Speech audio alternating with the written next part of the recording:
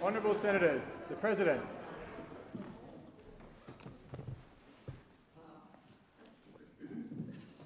I acknowledge the Ngunnawal and Ngambri peoples who are the traditional custodians of the Canberra area and pay respects to the elders past and present of all Australia's Indigenous peoples. Senators, I invite you as I read the prayer to pray or reflect in your own way on your responsibilities to the people of Australia and to future generations. Almighty God, we humbly beseech thee to vouchsafe thy special blessing upon this Parliament, and that thou wouldst be pleased to direct and prosper the work of thy servants to the advancement of thy glory and to the true welfare of the people of Australia. Our Father, which art in heaven, hallowed be thy name. Thy kingdom come, thy will be done in earth as it is in heaven. Give us this day our daily bread, and forgive us our trespasses, as we forgive them that trespass against us. And lead us not into temptation, but deliver us from evil. For thine is the kingdom and the power and the glory forever and ever. Amen. Are there any documents to be tabled by the clerk? Yes, President. I table documents pursuant to statute and a return to order as listed on the dynamic red. Are there any proposals for committees to meet during the sittings of the Senate? Yes, President. Committees have lodged proposals as shown at item 4 of today's order of business. If there is no objection, the meetings are so authorised.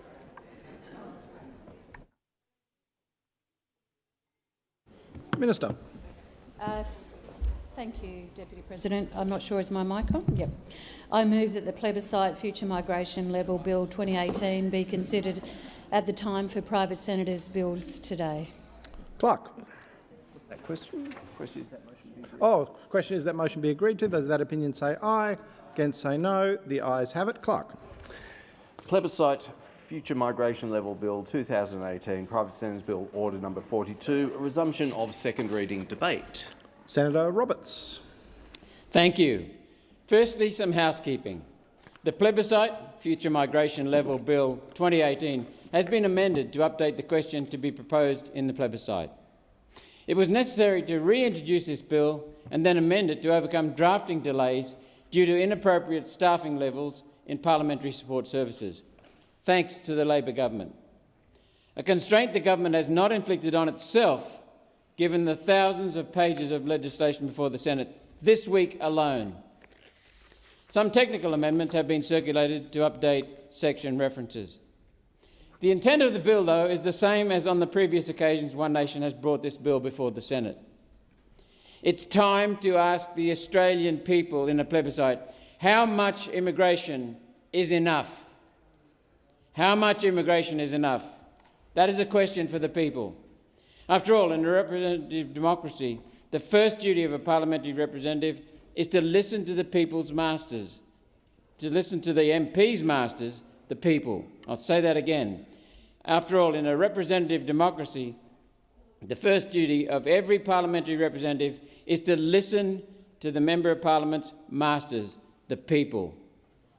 The remainder of the bill sets out the provisions necessary to conduct the plebiscite.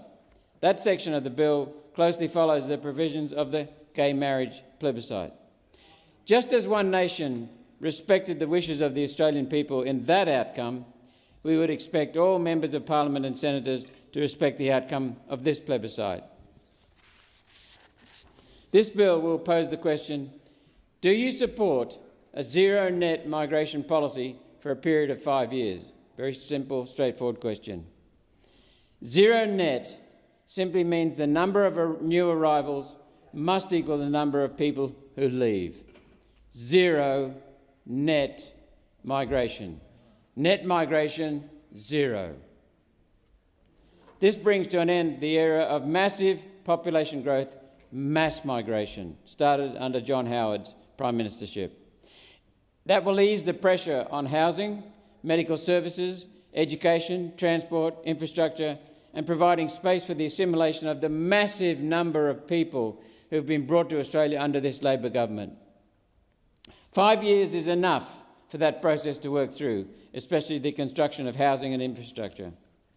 And One Nation would police existing immigration laws.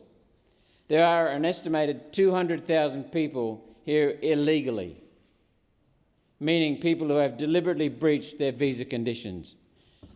Illegal. These people should be deported.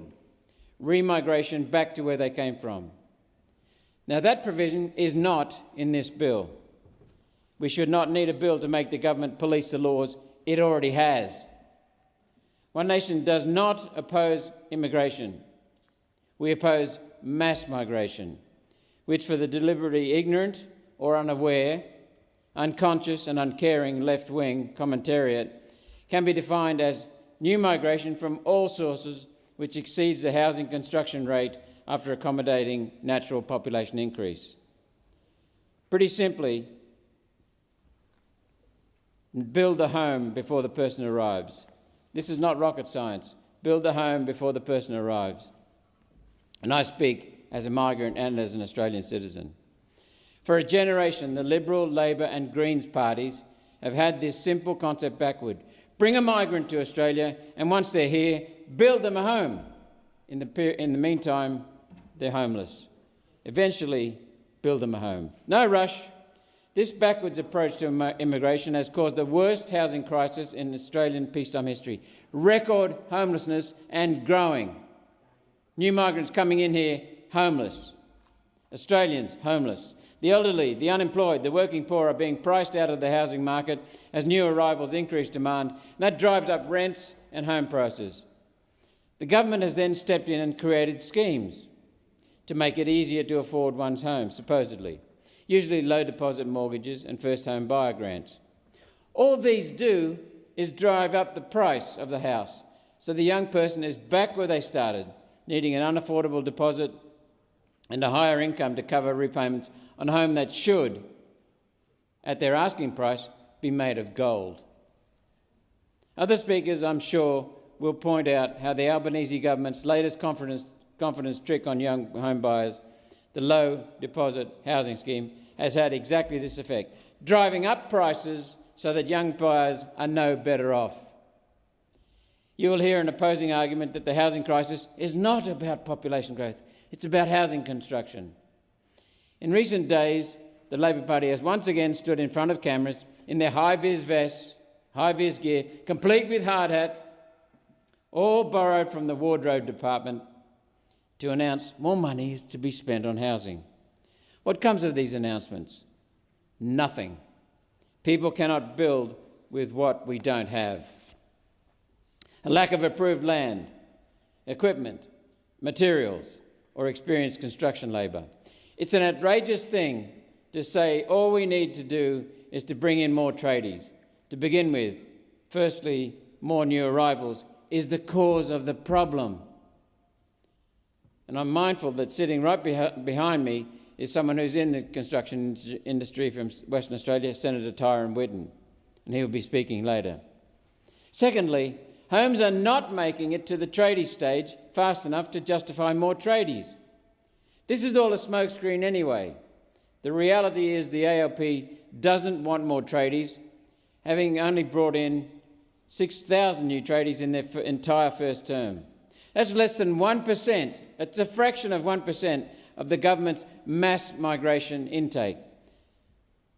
Building houses, less than 1% building houses for the other more than 99%, as well as the pent-up demand from the past. The government wants a labour shortage so their union boss mates can demand ludicrous wage rises. I've heard stop-go attendants earning $140,000 per year, and in some areas $200,000 a year. What does that do to the cost of houses? What does that do to the profit, the viability of builders? Construction companies are going under. We can see that. What do material shortages do to their profit? This epidemic of mass migration is happening around the world, a global push from globalists setting the agenda in BlackRock Inc. and then moving into the housing market with benefits given to them by the Labor government only in recent weeks. In the absence of Australian production of building materials, Australia is a price taker. We are competing with literally the entire world to get building materials to Australia. Local councils are flat out processing development applications, and everyone in the housing supply chain is juggling red tape, green tape and blue UN tape to somehow manage to get homes built. More tradies won't fix that problem. Reduced housing demand will. Fewer new arrivals will fix that problem. Consider this question. More arrivals increase home prices and cause homelessness. So what does reducing new arrivals do? There's no need to guess at the answer. Our good friends across the ditch in New Zealand have answered the question for us. New Zealand has woken up. Immigration numbers were reduced from 70,000 in 2024 to just 13,000 in 2025. As a result, new home prices fell and rents stabilised after just 1 year of reduced migration. And look at Canada. In contrast, the same has happened in Canada. In contrast, Australia keeps bringing in more new arrivals than we have houses, and guess what? House prices and rents keep going up and up and up. Go figure. It's pretty simple.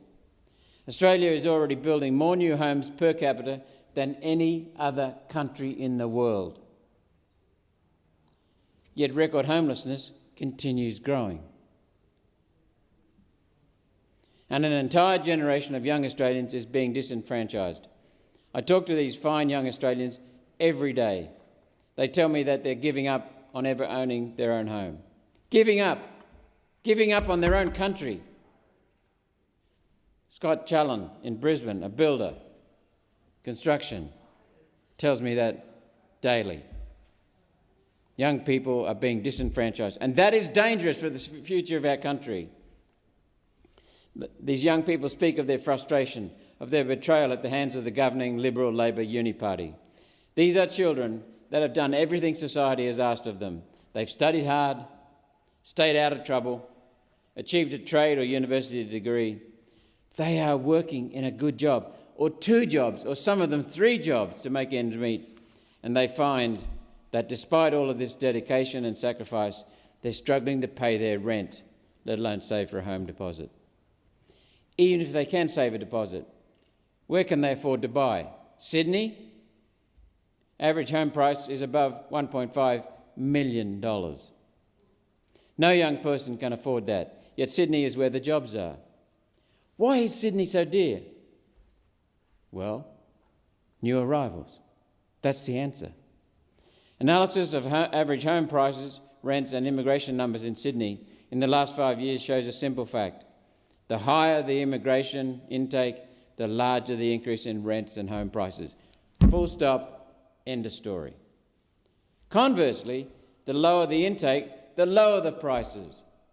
How many people are currently in Australia who aren't Australian citizens? Good question. After a bit of digging, I believe the answer is around 3.7 million people, made up of 2.5 million temporary visa holders and 1.2 million permanent residents, plus 380,000 tourists and short-stay crew. That makes 4 million people plus, when including tourists, here in this country who are not citizens. Migration statistics are often opaque and confusing, deliberately opaque and confusing. There are lots of traps trying to add different types of data together, and it's an area where we're prone to get fact-checked and misreported and misrepresented. This allows the champions of mass migration to understate the intake and then deflect away from migration to blame other factors like a lack of tradies. Don't fall for it. It's rubbish. If you're in this country and not a citizen, you need to be on a visa. We know how many visa holders are in the country right now. As at July 2025, there were 2.5 million temporary visa holders, not including tourists. There were 1.5 million permanent visa holders, 4 million non-citizens, 4 million non-Australians, all of whom need a home in which to live. The effect this is having on the housing market can be seen in a simple statistic. 43% of the population of Greater Sydney and 41% of the population of Greater Melbourne were born overseas. That isn't migration, that's mass migration. It's invasion as part of a globalist agenda across many woke Western nations. And Australians are shouting this in the streets now. In every nation, it is the government's duty to design immigration policy for the benefit of citizens already in the country, not for the benefit of those outside wanting to come into the country. Immigration policies, just as a side point, has four broad aspects, in my view. Numbers of people allowed in? No. Numbers of people invited into the country? Secondly, the quality of people allowed in. Skills? Will they be put straight to work and contribute productively? Safety and security. The quality of people. The culture.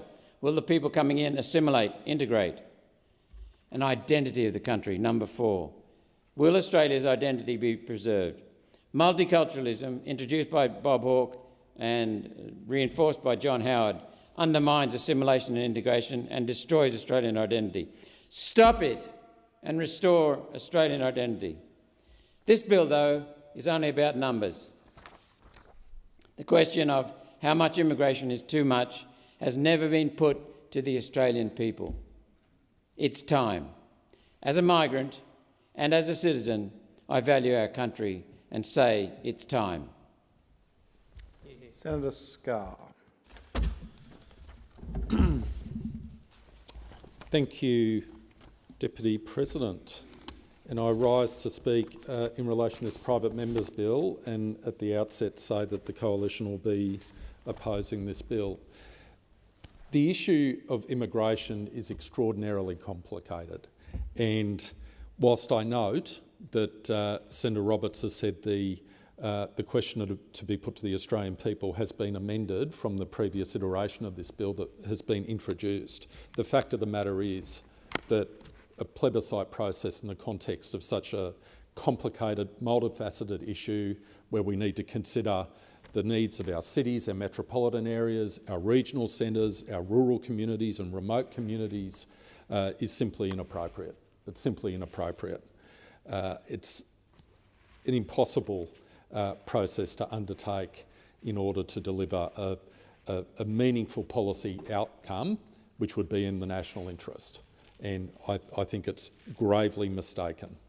To be clear, the Coalition believes that the current rate of immigration is too high. There's no question about that. The Coalition believes that. And I can give you a few benchmarks in that regard. Up to 31 March 2025, the net overseas migration rate on an annual basis was approximately 316,000. That's 100,000 higher than the 10-year average before the COVID-19 pandemic. It's about 90,000 higher than what the government is forecasting, and I emphasise forecasting, for the 3 years after the current financial year. And it is also about 80,000 higher than what the Centre for Population within Treasury is forecasting on a long-term basis. So even though the net overseas migration rate has come down from those huge plus 500,000 figure in the first year of the Albanese government, the plus 400,000 figure to over 300,000, it is still too high. There is no question about that.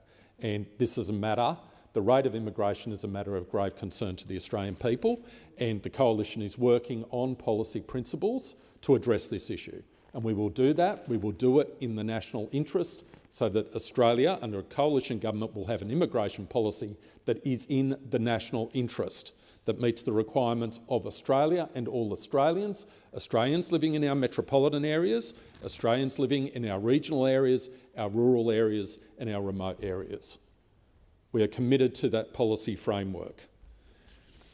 If I can just talk in relation to the issue of housing supply. And I note within Senator Roberts' team, there is someone with on-the-ground building capacity. Can I give you this figure? Have a look at Appendix E in the National Housing System, National Housing Supply and Affordability Council Annual Report, 2025 Annual Report on Housing Supply. Please have a look at this figure. It's shocking.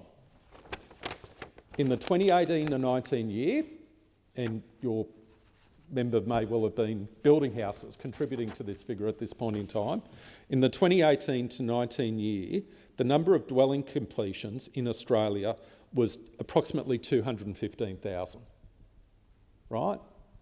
That's back in 2018-19. Fast forward to 23-24, and the figure's 176,000. So we actually completed 215,000 dwellings in 2018-19, but we could only complete 177,000 so many years later when the population has grown. So there is a supply issue. There's no doubt there's a supply issue. And of course demand needs to be considered as well, but there is a supply issue. And those figures are appalling. They are appalling figures. And there are a number of issues which feed into that. That does include the fact we don't have enough tradies. We don't have enough tradies. I've met with the Housing Institute of Australia, the master builders. In my home state of Queensland, in our home state of Queensland, Senator Roberts, there's a shortage of 7,000 plumbers just in our own home state of Queensland. And there are serious questions to ask how we got ourselves into this position. But it is a reality. It is also a reality that people in the building industry and property development are being strangled by red tape. And the cost to build a house, a dwelling, an apartment is exacerbated by hundreds of thousands of dollars in terms of all the regulatory red tape. So that's an issue. Where my office is located in Springfield, and Senator Roberts will know where Springfield is, there is vacant land already zoned for high-density housing. But it is impossible at the moment to build, even with the current housing supply shortage, it is impossible to build dwellings at a cost with a margin to make it profitable.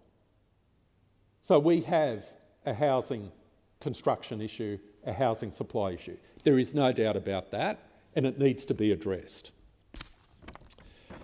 In relation to that report I referred to, I do suggest that colleagues have a look at section 5.5 of that National Housing Supply and Affordability Council report on the state of housing supply in Australia, because it deals with three different scenarios.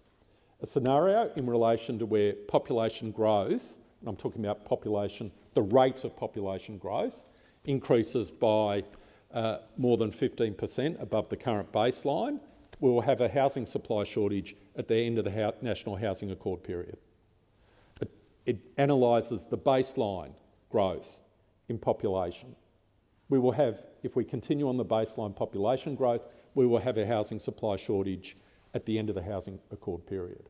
The only scenario which has been implemented by the National Housing Supply and Affordability Council under which there is a surplus of housing supply, and this is based on their model, their independent model, is where population growth falls, the rate of growth falls by 15%. So that is the National Housing Supply and Affordability Council's own analysis, and that needs to be carefully considered. And I recommend that all colleagues have a look at that.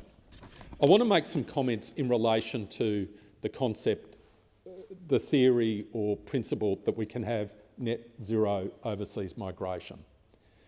Net overseas migration is the difference between arrivals and departures.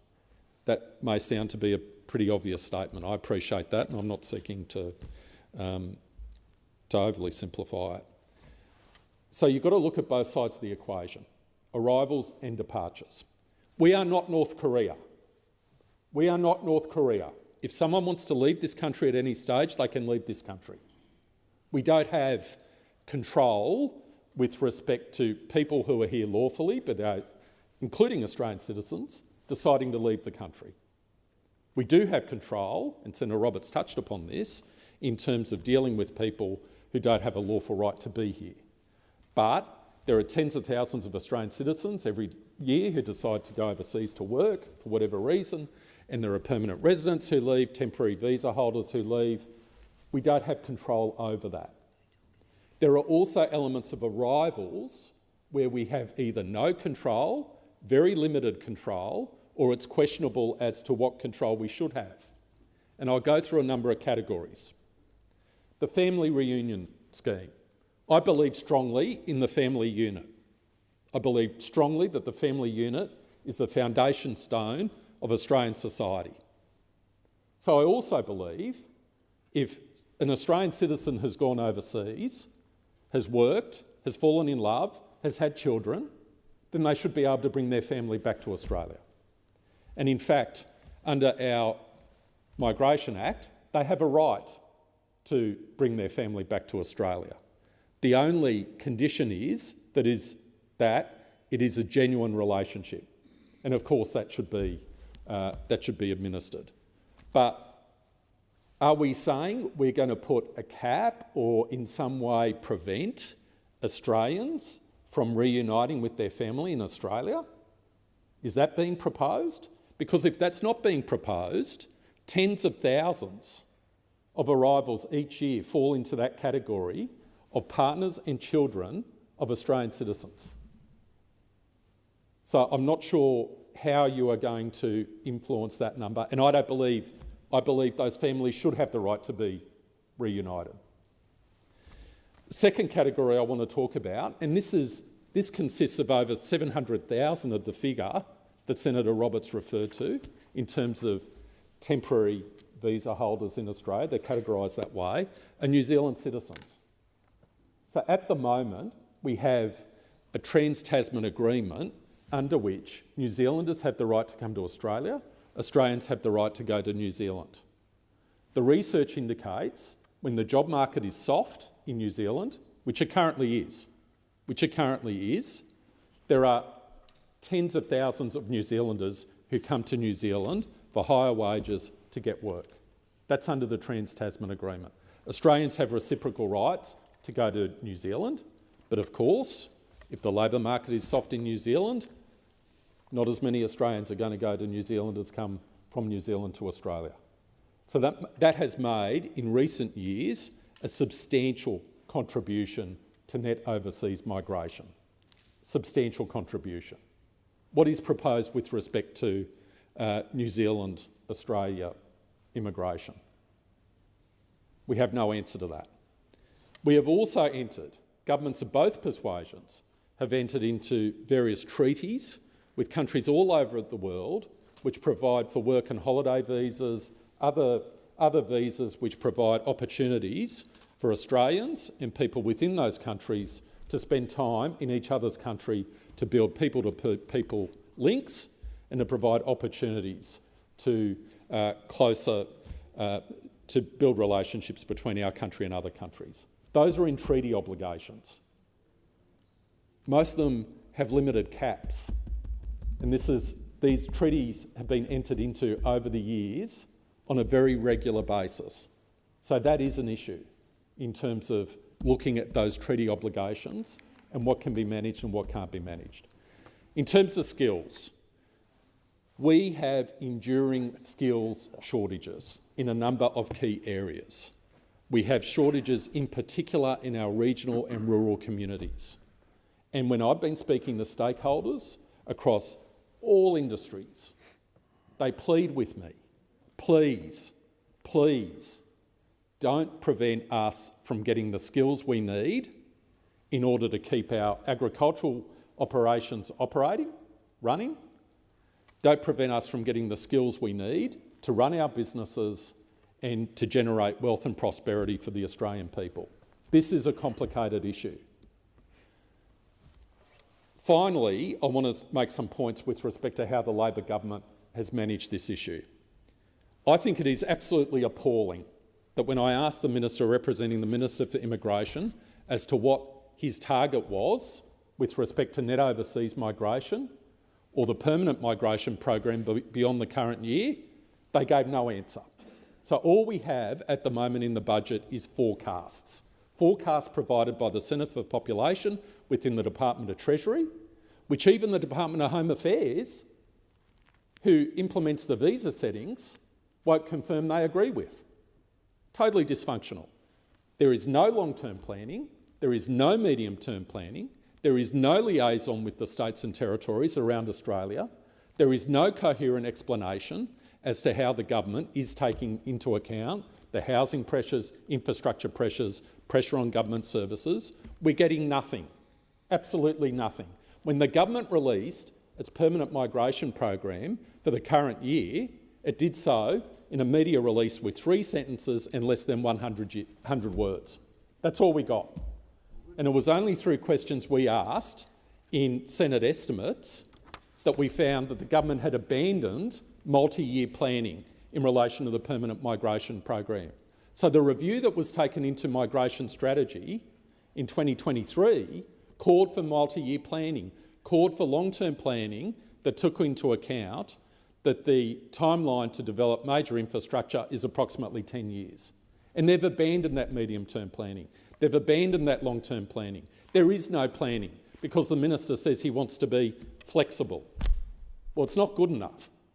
And this is one of the reasons why surveys, including the most recent survey from the Scanlon Foundation, which does a mapping social cohesion report every year, has found in their most recent survey that there is such a high rate of dissatisfaction amongst the Australian people with respect to the rate of immigration. So in summary, the Coalition believes that net overseas migration is too high. You look at a number of benchmarks, it's clearly too high. We believe there needs to be longer term planning and that we need to also be cognisant of how complicated the issue is. Senator Bell. Thank you, Deputy Acting President.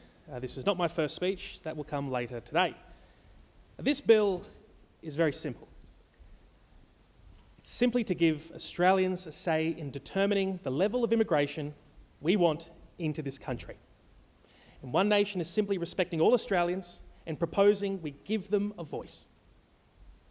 And the reason we need to ask this question and the reason we need answers is because the other parties in this place have stopped listening. They've stopped listening to the people, and the people have had enough. They want to be heard.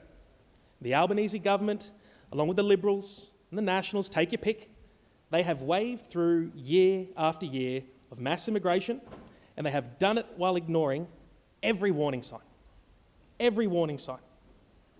And One Nation has been warning them for a very long time. They have ignored every stressed neighbourhood, every congested highway, every family priced out of a home, every hospital bed shortage, and every Australian pushed to the back of the queue. Yeah. One Nation sees you, we hear you, and you have been ignored for too long. We have been raising the alarm time and time again, and we do so again today. Because the other parties have ignored the concerns and the pleas for help from everyday Australians struggling against mass immigration and the pressure it puts on this country, and it's time that it stops. Yeah. Now, this debate is about how many people should come to this country. This debate is about the manner in which they come to this country, the levels in which they come. We've proposed a net zero pause for 5 years. That is a reasonable suggestion, and it's a reasonable question to put to the Australian people to give them a voice. Because the fact is, our population, driven by mass immigration, is surging far too quickly for our infrastructure, our hospitals, our schools, our roads, our wages to keep up. And let's talk about a truth that the government doesn't like to talk about. These mass migration policies that they have supported has led to one of the longest periods of GDP per capita recession in our nation's history. One Nation has said it before and will say it again. This mass immigration agenda by the Albanese government has been done to artificially pump up headline GDP. And without it, we would be staring at negative growth quarter after quarter. This immigration policy pushed by the Albanese government is to hide their economic mismanagement because they know without it, they would be being blamed for a recession that their poor economic management would have caused. So instead of fixing the economy, instead of dealing with some of the underlying issues in the economy, they are pulling the mass immigration lever to fix what is essentially numbers on a page at the expense of the standard of living of Australians in this country. And the consequences of mass immigration are everywhere. The people of Australia see them every single day. Congested roads, overloaded infrastructure. Even Infrastructure Australia, a government body, has admitted that lags in infrastructure investment as they struggle to keep up with a surging population driven by mass immigration is damaging the economy and negatively impacting the quality of life of Australians. This is what millions of Australians live with daily. Housing affordability is at breaking point, and it is breaking their hearts. Every Australian knows someone who cannot get into the housing market. Their sons, their daughters, their family and friends, they know people who cannot find a rental because we have reached a national vacancy rate of 1.2%, with some capital cities as low as 0.6%. That is unacceptable, and it is caused by mass immigration pushed by the Albanese Labor government and the Liberals and the Nationals and the Greens. So why are we not seriously looking at immigration levels and instead putting Australians first? We also, and all that's before we even consider stagnant wages and job competition. We have approximately 670,000 unemployed Australians in this country, nearly 1 million more who want additional hours, and we are dealing with a labour market flooded by foreign visa holders. And we know that the big businesses, the multinationals, they love this because why wouldn't it? Because more workers artificially flooded into the market means lower wages for Aussie workers, less jobs for Aussie workers. And Australians at the lower end of the jobs market are left behind. And we will see much more of this unless the mass immigration tap is not turned off. The suffering will continue. Our services will continue to be strained. Australia has grown by 5 million people since 2007, a 25% increase. More than 60% of that growth has come from immigration.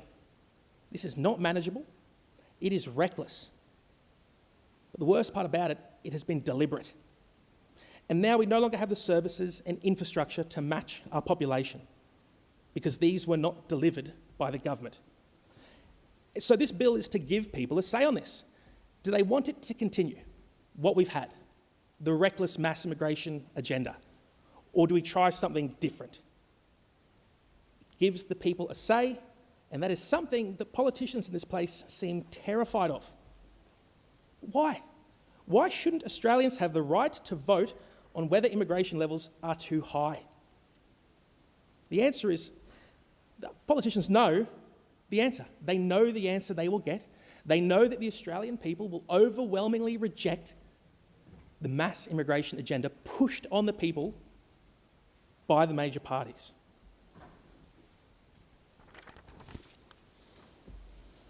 And so it was very interesting listening to some contributions in this place, and I listened very carefully to Senator Scarr from the Liberals, through you, Chair. And one of the things he said, that this question and the question of immigration was far too complicated for the Australian people to address. That far too complicated that they couldn't be trusted to come up with an adequate policy solution. And that notion that everyday Australians should be denied the right to have a say in a question because it's too complicated for them, I think that gets to one of the fundamental differences between One Nation and, say, the Liberal Party. Because we actually believe that the Australian people are smart enough to understand these problems, that they do understand these problems, that they've been demanding solutions, and they think they've been demanding things like a net zero immigration pause. and some of those matters that Senator Scarr raised in relation to family reunion visas and things like that, they would not be difficult to resolve. Government has forward projections. They understand how many people come in through the system via those categories. They could take that into account. They could make allowances in the number of people coming into the country. And so that is not, to raise that as a particular issue, it is simply not something that should stand in the way of a sensible mass immigration, a sensible policy that would end mass migration, a proposal for net zero migration. And so One Nation, we were the first political party pushing this idea long before others even muttered the words. Because we believe genuinely and unapologetically in giving the Australian people a voice. We will always ask for you to have a voice. And that is why we're asking a simple question. Should Australia adopt a policy of zero net migration for a period of 5 years? Yes or no? It's a simple question. And we know Australians want to say, because mass immigration is affecting every aspect of our economy and quality of life. And Australians deserve the respect of being asked and being given their say. And if you do not give them their voice, you are telling them that their voice does not matter, that you do not care about their concerns, and that you do not care to adequately represent the views of the people. And I'll just another point that was brought up by Senator Scarr. I recall now he actually said that one of the reasons that we couldn't implement, say, a zero net migration policy is because we've signed some international treaties. We've signed some international treaties, therefore other countries get to have a say in our immigration rate. Other countries get to decide how many people come here. But the Australian people, they don't have the right to say. They've been superseded by demands from foreign countries, which I think, again, gets to the heart of this matter, that we are listening to everyone but the Australian people. So I'll say again, the Australian people deserve a voice. They deserve to have their concerns heard. One Nation hears them. We will always give you a voice, and we will always put Australians first. Oh, right, I thank Senator Bell. Senator Payman. Thank you, Acting Deputy President. Well, days after reheating a stunt from 2017, the spirit of Senator Hanson now reheats a bill from 2018. With all the talk about One Nation poaching Barnaby Joyce, I'd be keeping an eye on perhaps the Greens, because the amount of recycling that's been happening in One Nation these days is genuinely impressive. This bill has already been voted down twice, once in 2019 and once last year, and yet here we are, in the middle of a cost of living crisis, a housing crisis, a climate crisis. This is the grand solution being put forward by One Nation, a non-binding plebiscite. Because nothing says serious policy making like asking Australians to vote on a question that won't actually change a single law. Now, let me be absolutely clear here. Senator Hanson, through you, Chair, Senator Hanson has every right to move whatever bill she believes are, part of the national interest. That's one of the beautiful things about this country. That's one of the most beautiful things about our democracy. Every senator in this place has a right to put a bill forward that they think they're interested in or their constituents are interested in. But just as immigrants must uphold Australian values like respect, equality, and freedom of expression, the very values that explicitly reject racial discrimination or religious intolerance, every member of this chamber should also uphold them. The Australian Values Statement is unequivocal, and it says, and I quote, "People in Australia are free to follow any religion they choose. Religious intolerance is not acceptable in Australian society." Now, every immigrant signs this, including me, including Senator Roberts, including Senator Babet. It's unfortunate that the bill before us today suggests that perhaps Senator Hanson herself would fail this values test, because this bill is not about migration levels. It's not about it. planning or infrastructure or economics. It's about fear. It's about division. It's about distracting struggling Australians who are having a hard time putting food on the table, paying their next bills, ensuring that their kids have a best shot in their life, to ensure that there's a roof over their heads, who have these real reasons of life becoming harder and harder. But in fact, this whole bill is distracting everyone from the core issues that need to be dealt with here. So let's deal with the myths, calmly, factually, and with evidence, not with slogans, not with fear-mongering. Myth 1, population growth is out of control. Now, senior economist, not me, not Senator Roberts, not anyone else here, a senior economist from the Australia Institute, Matt Grudnoff, has laid out the facts very clearly. During COVID, population growth fell to historic lows for about 18 months. The population even went backwards as international students and temporary workers left. When borders reopened, the so-called surge was simply people returning home. And since 2024, population growth has fallen back to pre-COVID levels. But here's the key point. If population had grown at normal pre-COVID rates, Australia today would have way more people, not fewer. The bounce back hasn't even caught up to where we could have been or where we would have been if COVID never happened. So the idea that we're facing some unprecedented population explosion simply isn't true. Myth number 2, migration caused the housing crisis. Now, let's test that claim using the best natural experiment that we've ever had, the COVID border closure. During COVID, population growth collapsed, yet house prices skyrocketed. Why would that be? Why would that be the case? Because the Reserve Bank slashed interest rates and speculative investors flooded the market. Now, as Matt Grudnoff says, if migration drove housing prices, 2020 should have been the cheapest time to buy in 20 years. Instead, prices surged. And here is the data government after government refused to acknowledge. Over the past 10 years, population grew 16%, but the number of dwellings grew 19%. We're building homes faster than population is growing. That's what the numbers are saying.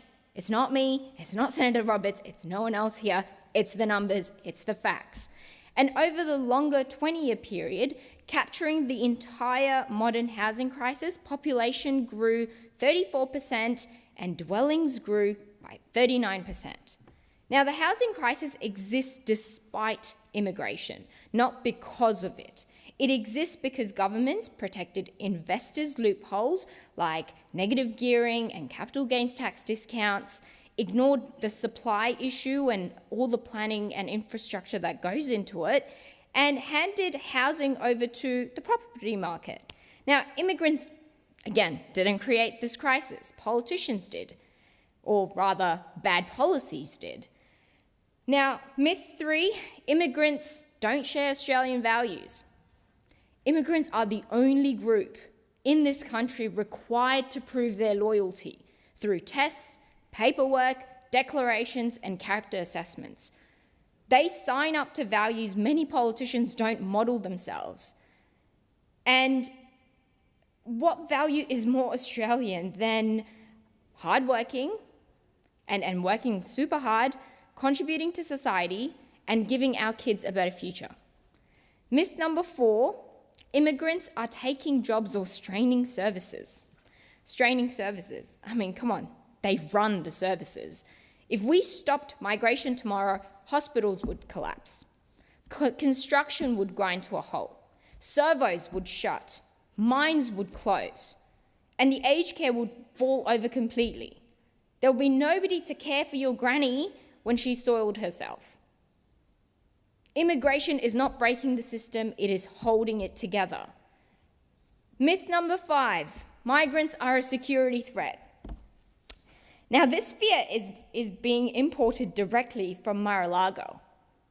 Senator Hanson, through you, Chair, has returned from a Halloween party with Gina Reinhart and her new best buddy, Donald Trump, whose administration is now bizarrely ordering the US Embassy in Canberra to collect migrant crime data to fuel a global culture war that we're seeing running rampant around the world. And astonishingly, One Nation is happy to bring Trump's playbook into this chamber and do his bidding for him. If you ever want to know who a politician is truly working for, look at who they spend most of their time with. While working Australians were wondering how to pay their next bill, Senator Hanson was busy chasing selfies with foreign billionaires. Now, has Senator Hanson ever introduced a bill to crack down on supermarket price gouging or cost of living pressures? Or introduced a bill to tackle negative gearing or capital gains tax discount? Or a bill to force the wealthy, her billionaire friends, to pay their fair share? But she's always ready to target migrants, Muslims and multicultural communities. Senator Payman, sorry, if you could just resume your seat. Senator Bell, you have a point of order? A point of order. I just asked that Senator Payman address her comments to the Chair when she's speaking about Senator Hanson. Senator Bell, I see no point of order. The Senator has referred through the Chair of a number of occasions. Resume your seat. Thanks, Senator Bell. Senator Payman, continue. Thank you, Acting Deputy President. I think I struck a nerve there. Anyway, so back to the bill. This bill is not designed to fix problems. As I've outlined through those facts very calmly and factually, it is designed to distract Australians from addressing it to those who are actually causing this problem and who's responsible. Because the moment Australians direct their anger upwards to the billionaires and all the vested interests who actually created this mess, politicians who serve those billionaires would have a serious problem. Now, working people, whether they look like me, or they wear a high-vis, or a hard hat, or a business shirt, have a lot more in common with each other than the billionaires who bankroll these fear campaigns. Immigrants didn't privatise public assets. They didn't sell off social housing. They didn't freeze wages. And blaming migrants won't lower your rent or put food on your table or a roof over your head. Now, decent Australians deserve better than fear campaigns like this, dressed up as policy, somehow miraculously changing systemic problems without actual reforms that we need to tackle. This bill is divisive, it's very misleading, and it's entirely disconnected from economic reality. And once again, it should be rejected. So I implore all my Senate colleagues to think very carefully, to look at what modern-day Australia looks like, to reflect on who you're representing in your constituencies, and reject this bill as it should be. Thank you. Thanks, Senator Payman. Senator Whitton. Thank you, Acting Deputy President. I've watched the fabric of Australian life stretch and tear under the weight of Labor's disastrous mass immigration policies, policies that the Australian people no longer stand behind. This bill represents a beacon of democracy in an era where the voices of everyday Australians are being drowned out. One Nation has been asking for this since 2018, and it remains as relevant as ever, calling for a simple question to be put to the Australian people. Should Australia adopt a policy of zero net migration for a period of 5 years? How it has come to this is beyond me. Look about our cities. Rentals with 100 people showing up, scrambling for shelter. Australians are suffering. Why not let Australians decide what they want for the future of their country? Let the young decide as they stare down $1 million mortgages for a dog box 30 kilometres from town. Let the families decide as both parents have to work full-time or 2 jobs and are forced to put their babies into daycare just to afford a family home. This chamber has shamefully voted down this plebiscite twice already, with Labor and the Coalition turning their backs on the very people they claim to represent. As Senator Hanson herself said, when she first asked for a plebiscite all the way back in 2018, this bill is simply saying, give Australians a say. That's all we want. We want to listen to the people. But listening seems to be the last thing this government is willing to do. In my home state of Western Australia, I see the shattered lives left in the wake of mass immigration. The people and families living in tents or in the cars or on the streets. These people are not abstract statistics. They are Australians that have had their dreams crushed. With rental vacancies at a dismal 1% in Western Australia, families are forced to compete fiercely for shelter against the waves of mass immigration unleashed by Labor. Rents have skyrocketed by 43.8% in 5 years, adding thousands to annual costs for struggling families. This is no accident. It is the direct consequence of Labor's reckless policies, flooding the market with record net overseas migration while ignoring the iron laws of supply and demand.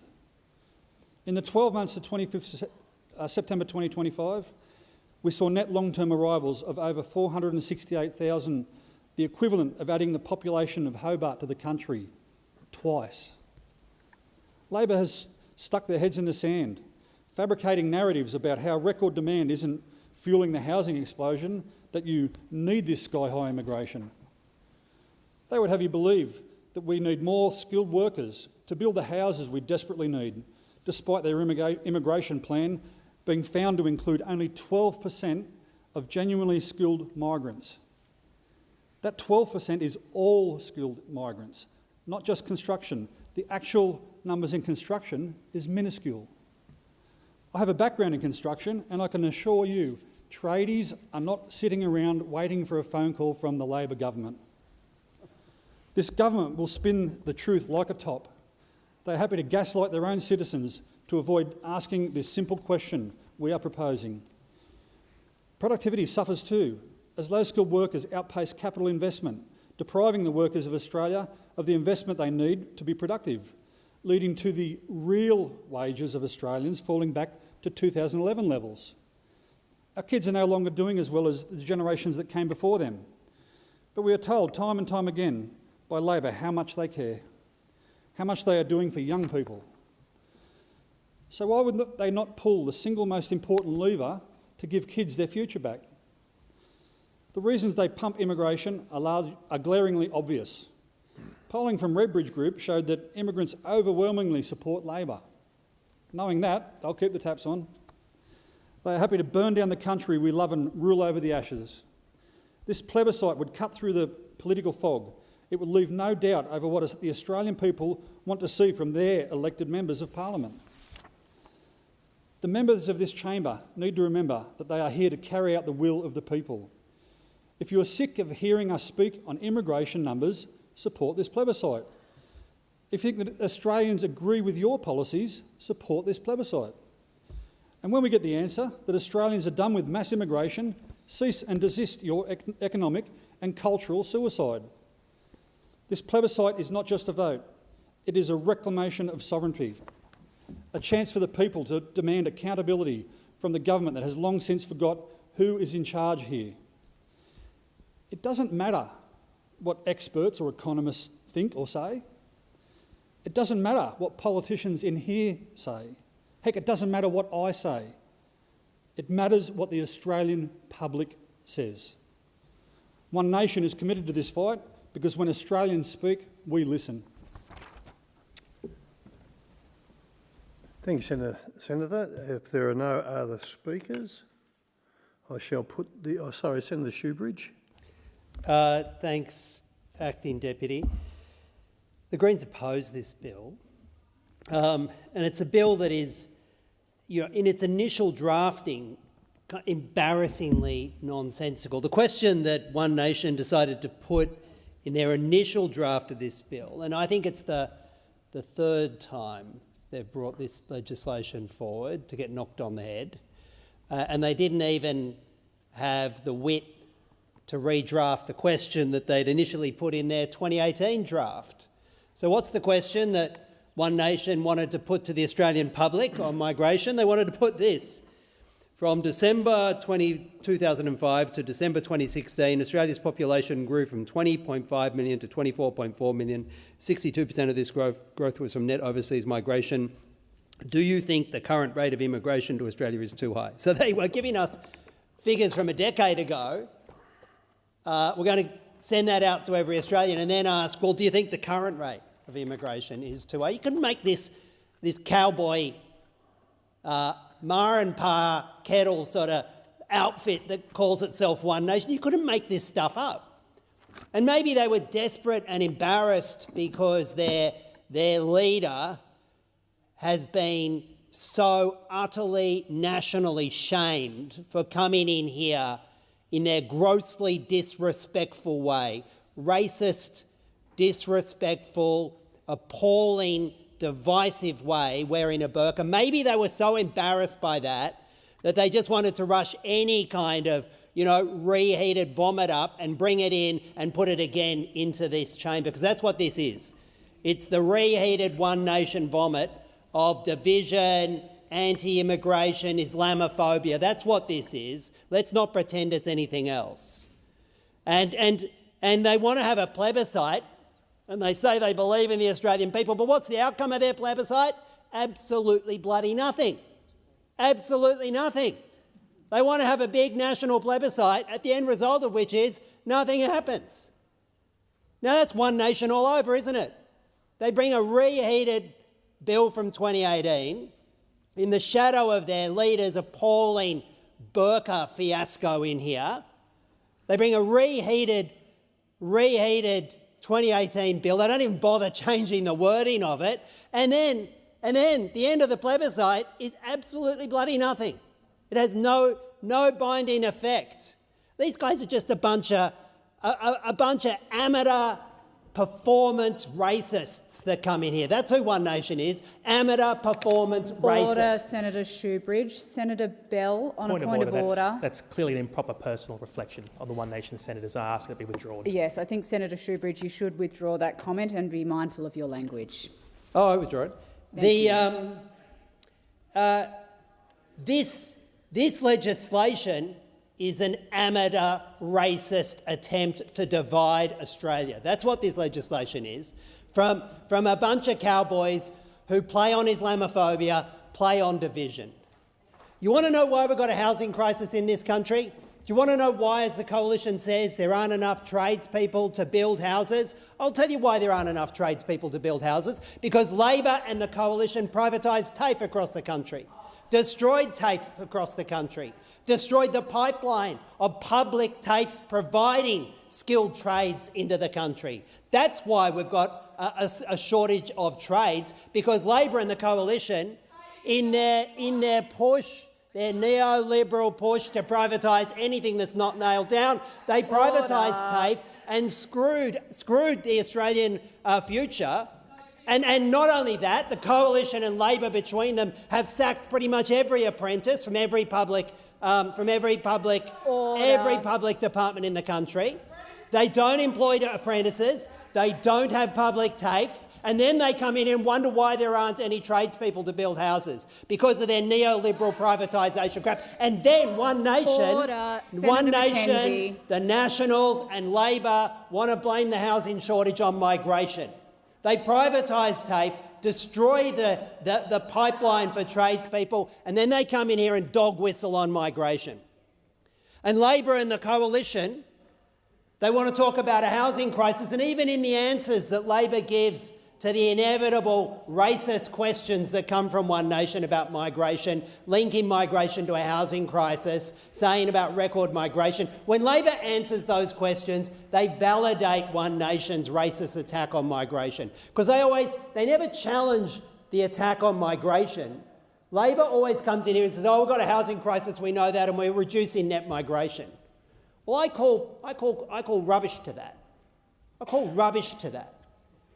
Because the reason we've got a housing crisis is because Labor and the Coalition refuse to build public housing. The reason we've got a housing crisis is because Labor and the Coalition think the answer to the housing crisis and young people having no homes is to give discounts, to give tax tax credits to the property industry, to try and manipulate the capital gains tax system, to reduce the home deposit to 5% and balloon out housing prices. They will do everything they possibly can in the face of a housing crisis, and we know we've got a record housing crisis. They will do everything they can, except for what the Greens and young people have been calling for years now, which is build public houses. Build public TAFE, train tradespeople, build public houses, give people a home, invest in hospitals and transport, give people a future they can believe in, pass environmental laws that give young people a hope that their future will be protected, and reject the racist dog whistling from One Nation. That's the answer. Build public housing, build public infrastructure, build public institutions, train people in public TAFE, tackle the climate crisis, fight racism, and put the racist rhetoric from One Nation in the bin it belongs. Thank you, Senator Shoebridge. Senator Tyrrell. Acting Deputy, you know, we're surrounded by noise, a deafening drumbeat of division and fear about who belongs here and how many are too many. It's a national debate fuelled by mainland rhetoric, but on our vibrant little island we have a clear-eyed perspective. Our future, our comfort and our very ability to function depend on a simple, often unseen truth. I want to share a story about a perfectly ordinary day to illustrate this point. Take a look around you and imagine this very realistic scenario. You're unwell, perhaps on your own at home, and you need to go to the hospital. You can't drive, so you call a ride-share service. Your Uber driver picks you up, navigating the winding roads quickly and safely, and drops you off right at the door of the emergency department. You arrive at A&E to be greeted by the triage nurse. Your symptoms concern the nurse, and she expedites your care to visit the on-site GP, who runs the necessary checks. Fortunately, you check out okay and are sent home. Exhausted, you grab a taxi waiting out front of the hospital who takes you home. You arrive too tired to cook but hungry enough to eat a horse and chase the jockey. So you order a takeaway. It's delivered to your door by a friendly delivery rider, allowing you to curl up for the night on a recovery at home. Now, what do you think the profound point I'm trying to make here is? It's pretty obvious, isn't it? Every single person I mentioned in that story was a migrant, and their roles, from the essential frontline health staff to the people ensuring your transport and sustenance, are vital to the smooth running of your life and mine. This reliance on migrants, both skilled and unskilled, is not a coincidence. It's the backbone of our community and our economy, yet we still hear the tiresome base-level arguments. The angle peddled by some is simple and frankly lazy. We don't want this one, we want that one. We don't want this many, we want no one. This is not how a modern economy works, and it's certainly not how we build a strong, compassionate society in Tasmania. It's time the banging of the anti-mass migration drum was drowned out by the sound of construction, enterprise and care. We don't need to waste taxpayers' dollars on a plebiscite. They tried to introduce this bill in 2018 and its message is still falling flat. It's no question that migrants add to our one nation and don't detract from it. In my experience, and I believe in the experience of most Tasmanians, the work ethic, the commitment to family and the profound desire to engage and interact shown by migrants who have chosen to settle in Tasmania is both admirable and deeply patriotic. They are not taking jobs, they are filling gaps, creating new markets and sustaining our entire service economy. Tasmania has a crucial choice. We can choose isolation, fear and stagnation, or we can choose growth, prosperity and, above all, kindness. Our ageing demographic means we are critically dependent on new blood and new skills. Every migrant who arrives here is an investment in our future. So to every Tasmanian, to the doctors, the drivers, the delivery drivers, the small business owners and the factory workers, I and many of my fellow Tasmanians appreciate you. We value your services and you are welcome in our island state. Let us commit to leading the nation, not in division, but in radical, necessary inclusion. Thank you, Senator Tyrrell. Senator Mackenzie. Thank you very much. Madam Acting Deputy President. If you travel around our great country, you cannot help be confronted by the increasing number of tent cities and people living rough. Australians sleeping in cars, workers living in tents in public parks, whole families relying on the public facilities for their shower and a toilet. It is true that some of these people are stricken with substance abuse, which is another terrible blight on society, which has its own enormous challenges, but many more of these people living in tents are not people disengaged from society. Many are working. A lot of those kids are trying to get to school every day. They simply can't find a rental that they can afford. You inflict rapid immigration on a country, you have a foreign student intake that per capita is the highest in the world, and the results are entirely predictable. The mismanagement of immigration from this Labor government over the past 3 years has arguably been their worst. Over the past few years, Australia has added approximately 1 million migrants in its first 2 years of the Labor government. We've got former students on bridging and post-study visas are included, and it's widely understood international students are close to 800,000. Now, Bob Birrell and his colleagues from the Australian Population Research Institute have put out a paper this month that goes into the details around temporary entry migration is driving Australia's net overseas migration surge. The size of the migrant vote, has it been exaggerated or not? And will a populist agenda alienate most voters? The bill that we are debating today seeks to give Australians a say on the high level, the unsustainable level of migration under the Labor Party government. And Australians want to have a say. They have taken to the streets in their tens of thousands to say enough is enough. But a plebiscite model is not the pathway to do that. And so we won't be voting for this bill, but I absolutely support the need to give Australians a say in what is a sustainable level of migration to this country and what isn't. You will be in continuation when debate on this bill continues at another point in time, but that is the end of private senators' time, so we will move to the consideration of government business, and I call the clerk. Order. Sorry, clerk, I shouldn't order you. Senator Darmanin. I seek leave to call attention to the state of the chamber, please. Is a quorum required? Ring the bells.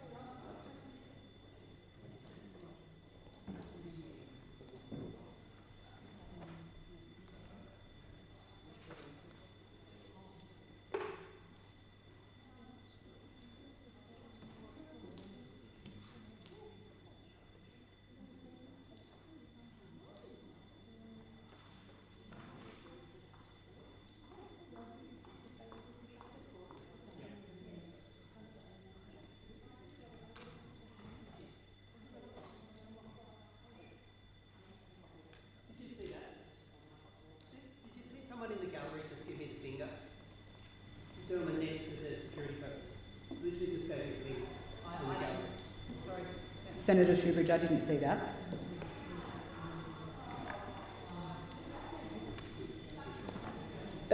I will remind members, people who are in the gallery, that they shouldn't be participating in what is happening down in the chamber, and please refrain from any sort of behaviour like that. Have we achieved quorum, Clerk? Yep. We have achieved quorum. And I will now call the Clerk. Yes, order of the day number 1, Social Security and Other Legislation Amendment, Technical Changes number 2, Bill 2025, resumption in Committee of the Whole.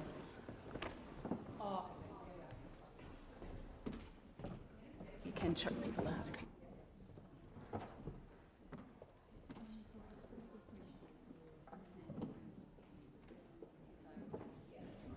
Great. The committee is considering the Social Security and Other Legislation Amendment Technical Changes number 2, Bill 2025, and Amendments 1 and 2 on sheet 3487, moved by Senator Orman-Payne. The question is that the amendments be agreed to.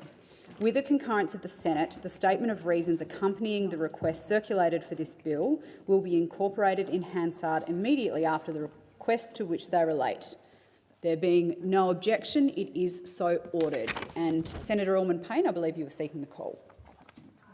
Thank you, Chair. I believe when we got interrupted by the hard marker in the last committee stage, the question that I had asked the Minister was how long will people have to wait? What is the timeline for the introduction of the 6-year limit on debt recovery?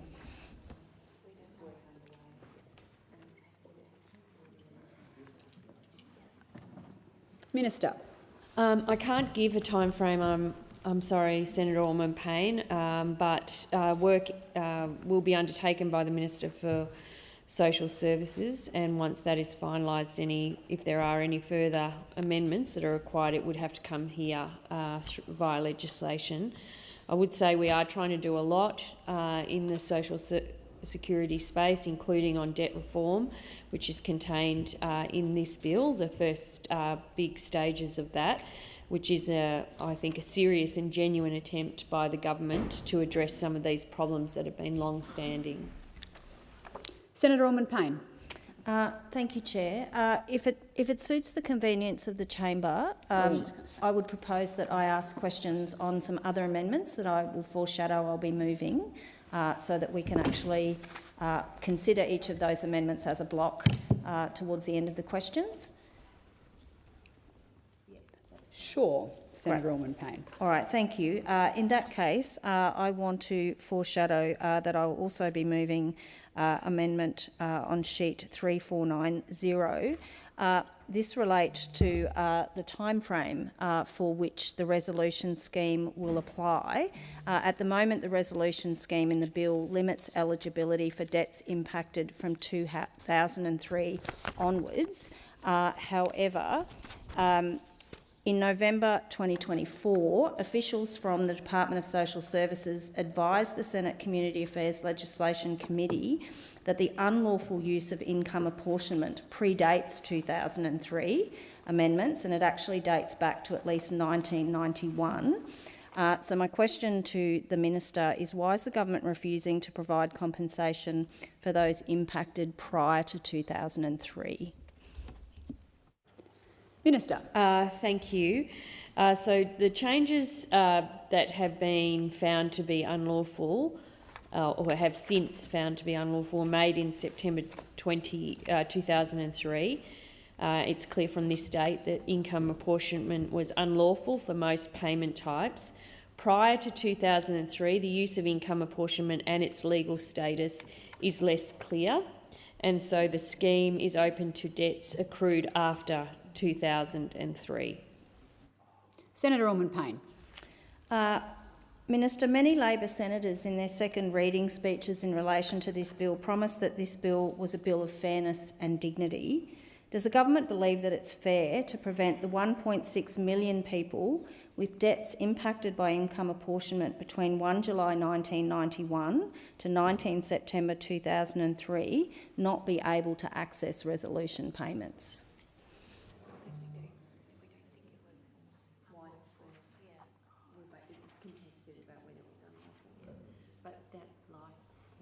Minister. Thank you. Sorry, I was just taking some advice on this. I think the view of the government is that prior to those changes being made in September 2003, it is unclear about essentially from that prior to that date, the legal status of the application or the use of income apportionment is less clear.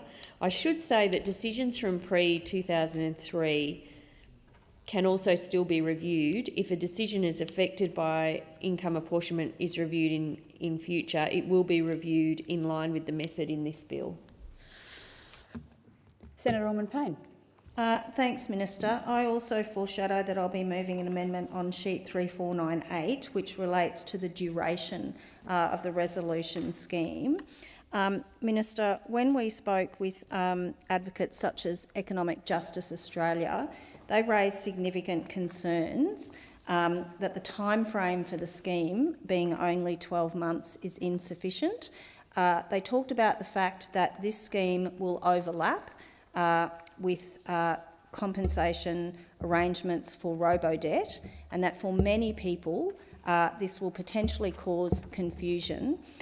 They've also talked about the fact that because somebody who accesses a resolution payment is waiving future liability or their future claims, they will require legal advice in relation to this, and therefore they have indicated that limiting the scheme to only 1 year means that many people will potentially not be able to access it, and that they, despite the fact that there's been talk of additional funding, will not necessarily have the capacity to advise the number of people that will require legal advice.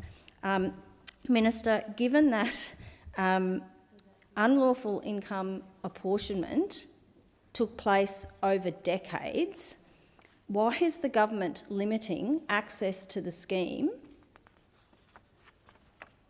to 1 year? And I note that this is in circumstances where the department is still able to raise debts back to whenever. So we're not introducing a 6-year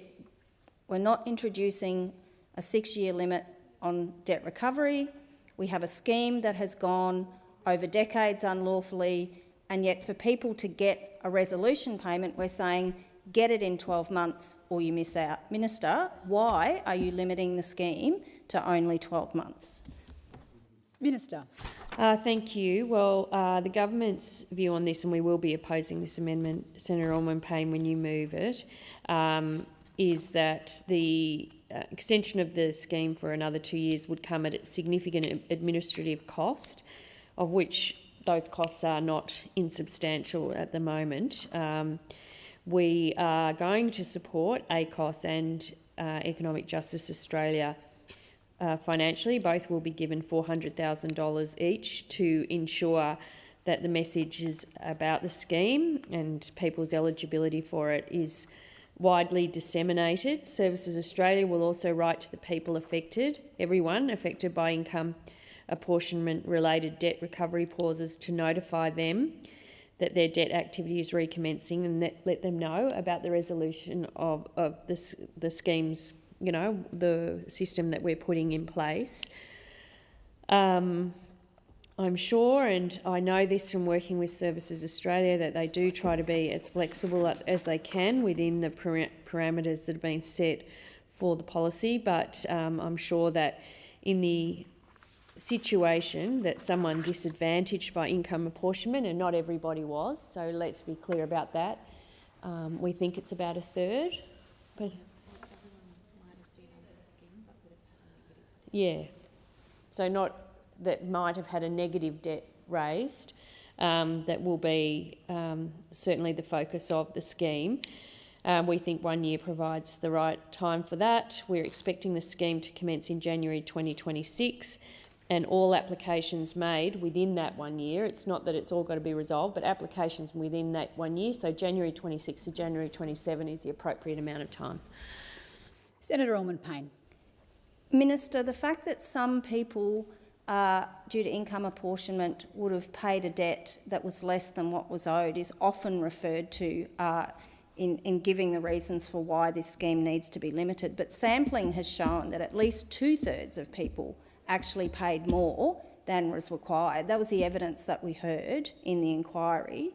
The second point I want to make is this idea that it's going to be at significant administrative cost.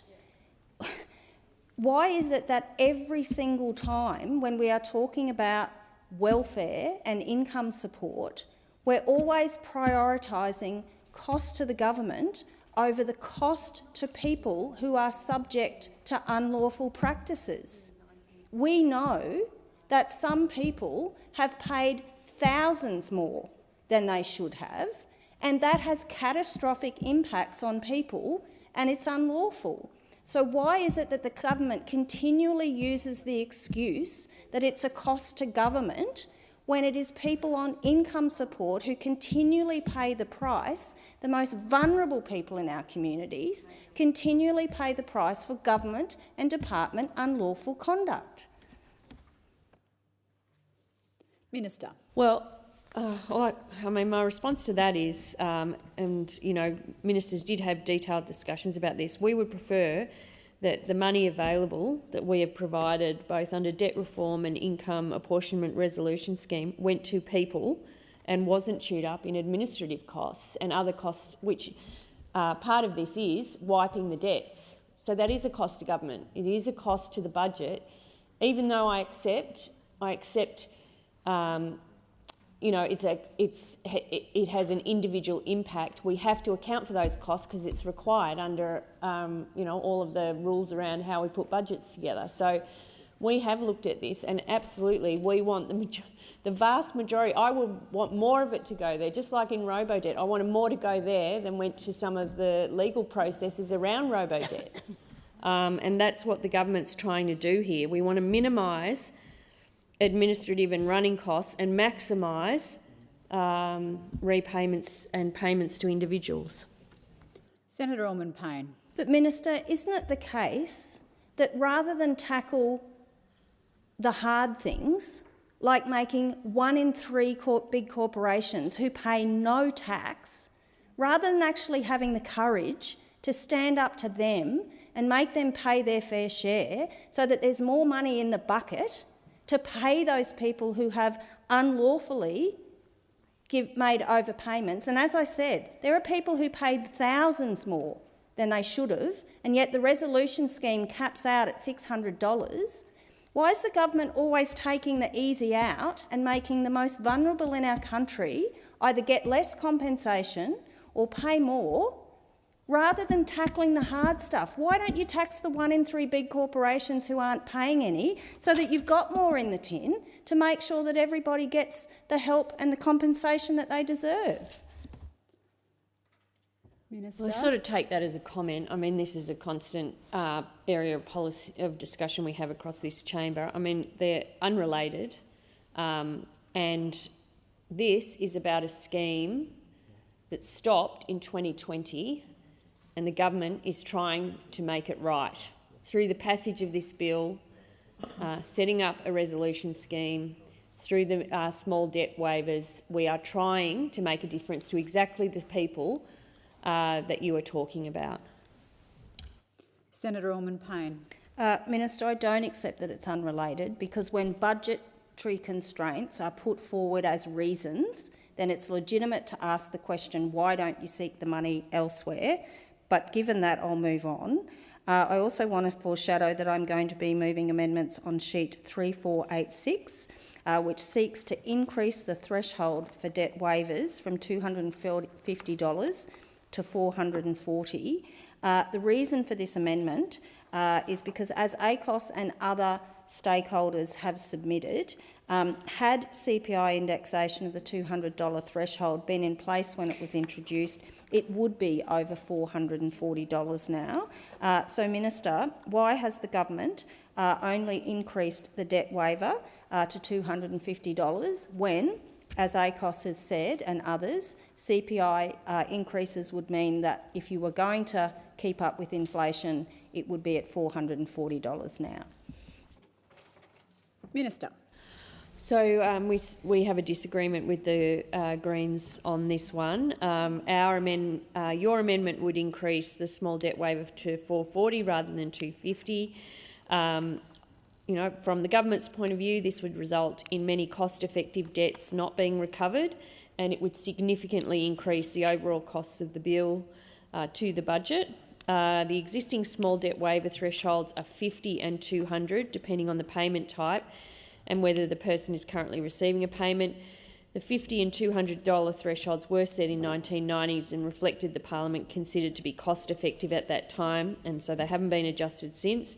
By setting the new threshold at $250, the government believes we get the balance right, recognising people generally engage with the social security system in good faith and ensuring good, responsible fiscal management to the budget overall. The new threshold of $250 reflects a more up-to-date understanding of what is cost-effective to recover and simplifies the existing two threshold systems.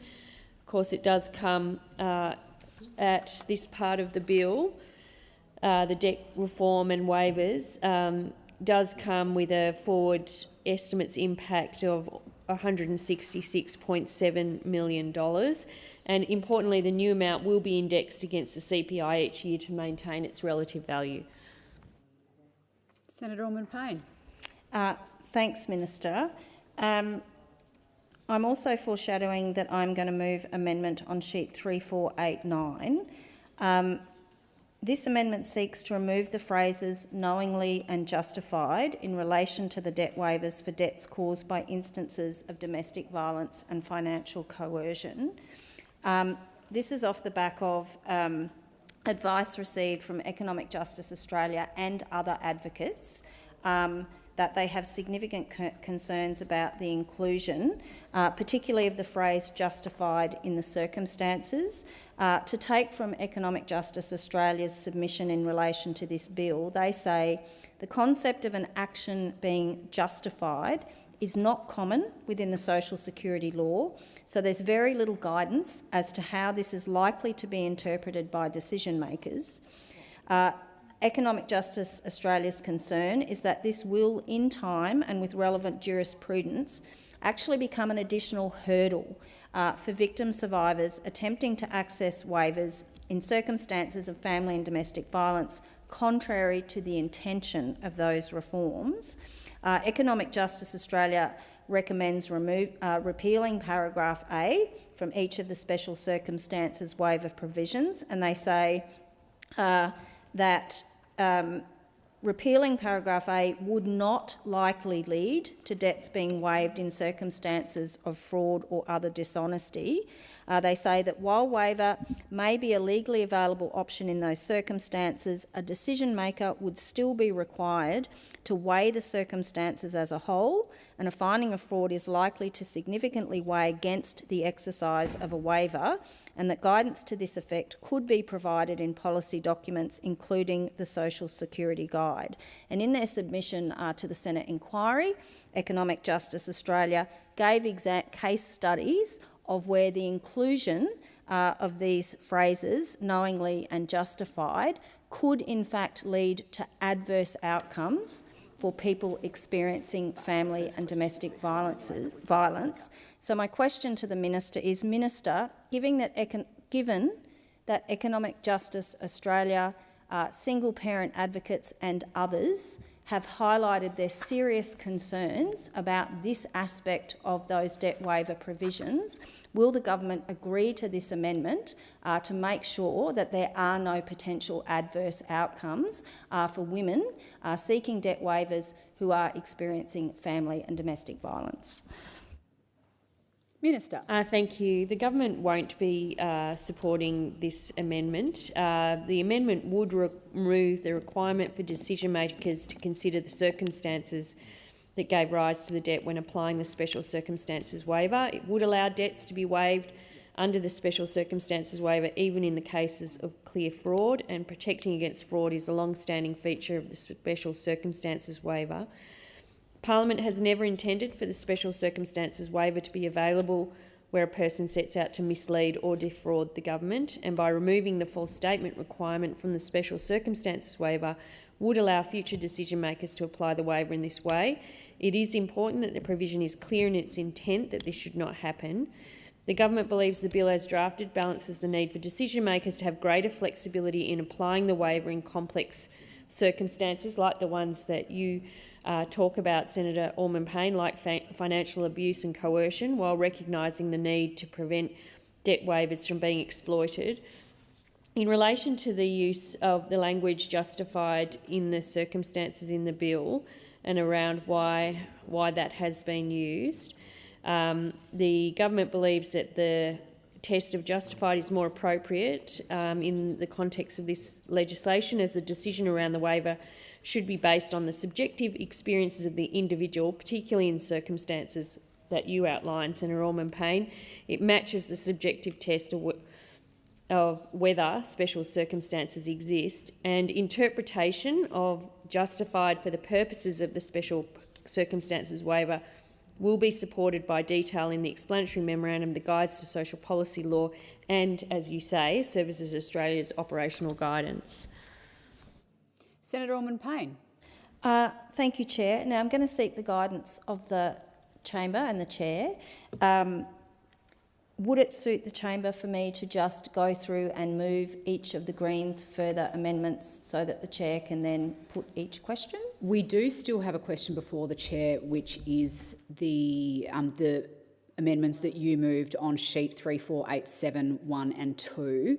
So it might be best if we deal with that one first, and then if you want to seek the chamber's approval to move other ones subsequent to that, either separately or together, we can do that. But if there are no further contributions on the current question before the chair, I will put that question, which, just to remind senators, is that amendments 1 and 2 on sheet 3487, moved by Senator Orman-Payne, be agreed to. All those of that opinion say aye.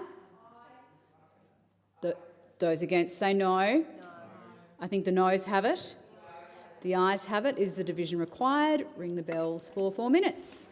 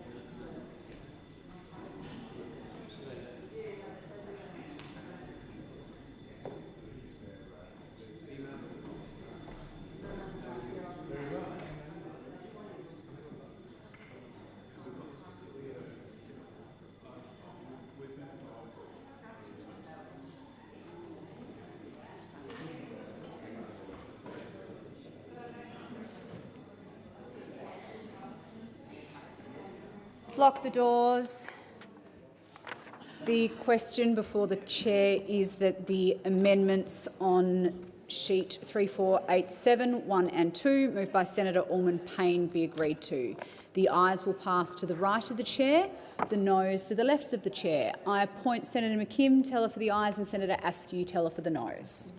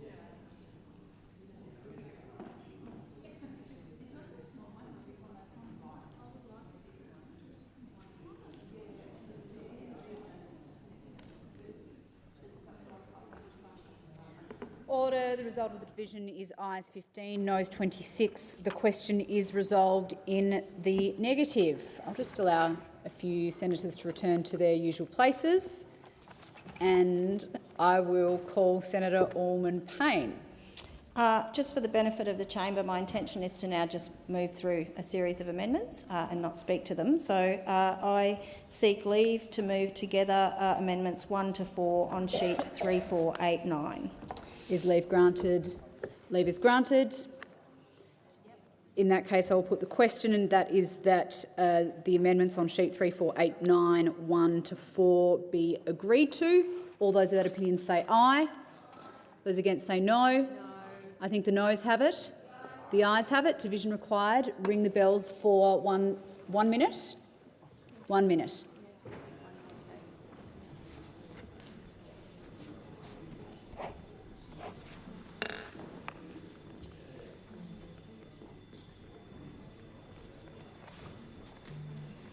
We don't need that then.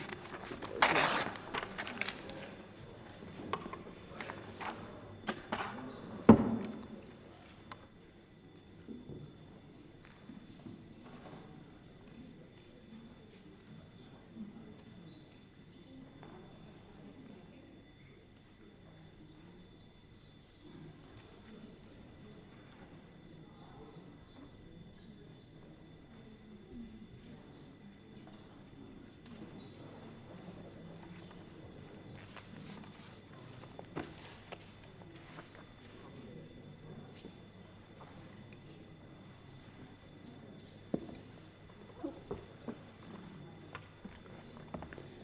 Lock the doors. The question is that the amendments on sheet 3489, 1 to 4 be agreed to. The ayes will pass to the right of the chair, the noes to the left of the chair. I appoint Senator McKim, teller for the ayes, and Senator Askew, teller for the noes.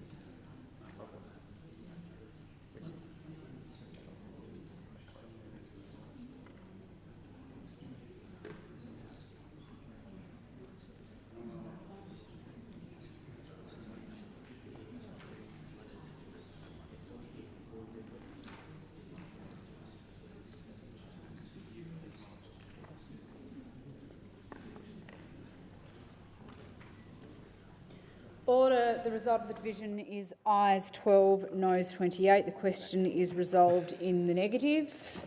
Senator Orman-Payne. Thank you, Chair. I seek to move by leave amendments 1 to 5 on sheet 3486 together. Is leave granted? Leave is granted. There being no further contributions on that amendment, I'll put the question, that is that amendments on sheet 3486 1 to 5 be agreed to. All those of that opinion say aye. Those against say no. I think the noes have it. The ayes have it. Division required. Ring the bells for whips. 1 minute. 1 minute.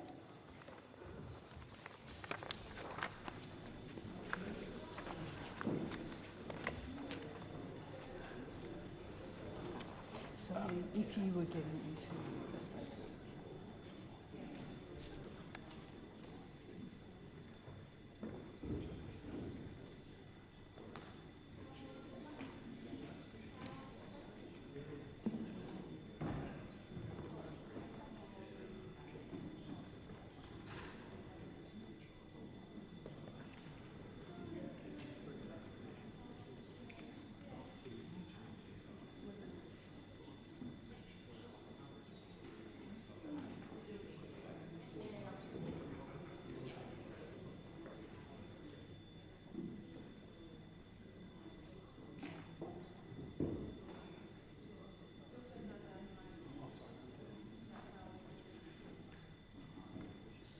Lock the doors. The question is that the amendments on sheet 3486 1 to 5 be agreed to. The ayes will pass to the right of the chair, the noes to the left of the chair. I will appoint Senator McKim teller for the ayes and Senator Askew teller for the noes.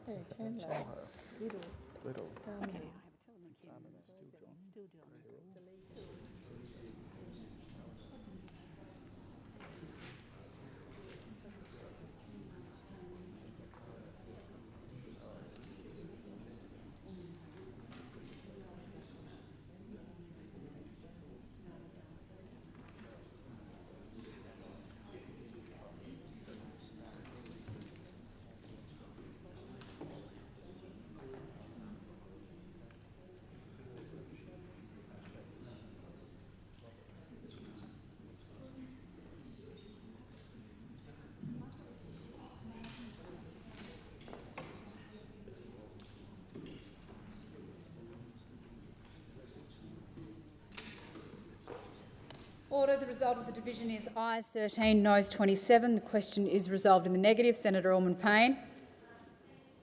Thank you, Chair.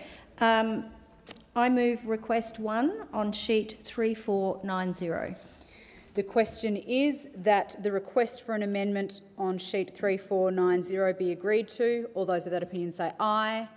Those against say no. I think the noes have it. The ayes have it. Division required. Ring the bells for 1 minute.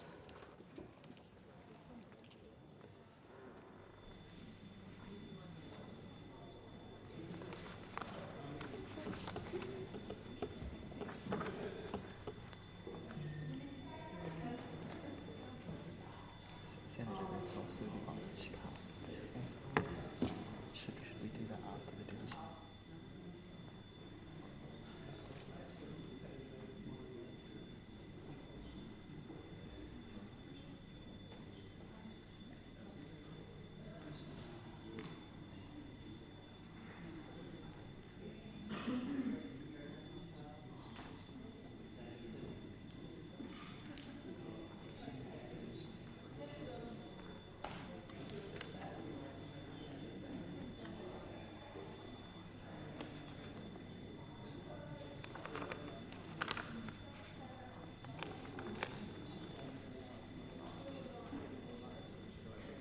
Lock the doors.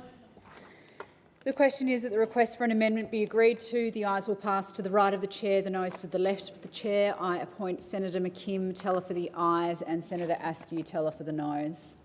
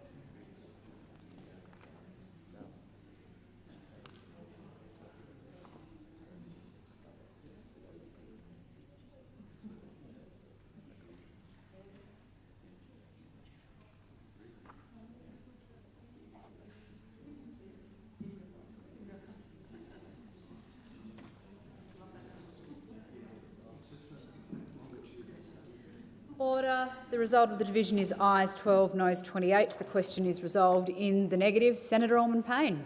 Thank you, Chair. I move Amendment 1 on sheet 3498. The question is that Amendment 1 on sheet 3498 be agreed to. All those of that opinion say aye. Those against say no.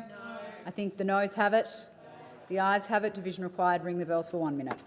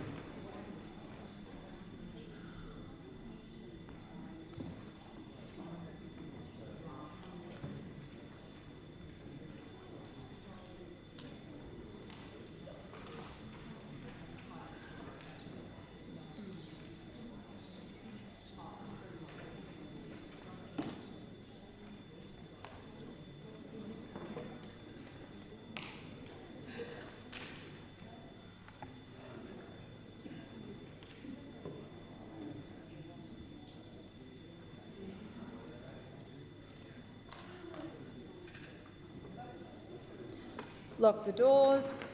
The question is that Amendment 1 on sheet 3498 be agreed to. The ayes will pass to the right of the chair, the noes to the left of the chair. I appoint Senator McKim, teller for the ayes, and Senator Askew, teller for the noes.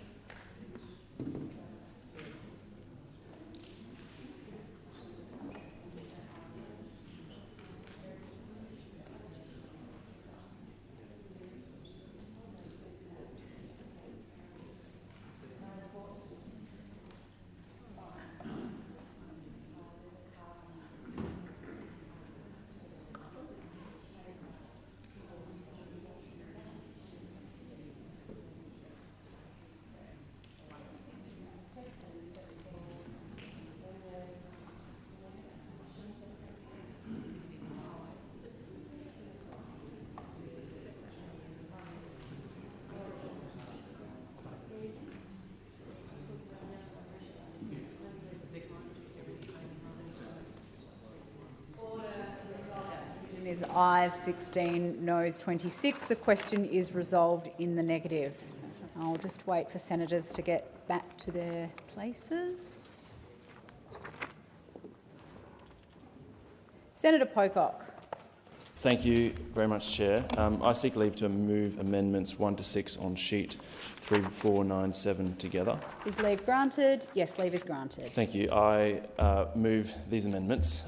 These amendments reflect something fairly basic, that the Minister should actually read the advice they've sought from Service Australia before they make a decision about whether to cut someone's social security. This matter is just too important to leave to chance, because what's at stake is the welfare of that person's children and dependents. The government will argue that there is a principle in administrative law that the minister take into account all relevant considerations before it makes a decision. In this case, they will argue that since the minister requests information about a person's dependents, they would have to consider it before a decision is made. But how's that going to be enforced? There is literally no avenue for a merits review in this bill. A person cannot ask for a merits review. They can't make an application for the ART. Their only recourse would be to take the Commonwealth to the federal court if a person feels the minister did not take into account all relevant considerations before their decision to strip that person of their social security benefits. And I think we can probably all agree that someone on income support will not be taking the Commonwealth to the federal court on behalf of their dependents. I think it's better that we just outline the relevant considerations in this schedule so we can be assured that when the minister exercises this power, then we know they have not only requested information, but they've read it and considered it. And even if this amendment was accepted, I would still have significant reservations about the entirety of the schedule. For one, Services Australia may not know about a person's dependents. We heard from Senator Thorpe yesterday in First Nations communities where this new power will no doubt be used. Dependents cover a broad range of relationships. The range of dependents are just not going to be known by Services Australia. Now, I think it's unreasonable to expect officers at the agency to be aware of all of someone's dependents. I maintain that Schedule 5, the schedule that was drafted between the end of the inquiry and this passing in the House, should actually go to an inquiry. But I ask the government to nonetheless accept this very basic safeguard and ensure that the minister cannot make a decision that could potentially put the welfare of children at risk without having considered information from Services Australia. Minister, as a question, can I please take you to something you said yesterday? You said that once a person is no longer on the run, that once they're caught, and that once issues are resolved, that the person's payment resumes. Can you point me to this clause in the bill? All I can see is that the payment is cancelled, not suspended, cancelled. And I understand that there is a big difference between suspension and cancellation, and that is according to advice provided to me by Economic Justice Australia.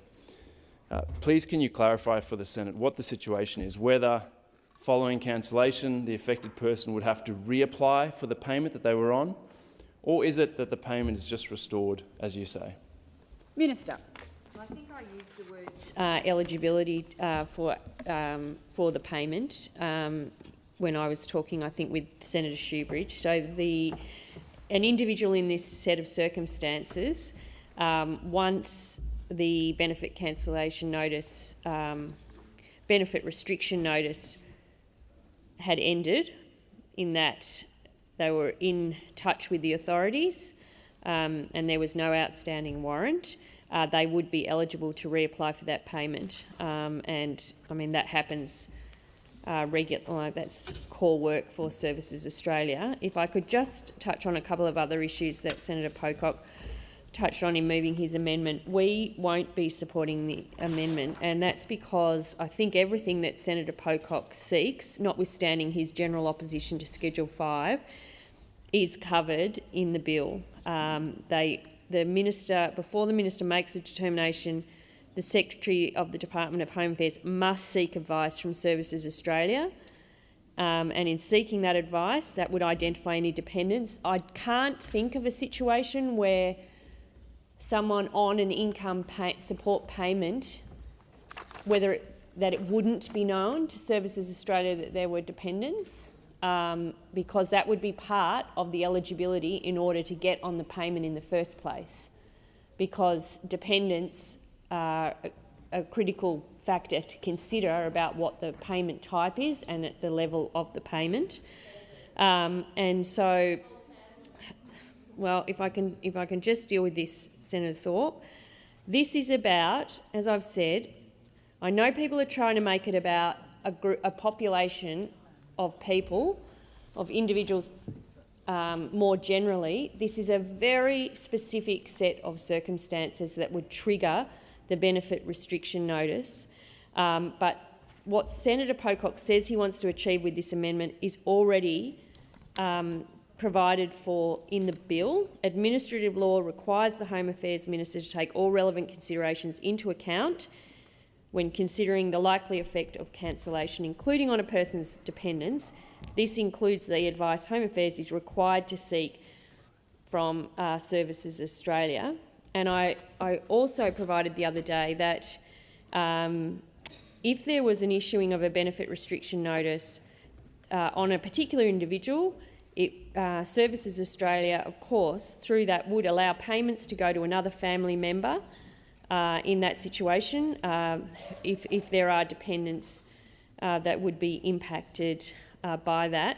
I would also say, if a person who is accused of a serious violent or sexual crime and is evading arrest and is receiving a payment for their children, there would be other ways that Services Australia, and other concerns, I would imagine, from the authorities to make sure that the children, dependents, are cared for and provided for.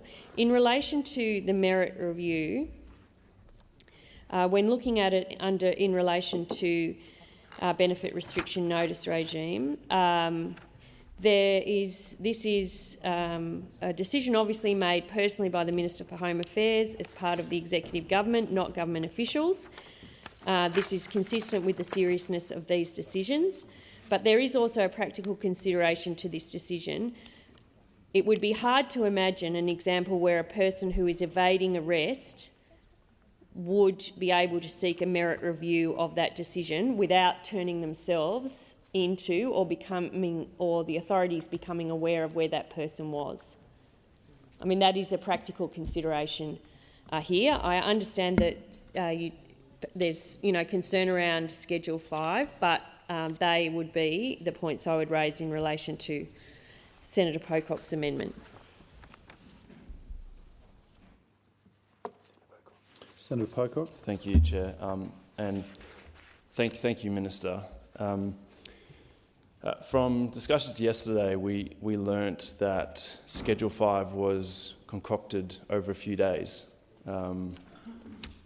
between the committee report, which didn't get to look at anything in Schedule 5, and this being introduced and swiftly passed by the other place. And I think, as you can hear, the crossbench has a lot of questions about the impact of these laws and the ability of the minister to essentially determine that someone is guilty before they are put before a court. And we've heard many from the government try and say, well, those on the crossbench are on the side of, rapists and murderers, and they're just standing in the way of this very sensible move that has had no scrutiny. You point the question at us, but we're just listening to the experts. We're listening to the Law Council of Australia. We're listening to ACOS. We're listening to Aboriginal Women's Legal Services, who have very serious concerns and questions about Schedule 5. What a way to make laws. To rush something through, point the finger at those who dare question these provisions that have been roundly slammed by legal experts, by frontline service organisations across this country. Over 100 of them signed an open letter saying, hang on, this needs more scrutiny. This is not the precedent we want to set. At the same time, we can't even understand what sort of problem you're trying to solve here. I'm no expert in this space, but you'd think if someone's on the run, you probably want them to be withdrawing money so you can see where they are, if you're looking for them. But you're going to cut off their money. Like, this makes no sense. You surely want them to be going to an ATM. I just do not understand what the Labor Party is trying to do here. These are the sorts of things in opposition you railed against, you wouldn't touch. Now you're in government and it's full steam ahead with them. So, Minister, given the very real concerns raised by stakeholders who have skin in the game, who know their stuff, who are working on the front lines, or who are legal experts and are worried about the precedent that this set, will you, post this passing the Senate, because I think we're under no illusion that it won't pass, at least allow a Senate committee to look at Schedule 5 and to inquire into it after its passing, or to at least ensure that the Human Rights Committee can look at this? Because we live in a country with no overarching Human Rights Act. We know that. We know that there's a very strong case for one. But surely, the Albanese Labor government is not too scared of scrutiny from a Senate committee or the Human Rights Committee.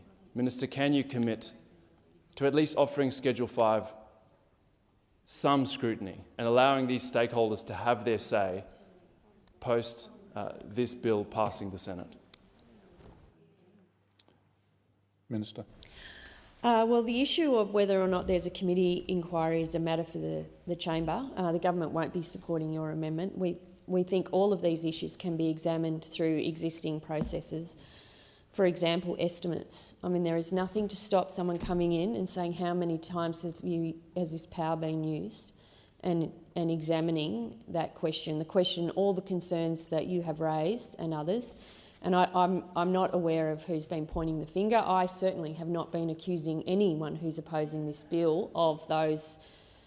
Well, I have not been, and I think the debate in here has been very civilised. I have been trying to assure those with the concerns that the government has an answer for them, and been very clear about the intent and use of this particular power.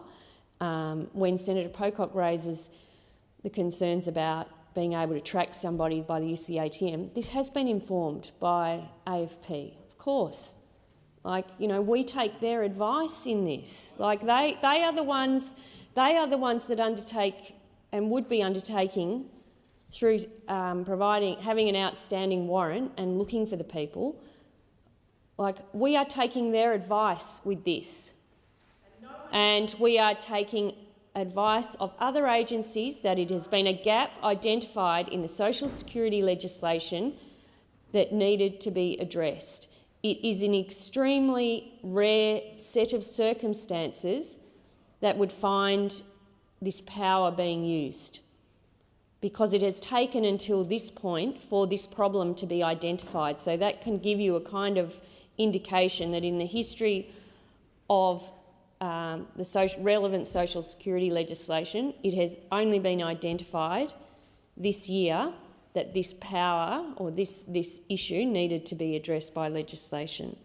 I have sought to address the majority of the concerns that have been raised here through the committee process. I accept that there are others, including the crossbench and organisations, that have concerns about it, but this is something that would be used in the most exceptional circumstances for the reasons I have read into the hands of violent and or sexual offences that if found guilty, charged with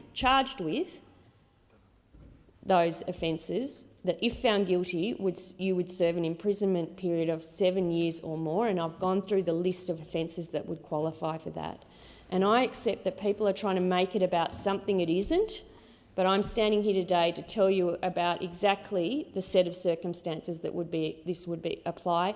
They are exceptional and rare, and we are acting on advice of all of the agencies that brief us. And yes, we are listening to the concerns that are raised, which is why we have sought the involvement of those organisations in helping shape some of the guidance around the particular use of this power, as a genuine sign of goodwill that we want to work with those and address the concerns that they have raised. Senator Pocock. Thank you, Chair, and thank you, Minister, for that explanation. That is helpful. If it was informed by AFP and other relevant stakeholders, please could you just explain to the Senate again why this was drafted and sort of put into motion in the week between the committee reporting, who never heard anything about this potential Schedule 5, and it being introduced and passed in the House within a couple of days. What's up with the timing there if this is actually something that seems to have had some sort of consultation, a recommendation of law enforcement? We know that those processes do take time, and so just curious if you explain to the Senate why the timing. The committee reports on a bill that doesn't contain Schedule 5. In a week, the government somehow gets Schedule 5 drafted and attached to the bill. It passes the lower house. You want no further scrutiny. Minister. Thank you. Well, I've answered this to some degree. I certainly became aware of the problem and discussions were had across government in September, I think. There is no... I know you will try and build this up as some timetable that shows that the government was trying to avoid scrutiny, and it's just not true. We were trying to deal with an issue that had been identified, that came to our attention. I'm not referring to individuals. An issue was identified by agencies, including the AFP, Services Australia, Department of Social Services, AGD, and there was education. I'm not sure when education came into it, but we sought advice and we had to make some decisions about that, and that does take time. You know, but was there a view of kind of, you know, this issue didn't come to us on our, you know, on our request. We didn't dream something up and say, oh great, we're going to draft another bill to that, schedule to that bill and get it in there and try and avoid anything. If that's the proposition you're putting, that is simply incorrect, absolutely incorrect, because I was involved in many of those discussions. This is not something we sought out. And in government, you do occasionally have problems that land in your lap that you've got to respond to and deal with. And they do take time, and when they cover a number of agencies, you go through the standard process. And that's what we've done. It aligned, as it turns out. It had been, you know, it was under consideration, at least from my point of view, throughout September, but there was an agreement on how to deal with it. Until we were able to finalise that and take all the necessary advice from our agencies. Senator. Thank you, Chair. Senator Payne. People should be under no illusion as to what is happening here. We've just been told that this came up in September. No, I said that 2 days ago. I've been clear. The government has told us over the course of the debate on this bill that this came up as an issue in September. We have had multiple weeks of either Senate sittings or time that could have been devoted to an inquiry into Schedule 5 since that time. If the government realised in September, but before the original inquiry into this bill was to take place, that it needed to insert this schedule, they could have sought to send that off to an additional hearing, but that wasn't done. The government also had the choice not to put Schedule 5 in this bill and to put it in a separate bill that could have had an urgent inquiry, because that happens in this place all the time. Things come in to the Parliament urgently, and on a Friday morning after a sitting week there's an urgent hearing, or there's a hearing at 8 a.m. in the morning before the day starts to inquire into something that deserves scrutiny. So the suggestion by the government that there was no time to give adequate scrutiny to Schedule 5 is a furphy. It's convenient. Schedule 5 offends the rule of law. We have been told that by numerous legal experts and the Law Council of Australia. Schedule 5 infringes on people's rights. And I'm sorry, but I don't think just the police telling you that they need this thing is sufficient. That is not what I said. We got told during this debate that organisations that are critical of Schedule 5 were told it was happening, and now that it is happening, because it will happen, because Labor, who loves to carry on when the Greens vote with the coalition, is about to vote with the coalition on a bill that contains provisions that offend the rule of law and trample on people's human rights without having any inquiry or scrutiny. And that is a fact. You should be ashamed of yourselves. What is the point of Labor? What are you for? You are definitely not who you used to be. And that is on full display in this bill. It is a typical example of slotting in something that is semi-good along with something that is really egregiously appalling and hoping that it'll get through. Well, make no mistake, the Greens will be voting against this bill. We will stand against trampling on people's human rights. We will stand against passing laws that infringe the rule of law.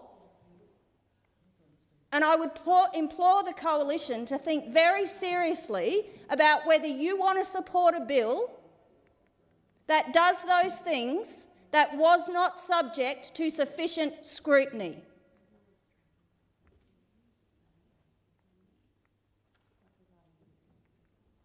I'll leave it there. Senator Thorpe. Thank you. Schedule 5 won't find Desi Freeman. Let's face it, the cops have said, we're so desperate, we can't find this bloke, so let's insert this last-minute schedule to find Desi Freeman. Forget about all the human rights that this schedule violates of innocent people. Let's just go find Desi. And we want the Labor government to put this last-minute schedule in. We don't want any scrutiny, which is what this Senate is meant to be for. You have a go about me breaking the rules of this place, yet the government breaks the rules by not telling us that this is even happening. I sit on the Human Rights Committee that is meant to scrutinise legislation in this place to ensure that it breaches no one's human rights. But in this case, it breaches so many rights of people in this country that the list is so long that we didn't even know at the Human Rights Committee that this was happening. So we weren't able to scrutinise the fact that that impinges on the rights of the child, on the rights of people with disability, on so many rights. Yet, Minister, you say that you know all about this schedule, more so that over 100 human rights organisations, legal services, Aboriginal Legal Services, the Poverty Centre, you're dismissing their expertise. You're dismissing and disrespecting the expertise of over 100 organisations. Shame on you. Shame on you. The minister responsible for this piece of legislation goes on Sky News, doesn't mention those 100 organisations condemning Schedule 5, doesn't mention any other politician, throws me under the bus, telling Sky News that I support rapists and murderers. What a disgrace to demonise me, single out me. That goes to show how low your minister and this government will go to get this through. That's how desperate this government is to violate people's human rights. You know, Minister, while you're having your little chat there, in your little privileged position as a minister that can shut people down who are fighting for people's human rights, you know that this will affect Aboriginal women more than anybody. You know when the cops rock up at our door, when we are a victim of violence, that the cops turn us into the perpetrator. And when we go on the run to escape the violence of the cops, all of those payments will be cancelled, affecting not only our children, but our whole family and our whole community. Because those payments don't just assist the family, they assist a whole community. And you are dismissing that. And black women will be caught up in this. Black people will be caught up in this. Innocent people will be caught up in this just because Desi Freeman got away from the cops. And why should one man affect the human rights of all of us? So shame on you, Minister. Shame on the fact that you're not even following your own rules in allowing us to scrutinise Schedule 5 so that it doesn't violate any more human rights. And shame on the opposition when your own senators are saying, oh, we didn't know about Schedule 5. Oh, this is really bad.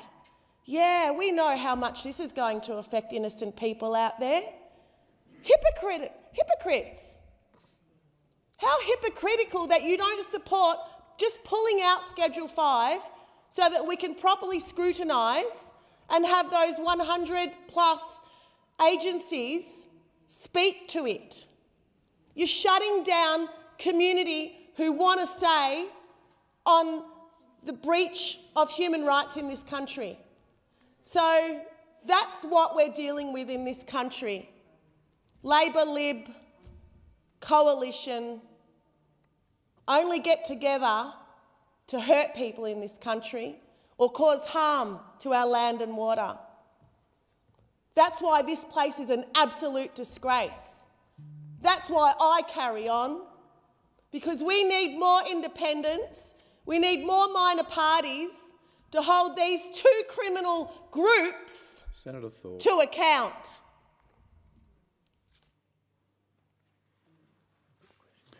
The question is that the amendments moved by Senator David Pocock 1 to 6 on sheet 3497 be agreed to. Those of that opinion say aye. Against say no. I think the noes have it. The ayes have it. Division required. Ring the bells.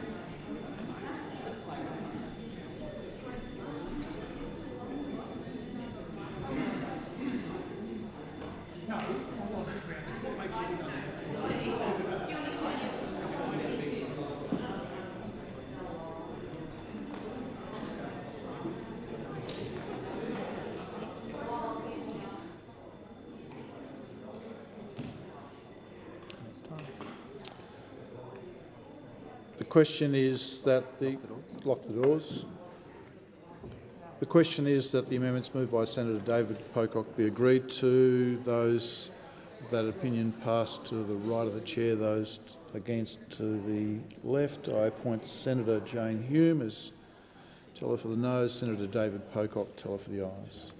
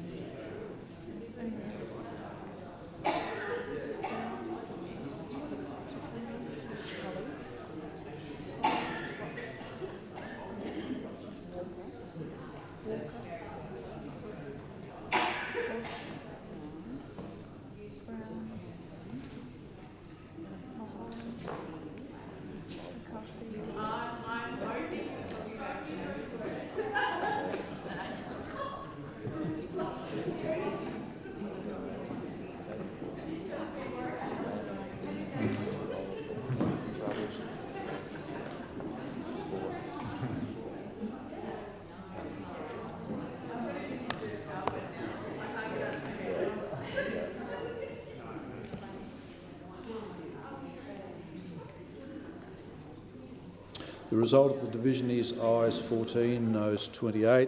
The question is resolved in the negative. The question now is that the bill be, as amended be agreed to. Those of that opinion say aye. Against? Motion is carried.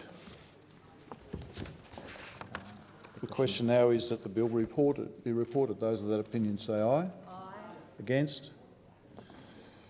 Motion is carried.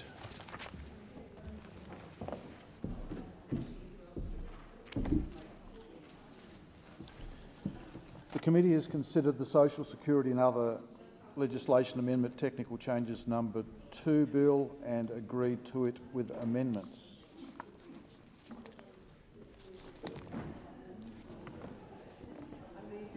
Committee report be adopted. Senator Pocock. Thank you, Acting Deputy President. I move the amendment as circulated in the chamber. And this amendment simply just provides the Senate with the opportunity to scrutinise Schedule 5, which, as we've learnt over this week, has actually had no scrutiny from a Senate committee, no scrutiny from the Human Rights Committee. And I think, given the very serious concerns that have been raised from the Australian Human Rights, from eminent lawyers, from frontline service organisations, it would be prudent for the Senate to actually say the government has made the case that this is very urgent. The Senate has now passed this bill, part of which was subject to scrutiny. Schedule 5 was not. Let's at least have a look at it now as a Senate. That does not seem unreasonable to me at all. And again, as I said earlier, we live in a country without a Human Rights Act, without an overarching protection of people's human rights. We saw a Labor-led parliamentary inquiry recommending a Human Rights Act last term. From the other place, Josh Burns, now Special Envoy for Housing and Homelessness, did great work on that committee. It's also in the Labor Party's platform.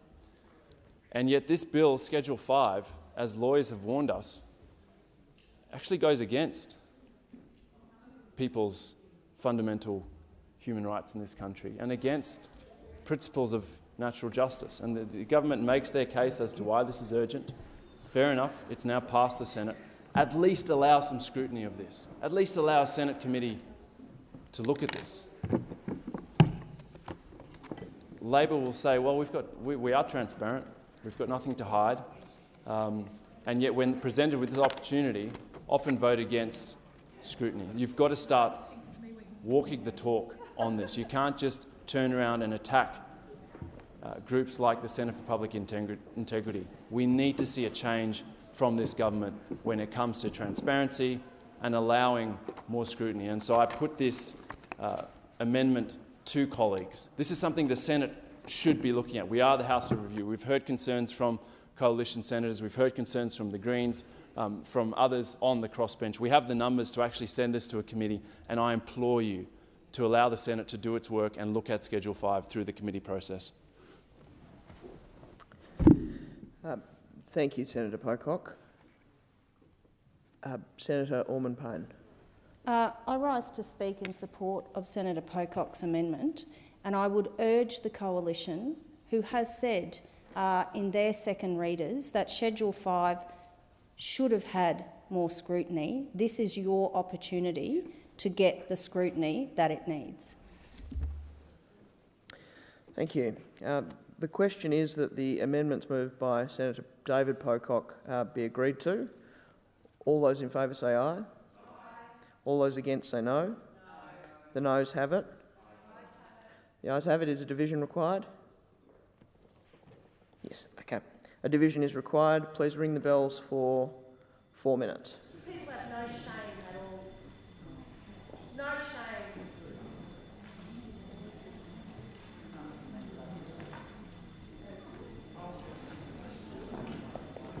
Thank you.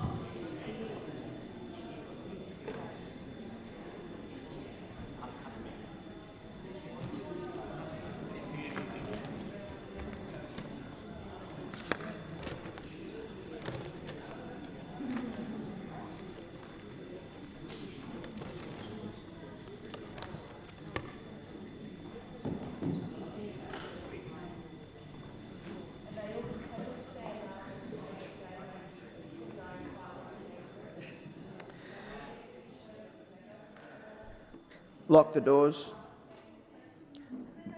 The question is that the amendments moved by Senator David Pocock be agreed to. The ayes will move to the right of the chair, the noes to the left.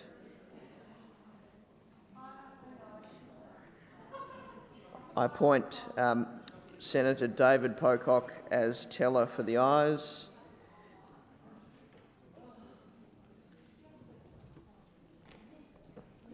And Senator Collins as teller for the noes.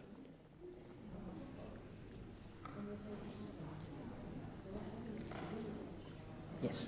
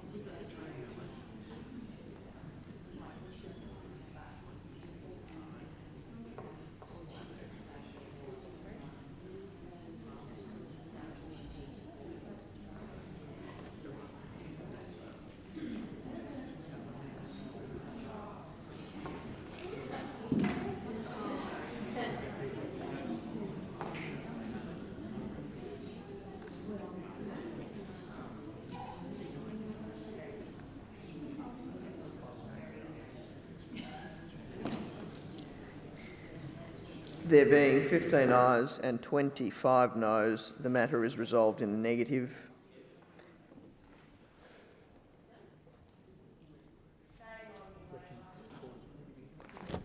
Yes.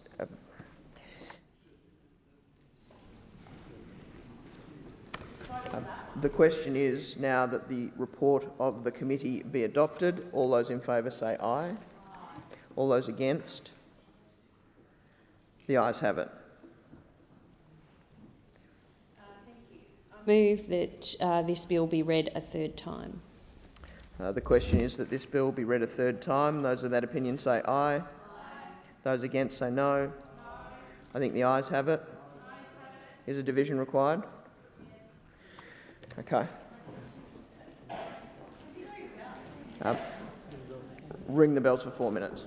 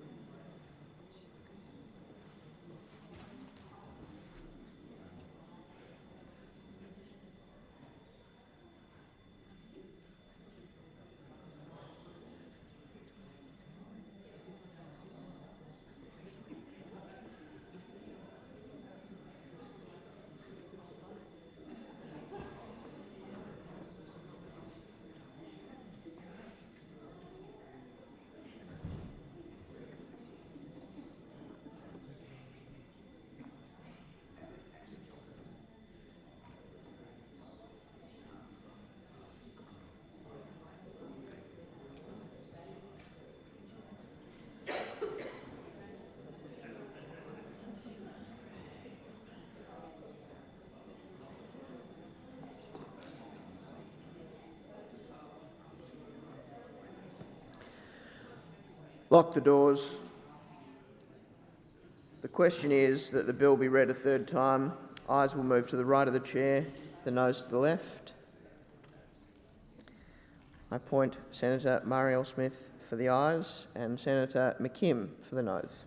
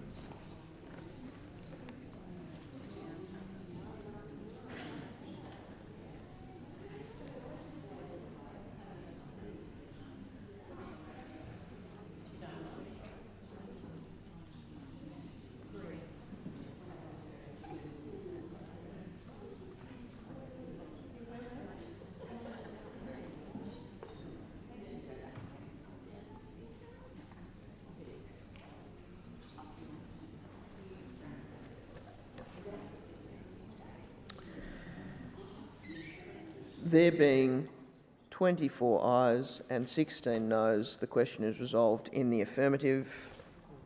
I call the clerk.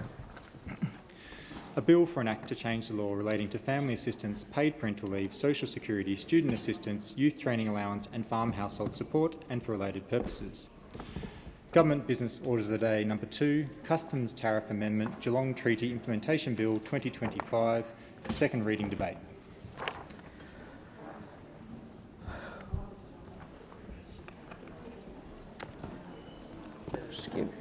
Just give honourable senators a few moments to leave the chamber.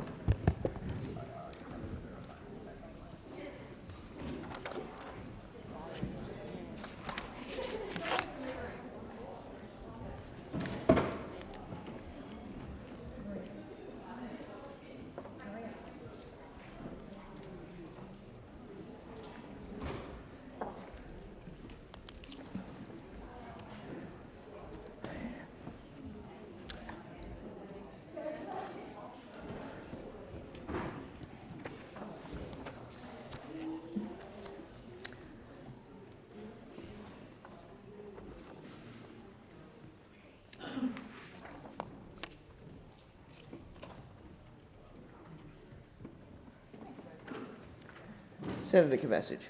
Thank you. The Coalition will be supporting the unamended passage of this bill. That is because, importantly, it gives effect to Australia's obligation under what is widely known as the Geelong Treaty, a bilateral agreement between Australia and the United Kingdom on a key part of the AUKUS Defence Partnership. The treaty is also more formally known as the Nuclear-Powered Submarine Partnership and Collaboration Agreement between Australia and the United Kingdom. The treaty was signed in Geelong on the 26th of July 2025 by the Australian Minister for Defence, Richard Marles, and his UK counterpart, Mr John Healey. This bill and this treaty underpins collaboration between Australia and the UK under Pillar 1 of AUKUS, supporting the design, the construction, the operation and sustainment and regulation of nuclear-powered submarines. The key purpose of this bill is to give legislative expression to Article 21 of the Geelong Treaty, which requires both nations to waive customs duties, excise and similar charges on goods imported or exported under this treaty. It ensures that eligible goods used as part of the redesign, manufacture and deployment of AUKUS submarines can move freely between Australia and the UK without unnecessary financial barriers.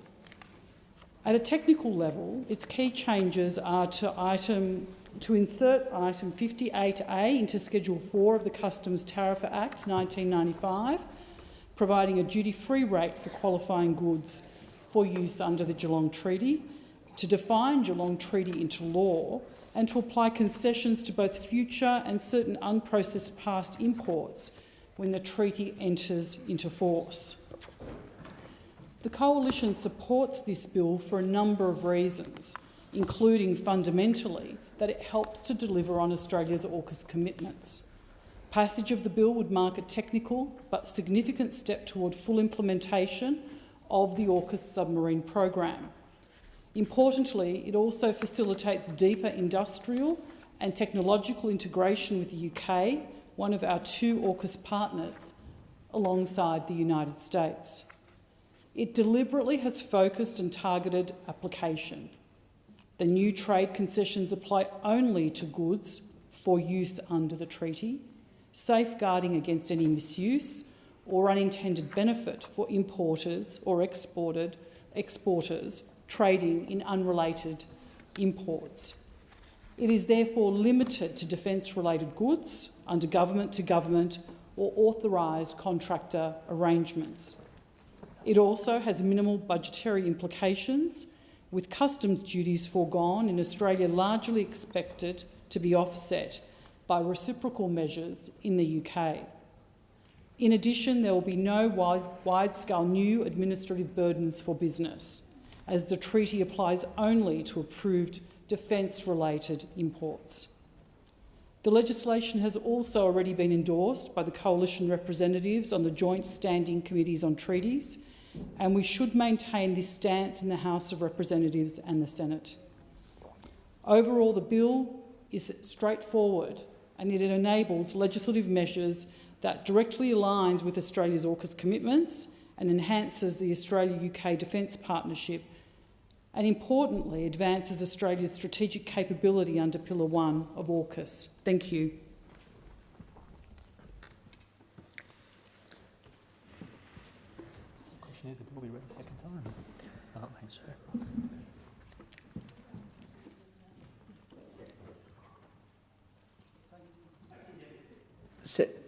Senator Shoebridge. Oh, no, I'm happy for Senator Collins to go. Senator Collins. I'll just call your attention to the state of the chamber. Okay. Quorum required. Quorum is required. Sorry?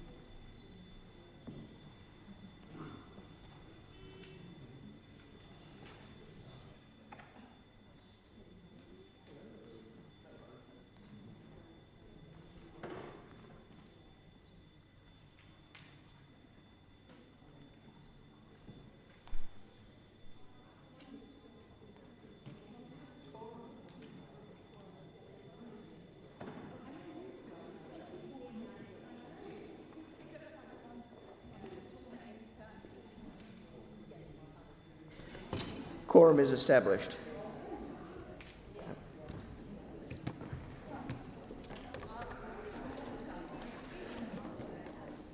Senator O'Neill.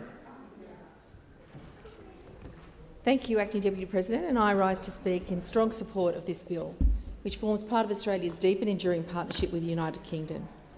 AUKUS represents a world-renowned opportunity to uplift Australia's capability and strengthens our partnerships with our most trusted allies.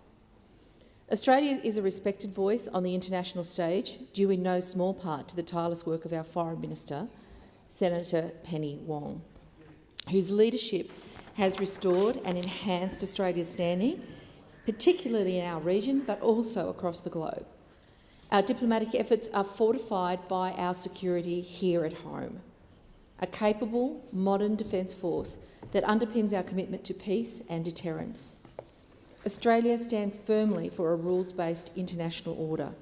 We make no apology for supporting our democratic allies, nor for backing the multilateral institutions that help resolve disputes peacefully and prevent conflict. As the Chair of the Defence Subcommittee of the Joint Standing Committee on Foreign Affairs, Defence and Trade, I have travelled with my fellow committee members across the country, meeting with academics, industry leaders, think tanks and defence officials. Our current inquiry into the Defence Annual Report 23-24 has revealed the scale of change now underway in our strategic posture. Australia is leveraging our natural advantages by orienting our defence capability to the north and investing in sea power, ensuring we can respond with agility and strength to potential threats. Central to this transformation is the AUKUS partnership. The acquisition of Virginia-class submarines, followed by the SSN AUKUS, is pivotal to Australia's ability to deter conflict. These submarines are the apex predators of the sea, capable, stealthy and strategically decisive. Complementary littoral capabilities in the Army will strengthen this posture, giving Australia the capacity to deploy and manoeuvre rapidly across our region. As one defence leader recently put to me, the Australian Army of the future may well become the largest navy in the region. Such is the scale of the transformation before us. Let me be absolutely clear, Australia seeks nothing but peace. All our families yearn for that, and Australians are committed to the peace of the world. But if these submarines never see conflict, they will in fact have done their job. To maintain peace, though, requires preparation, and preparation requires vigilance. My role as Chair of the Defence Subcommittee is to ensure that the Australian Defence Force is ready, capable and accountable, because every dollar spent must work hard in the national interest. Defence is, in many ways, our national insurance policy. We hope we never have to draw on it. But when the expected comes, as history tells us it can, it's an immense relief to know that we're ready. Australia's cooperation with the United Kingdom and the United States is long-standing and deeply woven into our history. This was made starkly clear during my recent visit to Darwin, where the memory of the 1942 bombings remains alive in the community. It's a part of the collective psyche. Without the support of our allies during that dark chapter, Australia's defence would have been far more precarious. But AUKUS, importantly, is not only a defence story, it's a nation-building story. This treaty will underpin our bilateral cooperation for at least 50 years. And in doing so, it supports the construction of Australia's conventionally armed nuclear-powered submarines and will create around 20,000 secure, high-skill, long-term jobs. And it struck me, as the committee was undertaking its inquiries last week, that in the time since I've left school, we've seen such an erosion of long-term employment for Australians. So many shifting as the economy's been changing and the nature of living has been changing. to actually have the support for industry now, particularly in shipbuilding, arrive at a point where it's possible for people who are going into training right now to have the chance to have a lifelong career building amazing ships that support the defence of our nation and enable us to build ships for the defence, for the growth of our economy as well. This is a very significant change for Australians. And for those who might be in the chamber listening to my contribution today, or for those who are across this great nation and have got the wireless tuned in to hear what's happening, this is something that should not be lost. We are able to take these steps to advance this possibility of high-tech, high-skilled engagement in an authentic way in innovation for our nation through our strategic partnerships with both the US and the UK. And I know that the Minister for Defence, who hails from Geelong, don't we all know about that? How proud he is to be a boy from Geelong, how much he's invested in that community. To have now the Geelong Treaty as part of our nation's history and our shared collaboration with the UK is no small thing. It is in fact a deeply significant, symbolic, practical and historic moment. What's really great about this project is good, secure jobs. In an era where work is too often insecure and fragmented, the prospect of these well-paid, long-term employment positions with a chance to build skills, to raise a family and retire with dignity, this is an opportunity that we are seizing with both hands. AUKUS will certainly drive a generational uplift in Australian skills, and it will create a thriving ecosystem of local industries supporting and sustaining this capability. Just last week I had the pleasure of visiting the Henderson Defence Precinct, ably guided by my Western Australian colleague, Senator Ellie Whittaker. And what I saw there was defence industry and maritime businesses working together, sharing expertise, pooling resources and strengthening the sovereign capability that keeps Australia safe. There is so much for us to do, so much more that can happen in this space.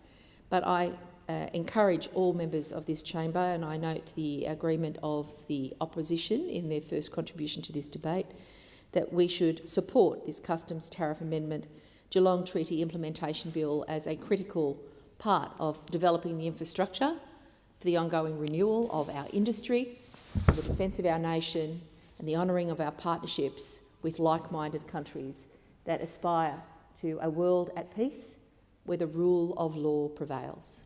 Thank you. Senator Shoebridge. Oh, thanks very much, Deputy. I rise on behalf of the Greens to indicate we oppose this bill, which follows on from the treaty signed between the UK and Australia on the 26th of July 2025 as part of AUKUS. If you want Australia to go and join the next US war, if you want Australia to spend billions of dollars trying to bail out the UK's failing meltdown of a nuclear submarine industry, if you want to see $375 billion of Australian taxpayers' money not spent on schools, housing, dealing with the climate catastrophe, making sure kids have enough to eat, if you want to hand over our sovereignty to decisions made in Washington, if you want to expand US bases on this continent, build the United States a $9 or $8 billion submarine base off Perth, if you want to make Australia a nuclear target by expanding US bases in Pine Gap and Tyndall, Stirling, build them an East Coast submarine base in Newcastle or Wollongong. If you want those outcomes, well then vote for this bill, because that's what this bill does. It takes us down that path to the beat of the drums, the warmongers in Washington, the war parties here, Labor and the coalition here. If you want to go down the path of joining the next US war with a lawless, increasingly fascist regime in Washington that has no interest in the so-called rules-based order, that's selling out its allies as we speak, that is about as trustworthy as as Donald Trump, well, support this bill, because that's what this bill does. This bill implements aspects of the UK-Australia agreement, specifically Article 21 of the treaty, which requires the United Kingdom of Great Britain and Northern Ireland and Australia not to impose value-added taxes, excise, custom duties and other similar charges on imports and exports of goods in connection with that treaty. Basically, largely AUKUS-related stuff. Now, on one view, this doesn't really matter because there's next to zero chance that the UK's failing industrial capacity will produce nuclear reactors or come close to producing an AUKUS SSN submarine. Their own audit office says that their projects are in meltdown, their defence budget is in collapse, their economy's failing, their politics is fraying. Like, who would choose the UK as a partner for security in the Indo-Pacific now? Only someone who is ignorant of the reality of the UK's budget, economy and position in the world. So on one view, this might well be irrelevant because there's Buckley's chance of this actually coming into play. But the problem is in the pretense that the UK can be a meaningful security partner for Australia in the Indo-Pacific in 2025. And just to remind the chamber, this isn't 1925 when they had an empire in this region, which was about as popular as a fart in the elevator, and they got eventually thrown out by independence movements in our region who want the UK out of the region and not to return. I'll just interrupt you for a moment there, if you could take your seat.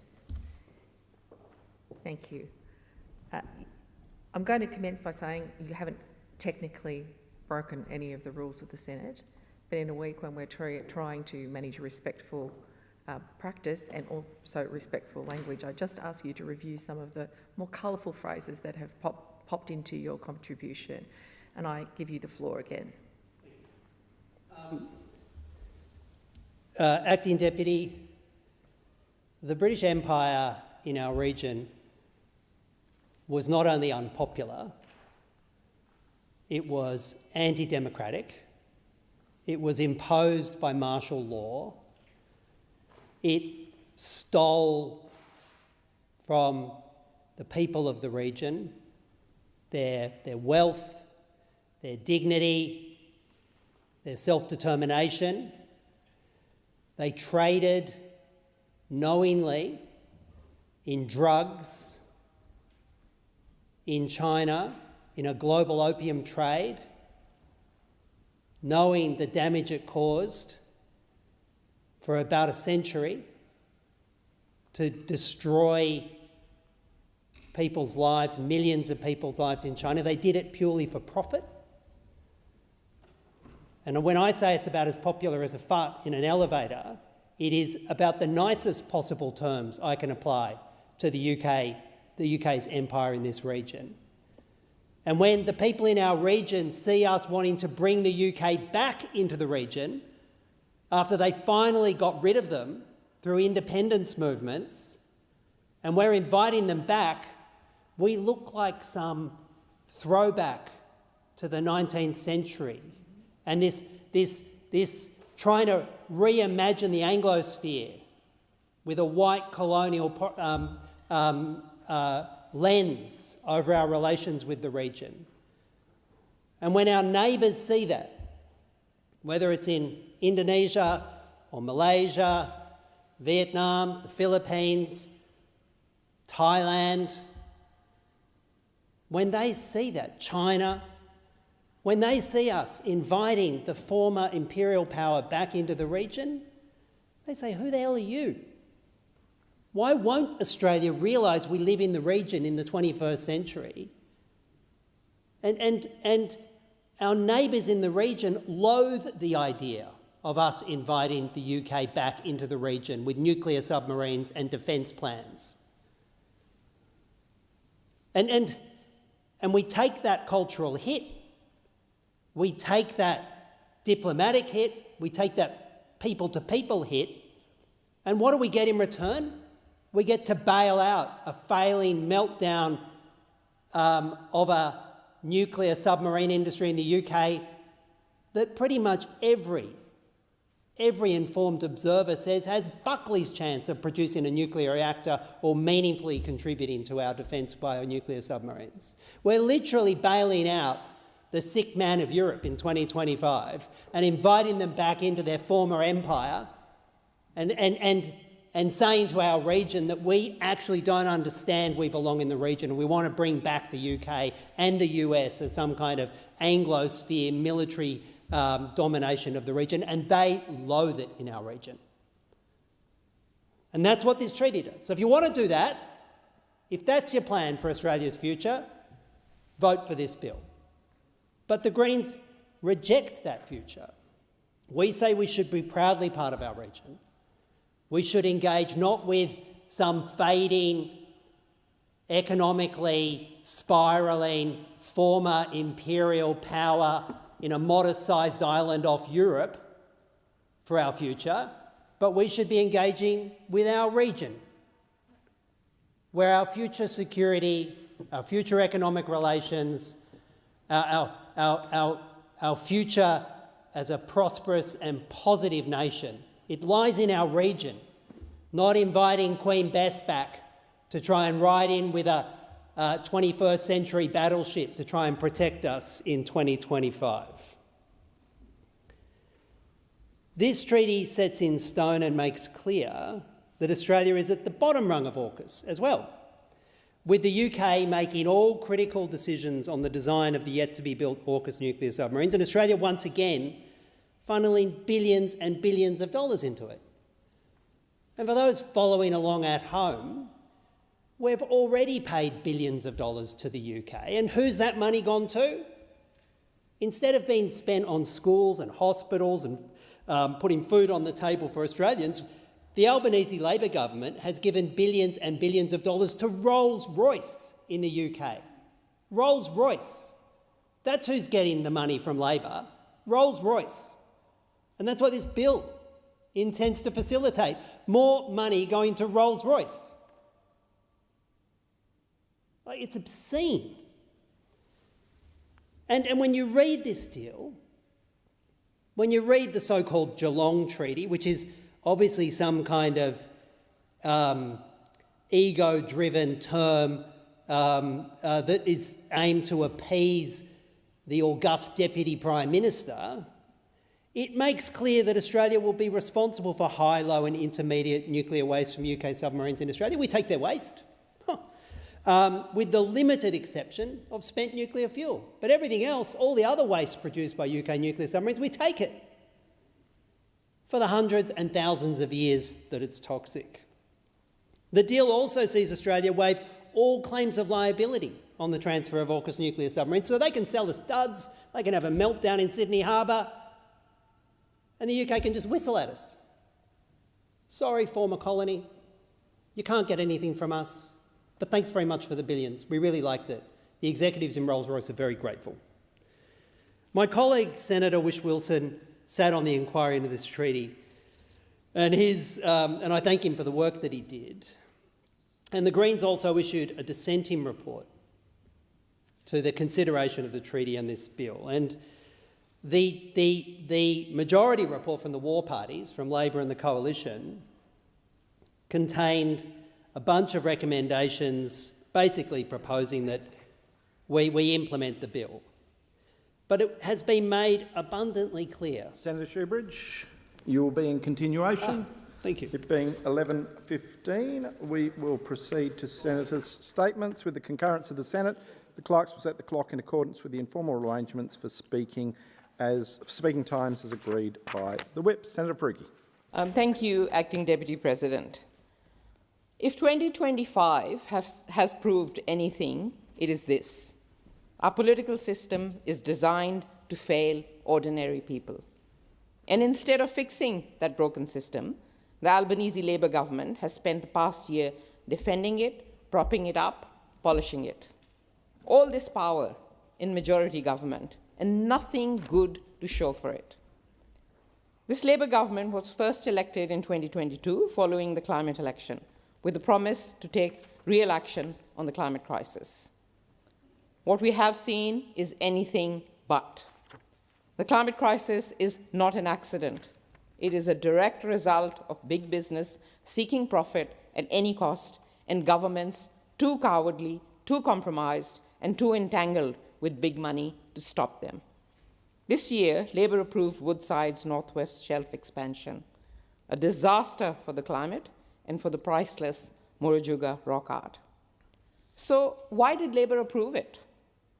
Because Woodside wanted them to, because the fossil fuel industry continues to run the show, because rampant capitalism rewards destruction, and Labour refuses to bite the hand of the carbon cartel that feeds them. Then came the climate risk assessment, a document that Labour tried to hide for months because it outlines the devastating consequences we are facing by utterly failing to tackle the climate crisis. Yet the government refuses to even acknowledge what is causing this crisis. The coal and gas projects that they continue to approve left, right, and centre. And then there are the environmental reforms that Labour has proposed, which in their current form are a gift to environmental vandals. In its current form, it is a framework built around faster and cheaper approvals for fossil fuel corporations to bulldoze First Nations country and destroy the planet. This is corporate lobbying turned into legislation, and the planet and the climate are paying the price. Nowhere is this sickness of our system clearer than in the Labour government's response to Israel's genocide in Palestine. Thousands and thousands of Palestinians have been killed. Gaza has been destroyed. Children have been starved, bombed, and buried under the rubble. And the Albanese government has not just looked away, but actively participated. The government endorsed Trump's sham peace plan, which entrenches apartheid and denies the Palestinian people self-determination and justice. Australia continues to supply parts of weapons that will murder children. Why? Because the United States demands loyalty, because the weapon industry demands customers, and because supporting genocide is apparently less politically risky than standing up to colonial violence. This is what happens when foreign policy is dictated by weapons manufacturers, imperialists, and warmongers, not by morality. We see the same pattern in Sudan and in Congo, where mass slaughter, famine, and displacement continue with little more than a murmur from the international community. The crisis in Sudan is not an unstoppable tragedy. It is a consequence of deliberate choices made by governments who arm dictators, who sign trade deals with tyrants, and who put profit before human life. This humanitarian catastrophe demands Australia speak up and act. And it demands that Australia commit to significantly more aid and humanitarian access. The global war machine has an endless, insatiable appetite for death, genocide, and destruction, and the international system meant to restrain it has become too weak and too compromised to even try. And this year, racism has dug its claws even deeper into the world we live in. State Labour governments ramped up racist policing and passed anti-protest laws that criminalize democratic dissent. Federally, they've lent into dog whistling and blaming migrants and international students for their own failures to address the housing crisis. It has kept communities of colour living in fear. This is not passive. This is deliberate. A system built on inequity and white supremacy relies on racism to survive. It ensures demonization of the marginalized by hate and fear, while people can't make ends meet and the billionaires feast. This year, the big banks pocketed almost $30 billion in profit. Coles and Woolworths jacked up prices while working families skipped meals. Energy giants raked in tens of billions, selling our resources back to us at inflated prices. Mining corporations made super profits off climate destruction and paid pennies in tax.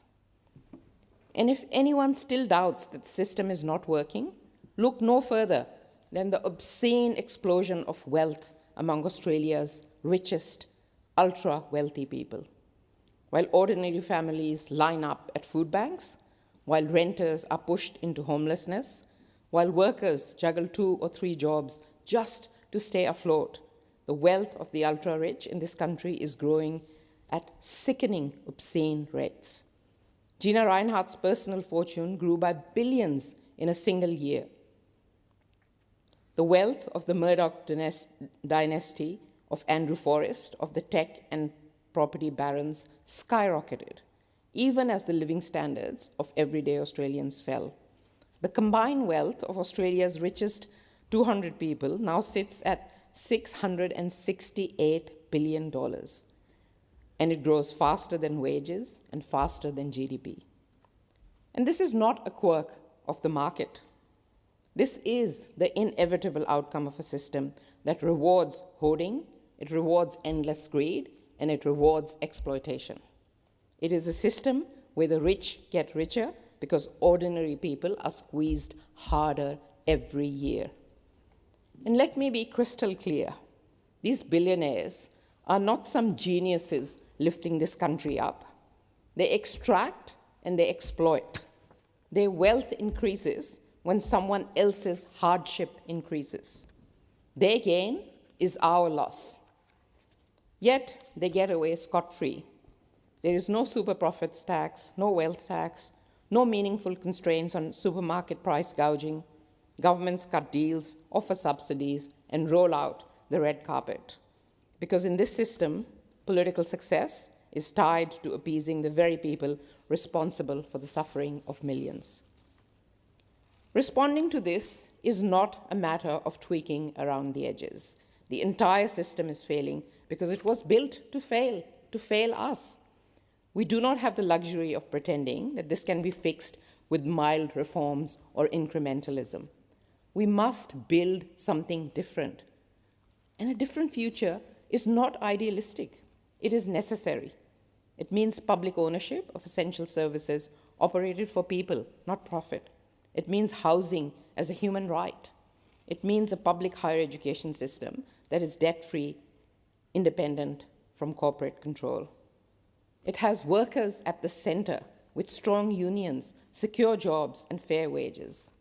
It has anti-racist, anti-colonial governance. It confronts white supremacy instead of feeding it. It is just and caring.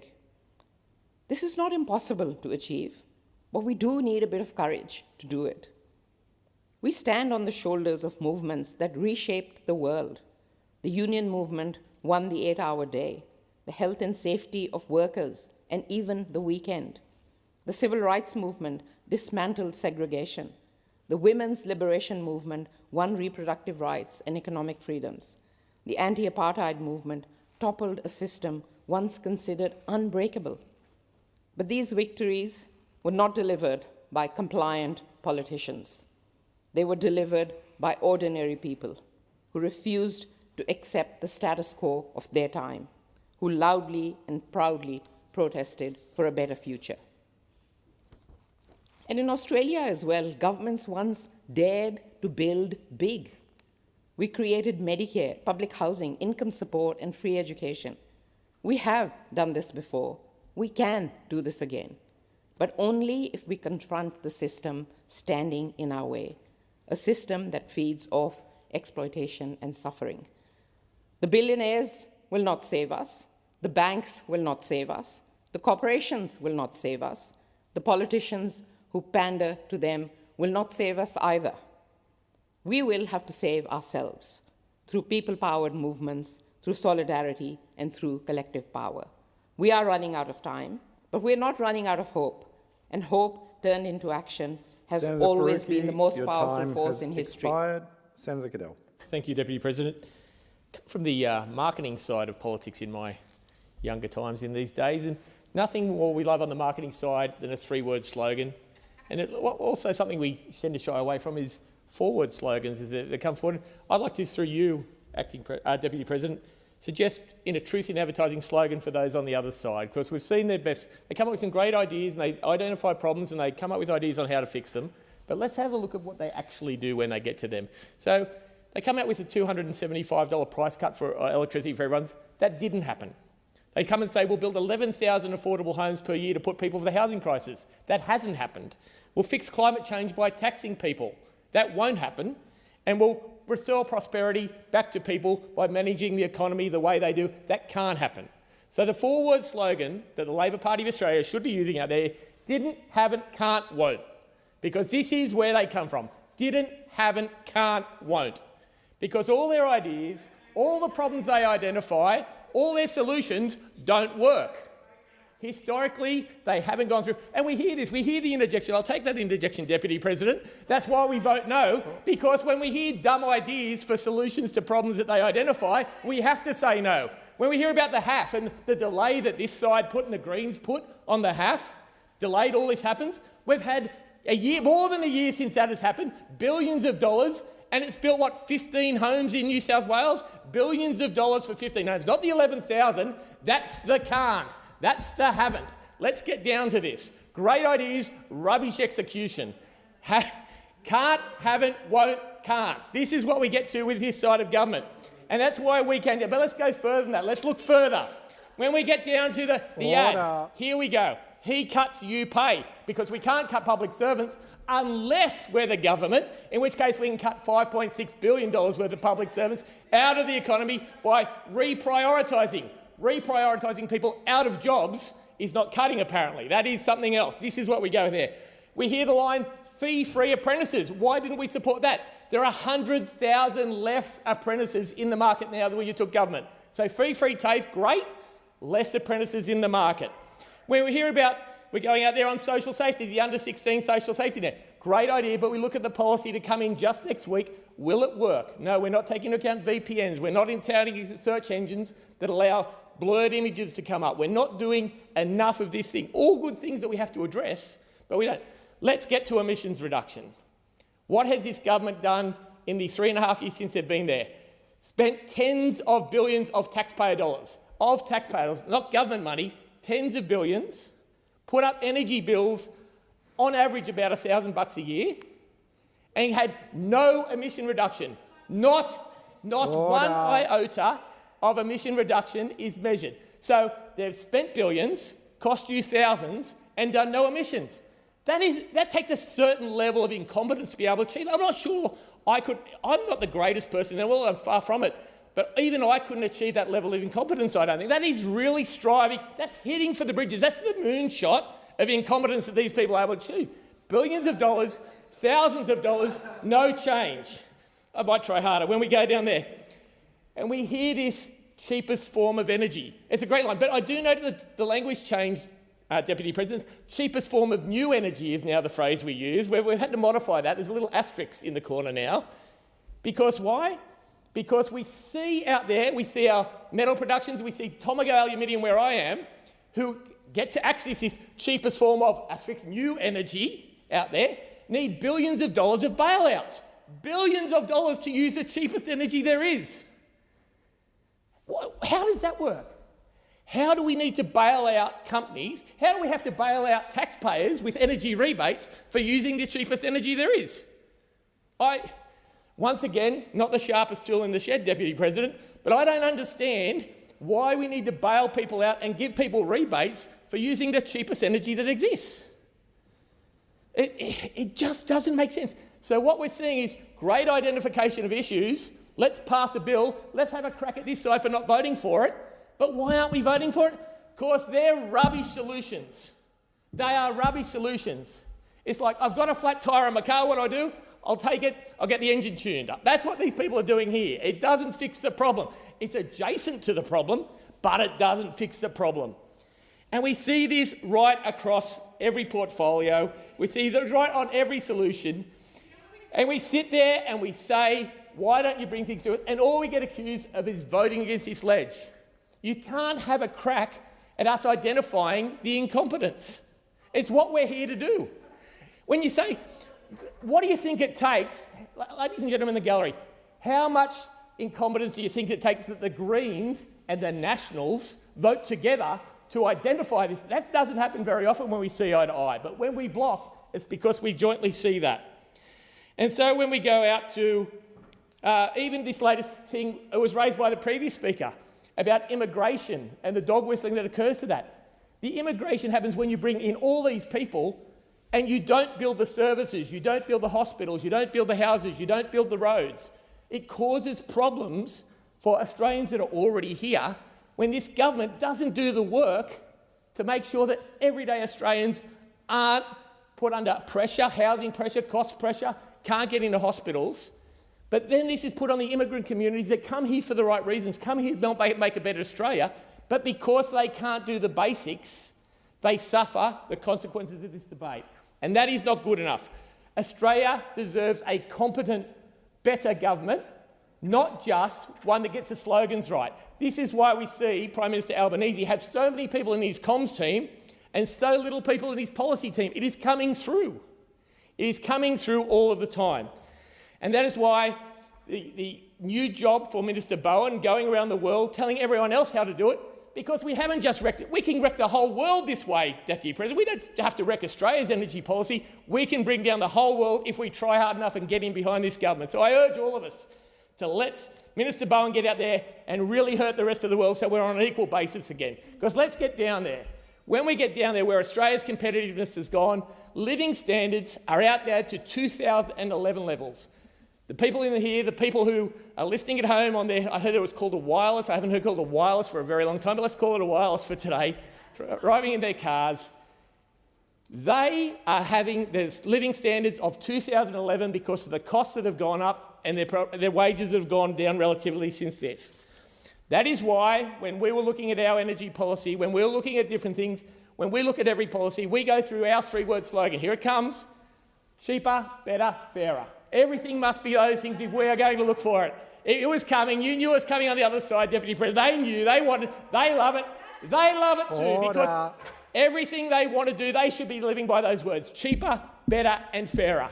If we are not here trying to make Australian policies those things, if we are looking at energy, and let's go back to this thing: electricity up 39%, gas up 43% since they've been here. They are the real numbers when you go forward. When you look at the $1,000 extra you are paying on your bill every year, it is because we are out there with the cheapest form of new, remember the asterisk, energy, not the cheapest form of existing energy. This is the way we go forward. They're going forward on this.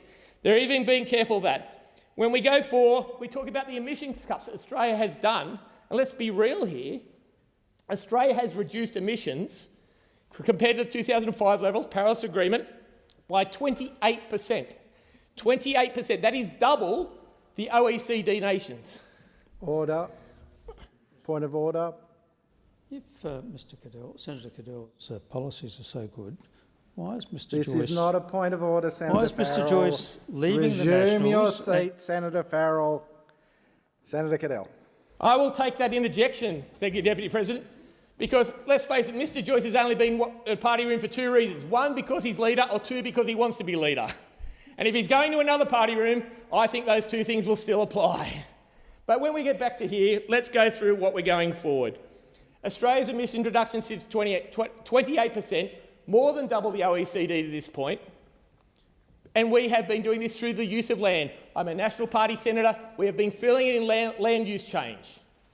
When the LULUCF method, which they called the Australia clause in the Paris Agreement, let's be honest about that, the change in land use from productive forestry, productive agriculture, to being locked up to produce Australian carbon credit units, ACCUs, and we'll talk about the methodology of that at another time, has produced the vast majority of this. There has been no work, no serious work on emission reductions in the energy area, which forms 1/3 of Australia's emissions. That's where energy comes, and electricity is only 1/3 of that again. But, as I go back originally, 3.5 years, tens of billions of dollars of taxpayer money spent, zero real change in emissions. If you look at the scoreboard, that will tell you. Don't believe the hype. It was a great rap song from the 80s, we were at the 80s party last night. And if I go back to the time when I think Senator Pocock, I don't know if he played under Coach Rob Dyer. I don't know if he did or not. I'm looking Senator for Goodell, your time has expired. Senator Cox. Thank you, Deputy President. Well, wasn't that just a bit of entertainment for the afternoon to brighten things up on a Wednesday? I rise to speak on the International Day for the Elimination of Violence Against Women and the beginning of the 16 days of activism. And in Western Australia, Deputy President, where we're both from, we call that the 16 days in WA. And it is the annual call to action to end gendered violence. And this year's message could not be clearer, that men are part of the solution, not as bystanders, not as commentators, but as active participants in preventing violence and challenging those attitudes that allow it to thrive. As someone who's spent more than 2 decades working in the front line, responding to family and domestic violence, and a decade of this as a police officer in Western Australia, I know how crucial the involvement of men is in our step forward. Every advocate will tell you this truth, that women are carrying the burden of this crisis. Women are literally holding their families together. They are screaming out for help. They are rebuilding their lives and doing their own healing from that harm. But we women cannot end this crisis alone. Men must choose to behave differently, and men must hold other men accountable. The Albanese Labor government has recognised that ending gender-based violence requires ongoing national leadership. In 2008, a world before politics, the then Minister for Women, Tanya Plibersek, asked me to join the National Council to Reduce Violence Against Women and their Children. Nearly 17 years on from there, we began that journey of ending family violence at a national level by handing down Australia's first national plan to reduce violence against women and their children. And today I stand here in 2025 and we are not where we need to be. But also we are not where we certainly were back then. We used to talk about reducing violence against women and their children, but now we're actually talking about ending it. Through the Domestic and Family Violence, Sexual Violence Commissioner's yearly report to Parliament, we are reminded that this crisis demands a whole-of-nation response, one that listens to lived experience and acts on it. I thank Commissioner Cronin and her team, and in particular the Lived Experience Advisory Group, for their leadership and especially their courage. But national action must be informed and centre itself on what communities tell us every day about what's happening on the ground.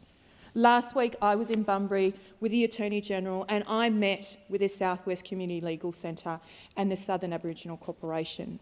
And their message to us was blunt. Housing pressures are trapping women in violent relationships because they can't find anywhere to go.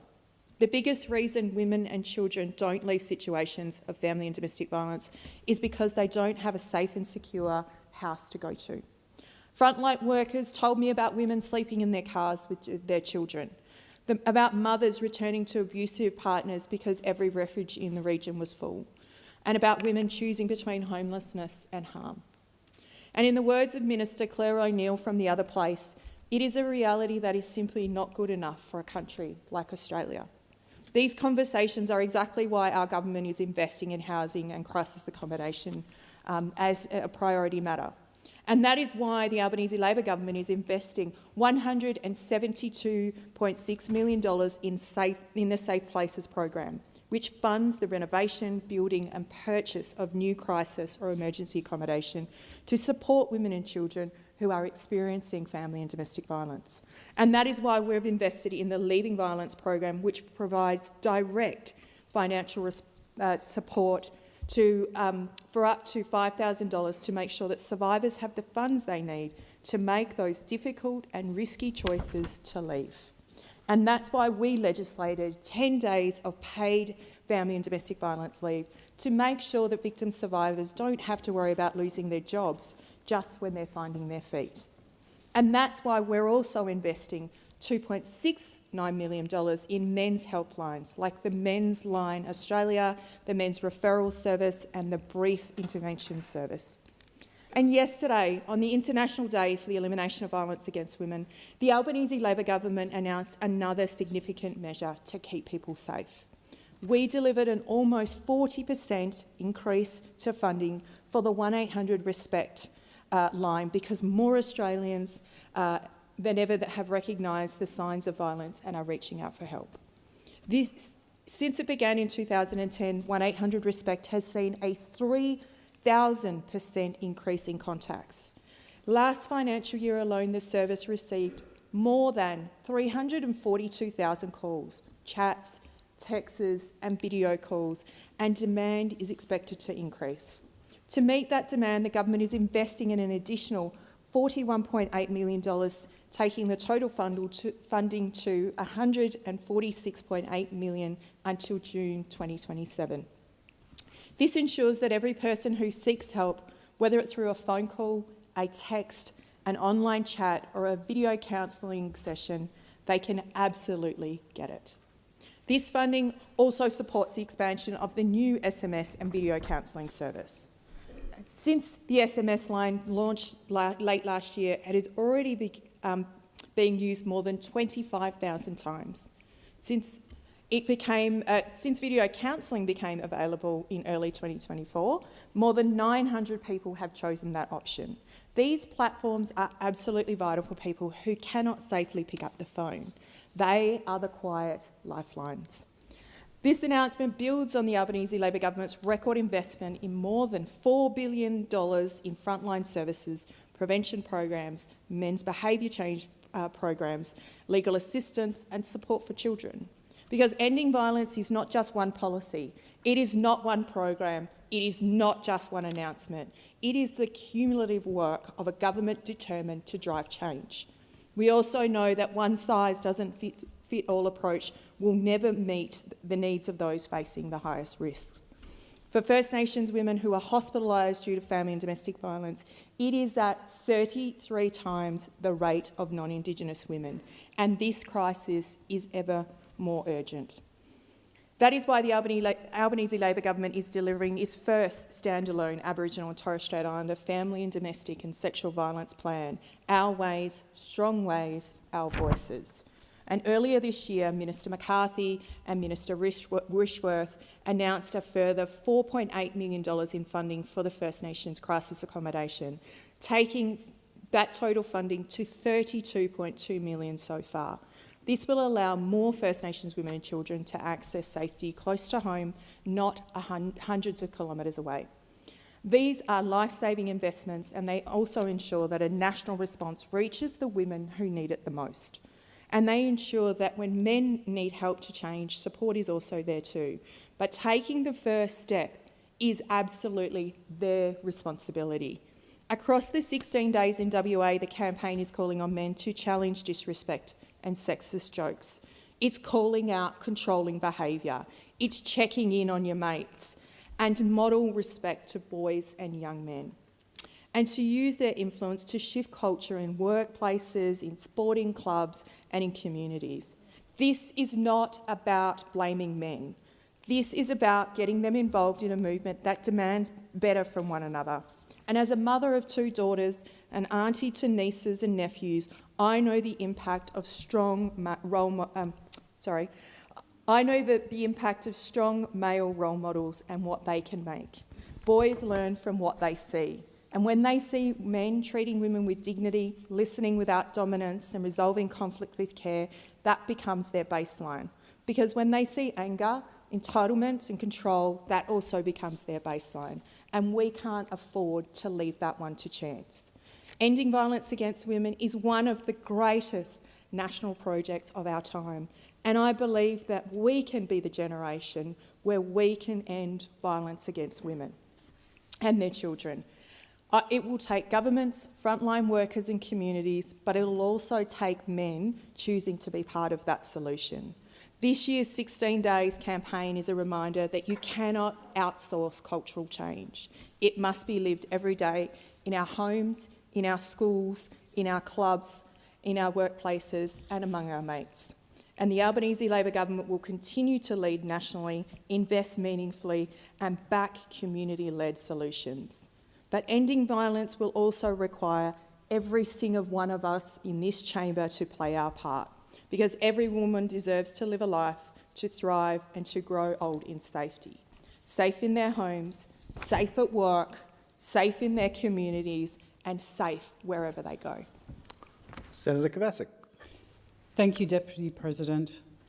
We mark the 16 days of activism against gender-based violence, knowing that violence against women is not a series of isolated tragedies in our country. Statistically, the most reliable way to predict a domestic violence homicide is to actually believe the victim.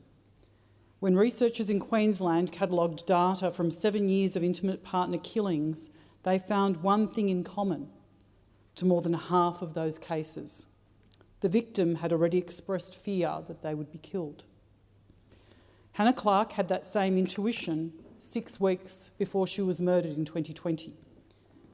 She said, "I've been unhappy and wanting to leave the relationship, but I've been terrified of his reaction and what that would mean to our children." She wrote in an affidavit seeking a domestic violence order.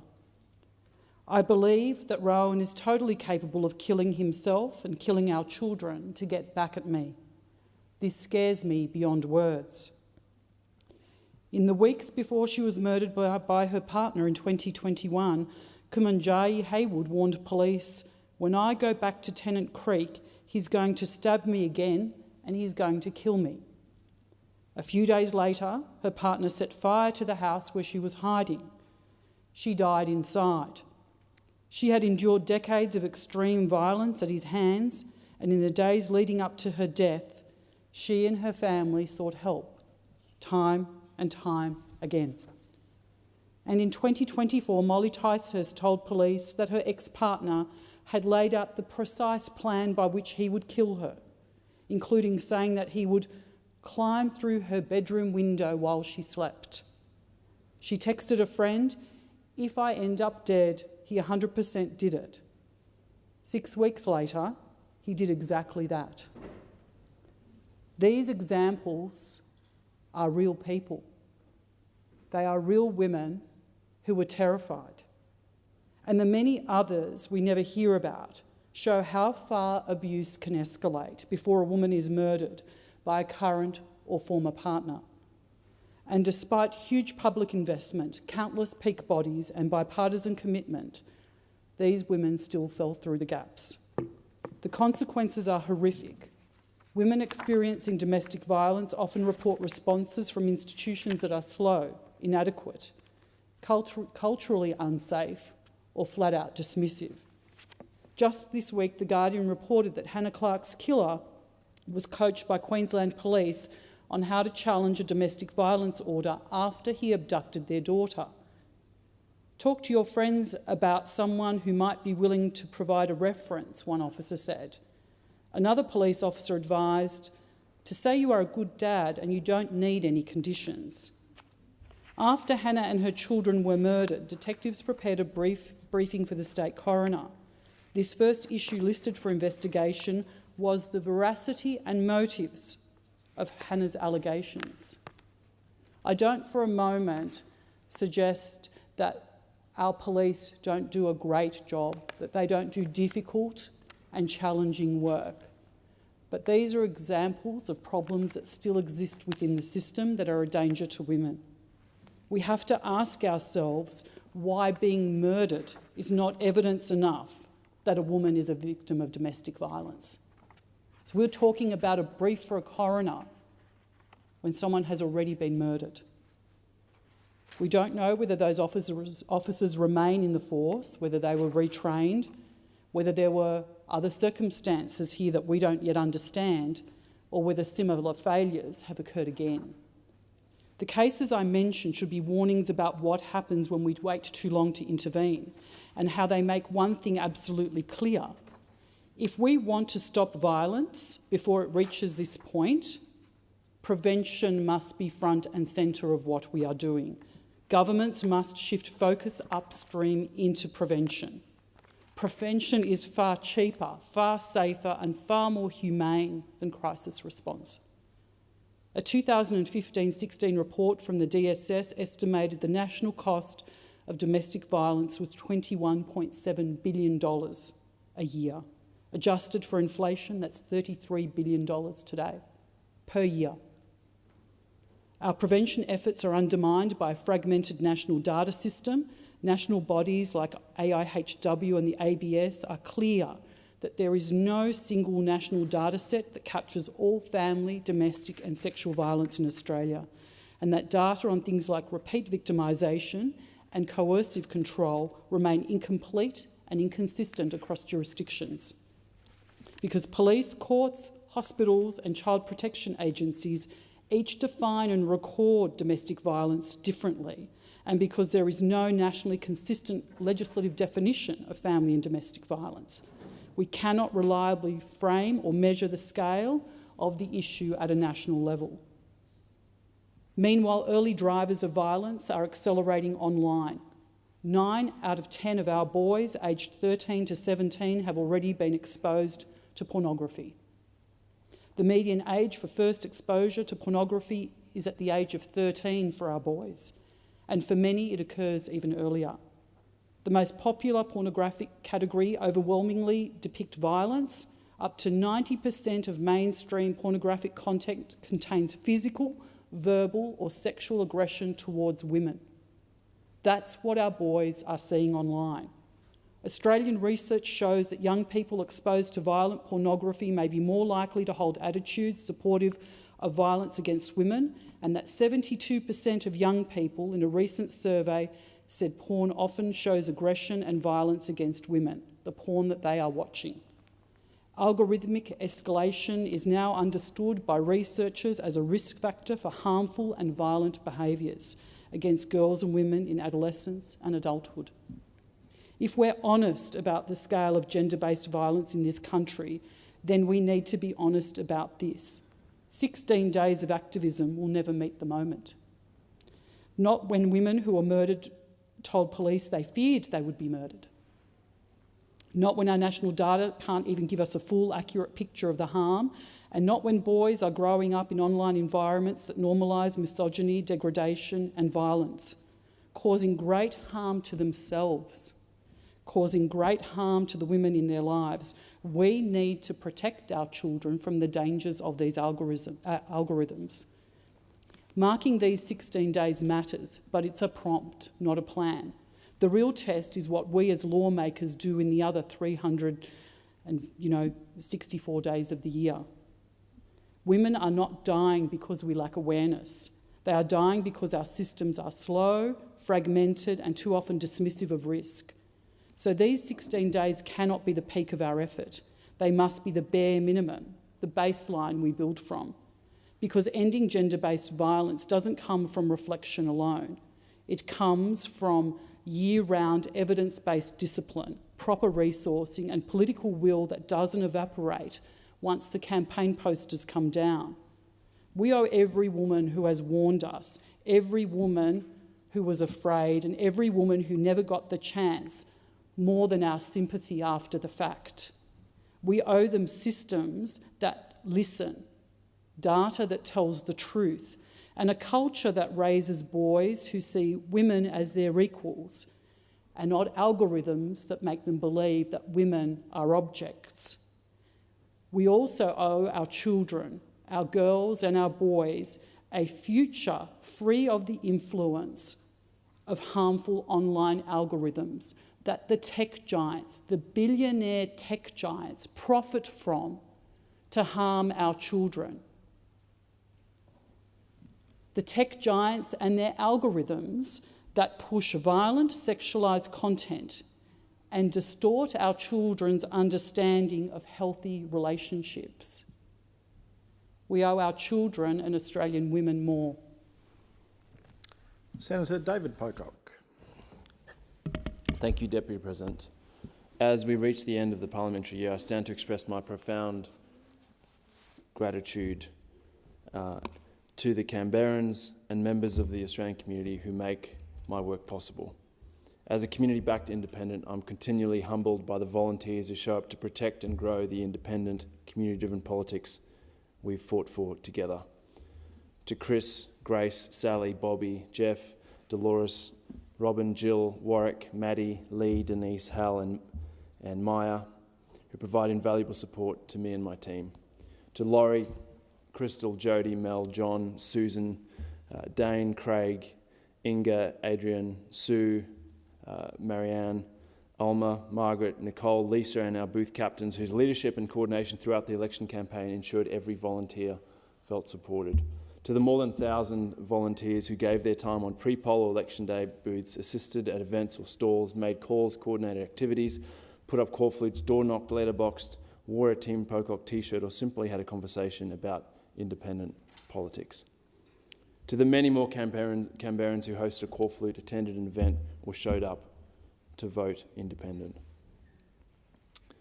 I'd also like to thank every Canberran who gives their time, skills and energy to causes they care about, including our 2026 ACT Australians of the Year, Professor Rose McGreedy, Heather Reid AM, Sita Sargent and Ben Alexander. Thank you for your service to our community. To all the essential workers who keep our community going, thank you. And finally, I want to convey my deep gratitude and that of my team to the unsung heroes of our parliamentary community.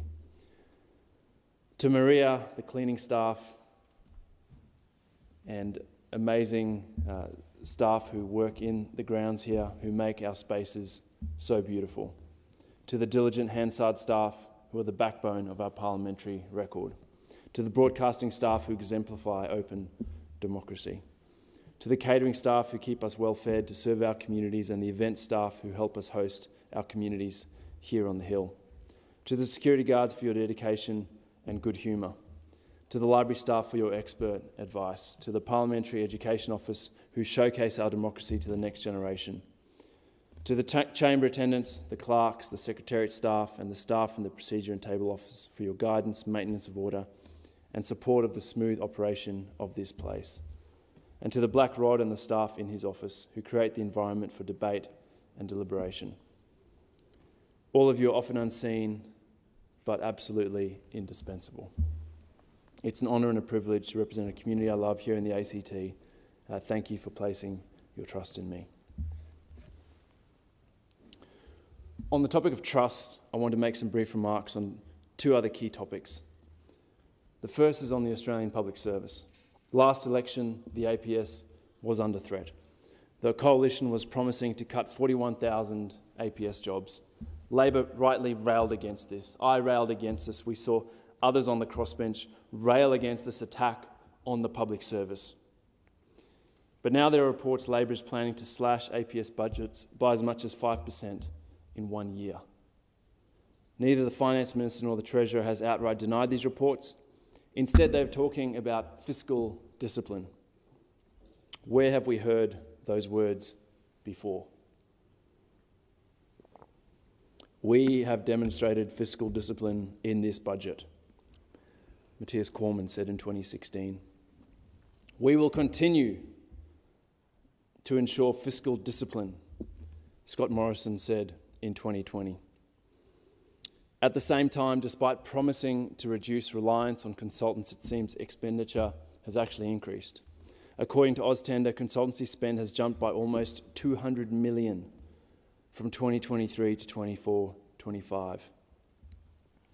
Whether it's through job losses or cuts to programs, I am deeply concerned about these reports of cuts to the Australian Public Service budgets and call on the government to categorically rule out further harm to the public service, and particularly for smaller agencies who have no fat to trim, who simply cannot cope with these sorts of cuts. Talking about harm, bringing us to artificial intelligence, and reports today that the government is going to adopt a light touch approach to AI regulation and abandon plans for a national AI Safety Act. This flies in the face of the advice from expert groups and the year-long consultation done in the last term of Parliament. It's a total departure from what countries in Europe are doing. It's poor policy making, and it's going to leave Australians exposed. AI is going to touch every aspect of our lives. We can't afford regulatory and legislative loopholes. We need guardrails in place. We need an overarching AI Safety Act. The National AI Safety Centre announced this week, in response to pressure from the crossbench, including those in the other place, and the member for Curtin, Kate Chaney, is very welcome, but lacks detail and does nothing to bring Australia's legislative framework up to speed to deal with AI, both the threats and the opportunities. That's why members of the crossbench, like myself, like Kate Chaney, like the member for Warringah, Zali Steggall, are stepping up with our own legislation to try and fill these gaps and spur the government into action. But don't just take it from me. Listen to the experts. Geoffrey Hinton, winner of the Nobel Prize in Physics 2024, talking about AI, he says, and I'll quote, "The risks include things like replacing lots of jobs and causing an increase in the gap between the rich and the poor, because when productivity increases using AI, it's not shared equally. Some people lose their jobs and others get rich. Another kind of risk is fake videos where they corrupt elections. They're already doing that." He goes on to mention cyber attacks, discrimination and bias, and talks about the longer-term problem about what's going to happen when we create beings more intelligent than us. Stuart Russell, Professor of Computer Science at Berkeley, sums it up. We need to recognise the possibility that not only may the bus of humanity be heading towards a cliff, but the steering wheel is missing and the driver is blindfolded. And I urge the Albanese government, when it comes to AI, take the blindfold off and grab the steering wheel, because we need you to do this. As we go into the fire season, I wanted to thank the many fire and emergency services across this country that put their lives on the line for their fellow citizens, for communities across this country. Many of them volunteers. And want to remind the Parliament about our duty of care on climate. We're currently failing on that. We are failing young people and future generations. And in fact, not that long ago in this place, the Liberals, the Nationals and the Labor Party voted against a duty of care on climate.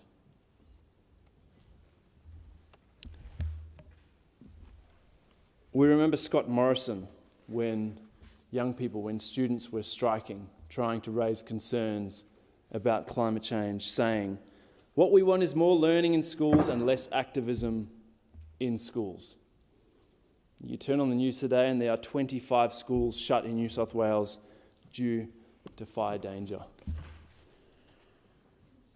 We have to act in this place. We have to say, yes, we have a duty of care to young people and future generations. And I don't understand how the Labor Party is so out of step with their rank and file members, with people across this country who voted for Labor at the last election.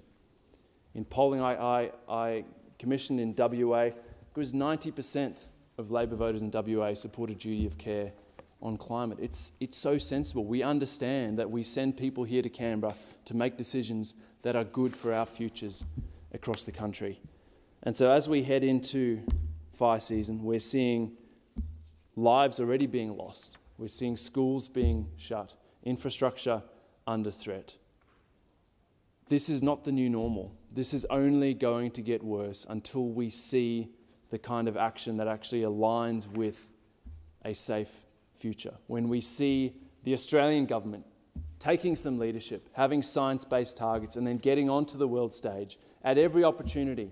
The PM didn't even bother going to COP this year. We need to be there, pushing the bigger emitters on climate. And so I urge my colleagues in the Senate and those in the other place, this is urgent. Let's come back next year and actually get cracking. Senator Ghosh. Thank you, Acting Deputy President. Well, it is a mark of decent societies that they recognise that the market for human labour is different to other markets, because labour is not a commodity. The main objects of labour law and the trade union movement are to act as a countervailing force to counteract the inequality of bargaining power, which is inherent and often inheres in employment relationships. And so it is my great pride today to stand up in support of the Make Amazon Pay campaign being led by the SDA and the TWU here in Australia. Because Amazon represents two or three aspects of what I've just spoken about. They represent a willingness to use human labour as a commodity. They represent a willingness to exploit bargaining power at the expense of Australian workers and workers around the world, and they represent a force which the trade union movement and this parliament needs to stand against on behalf of Australian workers and workers around the world. Last year, I spoke about the concerning reliance on algorithms and apps to create staff rosters within Amazon facilities here in Australia. And that reliance on technology, which has little oversight from humans and little accountability, left employees with inconsistent and unpredictable work schedules. It meant they were anxious about it. It left little time for family life, caring responsibilities, or those things that make life joyful or permit human flourishing.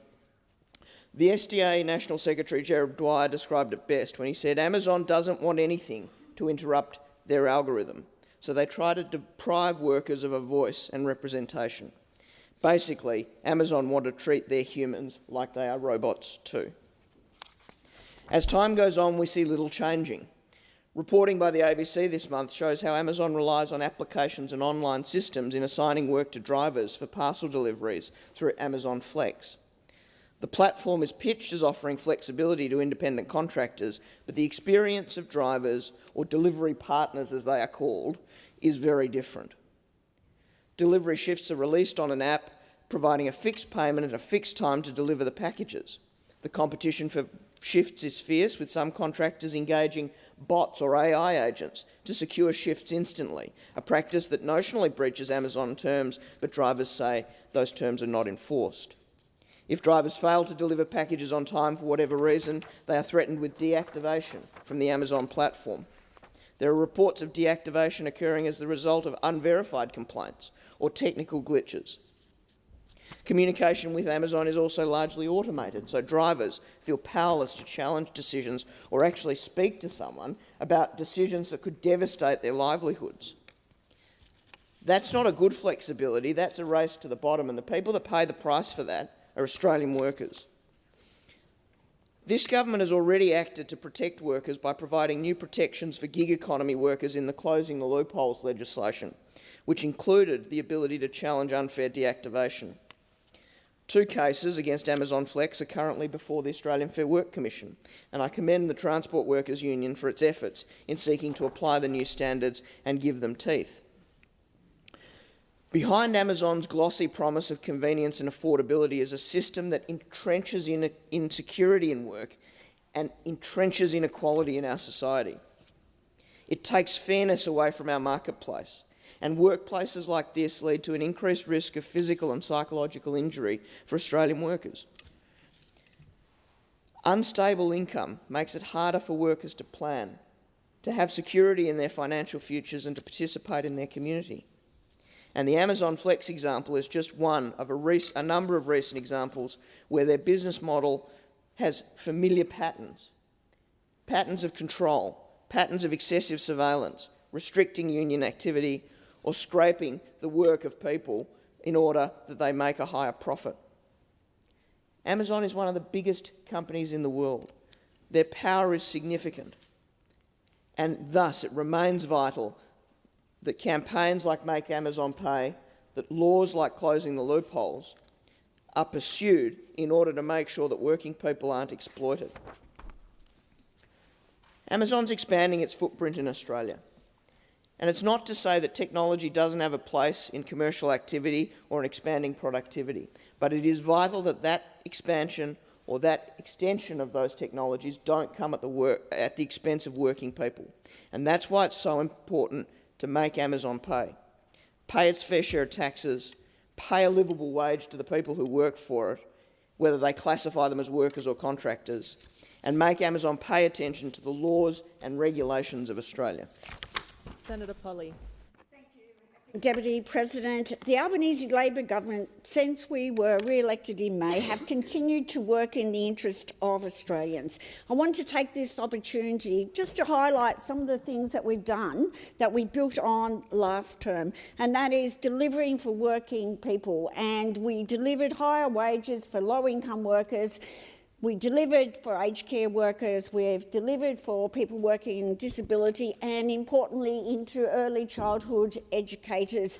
And they are about to receive another increase in their salary, and we know that is already having a huge impact in retention of good people working in that sector. We're managing to deliver on the cost of living. We've reduced the cost of medication. We're building in infrastructure in regional Australia and investing in health.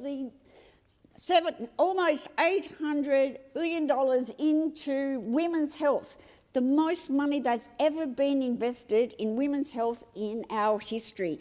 That's what we're doing on top of investing in education and housing. And we are working and now introduced legislation so that we can meet the net zero by 2050. And we're just waiting on those opposite and the Greens to get on board. That is in stark contrast to those opposite who have been in division. They're dysfunctional. They're not doing themselves any favour. They're an embarrassment to themselves. But they are an embarrassment and they are having an impact on our great democracy, because every good government needs a good opposition. That's part of our democracy. So it's so disappointing to see that they haven't been able to come to terms with the rejection that they had at the last election. They're only interested in talking about themselves. And I know, because it's their tradition, that over the Christmas they'll be eating their oysters and caviar and drinking their Dom Perignon while they're planning the demise of Susan Ley, the leader of the opposition. That's what they're doing. Their first female leader, they will depose, I predict, before the first half of next year comes to fruition. It's so disappointing. But what is also disappointing is what we experienced in this place this week by Senator Hanson.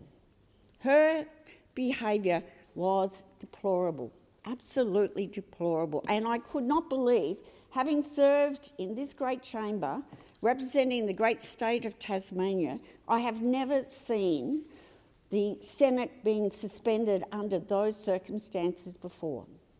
We're not children, we're adults. And we are leaders. That's why we've been elected into this place. That when she was directed to leave the chamber, she refused to do it. But when she thinks that this is, going to get her more votes and this is going to raise her profile, I just wanted to quote from two local papers in Tasmania, the great newspaper, the Examiner in Launceston, where I live, and the Advocate newspaper. And I quote the editorial. "It's a stunt most reasonable Australians would find not only extremely offensive but completely childish and out of touch. We expect a higher standard of our political leaders, even those with whom we more broadly disagree on most issues. Senator Hanson's particular brand of performative protest that is designed to offend is typical of a bully who clearly is suffering from relevance deprivation. It's tempting to ignore Senator Hanson and her ilk, to write her off as unserious and unthreatening.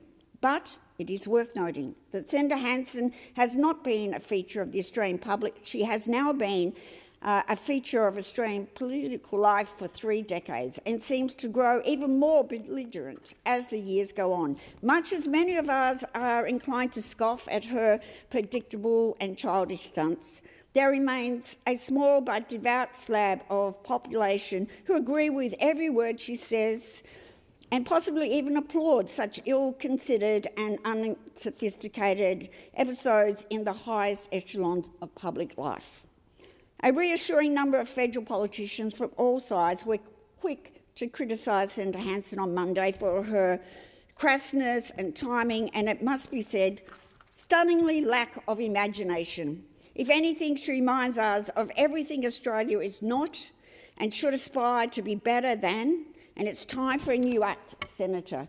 I think that sums up what the Australian people will take from that, but unfortunately there will be those young women and young girls that will be bullied and abused because of her comments. Thank you, Shameful. Senator Polley. Shameful. Senator Whittaker. Thank you, Acting Deputy President. I'm sure you know that recently Australia and the United States signed a new bilateral framework to secure supply chains and critical minerals and rare earths. It's an historic partnership to create shared, reliable supply chain for the minerals needed for the defence, advanced technology and the clean energy transition.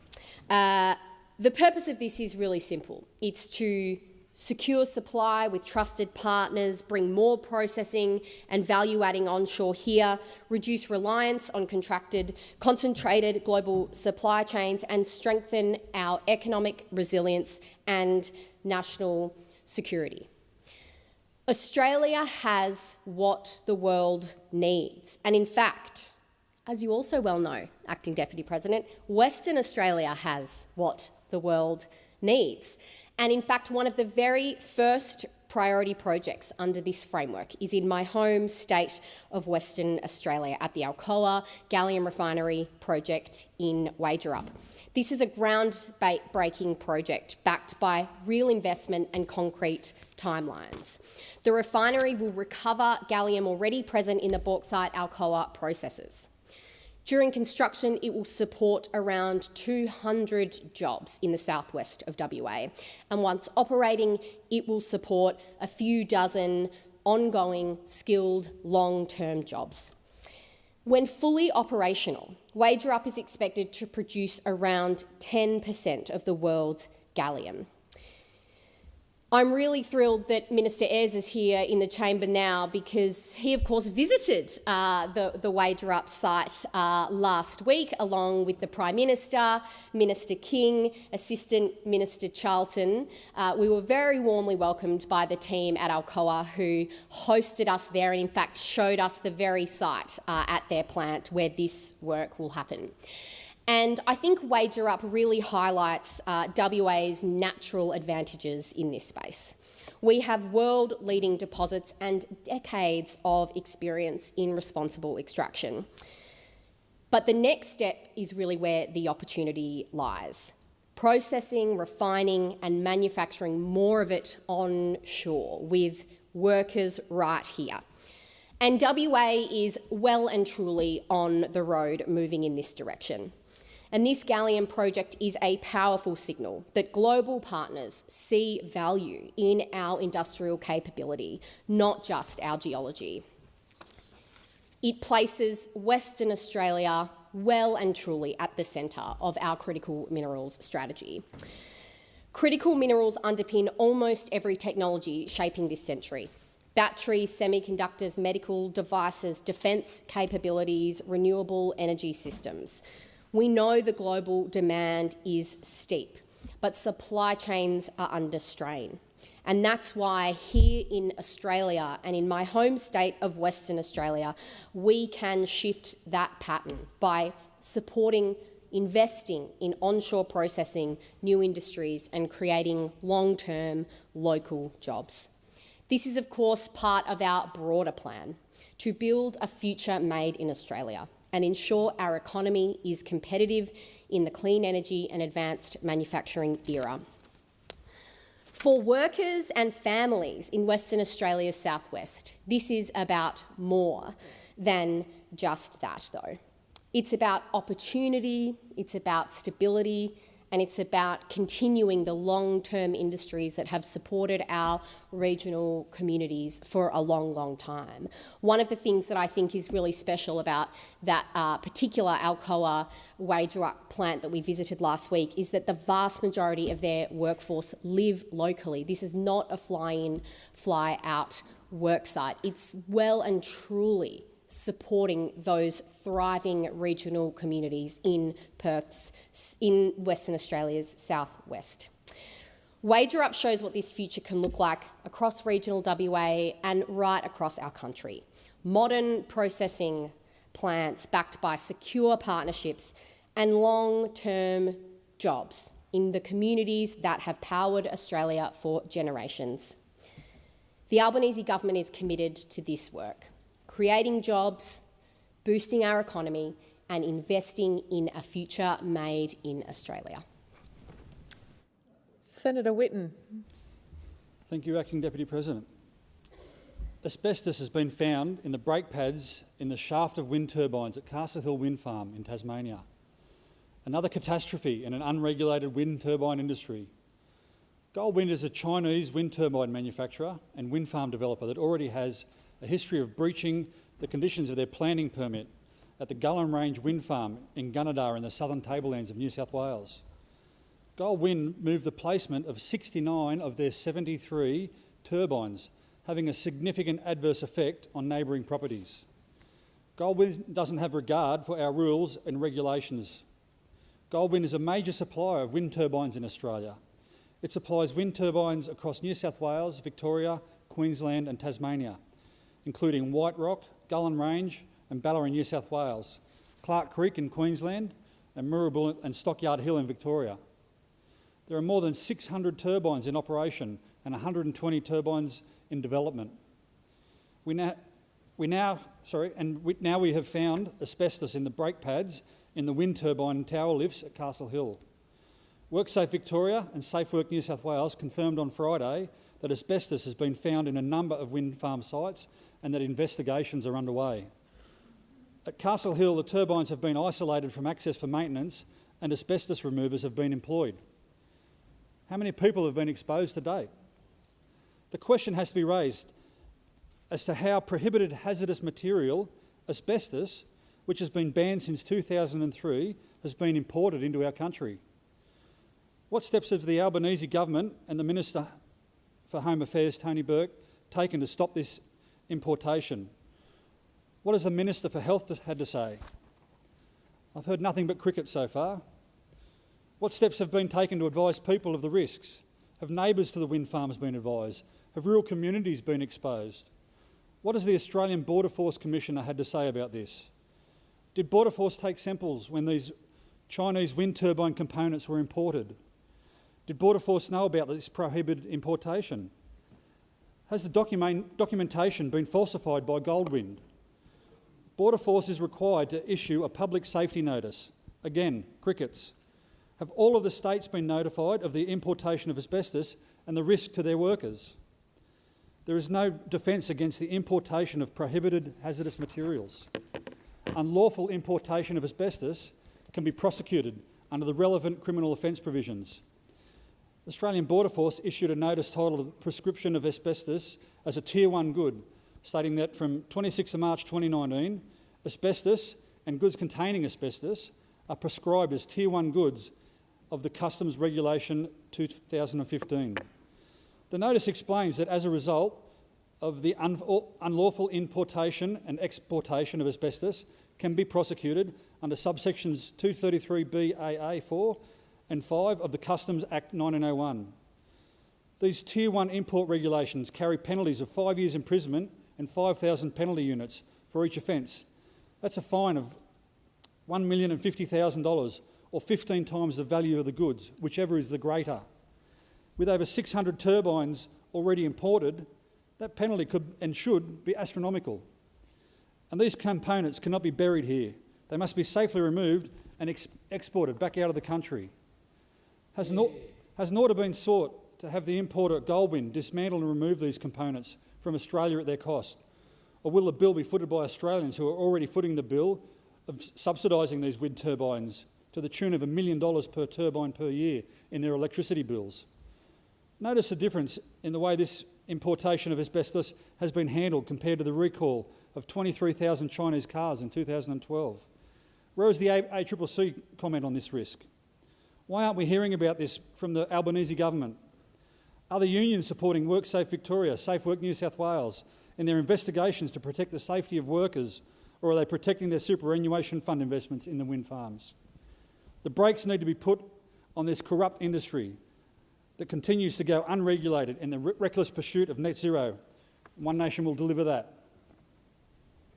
Senator Payman. Deputy President, there are now just 14 days until the social media ban, that world-leading reform, is due to hit our screens. On bus stops and online, we're seeing a big advertising spend on this policy in the lead up to the big holiday season. And what a summer break it will be. The kids will be outside, kicking a footy like the good old days. They definitely won't be moving from sites that they can't access, like Snapchat and TikTok, to sites that aren't captured by the ban or that do not recognise Australian law. It was revealed at estimates last month that, alarmingly, one of these websites that is not part of the ban is 4chan. 4chan is one of the most disturbing places on the internet, where a lot of the content, including content that would be considered Class 1 and Class 2 material under the Online Safety Act. You don't even need an account. Just look it up and traumatise yourself. It's that easy. I asked why 4chan wasn't considered a social media service, and the eSafety Commissioner said that rather than being classified as social media, it is really an image board. An image board? So, in questions on notice I asked, what is an image board? Is Instagram an image board? Is Tumblr an image board? Is Pinterest an image board? Is Reddit an image board? It'll be interesting to see the responses to those. The social media ban is only a ban on kids under 16 having accounts. I asked whether the government had considered websites like 4chan that do not use an account system. The eSafety Commissioner answered, not to my knowledge. This is really what is the core of the problem with this policy. It has been conceived in haste, and the government is trying, very poorly, to cover up that it has been conceived in haste. It is trying to pretend that it did not rush this through the Parliament at the end of 2024 in the expectation that the 47th Parliament would not sit in the new year before the election was called. It is trying to pretend that there is a reason for documents related to the ban to be withheld or redacted for reasons of commercial sensitivity. When the Senate asked quite fairly for an explanation of what these sensitivities were, the government froze up. A bead of sweat formed on its temple and it adjusted its collar. It's commercially sensitive because it just is, okay? No further information is available as per the public interest immunity claim cited under Order 37. It's a joke. This isn't about tenders for a government project. This isn't about national security or anything like that. It's about keeping young people off of social media. It's also about keeping as much information about the government's deliberations out of the public arena as possible for legal reasons. The government knows that at least one organisation, not including the mega corporations that are subject to this ban, is contemplating to challenge the constitutional validity of the social media ban. Whether the government wins or loses such a case, there is no doubt that such a trial would embarrass the government by revealing the utter want of policy merit that bedevils the social media ban. Now, let's be honest, since the government's election victory, it has become arrogant. Transparency and accountability are beneath it. We heard yesterday the same speech from Senator Walsh 14 times in a row about the number of OPDs the Senate has moved. Perhaps if the government spent more time producing documents that the representatives of the Australian people have asked for and less time carrying on about it in the Senate and wasting the Senate's time, there would be less need for all the compliance and attendance motions that are inevitably moved. The Prime Minister, in times gone by, spoke frequently in the other place of the born-to-rule attitude of the coalition parties. He has become that which he sought to destroy. It is from the top down that this attitude of superiority passes through this government, and it shows in things like this. A simple order for production of documents that have no good reason to be withheld from the Senate, and yet it is. Australians want answers about how the government developed the social media ban. The flaws of this policy are plain to see, and it hasn't even begun yet. So good luck, people.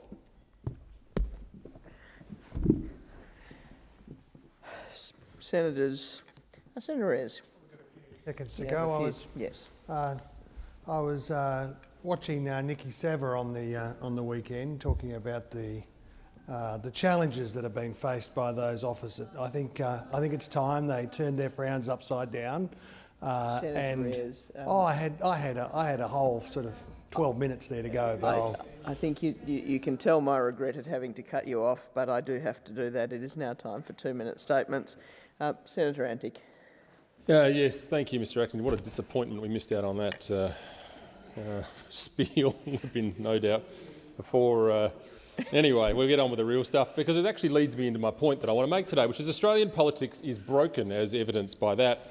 And it's not broken by lack of promises. Every election we hear promises about glossy pledges, cheaper power, a fair go for all, and listening to Australians. They're always listening to Australians. Yet once the votes are counted, we get the same timid theatre in this place. Now, what this building actually lacks is courage, moral clarity, and a serious grasp of the forces that are reshaping this world beyond our shores. This building is entirely focused on itself. And in fact, this very week, the people in this building spent most of a whole sitting day, almost an entire sitting day, lecturing an elected senator about what she was wearing in this chamber after they denied her the right to speak about her own bill, which is a common thing for this government. The people in this building speak in focus group style language while energy costs choke Australian households and while young people inherit a nation that borrows from them in order to pay for today. This is a parliament filled with weather vanes, not compasses. And I can tell you that pointing this out from the sidelines doesn't do anything at the moment. Complaining from the pub or on talkback radio or on furious posts on social media doesn't cost anything, and it achieves less. So if you're tired of watching the slow-motion decline of this country, then like I am, then the responsibility is actually yours. Marches, they're all fine, but getting involved in politics is more important, because democracy is not a spectator sport. This country was built by people who refused to accept mediocrity, and the country can be reclaimed, but it's not going to be reclaimed with you sitting on your couch at home. Senator Still. Thank you, Mr Deputy President. Acting Deputy President, on a much brighter note, it was my absolute pleasure to attend the official opening of Four Seasons Co.'s latest supplement warehouse in Bangkok last week. Four Seasons Australia has been investing in the Asian region since 2017, working with DFAT to bring new Aussie farming tech to Laos, Indonesia and Thailand. Improving food security is a key focus of Four Seasons, with the introduction of locally made Aussie tech to boost production in the beef and dairy sectors in Thailand. Thailand is a major importer of Australian beef, and with little help from tech such as the intro of better nutrition through Four Seasons nutrient blocks, which are produced in their supplement warehouse, local beef and dairy sectors will be able to lift production of red meat and dairy for more parts of Thai society. Daniel and Josh Olsen, son of my very dear friend and Australian agricultural icon Chick Olsen, have been working in the region for 4 years alongside DFAT and embassy teams, especially the Aussie Thai Embassy, to open new markets for Australian and Thai-made products. The Thai cattle dairy sector has approximately 9 million head of cattle, with many local farmers indicating strong interest in using new supplements to boost production and on-farm wealth. More than ever, our future prosperity lies in the economies of our region. The Prime Minister of Australia, Anthony Albanese, and our government is very supportive of the expansion of trade into the region, and one very successful example of this can be seen via exporting our farming know-how for locals to use. So again, it was my absolute pleasure to be with Chick, Daniel and Josh Olsen to open the facility and see what they did. Congratulations on this magnificent milestone. To Amelia Walsh, Minister Councillor and Senior Trade and Investment Commissioner for Thailand and Laos, it was lovely to meet you. Chick, Josh and Daniel, to your staff and to your families and everyone who's helped you on this journey, congratulations. Senator Tyrrell. Acting Deputy. Right now, more than 90 Tasmanians lay stranded in state hospitals. The key? They're too healthy to be there. Let me rephrase that. Right now, over 90 medically fit Tasmanians who are ready to be discharged lay stranded in state hospitals. Why, do you ask? Because those Tasmanians are waiting for federally funded aged care and NDIS support. Aged care that was supposed to be rolled out in the form of home and in-centre packages, an issue that was a key focus and a strong promise by the government earlier this year. NDIS funding that is being restricted and cut despite experts, professionals and recipients crying out for support and reform. This failure by the federal government cost Tasmanians over $70 million in 2024 and 2025. Tasmania simply cannot afford this, and they shouldn't have to. This issue is not isolated. Nationally, nearly 4,000 long-term patients are stranded in state hospitals due to a lack of aged care or NDIS, support available to transition them out of acute care. The Prime Minister is playing the blame game, telling state and territory governments to just spend less if they want government support. Well, to the Prime Minister, I say, maybe states wouldn't have to spend so much if your government would adequately fund aged care and stop stripping away the NDIS. You all clap your hands over inadequate hospital funding and slow aged care package rollouts. I don't know about you, but a decline of 54 aged care beds in Tasmania doesn't deserve an applause, and it certainly isn't anything to be proud of. I call on the Health Minister to stop negotiating and start funding what we already know is needed and bring those stranded Tasmanians out of hospital and into appropriate aged care. Senator Mackenzie. Australia is in the middle of the worst housing shortage in our nation's modern history. Rents are soaring, vacancy rates have collapsed, and home ownership, once a realistic goal for young Australians, is now falling further and further out of reach. Today's inflation has grown to 3.8% for the year to the end of October, a further blow to the affordability for families. And these outcomes are a product of the deliberate government decisions.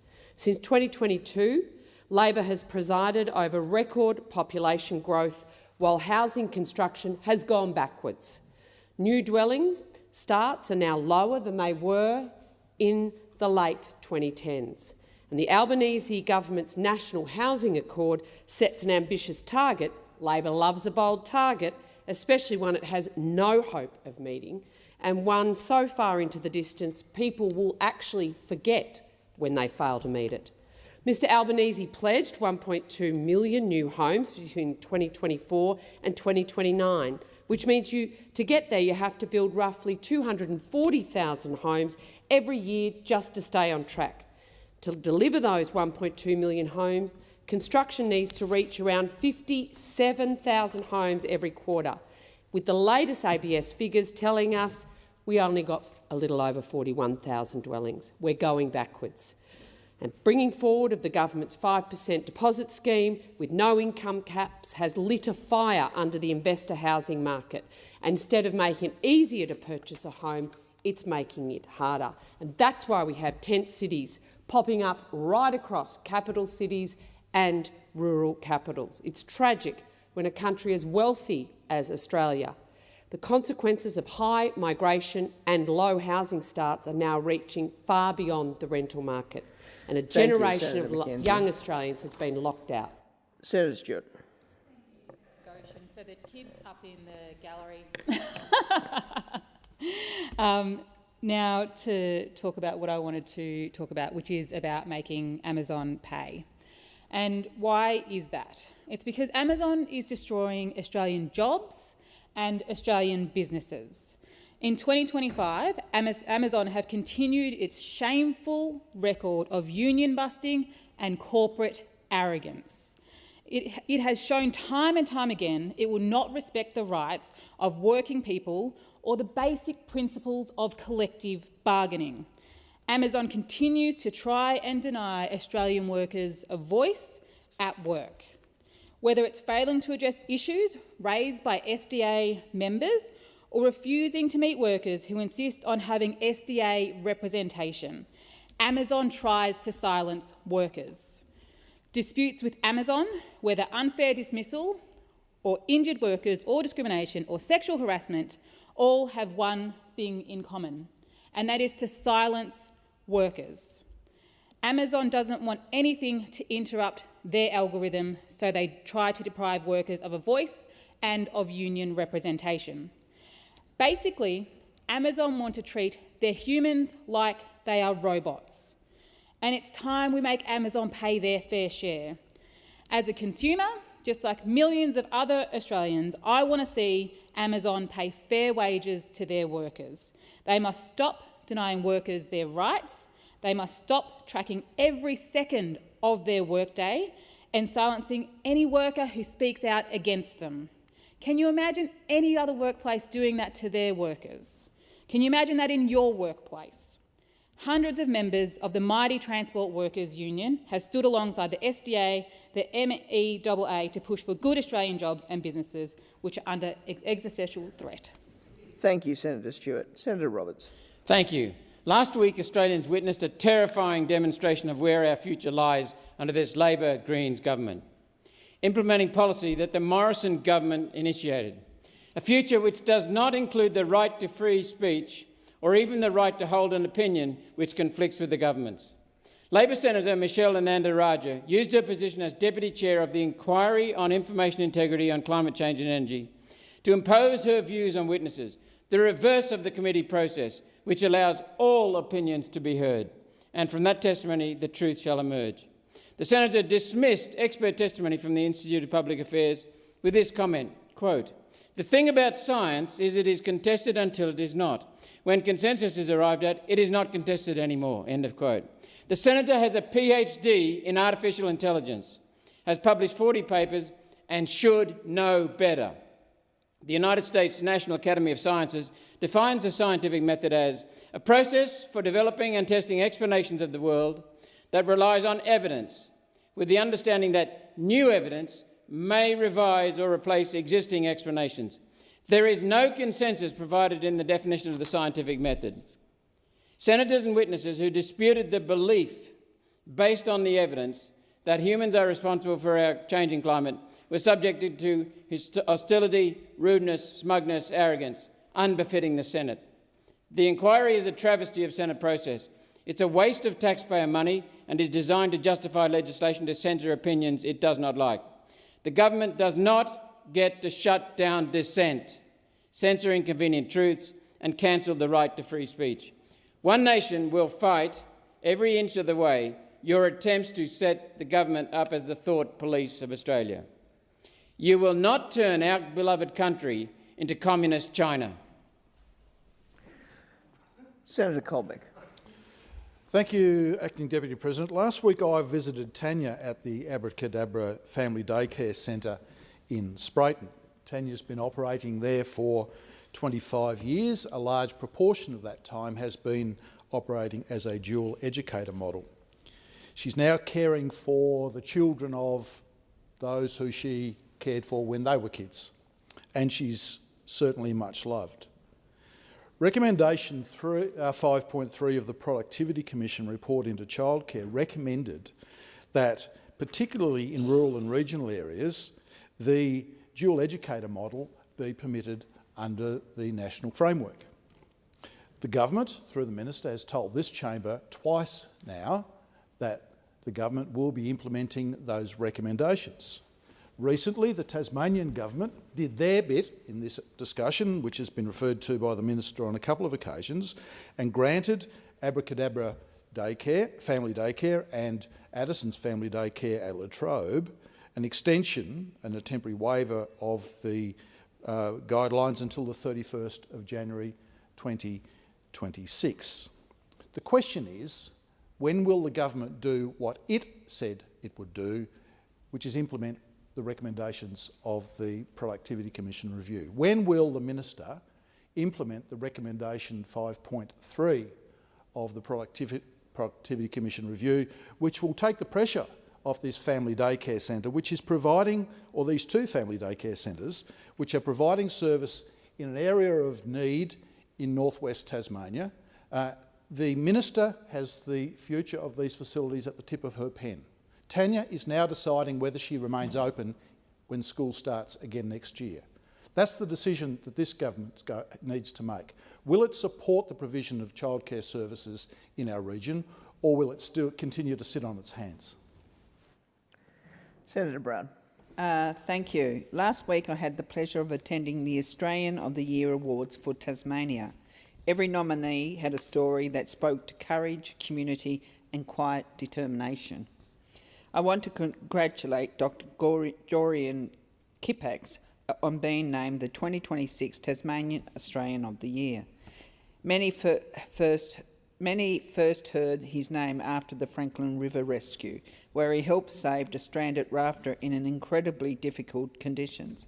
But what stands out when you meet him is not the drama of that moment, but his humility and deep respect he has for the whole rescue team. His career as an emergency medicine specialist, including service with the ADF and the Australian Antarctic Division, reflects years of calm, steady work in the toughest environments. I also want to acknowledge our Senior Australian of the Year, Julie Dunbatten, whose vision has changed the way we think about school lunches in Tasmania. Her simple but powerful belief that every child deserves a nutritious sit-down meal made from local produce is now reaching thousands of students each week. It is building healthier habits, supporting local growers and easing pressure on families.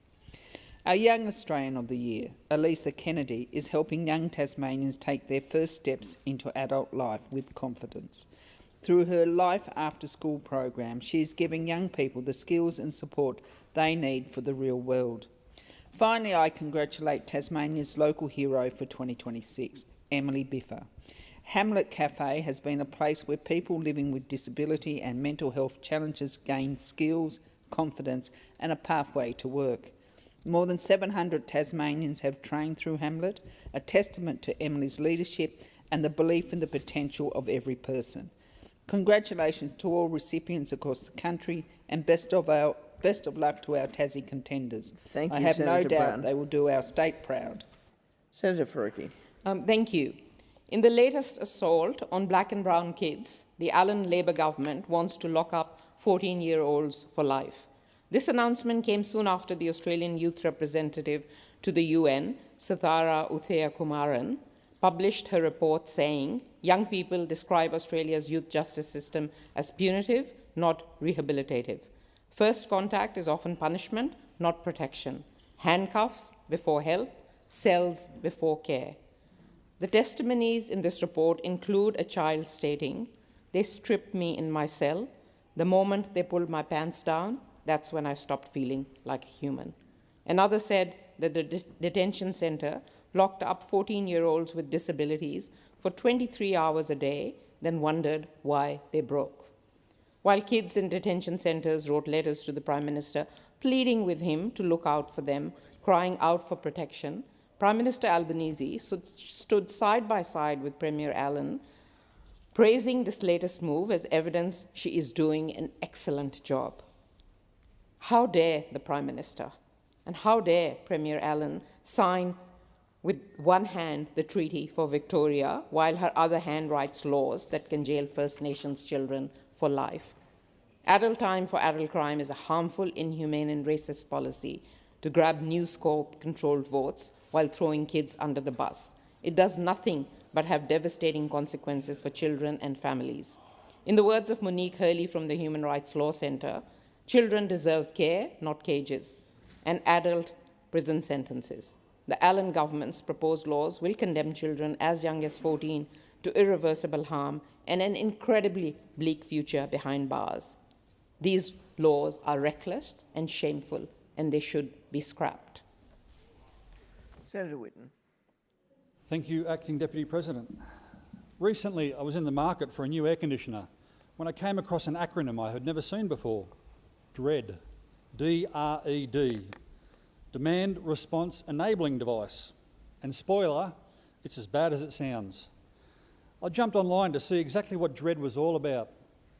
The Dakin website gave a great overview. A demand-enabled response air conditioner allows your electricity provider to control the system at various pre-programmed levels to manage your demand on the power grid during peak periods. Now, what could go wrong with that? Well, the next article I find is from the ABC. They reported that Queensland state-owned Energex remotely throttled down nearly 170,000 air conditioners 6 times in just 2 months, slashing their power to 50% during sweltering heat. Protect the grid. How does a power company send a signal to your house to turn down the aircon specifically? Smart meters. And in my home state of Western Australia, they are coming to a meter box near you. You may be able to have the remote communications removed if you meet certain criteria. And if you do, well, you'll have to read the media yourself. A massive step backwards and a major inconvenience. But you don't even get that option if you have solar panels, an electric car or a home battery system. Thanks to Labor's brutal attack on our power grids, governments are scrambling to find ways to stop them collapsing. Your batteries, your panels, your electric cars, your air conditioners will no longer be yours to control. They have been hijacked by the greater good, whether you voted for it or not. This is coming to your house. This is the future of energy under Labor. Total government control is coming. Dread is coming. Senator Delegia. Thanks very much, Acting Deputy President. And when companies are so strongly opposed to unions, it's often because they've got something to hide. And Amazon, the second largest online retail in Australia, is one of the worst offenders when it comes to worker exploitation, tax evasion and disregard for even the most basic levels of human dignity. It's time to make Amazon pay their fair share of tax, pay their workers fair wages and pay their workers the respect that they deserve. Amazon's abhorrent practices undermine the democratic principles at the heart of our great nation.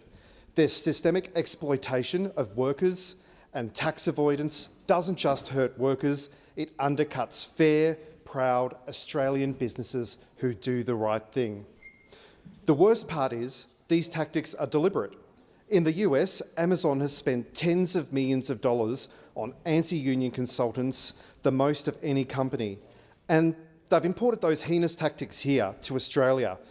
They've actually called police to block union officials from inspecting conditions, and they've sacked dozens of drivers who even dared to speak up.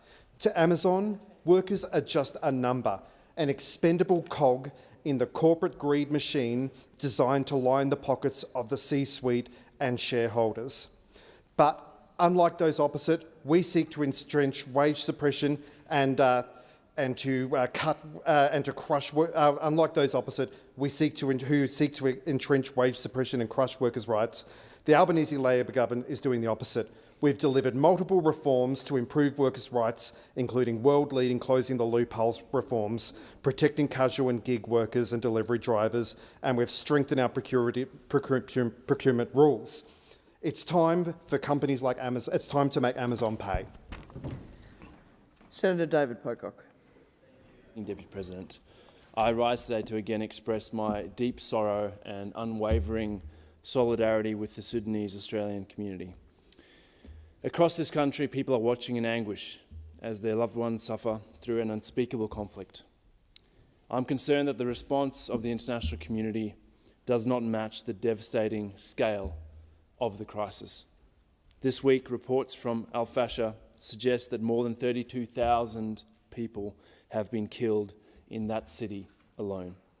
Across Sudan, the death toll is now estimated at over 150,000 people. I want to acknowledge the many Sudanese Australians whose advocacy and courage have kept this crisis from slipping entirely from public view. You have shown moral clarity in seeking support for more to be done to support people in Sudan. The conflict is not just a war. It risks becoming a genocide.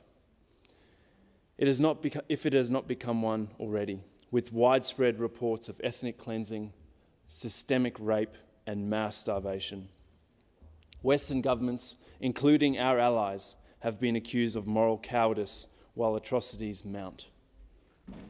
Whether or not one accepts that claim, it is clear that economic and strategic interests are outweighing human lives. This chamber has shown solidarity before, but symbolic gestures are not enough.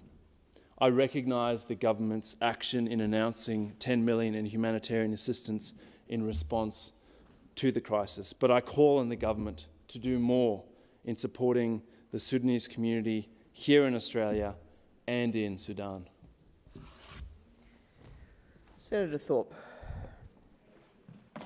Let's talk about genocide. Genocide is considered the crime of all crimes. Genos meaning tribe, side meaning killing. As Polish Jewish lawyer Rafał Lemkin who first defined genocide, understood it. Genocide began long before World War II or the drafting of the Genocide Convention. Lemkin saw genocide across the colonies as the destruction of Indigenous peoples everywhere for private and imperial gain. Lemkin's definition of genocide held that cultural destruction was an essential part of any attempt to destroy a racial, ethnic, religious or minority group. Destroying cultural items, targeting cultural leaders or places, banning cultural practices and forced assimilation are the tools of cultural genocide. All of these were used in the bloodied history of this very colony. This element of genocide is missing from the current law. The legal definition was altered by nations that should be convicted of it. Leaving cultural genocide out of the international and domestic law was deliberate. Colonial states like Australia had to denounce the barbarism of World War II while protecting themselves from accountability for their own destruction of First Peoples. The destruction of rock art at Murujuga is cultural genocide. 50,000 years of cultural history under threat for gas. Exempting damage caused by gas emissions is the very document that gives it World Heritage status, trivialising that very process. It is impossible to ignore that this colony is still committing genocide. Senator Little. The annual 16 days of activism against gender-based violence is underway. The human cost of violence in Australia is catastrophic, is immeasurable and increasing. Since this time last year, 74 women have been killed by an intimate partner, but many more are injured and impacted. The financial cost of family violence in this country is $32 billion a year.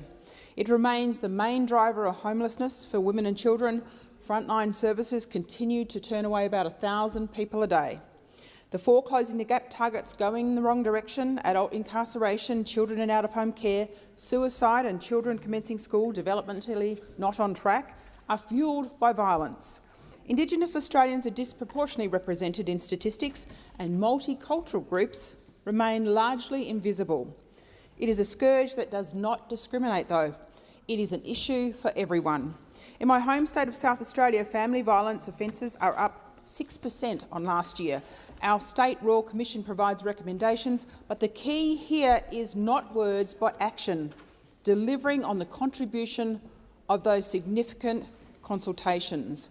Attending Rotary Australia's Purple Waves of Change at Moana Beach in South Australia on the weekend and JIRA's annual walk in Canberra focused attention on Indigenous women. It's clear the will exists. What we need to do is find more ways. It is work that must be supported by national coordination and consistency of approach, recognising, though, there are local solutions and having the courage to move past reviews and into implementation. The key lies in what Australians do every day, and for government to be prepared to do more of what the evidence says we should do more of, and to be brave about not doing what we know isn't working hard enough to change these statistics. Thank you, Senator Little. Senator O'Neill. Thank you very much, President. Can you believe that right now, in 2025, there are women in Australia who don't have access to a toilet in their workplace? This is a reality for too many women who work in the transport sector, highlighted in a new survey conducted by the Rail, Tram and Bus Union, the mighty RTBU, and a shout-out to Alex Classens. 73%, nearly 3 out of every 4 women working in the sector reported health issues because of inadequate workplace sanitary facilities. Dehydration, UTIs, digestive issues, menstrual complications and kidney problems, all the result of not having access to a safe, private toilet in their workplace. Women are delaying their toilet breaks, they're dehydrating themselves, they're having to carry used period products around in their pockets or bags during shifts, or even having to wear adult nappies or special underwear just to get through their shift. The response of managers, too often they laugh it off and they make comments like, oh, that's just how it works in this job. Not good enough. I support this campaign. Every decent Australian should too. Thank you, Senator O'Neill. The time for responding has expired. We'll move to question time, and I'll call Senator Patterson. Thank you, President. My question is to the Minister representing the Treasurer, Senator Gallagher. This morning, the ABS confirmed that inflation rose to 3.8% in the 12 months to October, an increase from 3.6% in September and higher than forecast. This follows confirmation from the RBA earlier this month that they expect headline inflation to rise to 3.7% and remain high across 2026. Minister, how much more evidence do you need before you admit that the government's policy settings are resulting in higher prices for Australians? Thank you, Senator Patterson. Minister Gallagher. Thank you, President. I thank Senator Patterson for the question. And I think if Senator Patterson is concerned at inflation which was flat in the month of October, he would have been absolutely mortified at inflation when they were last in government, which was, of course, headline inflation was 6.1% and climbing. I'm merely drawing comparison to the inflation rate that we inherited when we came to government, which was 6.1%. And climbing at that time, and of course we know it peaked at 8% or so in the December quarter of that year. And yes, inflation is higher than we would like, but it is much, much lower than we inherited, and that is a fact. Not only have we got inflation down, we've seen jobs grow, we've seen unemployment remain historically low, we have got wages moving again.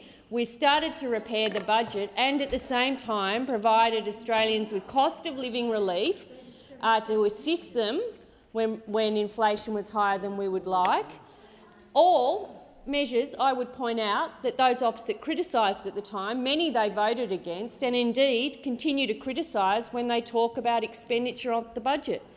Because when they criticise the expenditure of the budget, the decisions we've taken, they are decisions around indexing the pension, making sure that single parenting payment goes up, looking at Commonwealth rent relief, making sure that we're able to provide energy bill relief when electricity prices have been high. All of that, that is what they refer to when they say Labor has spent too much money. What they're saying is Labor has spent too much on you, on your energy bills, on Medicare, on housing. Thank you, Minister. The time for answering has expired. Senator Patterson, first supplementary. Thank you, President. Today's ABS release also states electricity costs rose 37.1% in the 12 months to October. Does the minister acknowledge the Albanese government's policy of net zero has totally failed and Australian households and businesses continue to pay higher and higher energy bills? Thank you, Senator Patterson. Minister Gallagher. Senator Patterson has been in this place for a while now, so he will of course remember the fact that they had 23 energy policies and couldn't land one of them, that 24 out of 28 coal-fired power stations announced their closure when you were in government, and what was your response? Nothing. Head in the sand, nothing to see here. Let's do nothing. Let's do nothing about creating the energy grid, the energy system that Australians need. Let's fight over climate change internally, which, might I say, continues to this day. Where is Senator Bragg? Got everything he wanted, we hear. Got everything we wanted when they walked away from net zero. Minister, please resume your seat.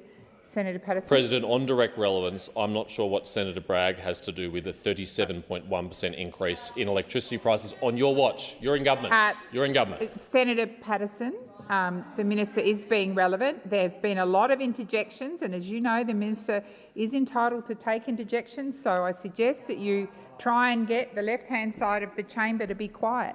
Minister Gallagher. Thank you. And on energy bills specifically, when we have recognised that there had been price increases, we sought to assist households with energy bill relief and small business with energy bill relief, and those opposite voted against Thank you, it. Minister. Senator Patterson, second supplementary. Thank you, President. Deloitte Access Economics partner Stephen Smith said the Reserve Bank finds itself in the trickiest spot, facing accelerating inflation and softening economic growth.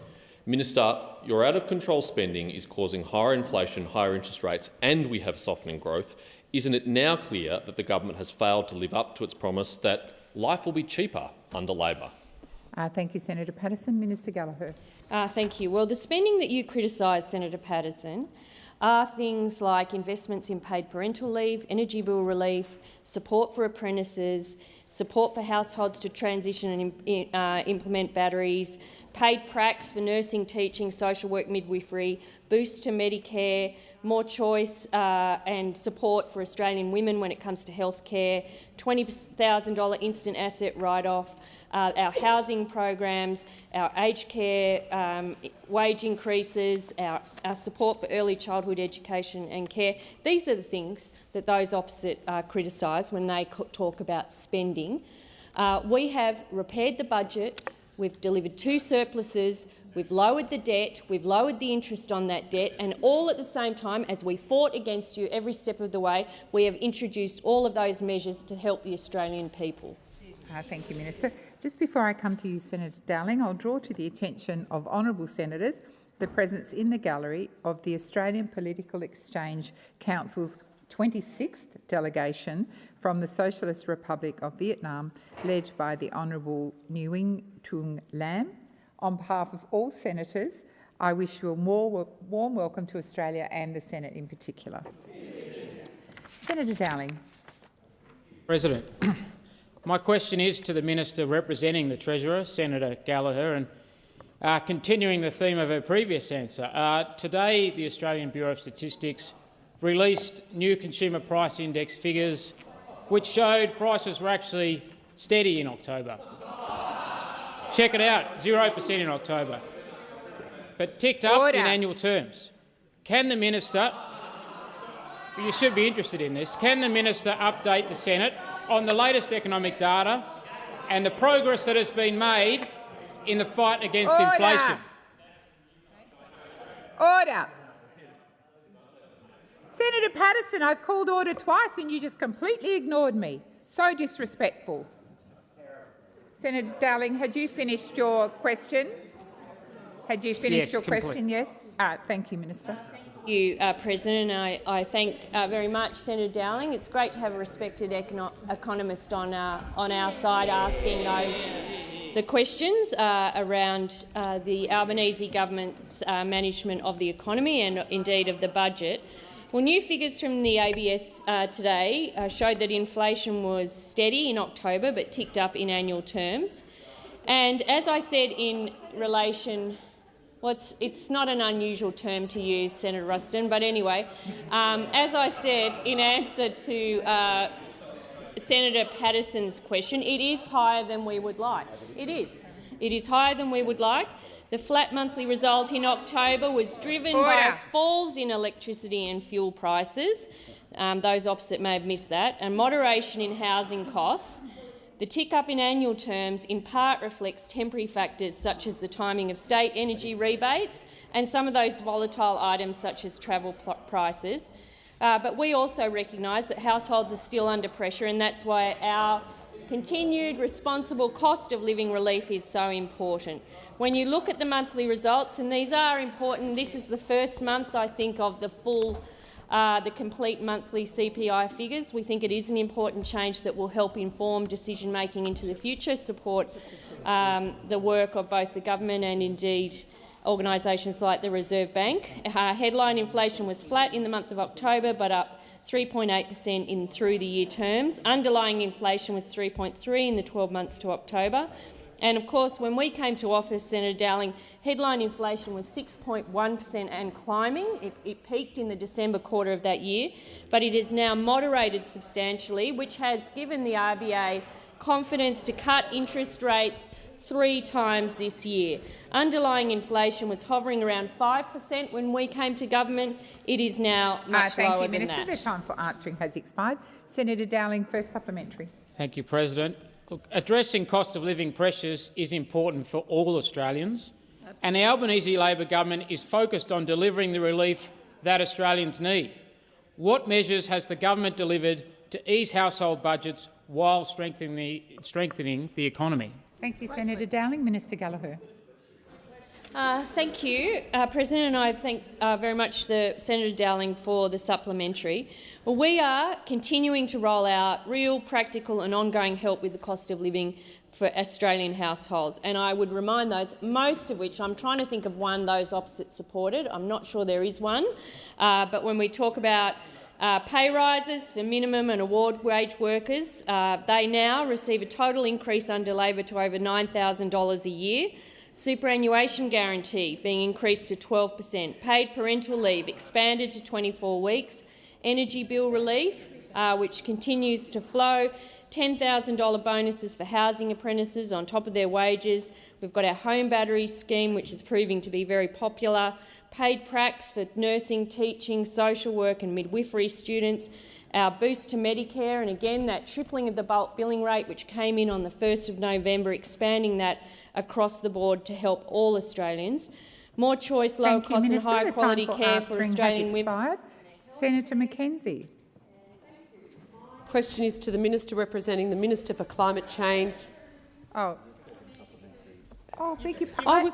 I am so sorry, Senator Mackenzie. Sorry, Senator Dowling. Second supplementary. Oh, yeah. No. No, we're not finished yet. Order. There's so much more to talk about. Order. We just wait for silence, Senator Dowling. Apologies for missing your second sup. No, it's a good one. The Albanese Labor government is focused on jobs, wages and cost of living relief for Australians. How is the government delivering for Australians and, most importantly, putting people ahead of politics? Minister Gallagher. Thank you, President. I'm so glad Senator Dowling got to give that excellent supplementary. When we came to office, real wages were going backwards and had fallen for 5 consecutive quarters. Last week's wages data showed annual real wages have grown for 8 consecutive quarters, the longest run of real wage growth in almost a decade. Since Labor was elected, inflation is down, debt is down, real wages are growing, unemployment remains low and interest rates have fallen 3 times this year. If those opposite had won the election, all the cost of living relief, which we just talked about, would have been on the chopping block. They are the party that wanted higher taxes, remember that? And we all... Did everyone enjoy Nikki Sava's piece on the weekend, reading about that? Oh, that was the one that got away. The party who will ever be known as the party of higher taxes, that went to an election arguing for higher taxation. We are the party of lower taxes thank you, Minister. and higher wages. The time has now expired. Senator Mackenzie. I promise Big I've got surprise, it right. the big reveal. My question is to the Minister representing the Minister for Climate Change and Energy, Senator Ayres. On Sunday, the Prime Minister, Minister Wong and Minister Bowen issued a joint media release outlining the details of the formal agreement with Turkey for it to host the COP31 climate conference. The joint media release states, and I quote, "Australia, in partnership with the Pacific Island countries, will set the agenda for pre-COP in the Pacific, preside over pre-COP and fulfil all the operational and logistical responsibilities for pre-COP." Does this mean the Australian taxpayers will be asked to pay for the costs of putting on the pre-COP? And if so, how much has the government budgeted for these expenses? Thank you, Senator Mackenzie. Minister Ayres. I think it is a good question because it allows me to just spell out, just for a second, in the hope that it might, sink in. I mean, they're not all there. They're not all there, but, for those that are, it just happens that I just want to break this to you really slowly. It is in the Australian interest. It is in the interest of Australia and in the interest of Australians for these climate negotiations to be successful. It is in the interests of Australia for Australia's interest to be represented there by our capable and effective Minister for Climate Change and Energy, because it's Australian farmers, Australian industry, regional communities... Minister Ayres, please resume your seat. Senator Mackenzie. A point of order, Madam President. Relevance. The Minister has gone nowhere near the cost issues outlined in the joint media release issued by the Prime Minister and Minister Wong. Thank you, Senator McKenzie. I think Senator Ayres is addressing the media release, but I will continue to listen carefully, and if he doesn't, I'll draw him to the question. Minister Ayres. Thank you, President. The media release and the Conference of the Parties conference, of course, go to all of these questions. And it's in Australians' interest, Australian farmers, Australian industry, coastal communities, communities in the bush, and of course it's also in the interests of our friends and neighbours in the Pacific, who you lot mock, who you lot make fun of. Your previous leader mocked their interests. We are working with them to deliver in the Australian interest. And today there are representatives of those countries and their churches touring this building. Senator McKenzie, I've called order. Speaking to us directly. In fact, this morning, singing beautifully about their interest, their national interest. That is what is being represented here, Thank you, and Minister. it's absolutely in Australia's interest. interest. Has expired. Senator McKenzie, first supplementary. So no idea how much for pre-COP that you've budgeted for. Let's try. The joint statement also states that Australia will be responsible for, and I quote, convening consultations and meetings throughout the year as needed to inform negotiations, including taking on their operational and logistical responsibilities. Minister, will Australian taxpayers have to bear any of the costs associated with preparations and consultations for the COP31 climate conference in Turkey? Thank you, Senator McKenzie. Minister Ayres. Well, what you're talking about, Senator McKenzie, it strikes me is a good COP. A good COP. Now that is a COP where Australia's interest is represented, because it's in our interest to see, in a measurable way, a plan to reduce emissions. Minister Ayres, please resume your seat. Minister Wong. Point of order on the persistent and very loud interjections from Senator McKenzie. Thank you. I was going to inform Senator McKenzie she was being louder than the minister, which is quite a feat. I would ask you not to interject any further, because I want to hear the answer. Minister Ayres, please continue. I will take that as a personal challenge, President. No, please don't. That's a good COP, where our interests are represented. I'll tell you what a bad COP is. A bad COP is what Mr Morrison did last time in his mysterious trip to Glasgow, with almost 100 people clustered around him, pandering to his every whim. He spent half of the time in the United Kingdom on a family history holiday, utterly self-indulgent. These costs will be determined in the normal way. Thank you, Minister. Senator McKenzie, second supplementary. The minister has gone nowhere near answering how much money the Australian public will be on the hook for this decision. Let's try for the third time. Can the government guarantee that Australian taxpayers will not have to cop any of the costs associated with the planning, communication and delivery of the COP31 conference in Turkey? Third time's a charm, Minister. Let's thank you, Senator McKenzie. Minister Ayres. Well, the conference in Turkey is a diplomatic triumph for Australia. That's what it is, and the costs for that will be determined in the normal way. In the normal way. You know, Senator McKenzie. Minister Ayres, please resume your seat. Senator McKenzie, I have appealed to you not to call out, not to interject. You've asked your question. I'll listen for the minister's answer. Minister Ayres. So I've answered in relation to costs for this. I'll tell you the costs that I'm concerned about. Mr Joyce, a former member of the National Party, under you lot, claimed 600 and it's a matter of time, $675,000. Minister Ayres, please resume your seat. Senator McKenzie. Minister has been misrepresenting What's the point of Barnaby order? Joyce, as That's the debating who point. is What is the point still of a order? member of the National Party. Senator McKenzie. Order. Order. Order. Senator McKenzie, I have asked senators on many times not to use points of order as some sort of way to make a personal statement. If you had stood and asked me to direct the minister back to the question, I would have gladly done so, and I intend to draw the minister back to the question. That would have been an appropriate point of order.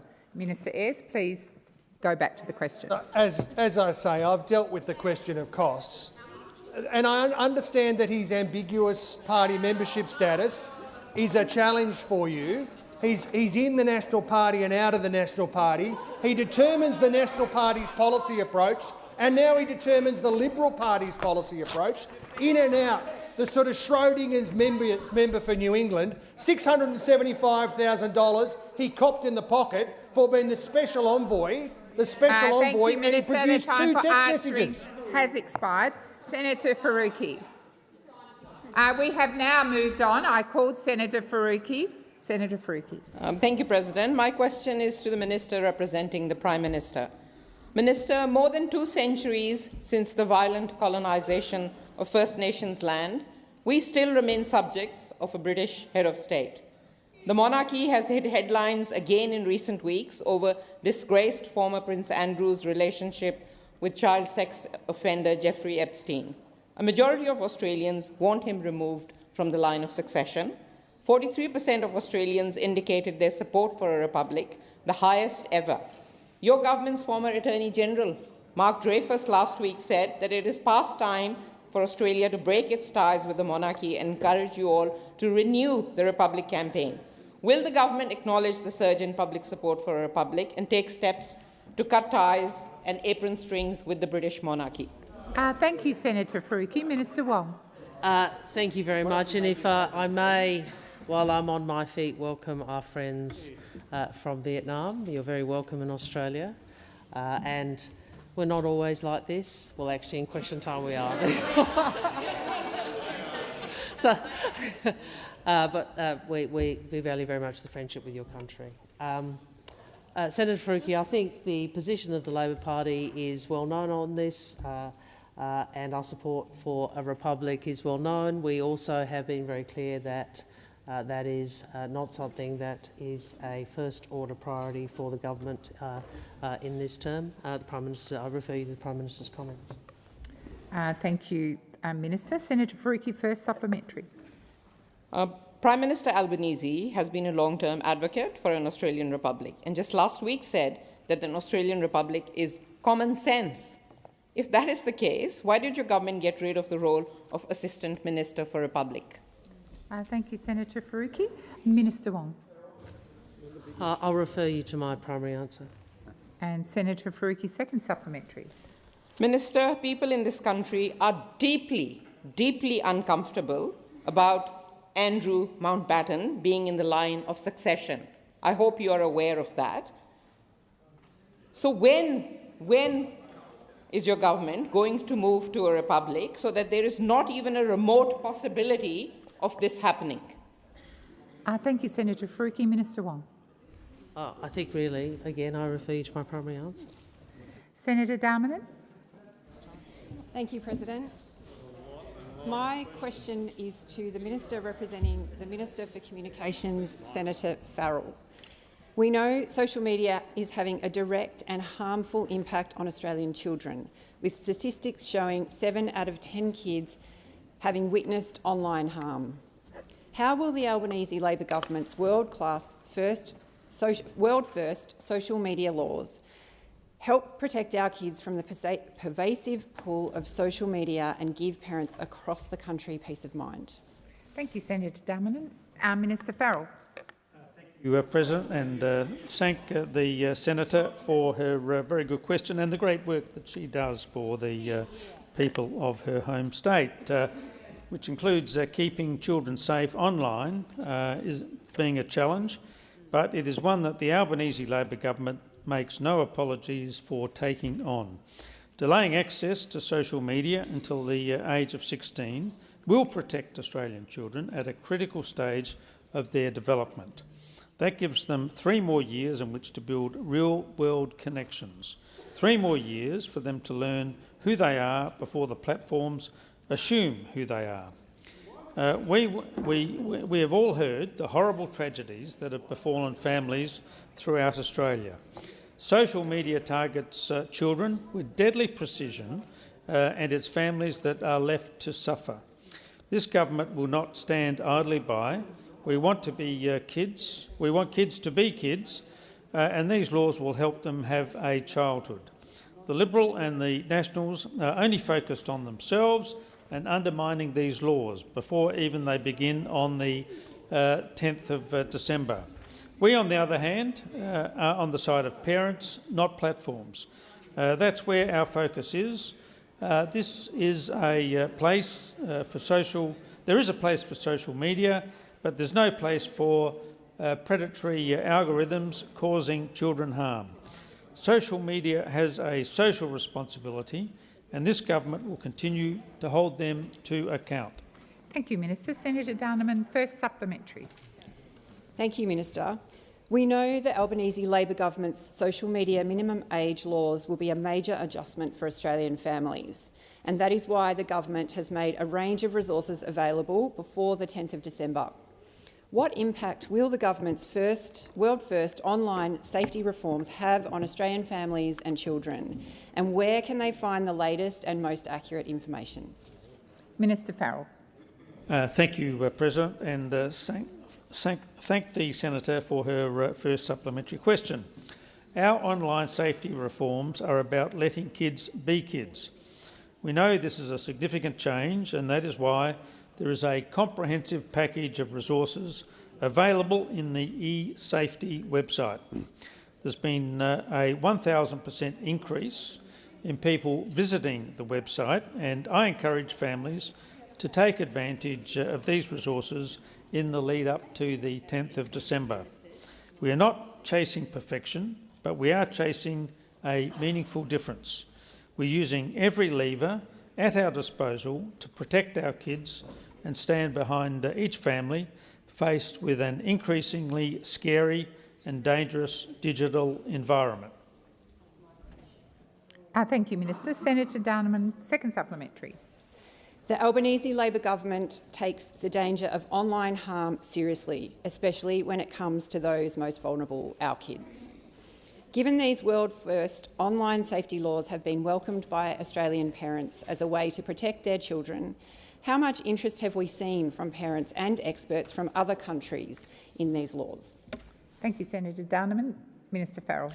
Thank you, President, and thanks, Senator, for her second supplementary question. We know the world is looking at the Albanese Labor government decision to protect children online. Our reforms were resoundingly welcomed at the United Nations General Assembly. Just this week, we've seen Malaysia announce its intention to ban social media accounts for under 16-year-olds. Earlier this month, Denmark's government also announced plans to ban access to social media for anybody under 15. We are proud to be leading the world when it comes to protecting our kids online. And we're proud to provide Australian parents and grandparents with yet another tool to protect their children at a time when they are most vulnerable. Thank you, Minister. Senator Tyrrell. Thank you, President. My question is for the Minister representing the Treasurer, Senator Gallagher. Australia's economic growth is built on migration. This reliance on migrants, both skilled and unskilled, is not a coincidence. It is the backbone of our community and our economy. Yet we still hear the tiresome base-level arguments they are not taking jobs, they are filling gaps, creating new markets and sustaining our entire service economy. Can the government please outline what economic benefits migrants bring to Australia? Thank you, Senator Tyrrell. Minister Gallagher. Thank you, President. I thank Senator Tyrrell for the question and for the heads up that she was to ask a question around Australia's migration settings, policies, and also the economic benefit that comes from having a country that has been enriched and whose economy has been supported by a strong and mainly tripartisan or multi-partisan approach to utilising the skills and capabilities of Order! Minister, please resume your seat. Order! Order! Across the chamber. Order! Senator Mackenzie again. Senator Ayres. Minister, please continue. Around filling workforce shortages, gaps, increasing the skills available for businesses, driving productivity and innovation, increasing and contributing to significant economic growth, enhancing business and entrepreneurship and increasing consumer demand are all things that support the continuation of a strong sustainable migration policy. And in fact, Senator Tyrrell, you often ask me in this place about questions about healthcare and Medicare when I was repping that portfolio. I think if you acknowledge that that area where we have demand for skills far outstripping the ability to supply those, anyone who goes into a hospital or an aged care facility, or in fact many of those industries that support care across our economy, you will see migrants here who've been brought in under various programs to support the delivery of services to the Australian community. And if you look at doctor shortages, if you look at nursing shortages in allied health, in the care economy more broadly, these jobs are critical to supporting our economy and our economic growth and productivity agenda, and without migrants coming in on a sustainable program, and as we've noticed in the last few years, that the net overseas migration has actually declined. Thank you, Minister. The time more for than answering 40%. has expired. Senator Tyrrell, first supplementary. Thank you, President. Our ageing demographic means we are critically dependent on new blood and new skills. As we face an ageing population, we will need migration to support our aged care sector and provide quality care. Can the government please outline how essential migrants are to our care sector? Thank you, Senator Tyrrell. Minister Gallagher. Thank you, Senator Tyrrell, and I really do appreciate a question here that doesn't seek to demonise migrants coming into this country. It is a refreshing change, I think, and a different approach to the one that has been taken by others in this place. In relation to aged care, it is essential that we are able to staff all of the care requirements that people need, whether that be in their homes or it be in aged care facilities, or for those that are requiring more acute care in the hospital setting. And we know that over the last financial year, 21,000 healthcare workers came into Australia on skilled visas. So that gives you a sense of the magnitude, 21,000. That's obviously to complement the skills of the experienced staff that we have working here as citizens, not on those visa arrangements, but that gives you a sense of the magnitude, and that's going to continue. We know from all the projections that we are going to need to continue to attract migrants in order to help us cover these job opportunities. Thank you, Minister. Senator Tyrrell, second supplementary. Thank you, President. So we know for a fact that migration is boosting our economy and is keeping our care sector afloat. Can the government please explain what detriment to the economy a net zero migration policy for 5 years would cause for our economy as proposed by One Nation? Thank you, Senator Tyrrell. Minister Gallagher. Thank you. Well, it would have a very substantial impact on our economic growth, a negative impact on our economic growth, but it would also, importantly, have a very, very significant effect on the services that Australians seek and need, not only in the care economy, but I have yet to find a business in this country, when I've done roundtables and all the rest of it, that has sought to have a policy such as the one that One Nation are arguing for. If anything, business are arguing for more intake, in particular areas of visa category, in order to fill the very significant shortages there are, whether it be in health and community care, or indeed in construction, or in engineering, or in IT. All of those businesses would seek further increase in the intake. No one would be arguing for net zero. Thank you, Minister. I am checking out the lights situation. I'll keep the chamber informed when I get a response. Senator Dean Smith. You have to get those windmills going. I'm sorry, Senator Smith. I know you're on your feet. Order. Senator Smith. Thank you, President. My question is to the Minister representing the Prime Minister, Senator Wong. On Monday... Order. Senator Smith is on his feet. Senator Watt. Questions need to be asked in silence. Senator Smith. On Monday, the Labor Premier of New South Wales, Chris Minns, lashed your government's housing record, saying the billions of dollars promised for hitting new home targets offered, quote, zero motivation for the states to reach their housing goals. Minister, why are even your own Labor state colleagues now criticising your housing policies? Thank you, Senator Smith. Minister Wong. Thank you, President. Thank you for the question, Senator, and I would hope that the states all of the states would understand, as the federal government does, the importance of all levels of government responding to the need to increase housing supply. That's certainly the way we have approached it, and we will continue to work with state governments, but of course continue to deliver the programs we are delivering. The facts are we know that Australia has had housing affordability challenge growing for some time. We know that this has resulted in many, particularly young, but not only young Australians struggling, but particularly renters and first home buyers.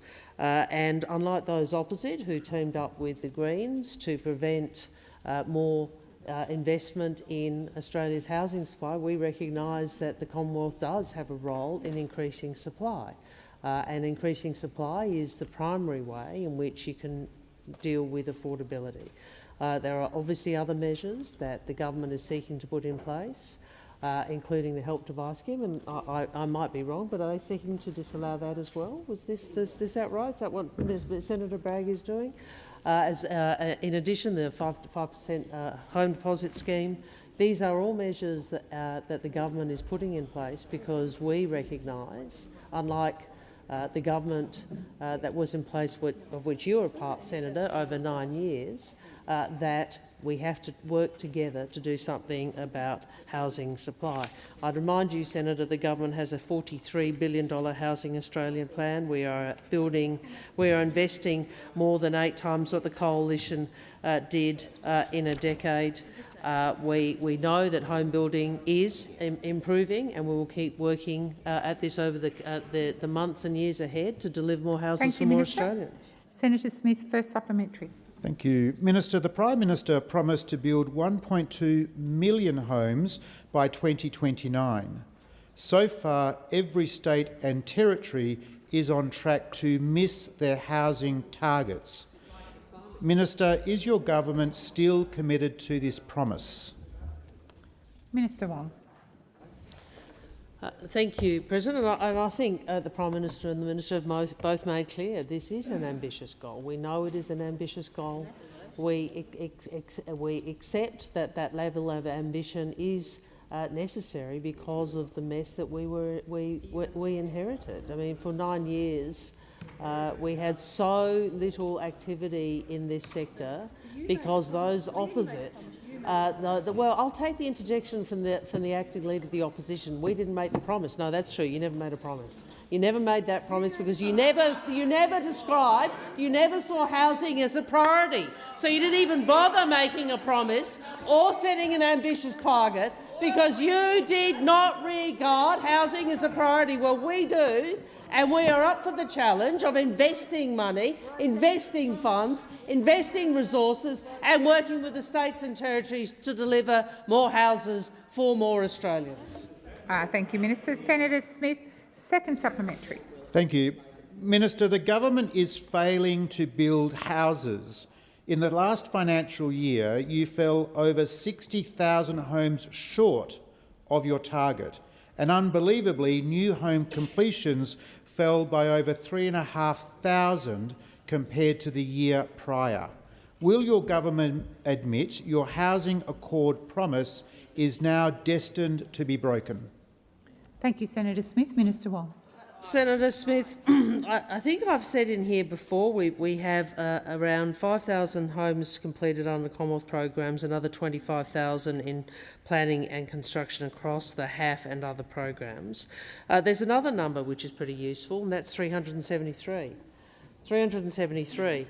That is the total number of social and affordable homes built in almost a decade under you. 373. 373. So, yes, Senator, we do take the responsibility of having a higher target than 373 in a decade, and we do that because we on this side understand the importance of housing to people's lives, security and to their future, and we will keep doing what we are doing because we want to deliver more homes for more Australians. Thank you, Minister. Senator Payman. Thank you, President. My question is to the Minister for Foreign Affairs, Senator Wong. Yesterday, it was reported that the Trump administration had instructed US embassies in various countries, including Australia, to collect data on migrant crime statistics to address what it calls the human rights implications and public safety impacts of mass migration. Just yesterday, the Senate resolved to reject the immature stunt that Senator Hanson pulled earlier this week and stand with Australia's multicultural communities. In that context, Minister, will this government similarly condemn this hateful and divisive edict from President Trump? Thank you, Senator Payman. Minister Wong. President, this government will always make decisions about Australia's policies based on what we believe is best for Australia. We are a pluralist nation. We welcome different races, different religions, different views. That is the position of this government, and I think we have demonstrated it. Thank you, Minister. Senator Payman, first supplementary. Minister, you said yesterday that Australia, modern-day Australia, is very multicultural, and that multicultural Australia is listening closely. It needs to know whether the government of which you are a part will stand against division, whether it comes from an Australian senator or an American president. So I repeat the question. With respect, will this government condemn this hateful and divisive edict from President Trump? Yes or no? Thank you, Senator Payman. Minister Wong. Well, we are responsible for Australian policy. We speak for Australia. As I have repeatedly said over a couple of decades of public life, and as this government has repeatedly said, and I think demonstrates by who we are a party that supports our pluralist, multicultural nation. 1 in 2 Australians are born overseas or have a parent born overseas. That is who we are. And we will always defend the principles that I have articulated, including yesterday, as has the Prime Minister. Thank you, Minister. Senator Payman, second supplementary. Minister, given the absence of a clear condemnation in your 2 previous responses, can you explain why the government appears to be willing to defend multicultural Australia only when it's politically convenient? Minister Wong. I shall try very hard, Senator Payman, out of respect for a fellow senator, not to be deeply and personally offended by that. There are some of us here on this side who have defended multiculturalism for all our lives, and we always will. Thank you, Minister. Senator De Liga. Thanks very much, President. My question is to the Minister representing the Minister for Climate Change and Energy, Senator Ayres. Twice now, voters have backed the Albanese Labor government's commitment to protect the environment and deliver cheaper and cleaner energy. With our abundant renewable resources and the falling cost of renewable generation, we have the chance to lower emissions while delivering more investment, more good jobs and a more productive economy.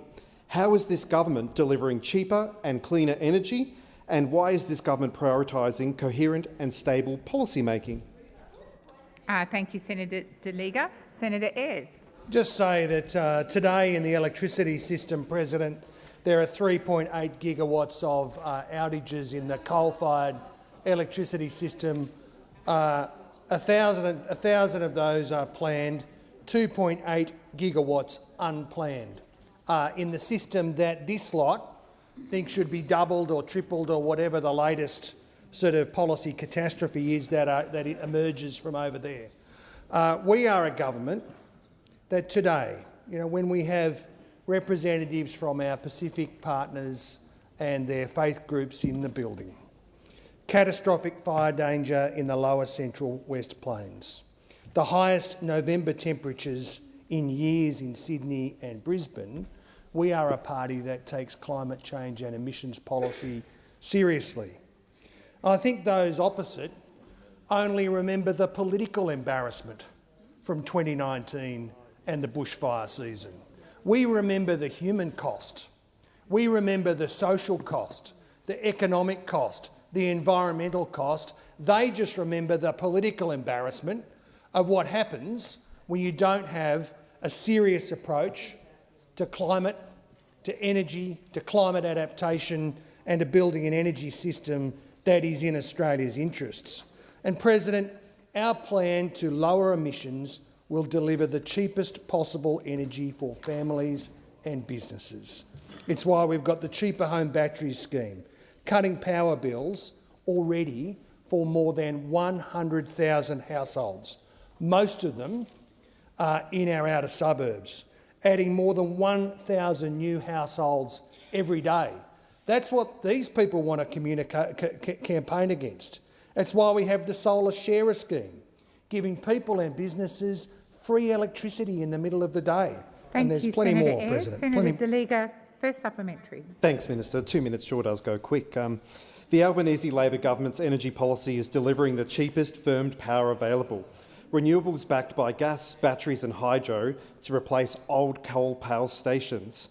Why is replacing these unreliable coal power plants a priority for the government? Thank you, Senator De Liga. Minister Ayres. Well, when the lights go out, Australians can be confident what the reason is. It's because these old plants, these old coal plants, shut without warning. They shut without warning. And when they shut, these old coal-fired power stations that they love over here and want to invest public money in, unless poor old Senator Bragg gets his sort of Don Quixote tilting at windmills, hopeful campaign up, public money invested in them, sweating these plants for longer. When there's an unplanned outage, which happens every day, what happens? Reliability challenges, but also power prices go up. Power prices go up because what's required is our gas power stations to step in, and that pushes the price of power up. Your plan, your legacy, higher prices, less investment, less generation. Thank you, Minister Ayres. Senator, order. Order. Senator De Liga, second supplementary. Thanks, President, and thanks, Minister. The Albanese Labor government is not supporting coal power through the coal capacity investment scheme and is not subsidising or funding new coal power stations. Why is the government not supporting new coal power stations? Thank you, Senator De Liga. Minister Ayres. Well, the answer to that, Senator, to that question, it's a very good question, characteristically good question from Senator De Liga. The reason we're not going to be investing taxpayers' money in coal-fired power stations, which is your approach, is because it would make electricity more expensive.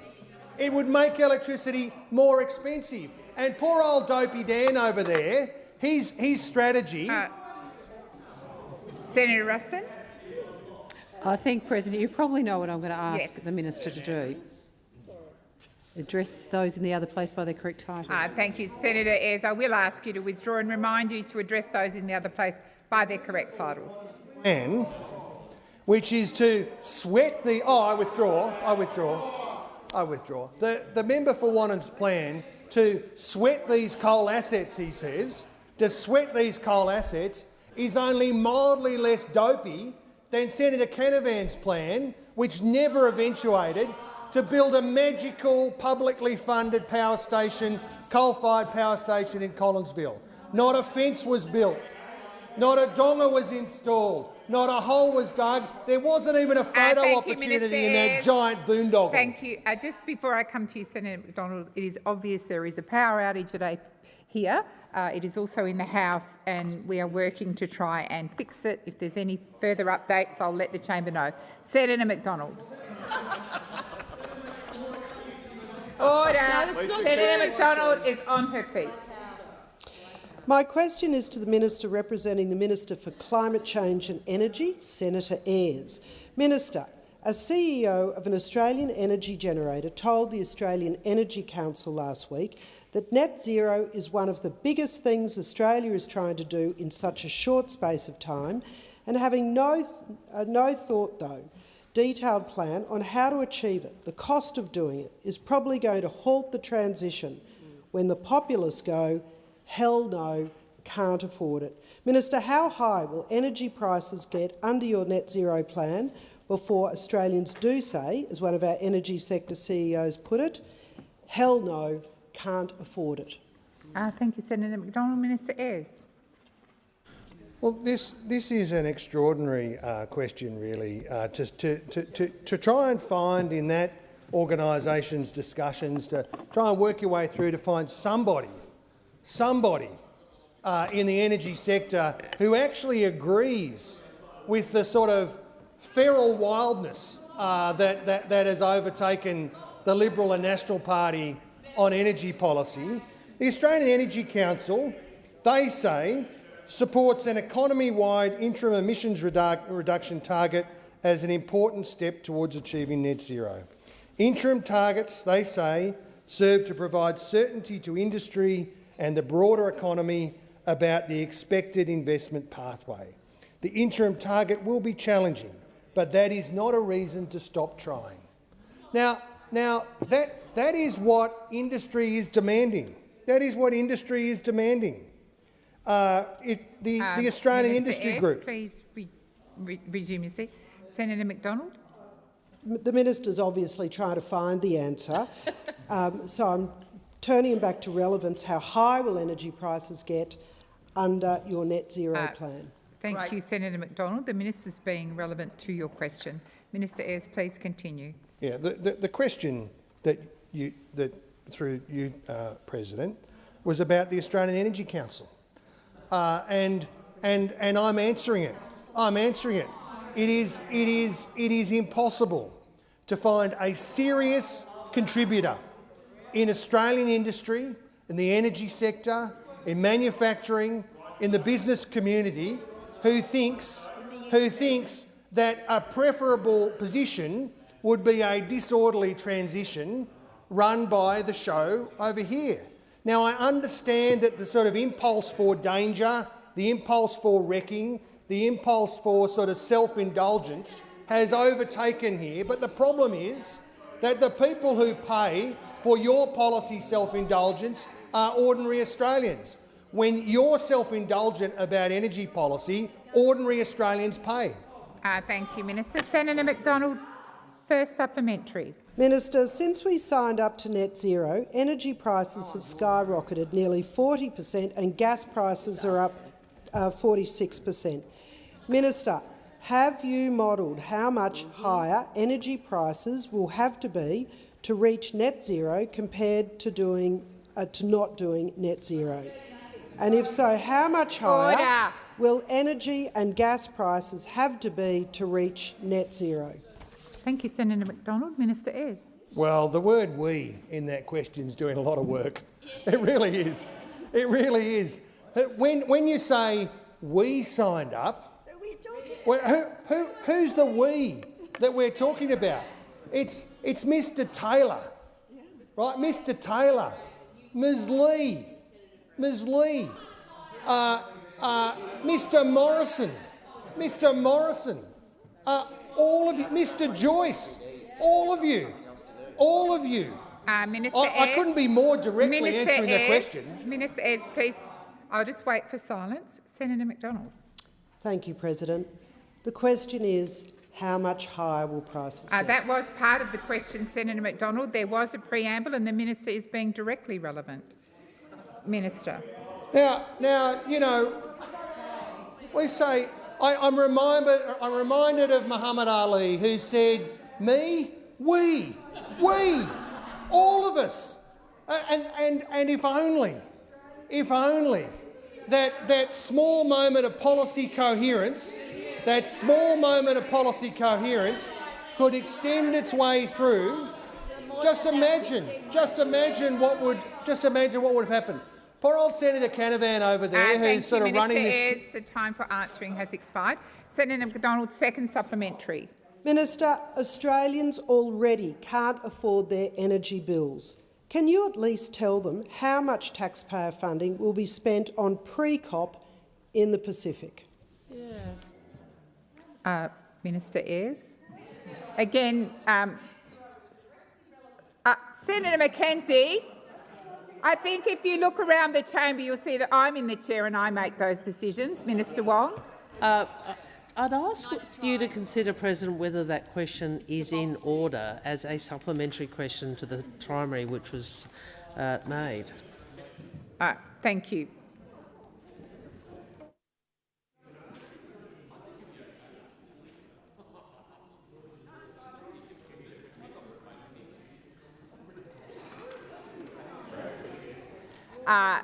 It was a tenuous link, but we'll give Minister Ayres the opportunity to answer that question.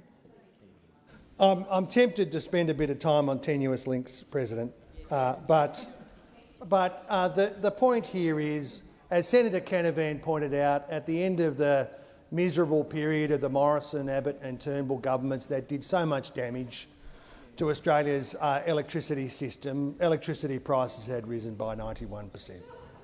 And because of that disinvestment that occurred, 4 gigawatts out, only 1 gigawatt back in, the Snowy 2.0 that started at $2 billion, now it's 12 because of their mismanagement, then electricity prices for ordinary Australians are higher than we would like. That's true. There is a consequence. Your self-indulgence, your incapacity means that real Australians pay. You wrecked the electricity system. We are building a new electricity system. You wrecked it. Ordinary Australians pay. Thank you, Minister. The time for answering has expired. Senator Stewart. Thank you, President. My question is to the Minister for Indigenous Australians, Senator McCarthy. This month marked the Albanese Labor government delivering on its commitment to abolish the failed Community Development Program with the new Remote Australia Employment Service.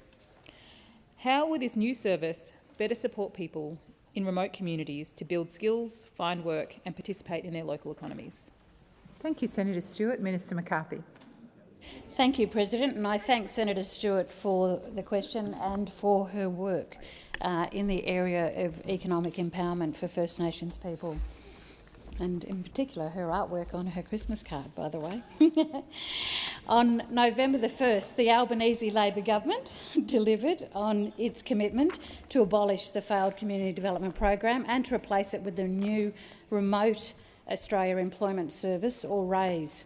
For years, President, remote communities were very clear. The CDP was not working and it focused on compliance rather than opportunity, and it did not deliver the real jobs, training or pathways people asked for. RAISE is changing that. It will provide tailored support to around 40,000 participants across 1,200 remote communities. It will help people build the skills they need to become job ready, to move into work when it's available, and crucially stay in work through greater access to mentoring and ongoing support. Where the job market is limited in these communities, RAISE providers will engage participants in local community projects that build practical skills and confidence. At least 25% of provider funding will be invested directly into these projects, giving communities the flexibility to design solutions that meet their own employment needs. This is about shifting from a top-down model to genuine partnership. We've already seen the impact through job trials that inform the design of RAISE. In Gallawinku, just one example, the Mialk Kitchen has supported 28 Yolngu people to build a thriving community enterprise, creating pathways to long-term employment and even supporting faster delivery of housing projects in the region. Thank you, Minister. Senator Stewart, first supplementary. Thank you for that update, Minister. The Remote Australia Employment Service is a major new investment in remote Australia. How will the Remote Australia Employment Service work alongside the government's Remote Jobs and Economic Development program to create real jobs in remote communities? Minister McCarthy. Thank you, President. Well, senators will be very familiar with the catchphrase that I've been speaking about, and that is jobs, jobs, jobs in our remote communities. So while RAISE is an employment service that provides skills, training and activities to get people job ready, we know the reality in some of our remote communities is that their job market is limited. So that's why we're delivering on our commitment to creating 3,000 jobs in remote communities under our Remote Jobs and Economic Development program. And that program, RGED, is currently rolling out. And these are real jobs that provide the dignity of work with proper pay and conditions like sick leave, annual leave and superannuation. And these jobs are rolling out in communities in industries like health, education, tourism, land management and cultural services. Thank you, Minister. Senator Stewart, second supplementary. Thank you, President. Australians in remote communities deserve a government that delivers appropriate services and employment opportunities.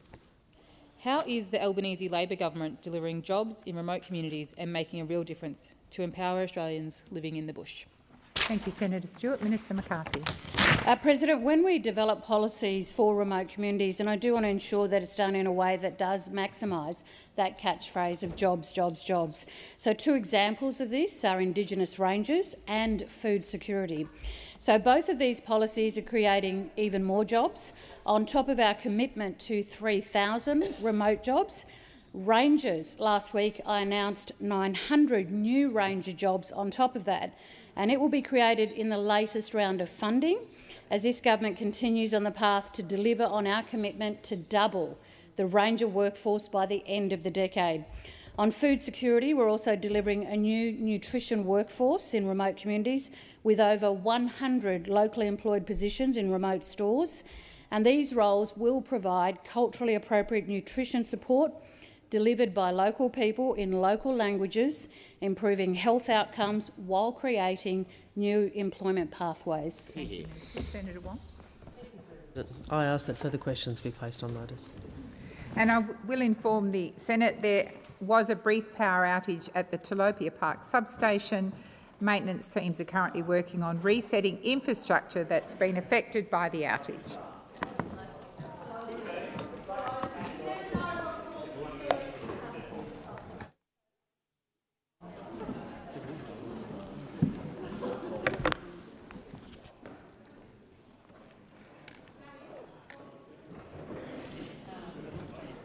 Ask senators to leave the chamber quietly if they're not planning to participate.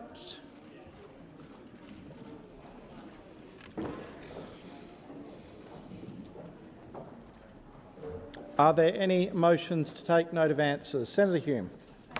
President, I rise to take note of all answers given to all coalition questions from the government.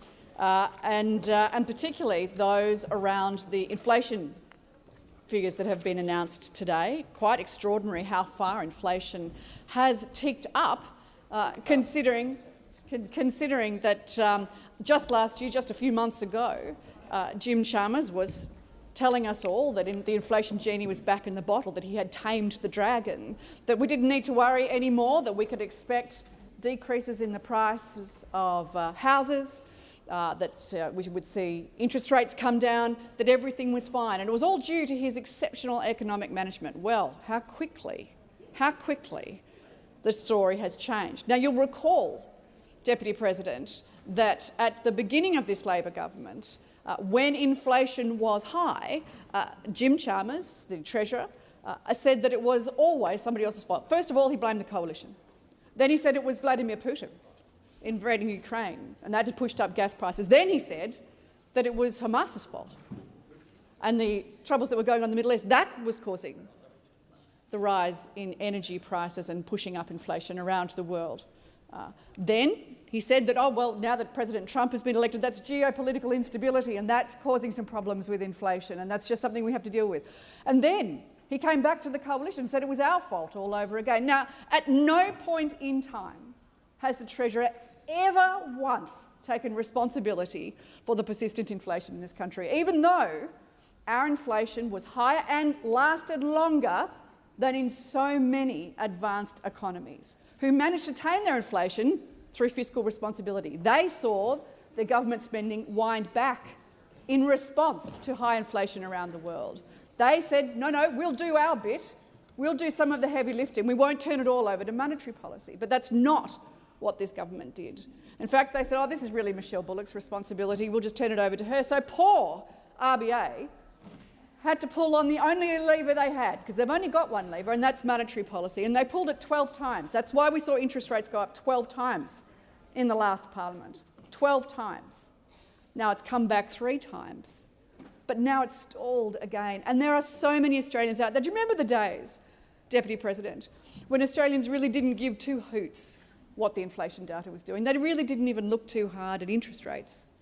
But now you've got families that are hanging out, watching economic data roll in, wondering how it's going to affect them. And you can understand why, because their living standards have gone backwards. They've gone backwards under this government. Now, why have they gone backwards? Because inflation has been too high for too long. It's eaten away at their wages. It means that they can buy less with the money that they have. Even if their wages have gone up, they haven't gone up enough to keep up with the rising cost of living. And it's that cost of living that has caused so much damage just in the last 3 years alone. That persistent rising cost of living, which apparently, according to Jim Chalmers, is the problem has been solved. Now, what is one of the causes of this persistent inflation? It's not just government spending, although let's face it, that is important. Even Michelle Bullock has pointed that out. It is the rising cost of energy. Those increasing energy bills, those energy bills that you all know have gone up by 40% in the last 3 years. And why have they gone up 40%? Because of this government's ideological obsession with reaching its renewable energy targets and reducing emissions by well beyond any comparable country by 2030 and indeed 2035 as well. And that ideological obsession has seen our energy prices rise, not lower.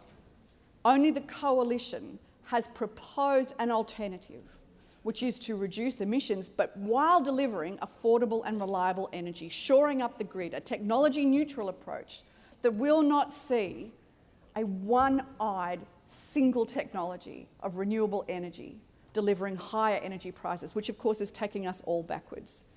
That renewable energy obsession is what has seen companies like Tomago go out of business, like Incitec Pivot, like Kainos Plastics, like Oceana Glass in my home state of Victoria. These companies, these manufacturing businesses are going out of business because of this government's approach to managing the economy, to managing the energy grid and to managing inflation. We want to see the pie grow. Economic management is not something that happens by accident, it happens by design, but this government has done the exact opposite, and it's Australians that are paying the price. Senator Stewart. Well, inflation is certainly much lower than what we inherited when we came to office.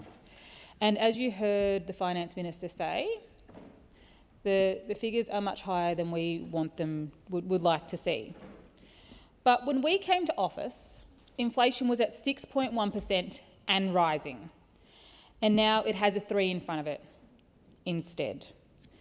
And while inflation was flat in the month of October, it did tick up in annual terms, in part due to temporary factors, such as the timing of state energy rebates and volatile items such as travel prices. Underlying inflation was almost 5% when we came to office. Now it is lower than that. The progress we have made on inflation has given the RBA confidence to cut interest rates 3 times this year. We've been able to get inflation down while keeping unemployment low, and the economy has continued to grow. And this is not the case around the world. And while we've made good progress on the economy together, we know that the job is not done, and we know that people are under pressure. But today we heard questions that labelled some of our spending as a government as out of control. And I'd really like to go through just, I suppose, a couple of things that our government has prioritised spending money on and whether Australians might consider it out of control. First, we've got tax cuts for every single working Australian, so Australians can keep more of what they earn. Energy bill relief. I reckon that's a pretty great thing for lots of Australian households and businesses. We've got record investment in Medicare, so people will be able to see a GP for free, with over 1,000 GP clinics signing up to be able to fully bulk bill their patients, a great thing for everyday Australians. I don't know, maybe that's out of control spending for them since they don't really love Medicare like Labor does. Cutting the cost of medicines. We've already cut it once. It's down at $32 now. But from the 1st of January, it's going to be $25 for every single Australian. I reckon Australians are happy to be paying $25 for their PBS script. I don't consider that out of control spending, because Australians should not have to choose between looking after their health and putting food on the table. That is a very good thing for Australians. Indexing the pension. I would think lots of pensioners would really like that one. I'm just wondering what you might take off your list. Increasing the single parenting payment, maybe they might go after that. Pay rise for aged care workers that really don't like highly feminised industries, people taking care of older Australians. Might go after that. Pay rise for early years educators, maybe? Out of control spending? Or do you like the people who look after our young people to be paid fairly? Because I like that. I like that. I reckon lots of parents like that too. Support for apprentices. So we've got the people and the tools we need to build the homes that Australia needs. I reckon that's a pretty great thing for the country too. Is that on your chopping block? Paid prac for nurses, teachers, midwives, social workers.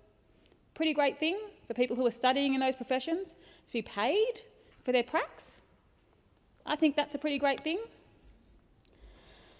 Increasing the number of weeks for Commonwealth paid parental leave. I reckon there are lots of parents around the country who would really love that extra time at home with their families, their new little bub. I reckon that's a pretty great thing. Are you going to cut it back to what it was? Because I reckon that's a good place for the government to prioritise putting money.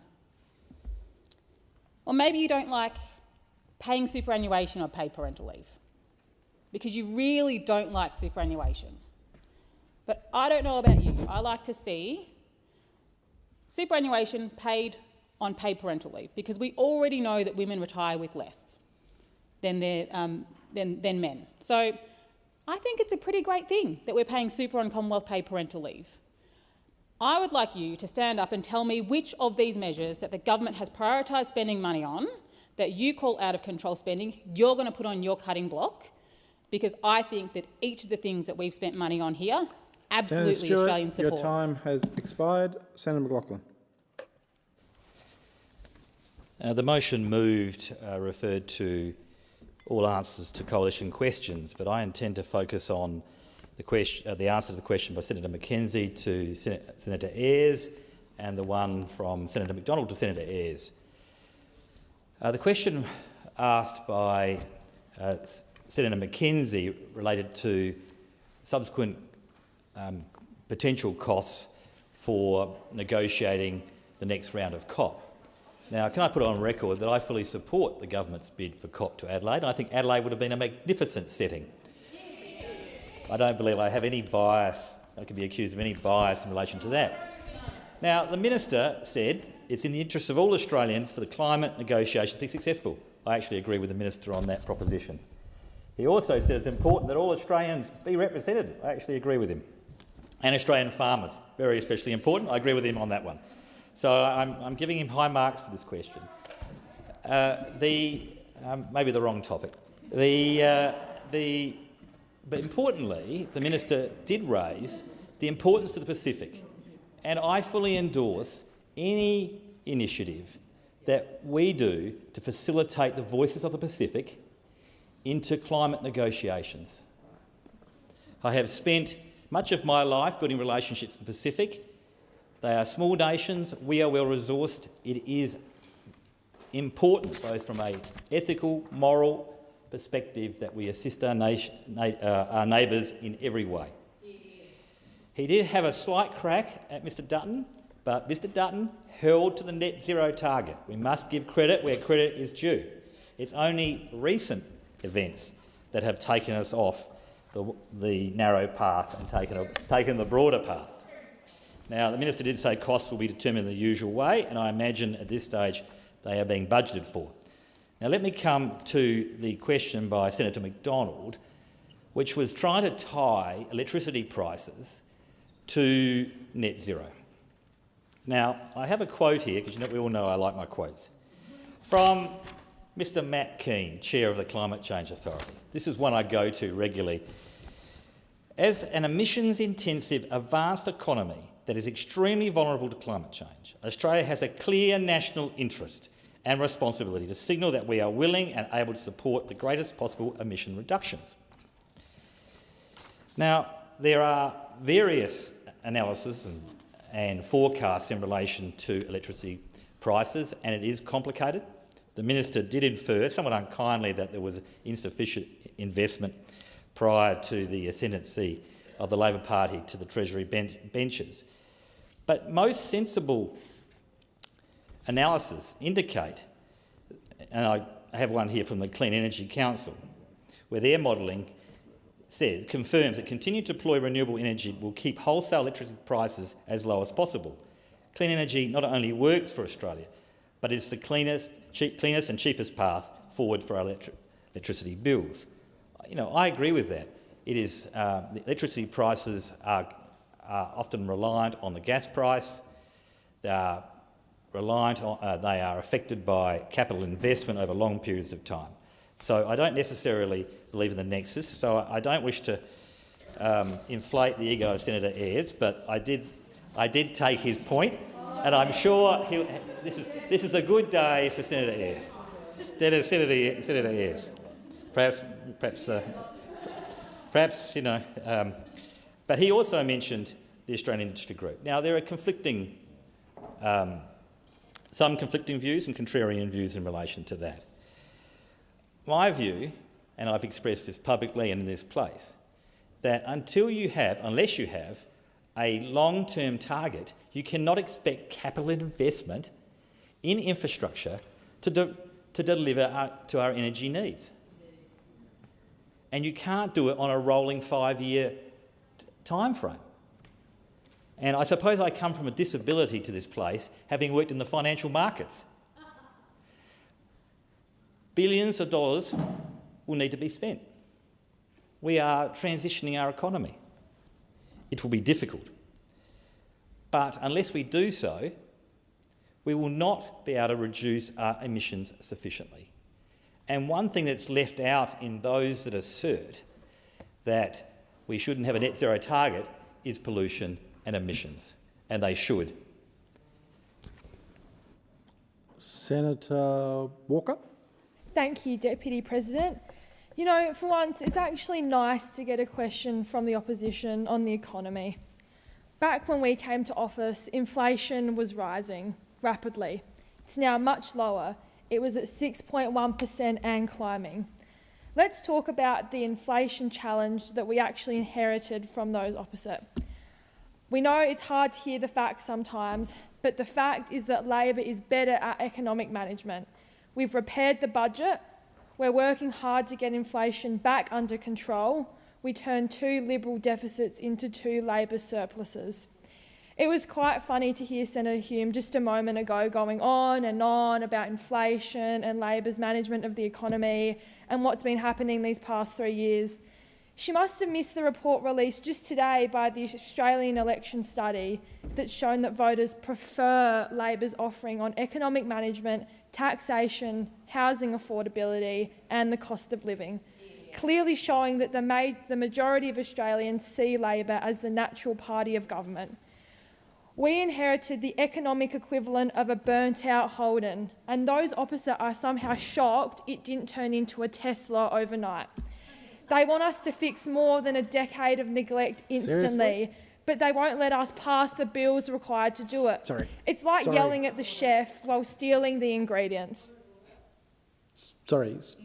Sorry, it is. For comments to be made by the Senator- Deputy President about a Senator's contribution Senator from the Wong, Chair. I agree. I forgot myself. I apologise to the Senator. I apologise to the Thank Senate. you. And I apologise to you. Senator Walker. Whilst we have made good progress on the economy, we know that progress is still to be made. The job is not done because people are still under stress.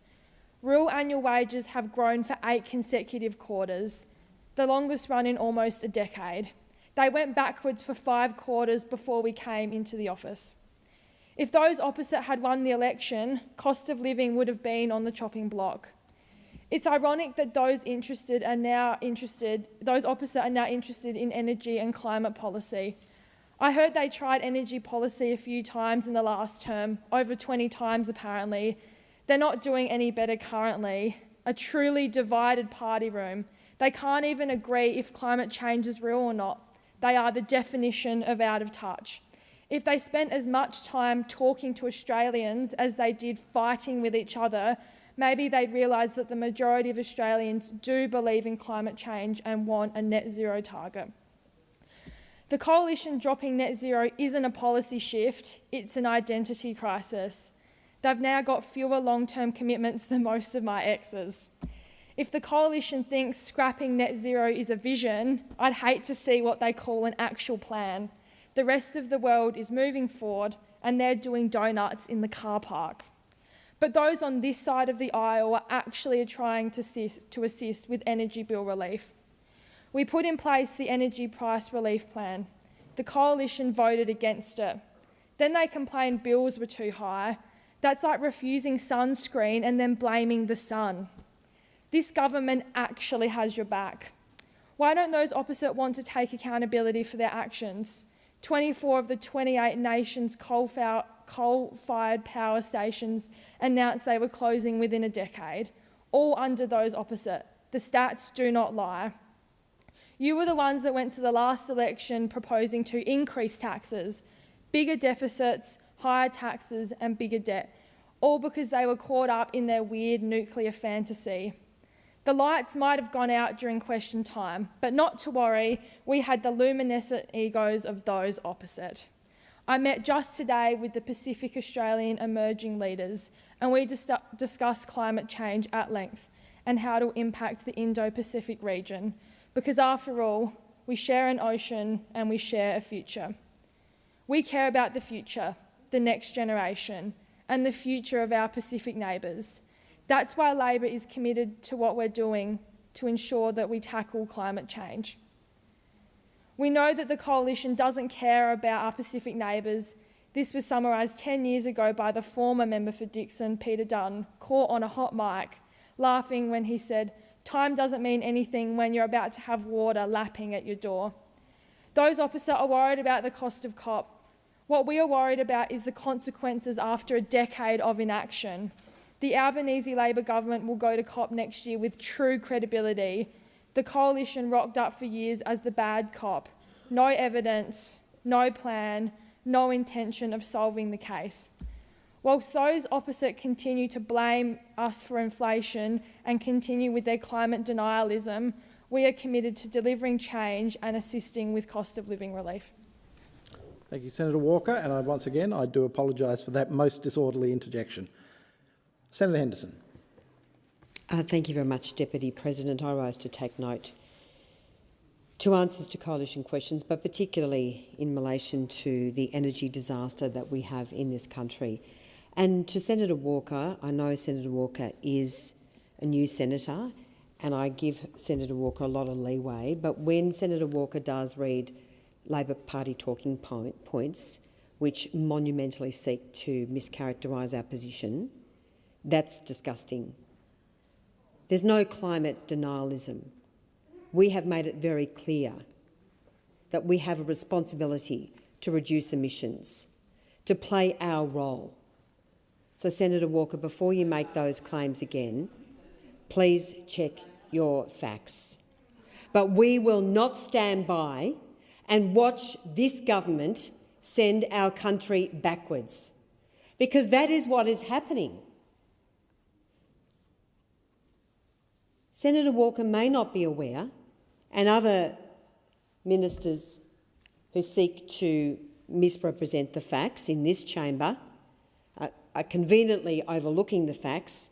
Today, the Australian Bureau of Statistics has confirmed that electricity prices have risen 37.1% in 12 months. 37.1%. That is horrific.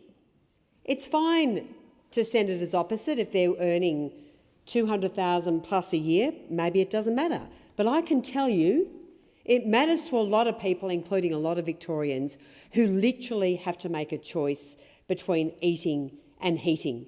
That is a disgrace, what is happening in this country. And as for the part-time Minister for Energy, Mr Bowen, spending more time with his ideological obsession for Labor's renewables-only madness, he should go to Turkey and stay there. And I am of the view that the Prime Minister needs to replace this hapless Energy Minister. He is the emperor with no clothes, on his horse, riding down the street, saying there's nothing to see here. But Australians can see the bare facts.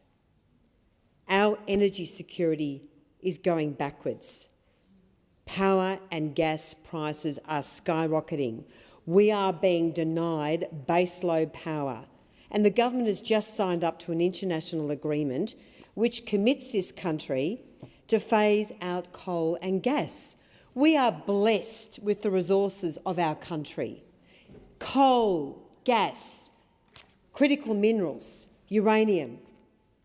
And now this government has recklessly signed an agreement which puts at risk our second and third biggest exports, coal and gas, valued at $150 billion a year. And yes, the lights did go dim in this chamber due to a power outage. And this is exactly what we are facing as a nation.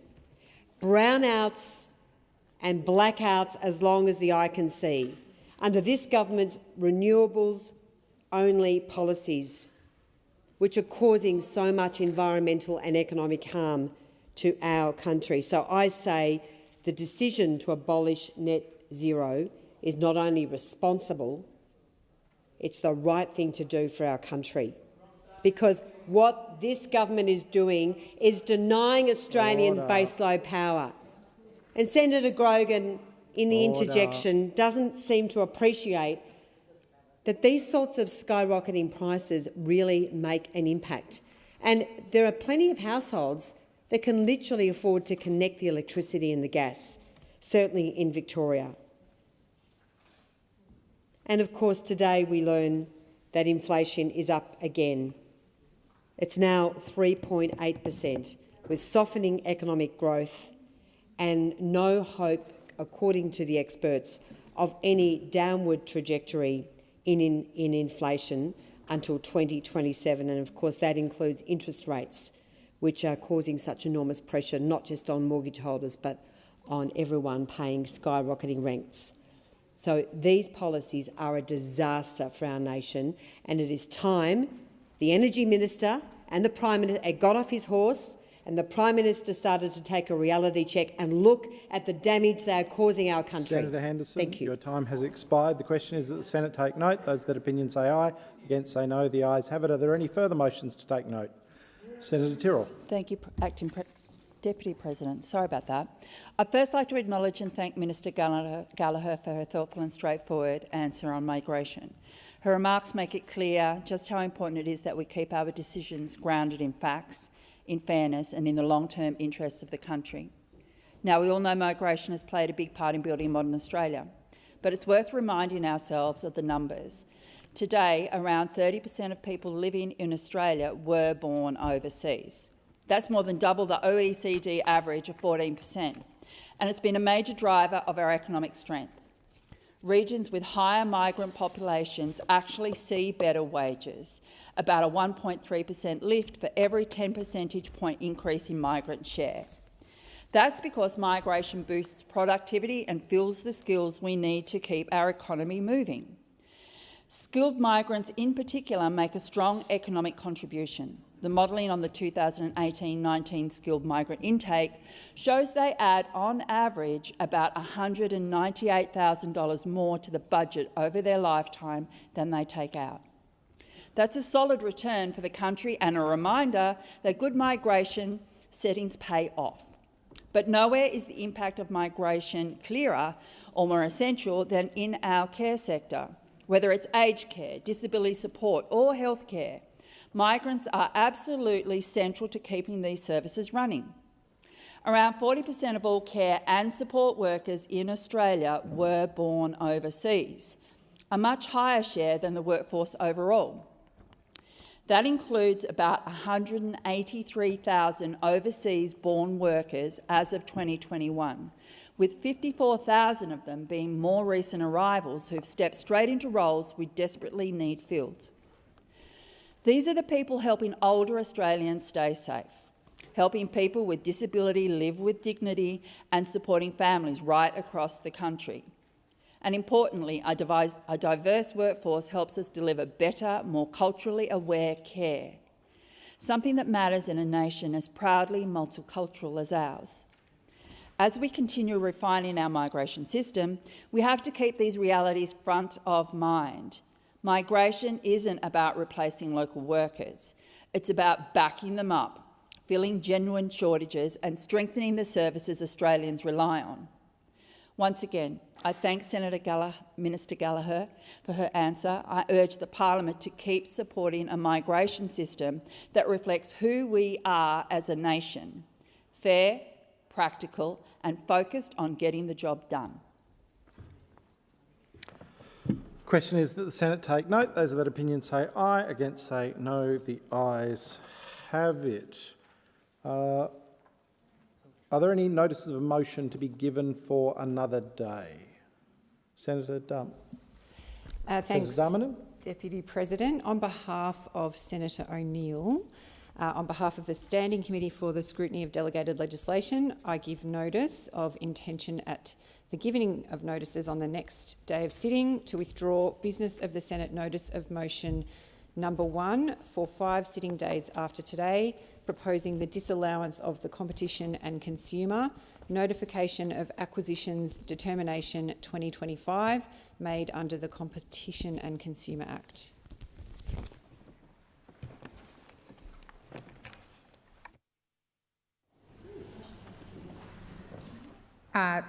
Thank you, Senator Darniman. I shall now proceed to the placing of business. Is it desired to postpone or rearrange the business? I call the clerk. Postponement notifications have been lodged as follows. Business of the Senate number 2, standing in the name of Senator Shoebridge, postponed to the next sitting day. Business of the Senate, notice of motion number 3, standing in the name of Senator Hume, postponed to the next sitting day. Business of the Senate, notice of motion number 4, standing in the name of Senator Pocock Barbara, to the next sitting day. Business of the Senate, notice of motion number 7, standing in the name of Senator Lambie, postponed to the next sitting day. General business, notice of motion 274, standing in the name of Senator Hume, postponed to the next sitting day.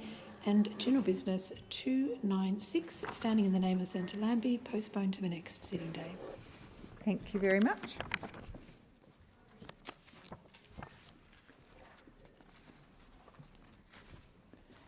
So I'll go to business of Senate number 1, standing in the name of Senator Hanson-Young. Is that Senator Hugh McKim?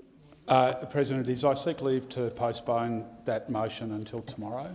Yep, sure. Thank you, Senator. This is very good, isn't it, Senator Scarr? Oh, sad.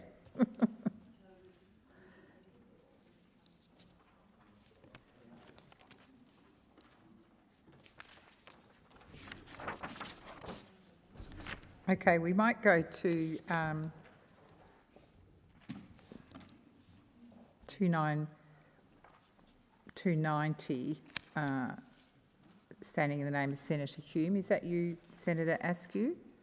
Or actually, before that, we'll go to 286, standing in the name of Ruston. Ruston, I'd like to seek to withdraw that motion, please. Excellent. We're on a winner. Yes. Oh, dear. 290 then, which is Hume. I think it's the introduction of the bill. Senator Hume. Senator Askew. Can we... So you want me to come back to 290? She was going to come down to Sure. What about 291? It's like any takers now. I was going to say they're both bills, so we were just checking if they were coming to do it. So all right. Sure. Okay, we'll go back to Senator Payman. We'll try you, 294. Thank you. You'll be happy, President. I ask that general business notice of motion number 294 be withdrawn. Excellent. This is like a very good, thank you. I'm assuming no one has any objection to that being withdrawn. Thank you.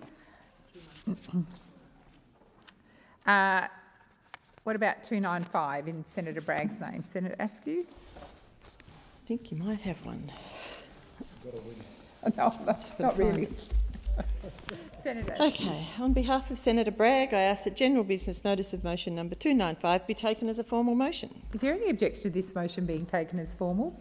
There being none, I call Senator Askew. I move the motion. So the question is that general business notice of motion number 295, standing in the name of Senator Bragg, be agreed to. Those of that opinion say aye. Aye. Against? I believe the ayes have it. The ayes have it. Okay.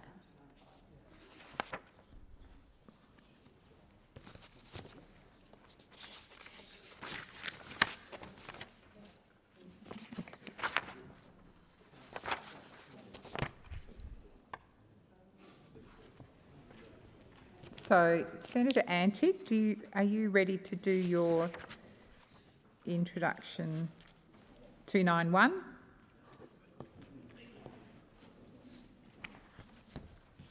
President, I ask that general business notice of motion number 291, proposing the introduction of a bill, be taken as formal. Is there any objection to this matter being taken as formal? There being none, I'll call Senator Antic. I move that the following bill be introduced, a bill for an Act to amend a new tax system, Family Assistance Act 1999, and for related purposes. So the question is, the motion is moved by Senator Antic be agreed to. Those of that opinion say aye. Aye. Against? I believe the ayes have it. Senator Antic. I present the bill and move that the bill may proceed without formalities and now be read for a first time. So the question is, the motion is moved by Senator Antic be agreed to. Those of that opinion say aye. Aye. Against? I believe the ayes have it. I call the clerk. A bill for an act to amend a new tax system, Family Assistance Act 1999, and for related purposes. Senator Antic. I move that this bill now be read a second time, and I seek leave to table an explanatory memorandum relating to the bill. Is leave granted? Leave is granted. Senator Antic. I table an explanatory memorandum, and I seek leave to have the second reading speech incorporated into Hansard and to continue my remarks. Is leave granted? Leave is granted. Thank you, Senator Antic. Okay, I think we're now going back to Senator Hume's introduction of a bill, which I believe Senator Askew is going to do. Senator Askew. Okay. On behalf of Senator Hume, I ask that general business notice of motion number 290, proposing the introduction of a bill, be taken as formal. Is there any objection to this matter being taken as formal? There being none, I call Senator Askew. I move that the following bill be introduced, a bill for an act to amend the Income Tax Assessment Act 1997 and for related purposes. So the question is, the motion is moved by Senator Askew be agreed to. Those of that opinion say aye. Aye. Against? I believe the ayes have it. Senator Askew. I present the bill and move that this bill may proceed without formalities and be now read a first time. So the question is, the motion is moved by Senator Askew be agreed to. Those of that opinion say aye. Aye. Against? I believe the ayes have it. I call the clerk. A bill for an act to amend the Income Tax Assessment Act 1999 and for related purposes. Senator Askew. I move that this bill be now read a second time, and I seek leave to table an explanatory memorandum relating to the bill. Is leave granted? Leave is granted, Senator Askew. I table an explanatory memorandum, and I seek leave to have the second reading speech incorporated in Hansard and to continue my remarks. Is leave granted? Leave is granted. Thank you, Senator Askew.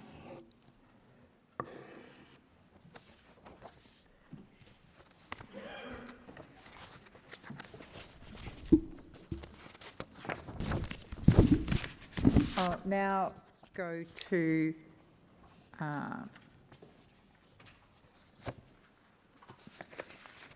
Business of Senate number 5, standing in the name of Senator Bragg. Is that you, Senator Askew? That's actually being debated later in the afternoon. Oh, okay. Thank you very much. Is anyone doing Senator Lambie's 6? Business of the Senate. Senator Pocock.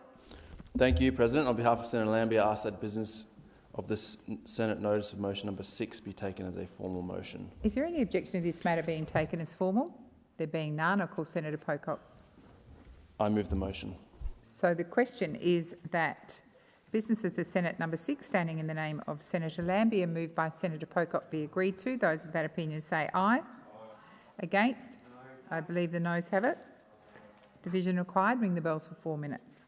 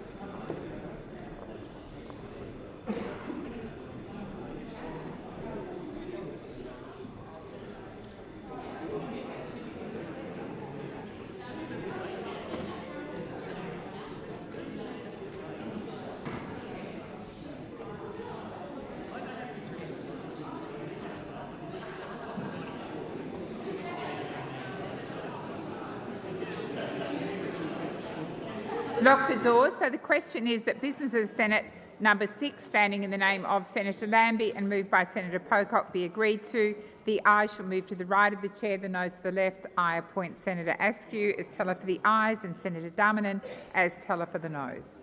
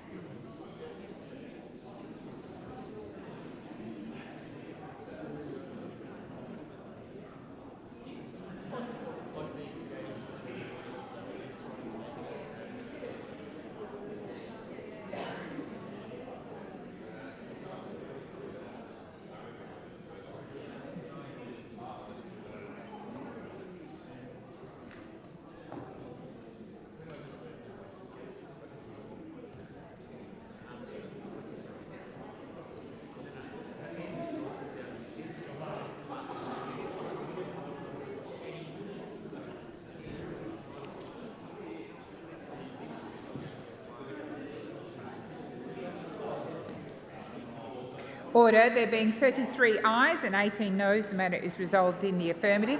Senators, I advise there may be further divisions. If you're voting in a division, there will be 1-minute bells between each division. So if you're intending to vote, please stay around the chamber. We'll now move to business of the Senate number 8, standing in the name of Senator Barbara Pocock and others. I seek leave to amend business of the Senate notice of motion number 8 before asking that it be taken as a formal motion. Is leave granted? Leave is granted. Senator Pocock. I amend the motion in the terms circulated in the chamber and I ask that it be taken as formal. The question is that the amended motion being taken as formal. Those of that opinion say aye. Against, I believe the ayes have it.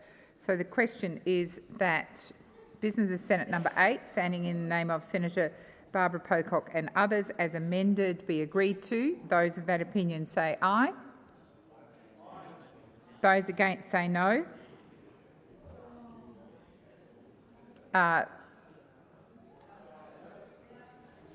The ayes have it.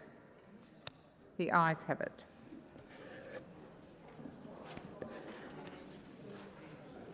So we'll now move to government business number 1, standing in the name of Minister McAllister.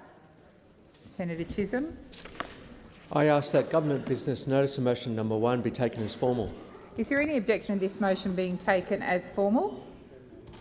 There being none, I'll call the Minister.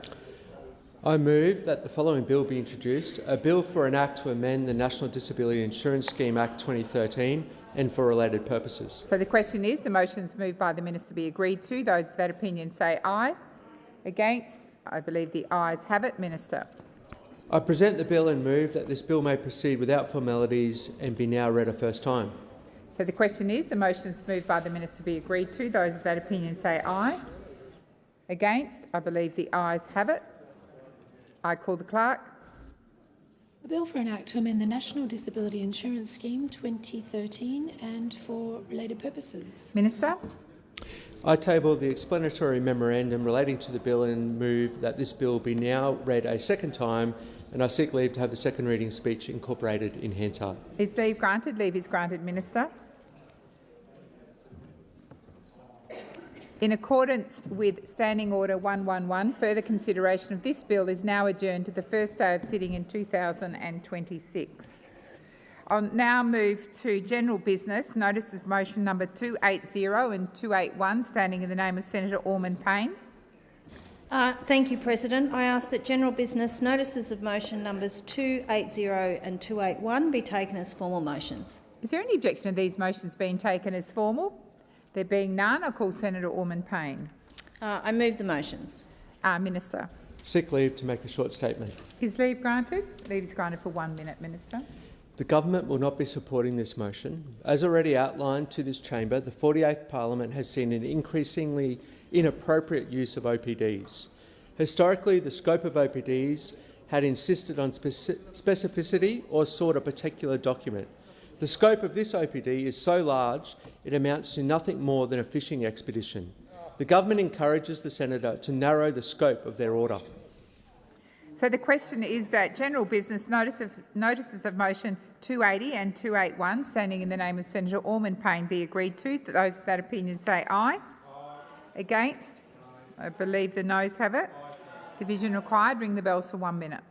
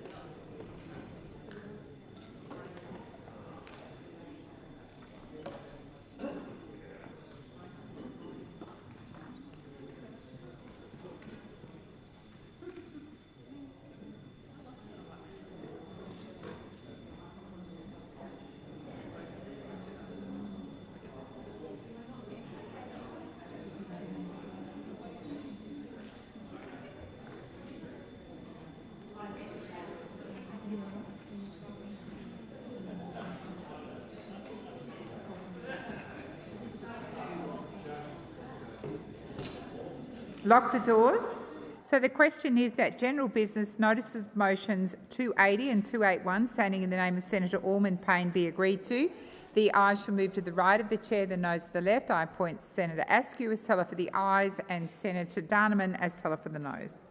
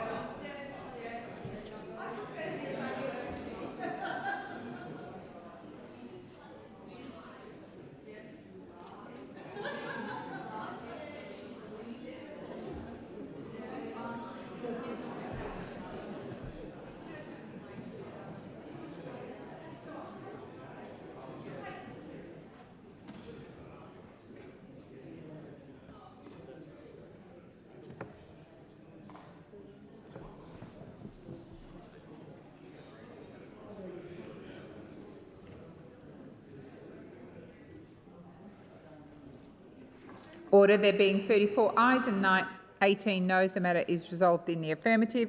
I'll now go to general business notice of motion number 282, standing in the name of Senator Payman.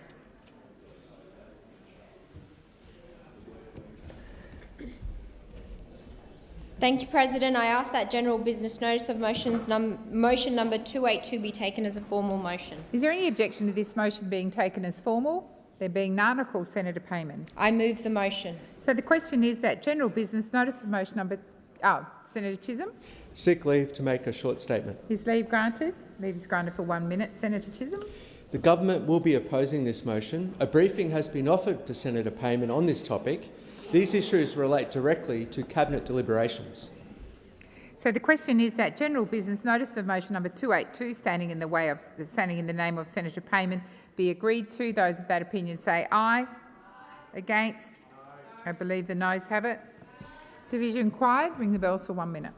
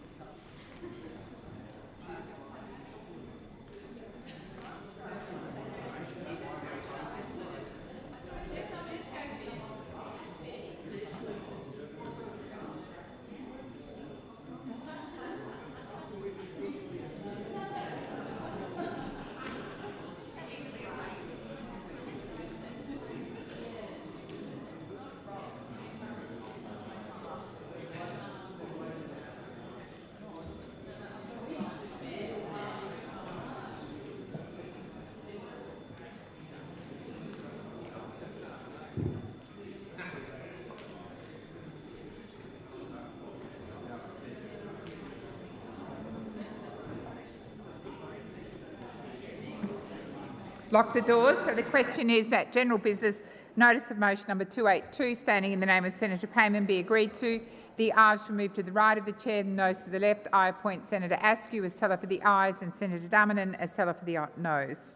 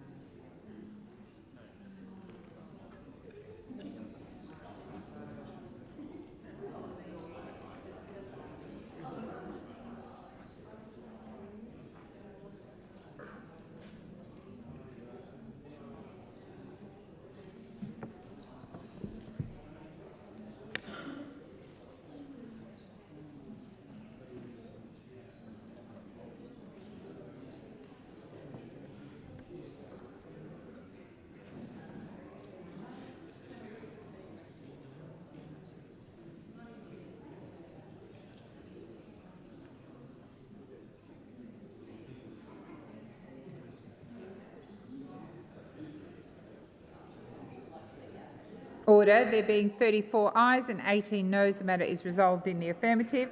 I'll now go to general business notice of motion number 283, standing in the name of Senator Payman. Thank you, President. I ask that general business notice of motion number 283 be withdrawn. Thank you, Senator Payman. We'll now go to general business notice of motion number 284, standing in the name of Senator Payman. Oh, you've withdrawn that. Beg your pardon. Sorry, 283 was withdrawn? Yes. Sorry, I crossed out the wrong one. My bad. So we'll now go to general business notice of motion number 284, standing in your name, Senator Payman. Thank you, President. I ask that general business notice of motion number 284 be taken as a formal motion. So the question is, any objection to this motion being taken as formal? There being none, I call Senator Payman. I move the motion. Senator Chisholm? Seek leave to make a short statement. Is leave granted? Leave is granted for 1 minute. The government will oppose this motion. A briefing has been offered on this issue that I understand has not yet been accepted by the senator. So the question is that general business notice of motion number 284, standing in the name of Senator Payman, be agreed to. Those of that opinion say aye. Against? I believe the noes have it. Division required. Ring the bells for 1 minute.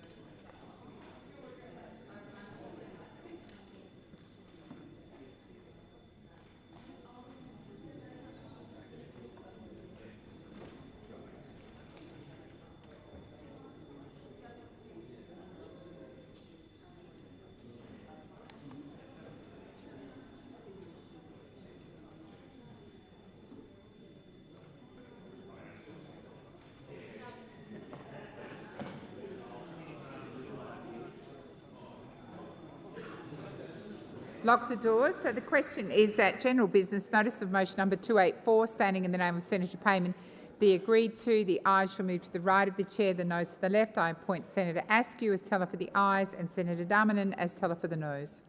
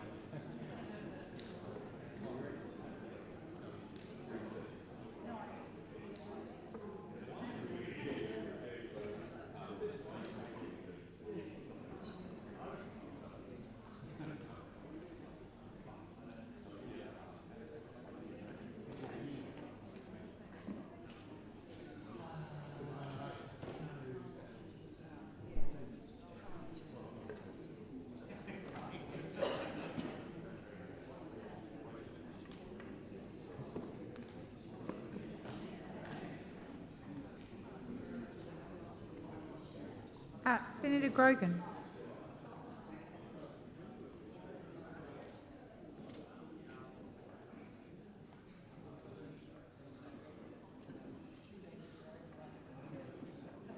Order. There being 33 ayes and 18 noes, the matter is resolved in the affirmative. I'll now go to general business notice of motion number 285, standing in the name of Senator Payman.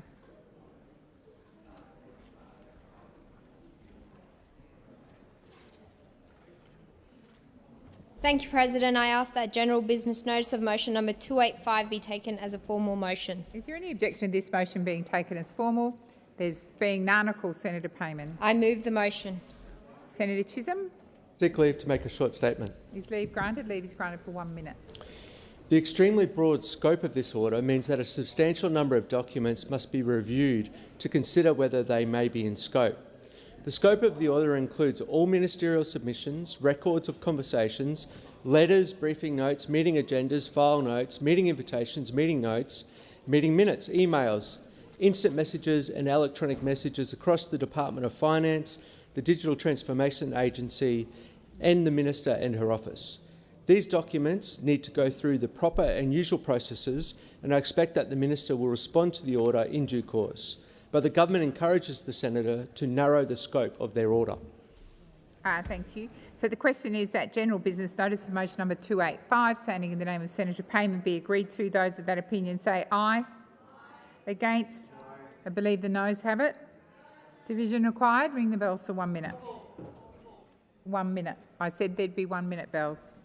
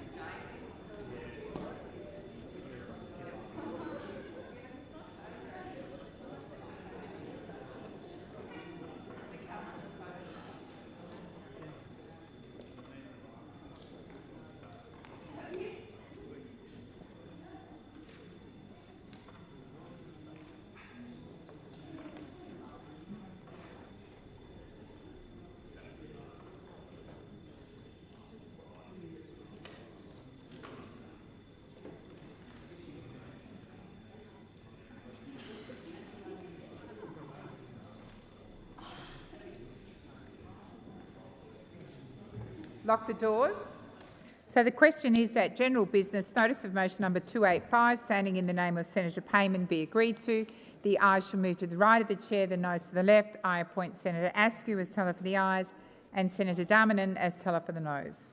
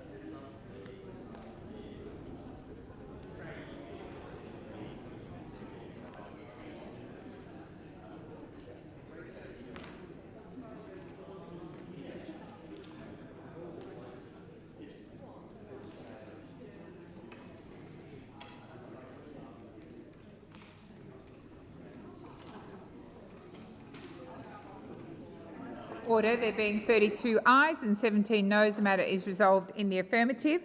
I'll now go to general business. Notice of motion number 287, standing in the name of Senator Little.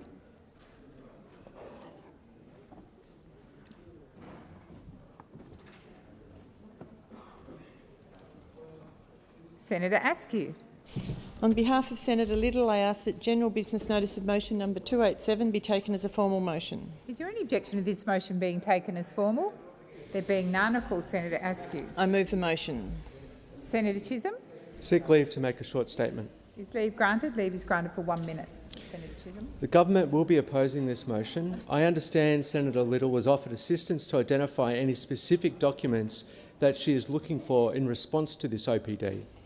She was also offered a briefing that could be provided to answer any specific questions. Senator Little declined these offers and proceeded with the OPD anyway. I also note that Senator Little will have the opportunity next week to ask the questions that she wants of the NIAA and the Central Land Council. If Senator Little was serious about this issue, she would have them taken up these constructive offers from the government. Thank you. So the question is that general business notice of motion number 287, standing in the name of Senator Little, be agreed to. Those of that opinion say aye. Against? I believe the noes have it. Division required. Ring the bells for 1 minute.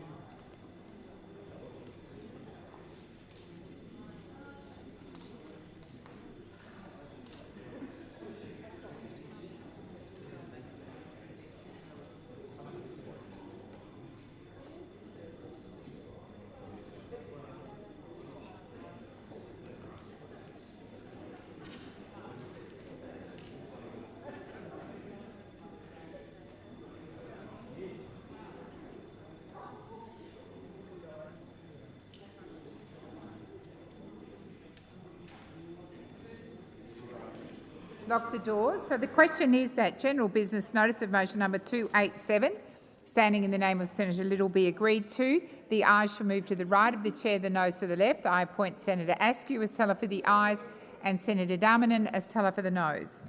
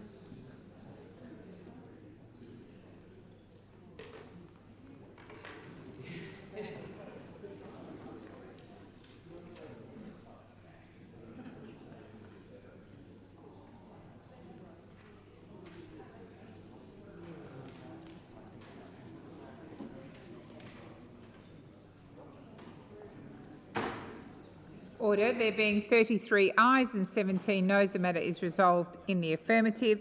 I'll now go to general business notice of motion number 288, standing in the name of Senator Patterson.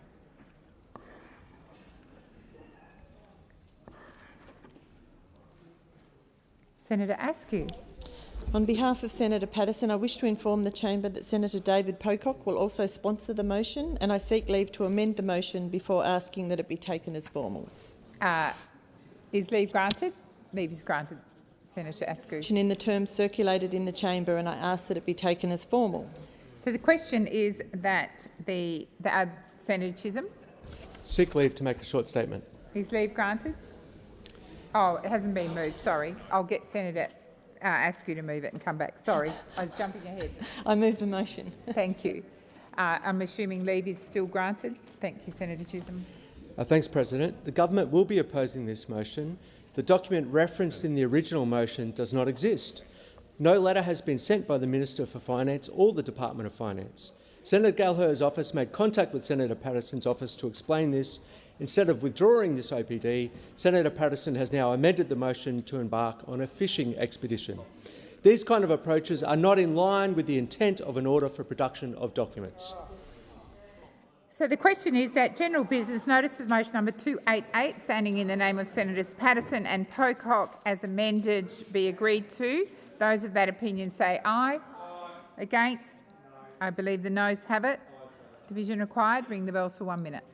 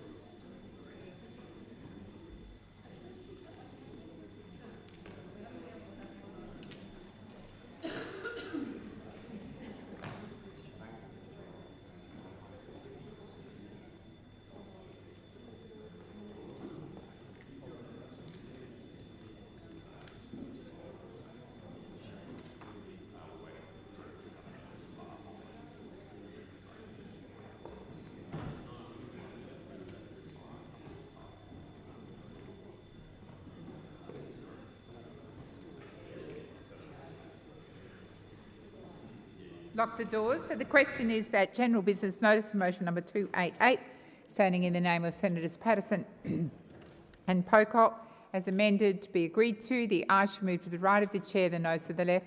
I appoint Senator Askew as teller for the ayes and Senator Grogan as teller for the noes.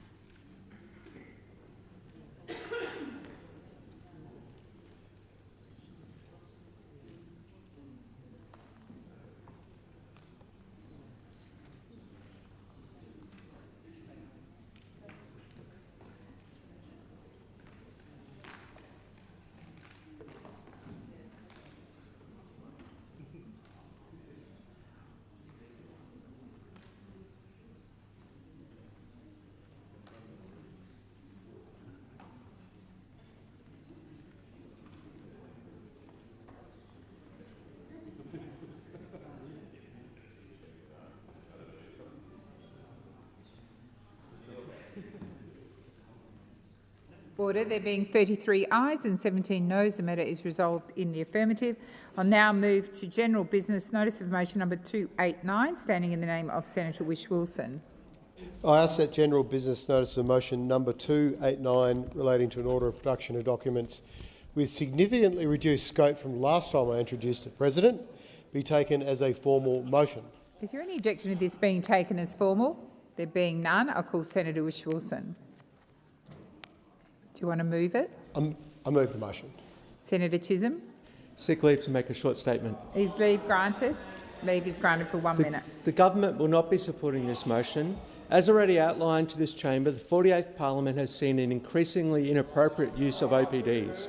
Historically, the scope of OPDs had insisted on specificity or sought a particular document. The broad scope of this order means that a substantial number of documents may be reviewed to consider whether they may be in scope. The government encourages the senator to further narrow the scope of their order. So the question is that general business notice of motion number 289, standing in the name of Senator Whish-Wilson, be agreed to. Those of that opinion say aye. Against? I believe the noes have it. Division required. Ring the bells for 1 minute.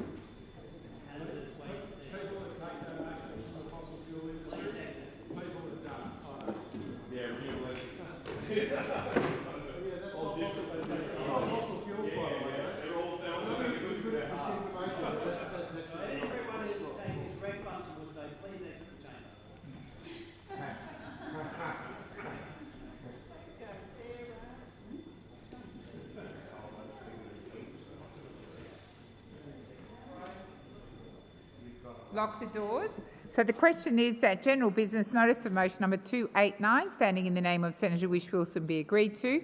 The ayes shall move to the right of the chair, the noes to the left. I appoint Senator McKim as teller for the ayes and Senator Askew as teller for the noes.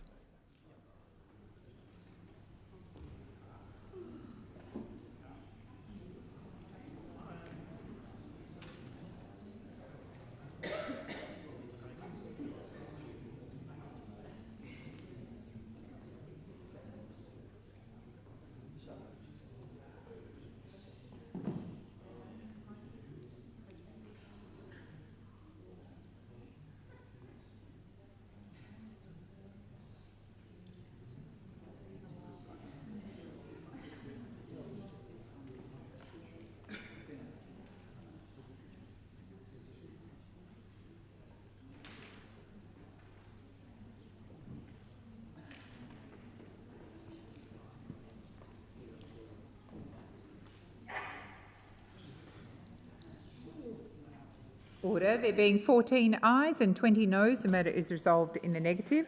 I'll now go to general business notice of motion number 292, standing in the name of Senator David Pocock.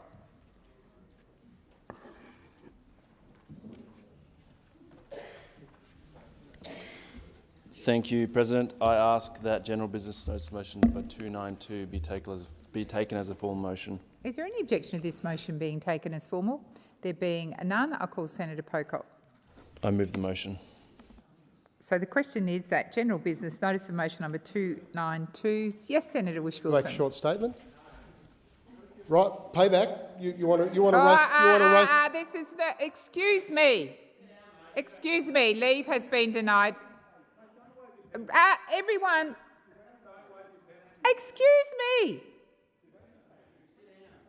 Senator McKim. So the question is that that general business notice of motion number 292 be agreed to. Those of that opinion say aye. Those, I've put the motion. Order, Senator Shoebridge. Order. Senator Shoebridge, come to order. So the question is that general business notice of motion number 292, standing in the name of Senator David Pocock, be agreed to. Those of that opinion say aye. Against? I believe the noes have it. Division required. Ring the bells for 1 minute.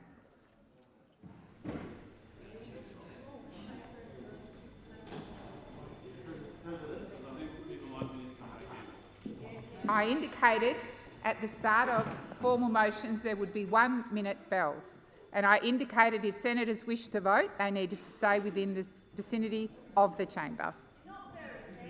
Senator Thorpe, come to order.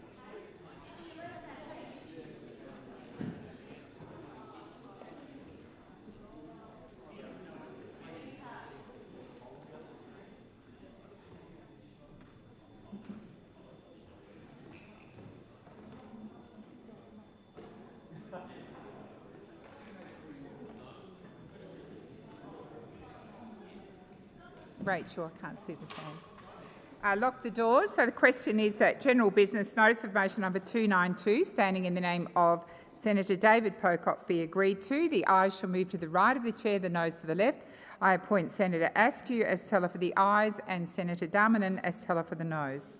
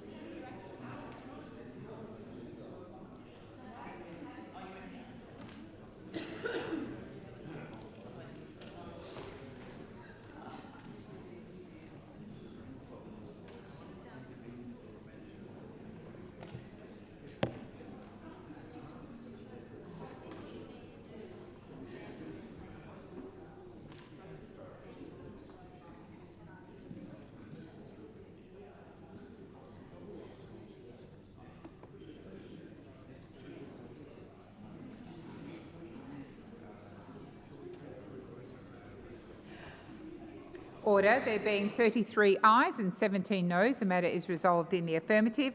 I'll now go to general business. Notice of motion number 293, standing in the name of Senator David Pocock.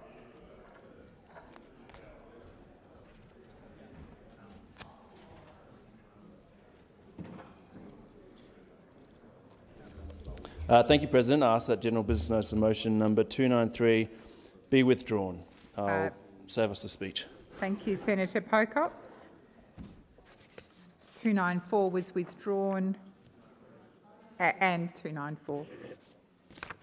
So I'll go to 297. Is that you, Senator Askew? Senator Askew. On behalf of Senator Mackenzie, I seek leave to amend general business notice of motion number 297 before asking that it be taken as a formal motion. Is leave granted? Leave is granted, Senator Askew. I amend the motion in the terms circulated in the chamber and I ask that it be taken as formal. So the question is the motion as amended be taken as formal. Any objections to that? There being none, I call Senator Askew. I move the motion.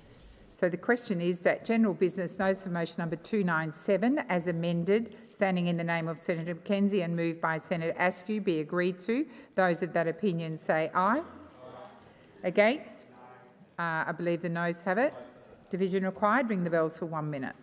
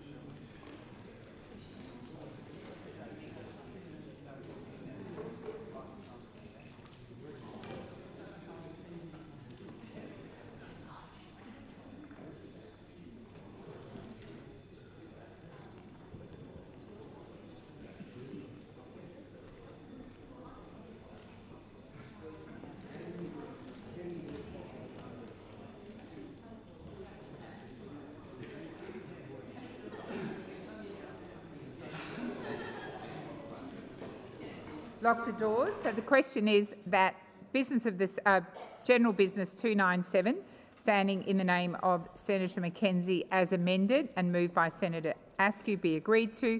The ayes shall move to the right of the chair, the noes to the left. I appoint Senator Askew as teller for the ayes and Senator Darmanin as teller for the noes.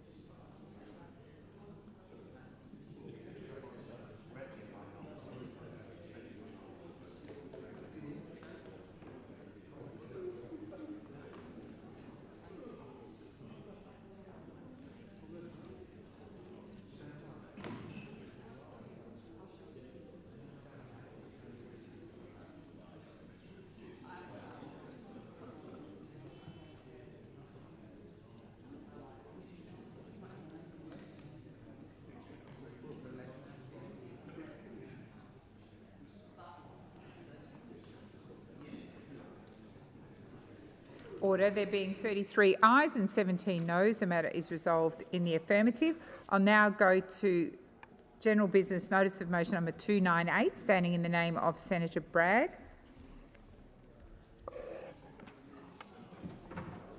Senator Askew. On behalf of Senator Bragg, I ask that general business notice of motion number 298 be taken as a formal motion. Is there any objection to this motion being taken as formal? There being none, I call Senator Askew. I move the motion. So the question is that general business notice of motion number 298, standing in the name of Senator Bragg, be agreed to. Those of that opinion say aye. Against? I believe the noes have it. Division required. Ring the bells for 1 minute.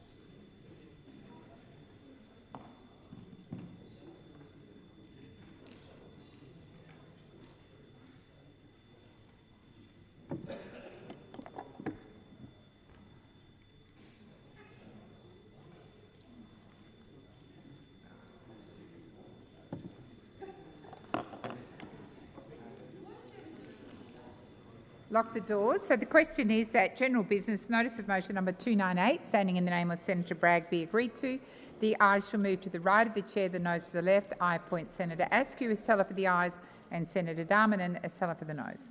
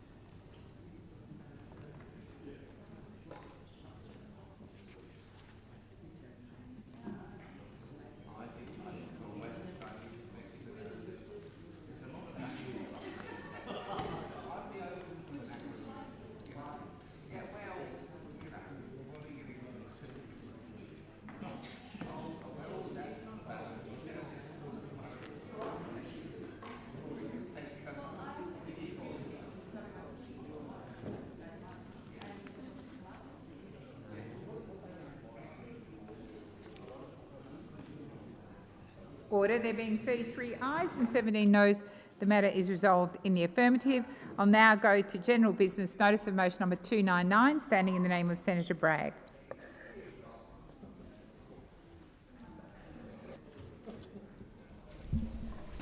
Senator Askew. On behalf of Senator Bragg, I ask that general business notice of motion number 299 be taken as a formal motion. Is there any objection to this motion being taken as formal? There being none, I'll call Senator Askew. I move the motion. Senator Chisholm? Seek leave to make a short statement. Leave's been denied. So the question is that general business notice for motion number 299, standing in the name of Senator Bragg, be agreed to. Those of that opinion say aye. Aye. Against? I believe the noes have it. Division required. Ring the bells for 1 minute.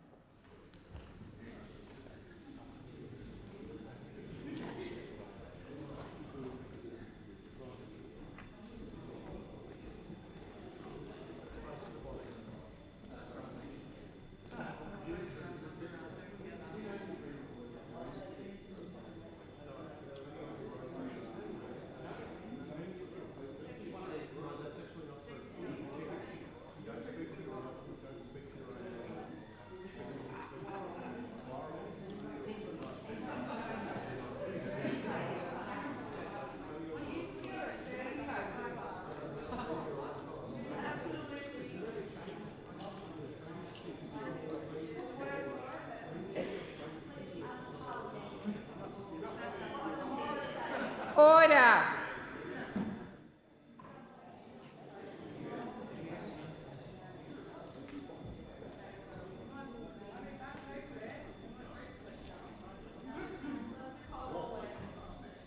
Lock the doors. So the question is that general business notice of motion number 299, standing in the name of Senator Bragg, be agreed to. The ayes shall move to the right of the chair, the noes to the left.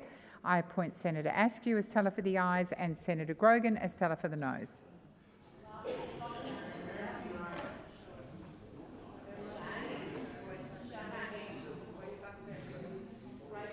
Order across the chamber.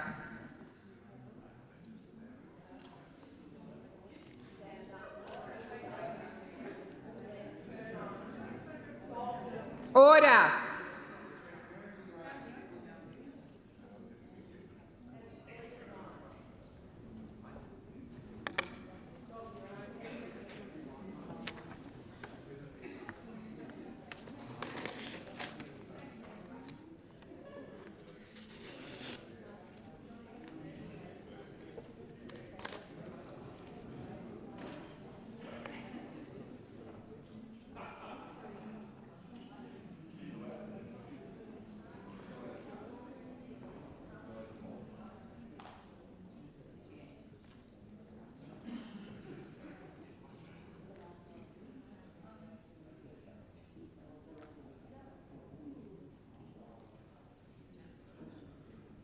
Order. There being 33 ayes and 17 noes, the matter is resolved in the affirmative. Senators, that ends formal motions. There is a deferred vote.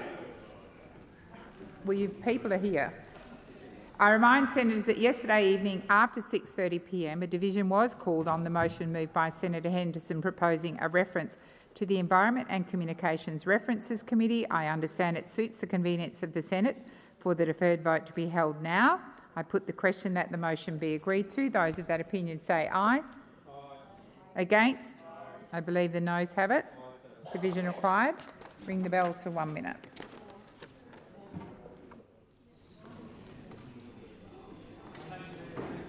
Yeah.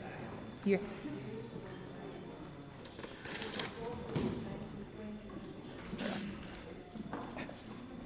Ring the bells for 4 minutes.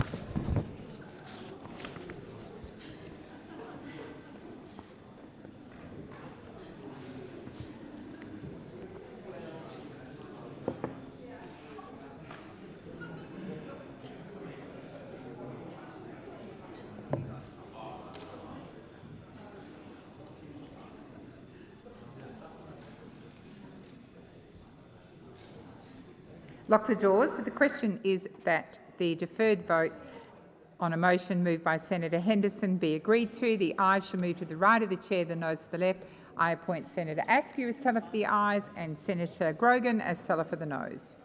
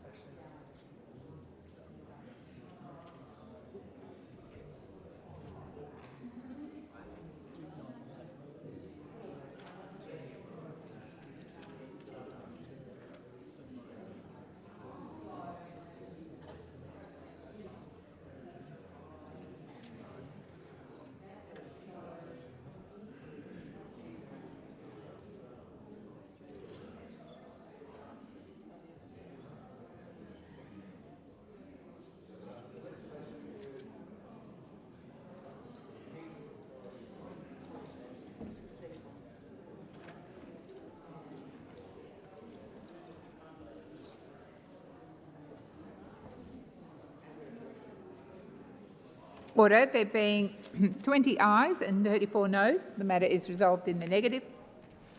That concludes motions for today. We'll move to the matter of public importance and urgency.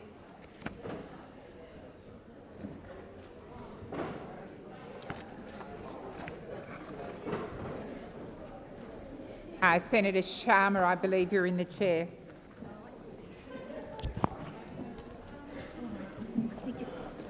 I think it's me, isn't it? No. Well, I thought it was 4:30.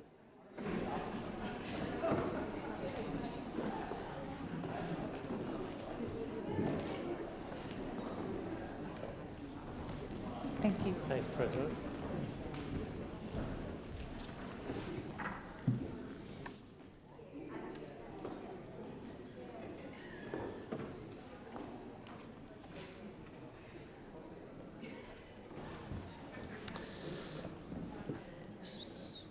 Senator Thorpe, you're on your feet. We're dealing with urgency motions. Did you have a point of order? Just a leave of absence. Happy to do another time. I'll just take the advice of the clerk. 1 minute.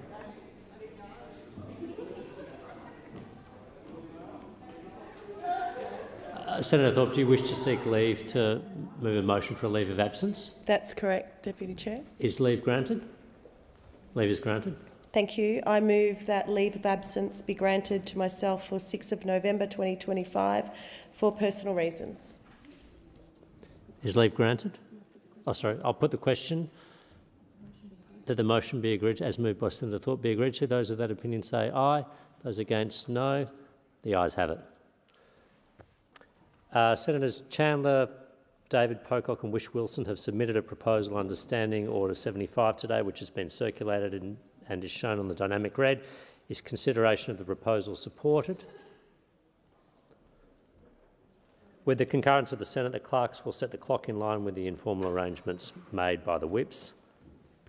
And I call Senator Pocock to move the motion. Thank you, Acting President. I move the motion and thank Senators Chandler and Wish-Wilson for their good work on this motion. More than 1,000 Canberrans work at the CSIRO and dedicate their lives to science, to research, to the future.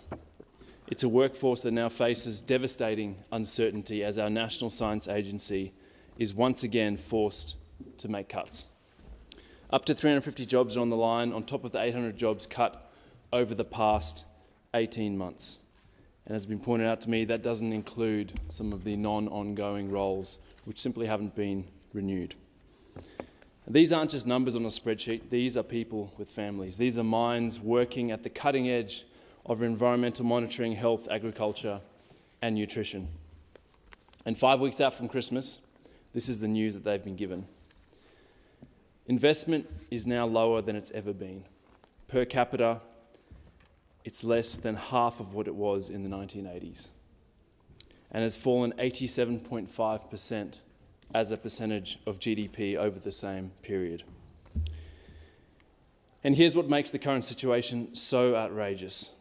Under this Labor government, these CSIRO job losses are now set to surpass even those made by the Abbott government.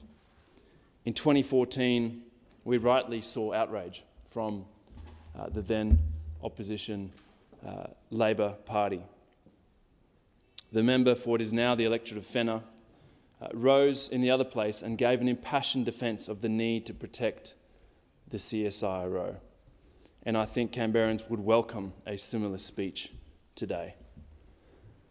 The last Labor government increased investment in innovation, science and research by 50%, from $6.6 billion to $9.9 billion. At the moment, it seems that our Prime Minister, the Labor government, is happy to write billion-dollar cheques for manufacturing jobs in Whyalla and Tomago. Why not our scientists? Why not the people solving the problems of the future? Whyalla has been provided a joint package of $2.4 billion. We know Tomago is likely to be billions more. Let me say this clearly. We need researchers in Canberra just as much as we need steelworkers in Whyalla. This is not a binary choice. It is about national priorities. And right now, those priorities are clearly failing science. Capital budgets at the CSIRO have been neglected for years. Buildings are crumbling. Safety risks are rising, and now infrastructure costs are cannibalising core funding. They saw the end of their COVID supplement, and they've seen over the last 3.5 years their funding in real terms decline by 7%. The government may say, we haven't made any cuts, we've given them the same funding, but we know in real terms they have to find savings. I want to read into the Hansard the words of a CSIRO employee who sent me an email after the announcements of cuts. Dear Senator Pocock, I'm an employee of CSIRO and have just left a meeting wherein we were told that the majority of upcoming staff cuts will be in the environment portfolio. About 20% of environment staff have just been told will soon be unemployed. Merry Christmas to us. My concern is the short-sightedness of this decision. Australia should be massively investing in R&D right now. I'm writing to ask for your help. The people of Australia need to know what is happening to a trusted national institution. Yesterday, we learned that the government is planning on even more cuts, with the Minister of Finance reported to have written to departments and agencies and flagged a 5% cut. More uncertainty, less science. To the government, I say this: surely enough is enough. The uncertainty around funding must end. Our National Science Agency deserves long-term investment, because once we lose research capability, it's almost impossible to get it back. And the challenges of the future, from climate change to artificial intelligence, will not be solved by cutting corners on science. It's time to pull out the chequebook, as you've done for Whyalla, as you'll do for Tomago. It's time to save our CSIRO and actually invest in science so we can be the smart country. I call Senator Ayres. Thank you very much, Acting Deputy President. I want to put a few of the key facts on the record and welcome actually the opportunity for a discussion about the future of the CSIRO and the role that it plays not just here in the ACT but as as our premier national science and importantly applied science and industrial research organisation. The CSIRO is the recipient of, in round terms, $1 billion a year in public funding. That is not its only source of income, but a very significant contribution from the Commonwealth Government. It will continue to be a very significant contribution from the Commonwealth Government. There are no funding cuts from this government for the CSIRO. There is nothing but respect from this government for the work that the CSIRO plays, not just in terms of its own work, but in the important facilitative and leadership role it plays across the rest of Australia's research and development system. And it will continue. Listen, any level of interest. I've been engaged with Senator Pocock about some of these issues over many weeks and months. There's a few other senators in this place who've displayed an interest. The position of the coalition in government and in opposition has just dripped with contempt for the CSIRO, has dripped with contempt for science, and this new interest. We will get to the decision, but I won't take interjections from people who've mobilised against the interests of science, who've diminished the role of science in so many aspects of Australian life. No funding cuts from this government, nothing but support, including additional support on top of the $1 billion funds that we provide every year. In fact, it was the Abbott government in 2014 that started the problem with savage cuts to the CSIRO's capacity, mobilised by an ideological antipathy towards science and the modern world. That's what drove that. Now, what is happening here? What is happening here? Senators. What is happening here is that the CSIRO management are making some decisions about what are the priority areas of research for the CSIRO. What research programs are going to be strengthened and where is work going to either not continue or be altered. That is the truth. And I expect, as the Minister, every research dollar, every dollar that goes into science to be spent consistent with those national science priorities. And I recognise that organisational change, that the changes that have been signalled are very difficult indeed, and that the people who are affected by these changes are passionate scientists who bring an enormous amount of expertise and hard work to the work that they do. But the future focus of this organisation, my responsibility as Minister, this government's commitment to the CSIRO and to science is to make sure that we have an organisation that is fit for purpose, that is ready to meet the challenges that we will need to face. They will be there supporting a clean, affordable energy transition, including transforming critical minerals to materials, addressing the pressing problems of climate change with a renewed focus on adaptation and resilience, applying advanced technologies including AI and quantum sensing, robotics and manufacturing, improving the productivity and resilience of Australian farms and the agriculture sector, mitigating and eradicating biosecurity threats to industry, landscapes and communities. Those will be the focus areas and the priorities. That's where the CSIRO and their management and their staff are working together to deliver a stronger, more effective CSIRO.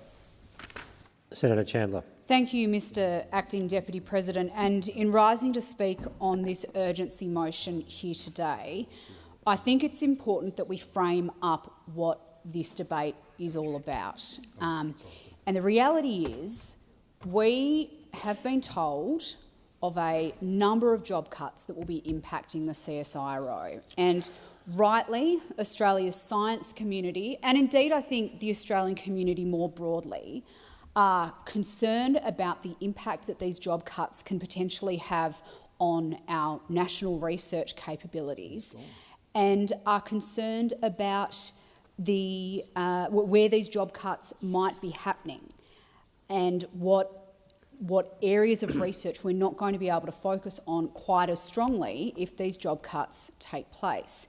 And one of the reasons we're having this conversation here today is because Australians need to know the answers to those questions. But regrettably, Mr Acting Deputy President, we've just had a 5-minute contribution from the Minister for Science here in this chamber, where he has talked about his commitment to the CSIRO, and I don't doubt that that is a genuine commitment on behalf of Senator Ayres, but he's talked about that commitment and provided no clarity to Australians of exactly where these job cuts will be coming from and exactly what impact that is going to have on Australia's ability to tackle the scientific challenges that we see coming into the future. For more than a century, the CSIRO has been a backbone of Australian innovation. It's not just a research organisation, it's the engine room of ideas that have helped shape our nation and, in some cases, the modern world. I mean, we know that the CSIRO is responsible for Wi-Fi, polymer banknotes, AeroGuard, and advances in agriculture and climate science. All of these initiatives came from the CSIRO, and they're more than just clever ideas. They are the technologies that Australians use every day and that the world relies on. But we know that under this government there have been a significant number of job cuts from the CSIRO. In just 18 months, the organisation has lost more than 1,000 jobs, 818 of those since mid-2024. And now, as I've said, we've heard from the government that another 300 to 350 research roles will be cut in the future, as announced this month. Now, these are more than just numbers. They represent expertise in marine science, biosecurity, crop protection, mineral resources, areas critical to our national sovereignty and our food security. And the fact of the matter is the government is not being upfront about where these cuts are going to come from. And it would be very easy for them, Mr Acting Deputy President, to come clean with Australians and explain where the cuts are going to be coming from. I think if they could do that and clearly demonstrate how CSIRO is going to be able to still deliver on its priorities, then perhaps there wouldn't be quite the level of consternation that there currently is within the broader community. But again, we had a 5-minute contribution from the Minister for Science in here this afternoon where he failed to do that. So what I've done is looked through the potential job cuts, the areas that have been talked about, and the geographical parts of this country where that important research is done. Cuts to the environment, that could mean up to 150 jobs gone. It could mean gutting Hobart's Marine Hub and the Aspendale Climate Centre. Health and biosecurity, around 110 roles could be lost here. Boggo Road and Wake campuses could be stripped of disease prevention and biosecurity expertise right when global health threats are rising. Agriculture and food, we could see up to 55 job cuts in this area, again losing skills in resilience and food innovation, risking our own productivity and our own food security. Mineral resources, up to 35 jobs could be gone.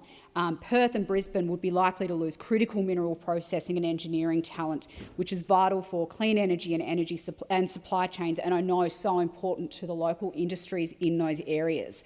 Now, I'm not trying to scaremonger here, Mr Acting Deputy President. If I'm wrong about these job cuts, which is just a few numbers that I've put down on a bit of paper based on publicly available information, I would love for the Minister to tell me so. I would love for the Minister to come into this chamber and tell the Australian public the exact nature of these cuts so that we can understand them more fulsomely. Because these cuts don't just hit the CSIRO, they hit families, they hit local jobs, regional economies and Australia's sovereign capability. Senator Whish-Wilson. Thank you, Acting Deputy President. I thank Senator Pocock for bringing forward this motion and acknowledge that the Senate has just passed a motion for a references inquiry into these job cuts at CSIRO, and it's a very important opportunity for us to get to the bottom of how CSIRO got to a point where it had to not only retrench 850 workers recently, but also the targeted job cuts of 350 scientists and researchers across the organisation. My home state of Tasmania, we have about 400 staff at CSIRO in Hobart. They're absolutely critical to our community down there, to our economy and to our reputation as a global science hub. And this is not my first rodeo on this, Acting Deputy President. I chaired a select committee in 2016 into the LNP's attempt to cut 350 jobs at CSIRO. And in that case, we worked out something that's really important and very relevant to this situation. That is public good science, that is science that should be funded by the public, not commercialised or monetised, is the first science to go when we see these restructures and retrenchments. And CSIRO back then, the witness evidence we got was very clear that there was an attempt to try and monetise science across CSIRO. Individual researchers, including climate researchers, ocean researchers, environment researchers, water researchers, who are doing this important public good science, dealing with some of the greatest challenges of our time, were told by their division heads they had to go out and find revenue to justify their existence.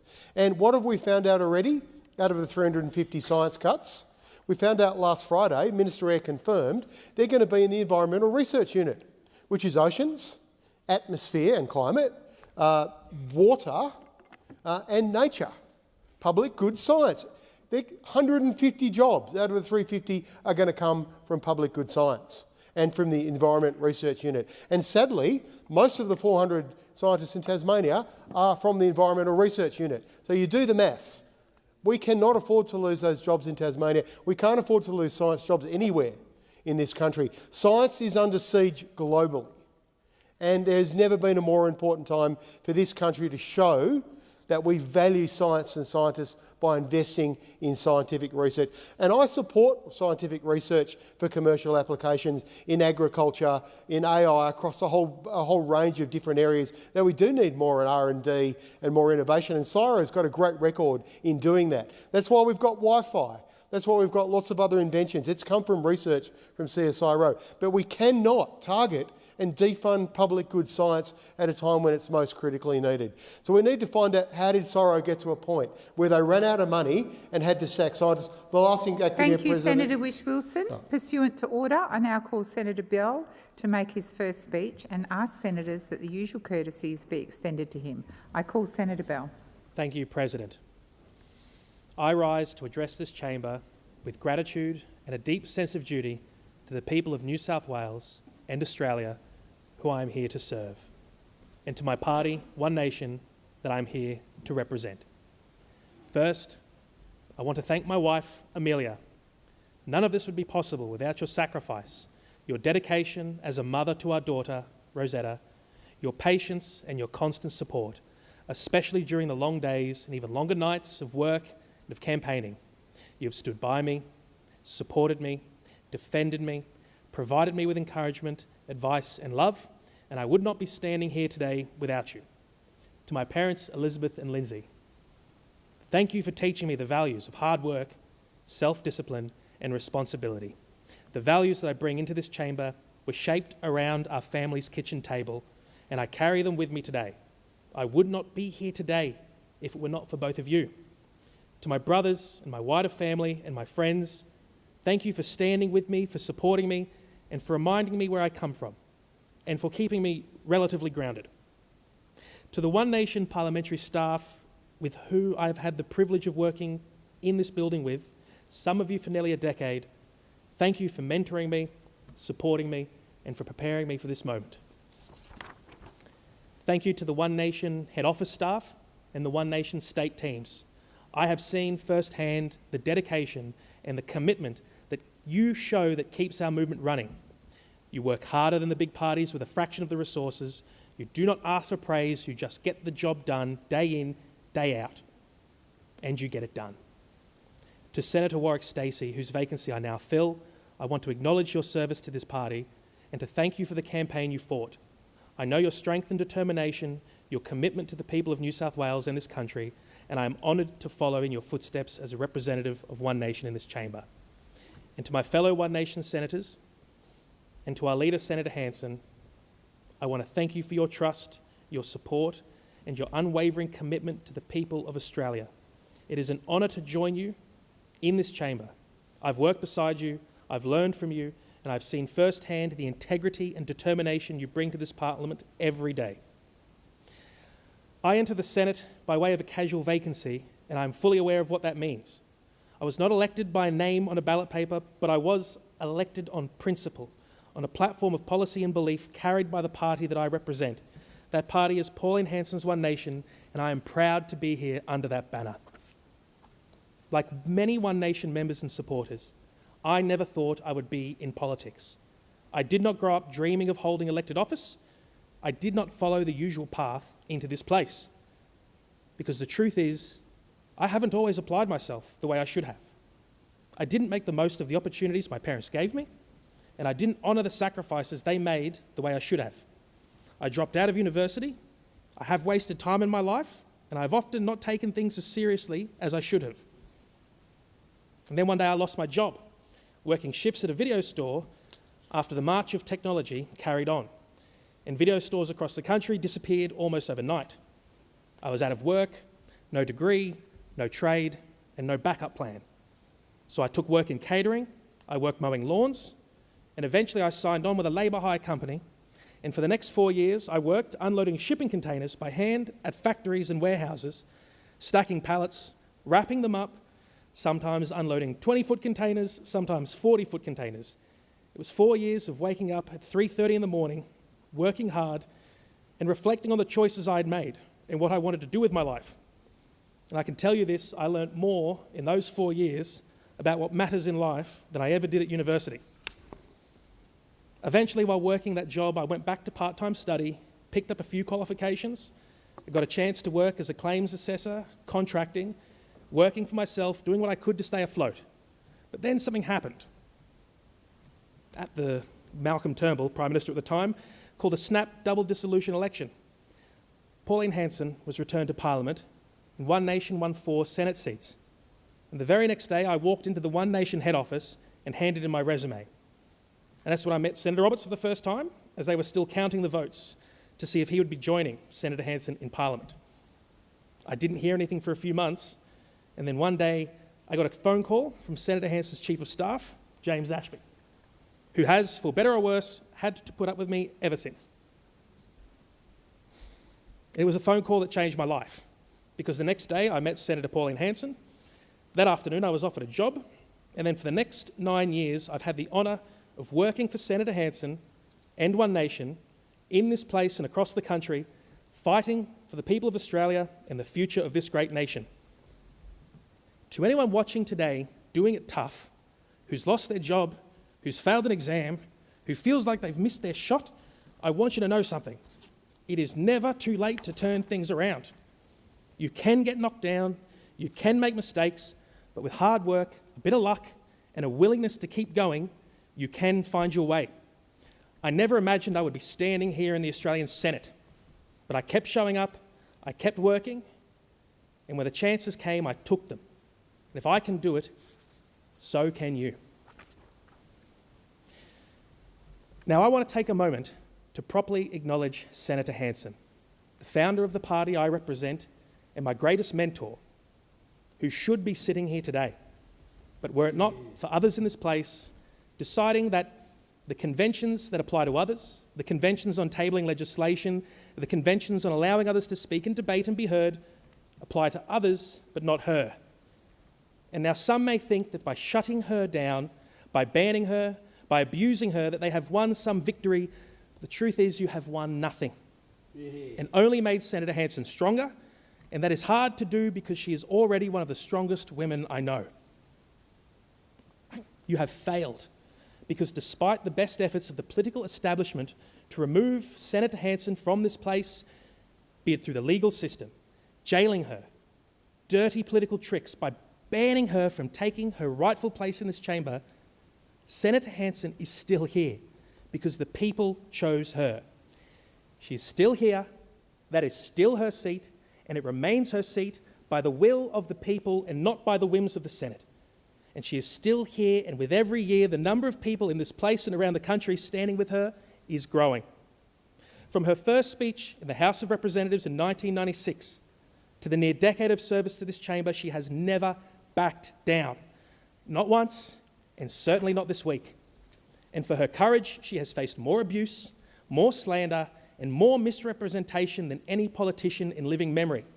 And through it all, she has continued to speak up, clearly, directly, and with unmatched bravery for the people this place so often forgets. And the longer the years go on, the more Australians can see that she was right all along. Right on immigration, right on energy, right on national security, right on our national sovereignty, right on foreign ownership, right on protecting the freedoms of this nation. Her contribution to this country dwarfs nearly all others. And her legacy will endure through generations, because when Senator Hanson speaks, she speaks for the forgotten people of this country. The workers, the farmers, the small business owners, pensioners, the mums and dads who play by the rules and just want a fair go. She has not just given them a voice, but she has given them the courage to use their voice. Yeah. And that is what she has taught me to do, and that is what I am doing today. I believe Australia is the greatest country on earth, and it is home to the greatest people on earth. And Australians, we don't ask for much, just a fair go, a country that works, and leaders that put the people first. But right across this nation, people are angry.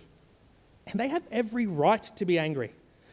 And they are not angry because of some hate for Australia. It is because they love Australia and they see it slipping away.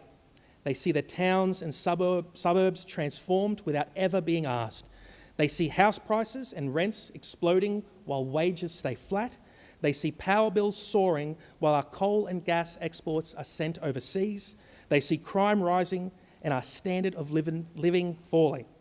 They see their values mocked, their history trashed, and their kids taught to be ashamed of who they are. They see a country that once worked now struggling under the weight of bad policy, weak leadership, and politicians and political parties that seem to serve the interests of everyone but the people of this country. They see the major parties bow to corporate interests, foreign investors, globalist think tanks, the United Nations, and a woke agenda, while ordinary Australians are lectured, insulted, and told to shut up. Well, we will not shut up, and One Nation will continue to give the people a voice. I stand here as a proud Australian who loves this country. And I believe this country belongs to the people who built it, who defend it, and who call it home. And it should be a government's first duty to protect them and to serve them. Not to serve foreign nations or the interests of the United Nations, not left-wing radicals, activist judges, or unelected bureaucrats pushing an imperialistic, progressive political agenda. It should be to the Australian people, first and foremost. I believe strong families, secure borders, local jobs, personal responsibility, and the rule of law are some of the foundations of this nation. I believe the Anglo-Celtic values that built this country and the Christian bedrock upon which so much of this great nation stands must be defended, and I will fight to protect these institutions from the radical ideologies and globalist forces that threaten to tear them down. Yeah. And much of what has made this nation great has been torn down, which is why I believe we need to not only defend these things, but to restore these things which made our nation great, but have been neglected and undermined. We must restore what drove our standard of living: cheap, reliable Australian energy. We must restore control of our nation's borders, because our immigration and investment policies, which were once about building a nation, have become a betrayal driven by big business, global pressure, and the politics of greed and cowardice. We must restore a national identity to one grounded in a shared culture, a proud history, and an Australian way of life. These pillars matter because if they crumble and fall, the nation falls with them. If we do not act to defend our borders, to end mass immigration, to put our people first, then Australia is lost. And we must act urgently because Australia is at risk of being swamped by mass immigration. because under this Albanese Labor government, we have been subject to one of the most reckless and careless immigration experiments in our nation's history. And the reason this has been allowed to happen is because others in this place do not truly see Australia as a sovereign nation. They see nothing special or unique, nothing worth preserving. But I do. Because a nation is not an economic market. It is not a workforce.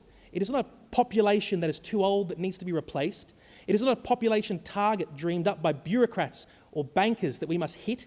A nation is a people bound by a shared history, a shared culture, and a shared way of life.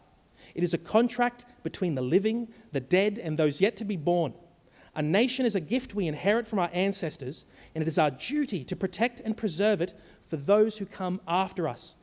And for years now, that contract has been torn up.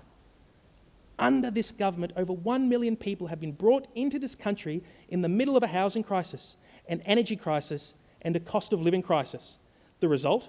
Skyrocketing rents, crumbling services, overloaded infrastructure, and neighbourhoods that change beyond recognition in just a few short years. This is not an immigration policy. This is a betrayal.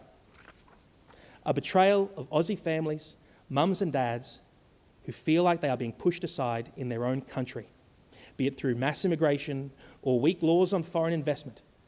A young mum and dad with 2 kids should not have to compete with every millionaire from China, India, or the United States, or compete with global investment firms just to buy a home in suburban Sydney. But that is what is happening around the country every day, because so many politicians in this place believe Australia should not have real borders, that anyone can come here in any number, anyone can buy a home here, whether they live here or not. This is a disgrace. Housing in this country should be for Australians trying to build a life and raise their families, because this is our home. This is not some abstract global marketplace. This is our home. This nation is our home for our people, the people of Australia. And to act otherwise is a betrayal. And the Australian people have never asked for or approved of this betrayal. They did not ask for their suburbs to be reshaped. They didn't ask for their kids to be priced out of the housing market. They didn't ask for their hospitals or schools to be pushed to a breaking point. Yet it is happening anyway, because political parties in this place, for their own reasons, for their own special interests, have decided they will not listen to the people of Australia. But I am proud to say One Nation is listening. And that is why we will not apologise for putting Australia first. We will not apologise for demanding illegal migrants are deported and government makes the necessary cuts to immigration. We will not apologise for defending our borders, our values, and our way of life, because it is our duty to defend these things. It is our duty to the people of Australia, and it is our duty to our future generations.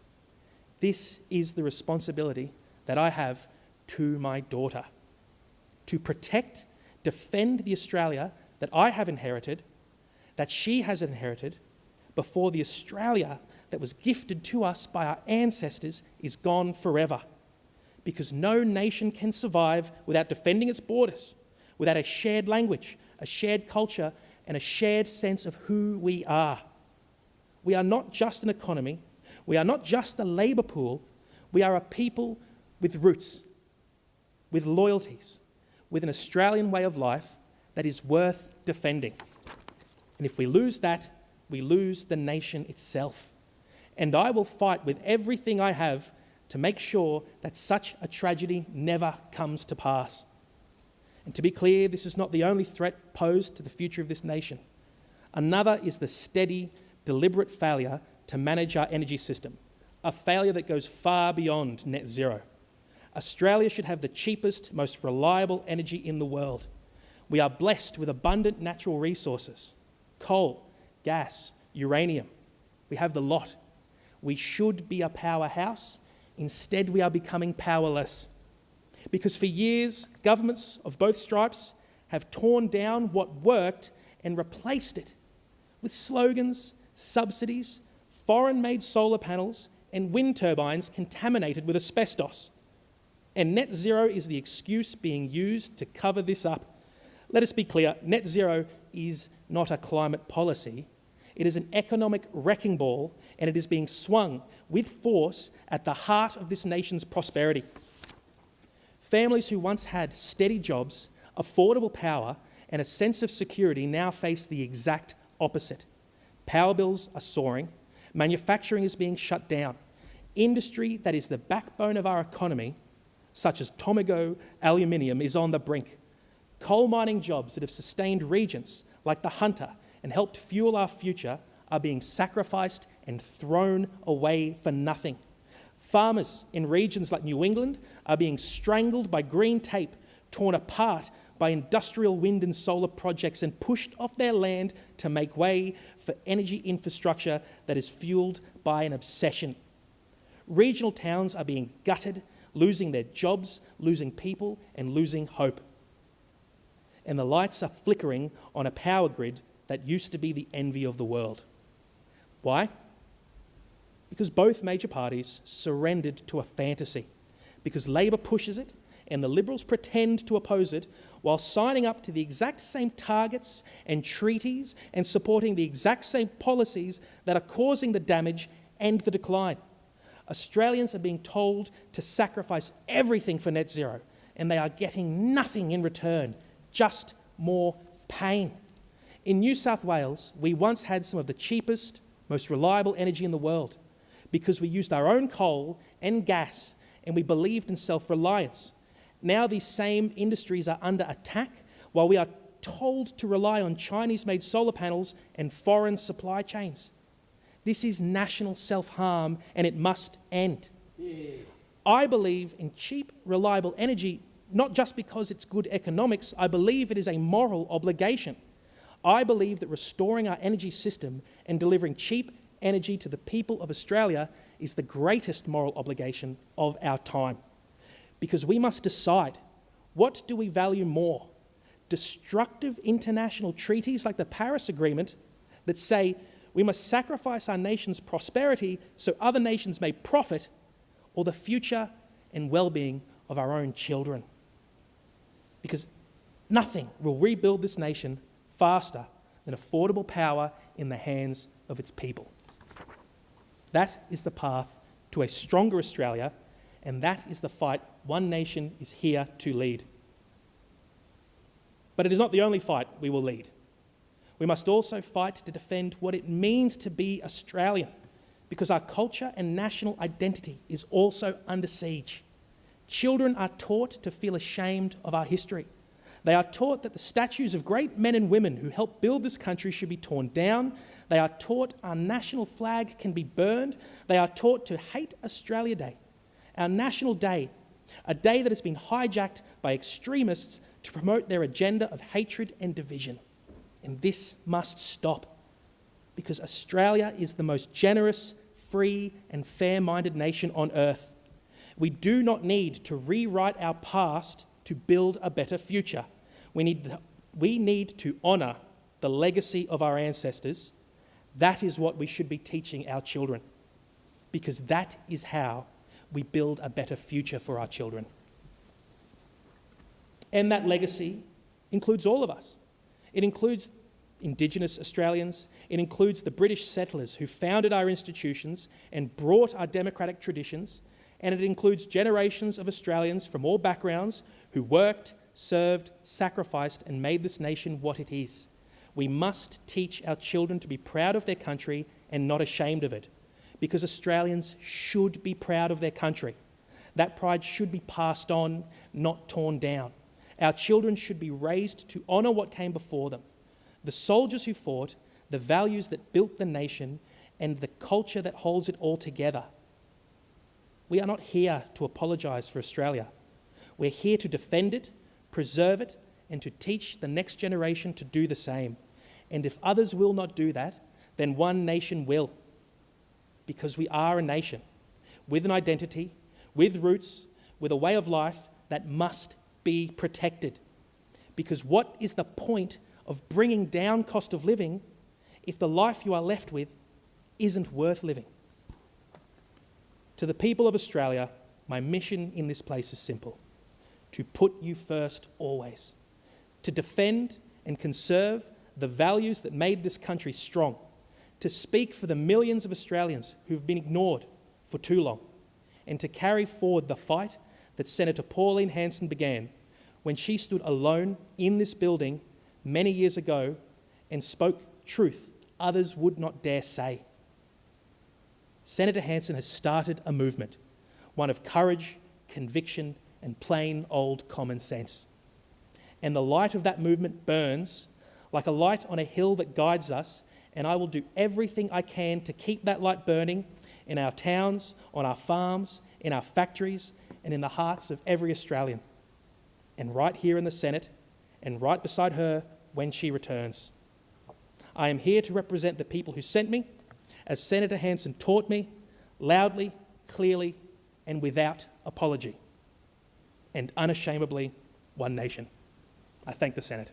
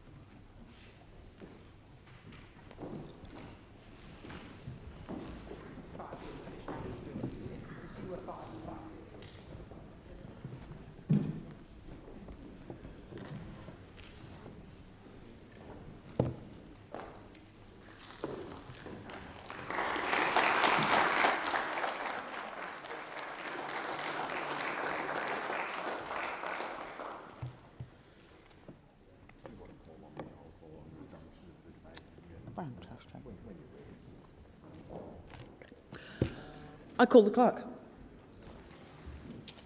Order of the day, resumption of debate on the urgency motion moved by Senator David Pocock and others. Senator Anandaraja. Thank you, Deputy President, and I thank Senator Pocock and colleagues for moving this important motion on CSIRO. CSIRO is indeed a national asset, and as a peak institution, public institution in this country, devoted to science, we will always support it. This stands in contrast to the climate deniers on the opposite side, who now seem to have discovered a genuine interest in science. It's entirely hypocritical for them to be now clutching their pearls and their chests and wringing their hands in anguish over imminent job cuts at CSIRO. You have no credibility whatsoever. The story of CSIRO is not one of government job cuts. It is, unfortunately, a story of mismanagement. Indeed, 4 days ago, a whistleblower declared to the Fairfax papers that there were problems evident at CSIRO 5 years ago. The Morrison government, during the pandemic, injected an additional $459 million over 4 years into CSIRO. And this funding boost led to a huge increase in CSIRO's headcount. The headcount swelled by nearly 1,400 staff between 2020 and 2024. So in other words, CSIRO went on a recruitment drive, a massive recruitment drive with this additional funding. What also happened during that time is that employee benefits, CSIRO's largest expense, jumped by 30% since 2019. What is unfortunate here is that, and this is a quote from this former senior staff member, who says, there were no real projects for them to work on. And so when 2024 clocked on and there was effectively a funding cliff, and this near $500 million that had been injected into CSIRO had been effectively squandered. Now, the new management have come on under the stewardship of eminent scientist and a fine Australian, Professor Doug Hilton, and he's had to do some housekeeping. Him and the independent board that stands at arm's length from the government have had to do some housekeeping. I just want to make it clear, any institution, whether it be scientific or otherwise, that receives public funds must be held accountable. It must be held accountable. Even though it is a peak scientific body, it is not a protected species. No one that receives taxpayer dollars in this really challenging fiscal environment is a protected species. And so the board did a review, the first strategic review in 15 years, and that tells you everything you need to know, and decided that there needed to be a realignment of CSIRO's priorities with our national priorities of this government. And so, as a result, unfortunately, I think due to the mismanagement of the previous administration, a number of people are now likely to lose their jobs. I will say, in terms of these people, bear in mind that this Albanese Labor government is establishing a number of statutory bodies next year. From January of next year, the Centres for Disease Control will kick off, the first ever Australian Centres for Disease Control. And that is going to require people with expertise in infectious diseases. Professor Hilton has already declared that a priority will be One Health, animal health as well as human health and environmental health. And this will be an absolute focus of the CDC. There's no tackling infectious diseases unless you tackle threats to animals as well as the broader environment, because that's how pandemics emerge. In addition, provided this Parliament works together and passes our environmental laws, we will be standing up a National Environmental Protection Agency. So those workers who are likely to lose their jobs in the environmental aspect and sector of CSIRO will have the potential to enter an EPA and an Environment Information Australia, an EIA as well. We would need their expertise. In addition to that, we have just announced the establishment of a National AI Safety Institute, a body that will rest within the Department of Industry.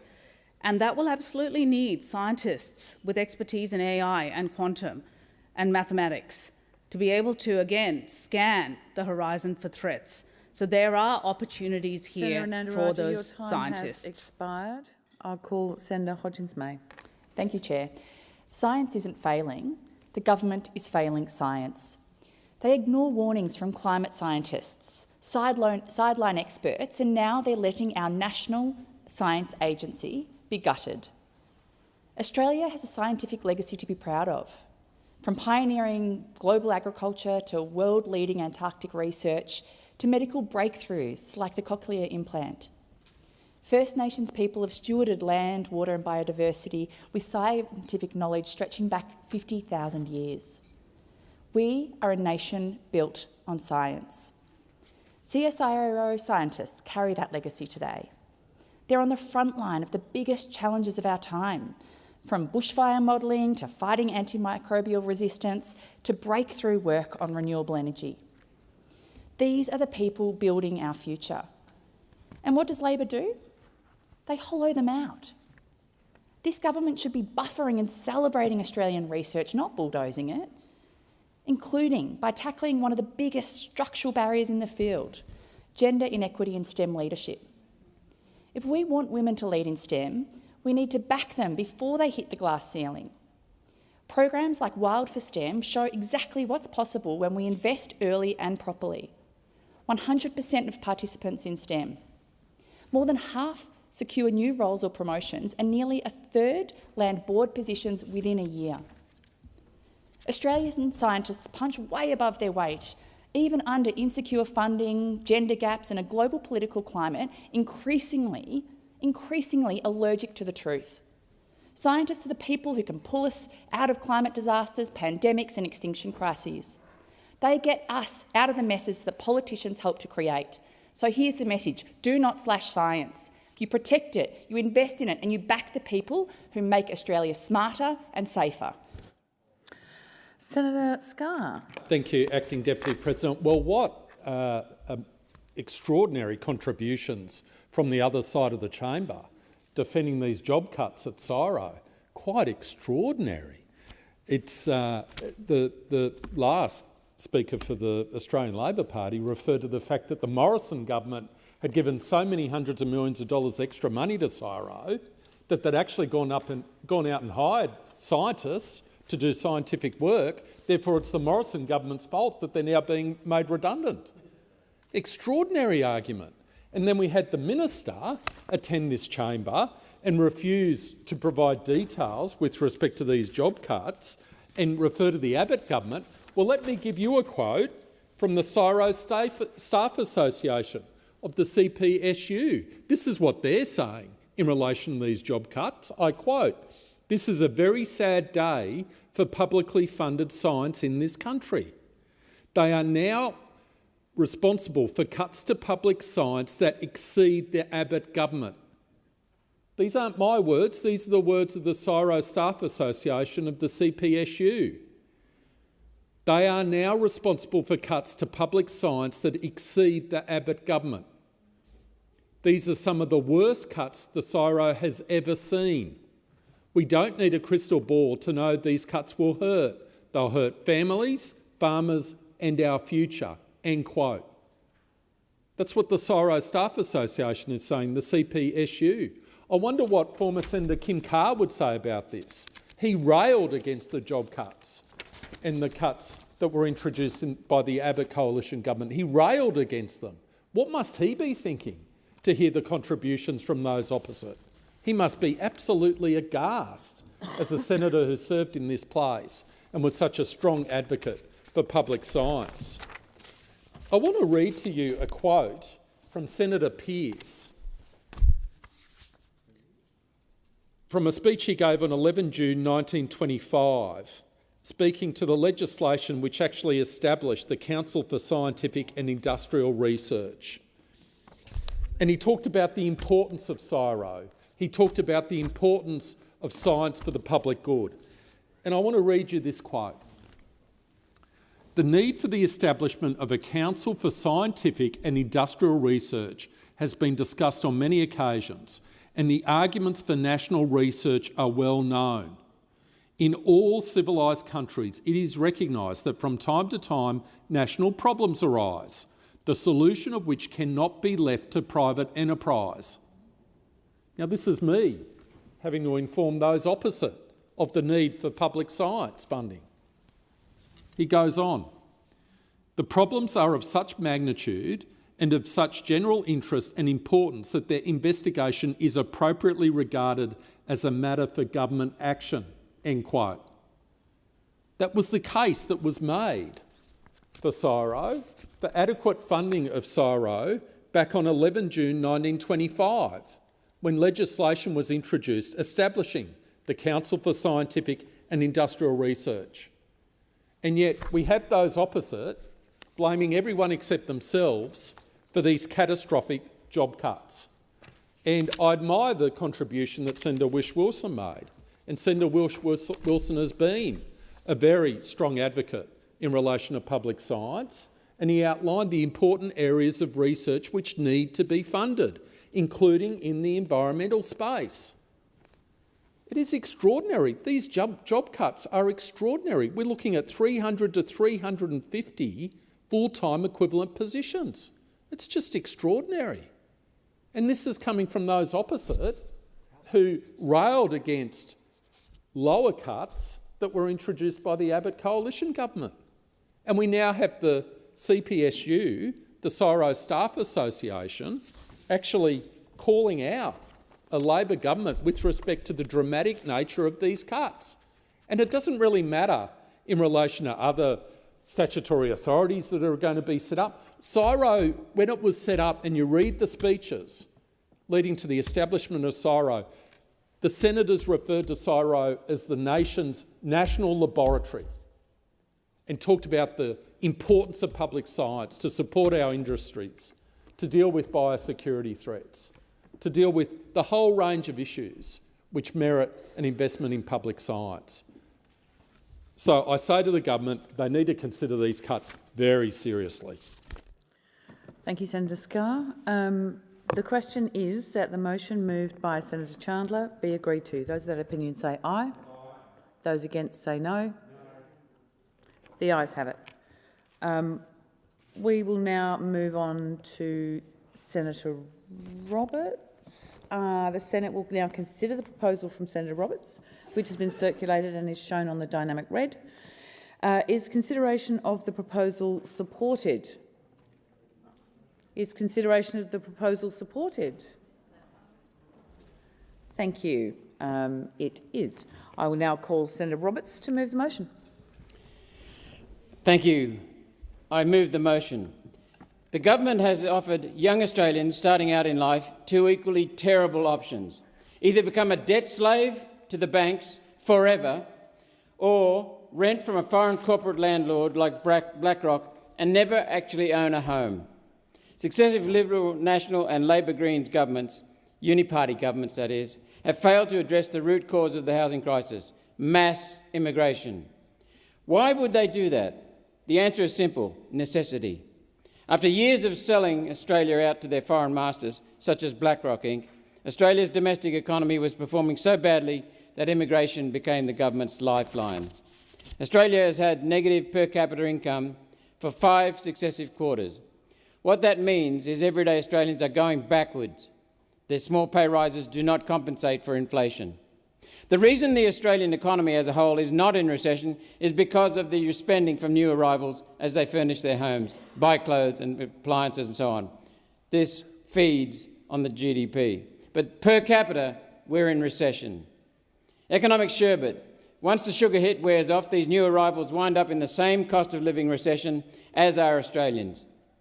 Instead of developing infrastructure, reducing red tape, reducing green tape, and reducing blue UN tape and getting private employment going again, the government takes the easy way out. More migrants, and more, and more. Decades of mass immigration have led us to this place where we are in today, where we have 4.7 million visa holders in the country who are not citizens of Australia. We now have absolute confirmation that neither Labor, the Greens, the Liberals or the Nationals are capable, nor can they be trusted to solve the real cause of the housing crisis: mass immigration. And it's a crisis. The latest CPI data shows housing has now risen 5.9% in the last year, an accelerating rate of increase. And electricity, by the way, went up 37% as those election bribes Labor gave you, electricity subsidies, start to expire. According to CoreLogic, it now takes someone on the average wage 12 years to save for a home deposit on the outskirts of Sydney and 30 years to save for the deposit on a home close to the city. 30 years for a deposit. Servicing a home loan now costs 42% of income. The point at which a mortgage is considered to be impaired used to be 30%. That's insane. It's a tragedy for young Australians, and the blame for this rests squarely with the Liberal, National and Labor Greens parties. You have taken the option of home ownership away from young people with your insane mass immigration and your net zero agendas. You have allowed foreign multinational corporations and superannuation funds to bid up the price of Australian homes, and you've stood idly while young people have walked away from auctions in tears. Instead, you make cringeworthy TikTok videos. You make promises that are not and cannot be kept because you run and hide from the real reason from the crisis, the Ponzi scheme that mass immigration has become. You run and hide. Here's what One Nation wanted this Parliament to vote on today: that in the opinion of the Senate, the following is a matter of urgency: the urgent need to address the failure of the Albanese government to fix home ownership for the next generation, with mass immigration adding to the 4.7 million non-citizens in the country. Tax breaks being given to foreign corporate landlords like BlackRock under build-to-rent, foreigners continuing to buy Australian homes, and red tape stopping tradies from building more. Yet the other parties want to remove the facts, the data from One Nation's motion. No one wants to talk about the fact there are 4.7 million visa holders, people who are not Australian citizens in the country right now, all needing homes. No one wants to talk about the tax breaks being given to foreign corporate landlords, BlackRock Inc. No one wants to talk about foreign ownership of Australian homes. No one, except One Nation. There's a reason why One Nation is the most trusted party in the country on the issue of migration. That's what the polls are saying quite clearly. The reason is simple. We care, you don't. We care, they don't. One Nation will govern for everyday Australians. It's time for a One Nation government now. Senator Ruston. Thank you very much, Acting Deputy Chair. Well, the Coalition is the party of home ownership. We want to see every single Australian, especially younger Australians, realise their dream of owning their own home. Labor has created the worst housing affordability crisis in decades, driven by an historic collapse in home building and record migration for which the government has completely failed to plan. It is Labor's failure to manage and plan for migration and Labor's failure to deliver meaningful housing reforms, and that is what is impacting on housing availability today. When we're talking about a housing crisis in this country, we must focus on why we are here in this situation. And the real reason is clear. It is the mismanagement of the Albanese Labor government. It is Labor's uncontrolled migration policies that are reducing the availability of homes in this country. And it's the Prime Minister's red and green tape policies that is strangling new construction, driving the great Australian dream out of reach. And this is urgent because it means many young Australians have lost hope of owning a home of their own. But migration has always been central to our story. We are a migrant nation built on generations who chose this country and made it their home. But migration must be managed responsibly with stable settings, long-term planning to ensure housing, jobs, services and infrastructure keep pace. While migration has ballooned, this government has overseen an historic housing construction collapse. Communities are feeling the strain and the cost of poor planning is being carried by every single Australian, leaving many disappointed at the Prime Minister's lack of leadership. Locking in uncontrolled migration without addressing housing and infrastructure pressures is reckless, and quite frankly, Australians deserve better. However, we will seek to amend this motion so that the blame for Australia's housing affordability crisis is entirely sheeted home to the government. The failures of housing policy are not the fault of our migrant communities, they are the fault of the Albanese Labor government.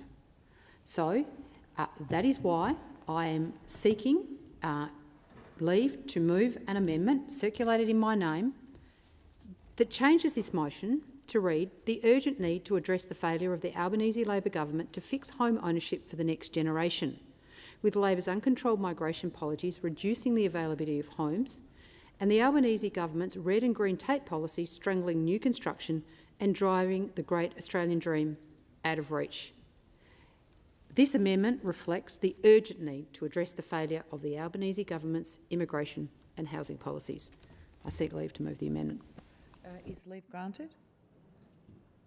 Leave is granted. I move the amendment standing in my name. Okay. We will... Just 1 second.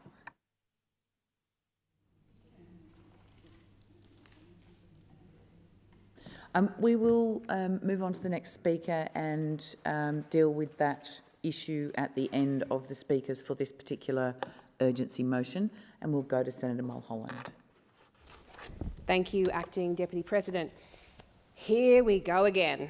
We have the same right-wing politicians reaching for the same old political stunts.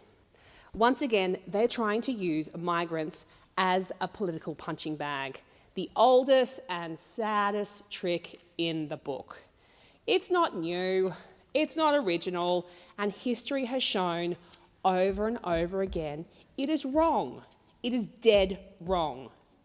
But when those opposite in the coalition join forces with One Nation on their policy offerings, we know that they have nothing new to offer the Australian people. They are all out of ideas and desperately searching for relevancy. And they're looking for someone to blame for their current situation. And all too often, that someone to blame is a hard-working migrant family in this country. It is a tale as old as time. And we all know the truth. The simple fact is that a dog whistle is just lazy politics. It's nothing more than a policy shortcut for One Nation and the Coalition who are not interested in doing the real work of governing in this country. Because if you cannot solve Australia's big challenges off the back of a bumper sticker, they're not interested. If you can't fix an issue by playing dress up, they don't want it.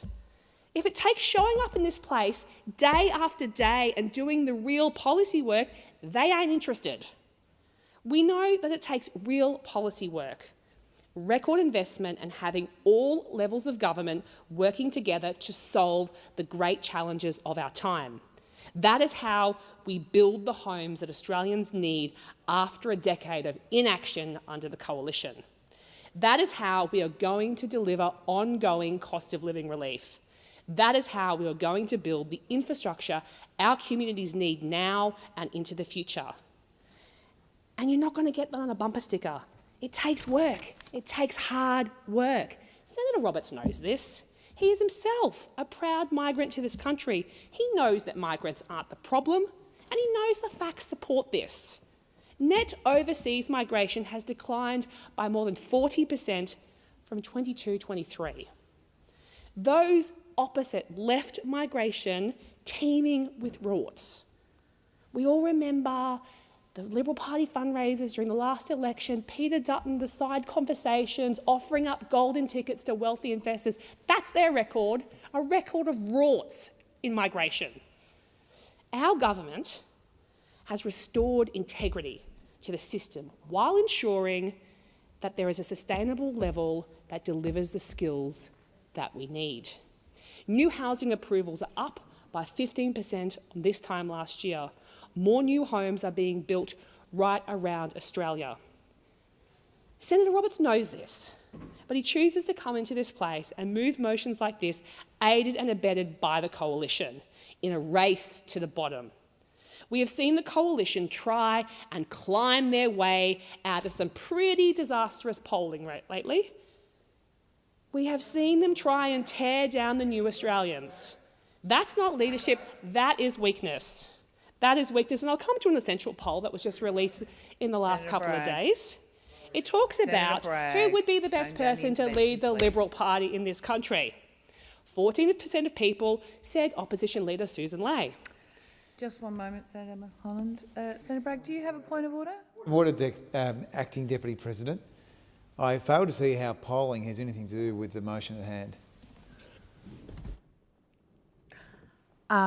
I think Senator Mulholland is definitely within the bounds of this motion.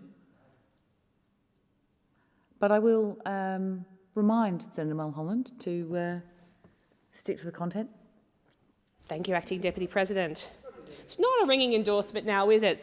I was interested in that poll that a whopping 45% of people said they were unsure who should lead the Liberal Party, but a further 10% said they just didn't know. Not a real ringing endorsement, is it?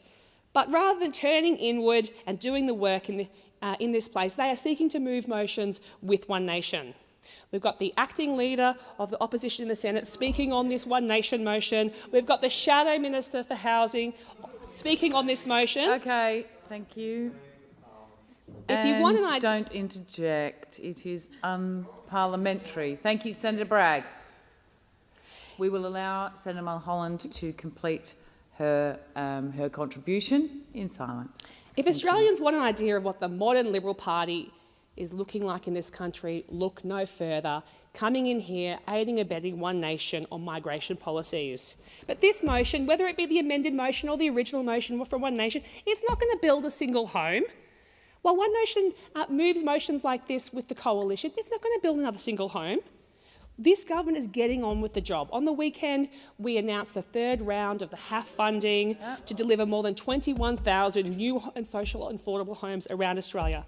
Labor is building more homes, we are making it easier to rent, and we are making it easier to get into your own home. Senator Bragg. Well, thank you very much, Acting Deputy President, and I think I will take the opportunity to clarify what was said before by Senator Ruston, and that is that we will not be supporting One Nation's motion in relation to this matter. We'll be moving amendments. So I encourage senators to listen carefully if they can. But the main point I want to make for the record is that for those that wish to link the housing issue with migration, that is a very one-dimensional approach, and it is not the main driver of the housing problem. It is not a reasonable argument to be blaming migrants for what is a homegrown problem here in Australia. Not only is it wrong based on the numbers, but I think it's also morally wrong, and it is not providing the sort of leadership that Australians are looking for. Australians are very decent people, and most of us are migrants in some form in the recent decades, and we all know, in the main, that migrants have not created this housing crisis. They know that. Now, it is also the case that if you have high levels of migration and you have a collapse in housing supply, that can be a factor. So it is also the case that very high migration settings, as we've seen in the past few years, have contributed as a factor to the housing issue. But the housing issue is one of supply. The only way out of the housing issue is to build more houses. There is no other formulation that we can conjure that is going to solve our massive problem. And unfortunately for Australia, this government is in the process of spending $60 billion to give the country fewer houses than we had under the prior government. So the government inherited a housing system which was supplying 200,000 houses a year on average. Now we're back to 170,000 houses a year on average. So despite all the bureaucracy and all the bluster, we are sadly receiving fewer homes. Now that is the scoreboard. That is how many houses are being built. And again, this year looks like it'll be about 175,000 houses again. They're not very good numbers. Now, more broadly, the government's main flagship housing fund has had $10 billion 2 years and has built a handful of houses, some of which it has purchased.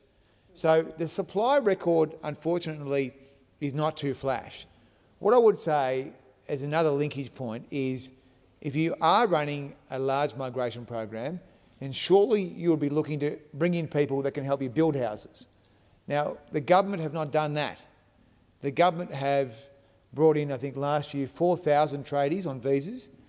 Now, there is a 80,000 shortfall in tradies needed to build that houses. So what we should be looking to do is to bring in people who can help us build out of this mess that we're in, rather than demonising people who want to make Australia their home. So I think that is a more constructive approach.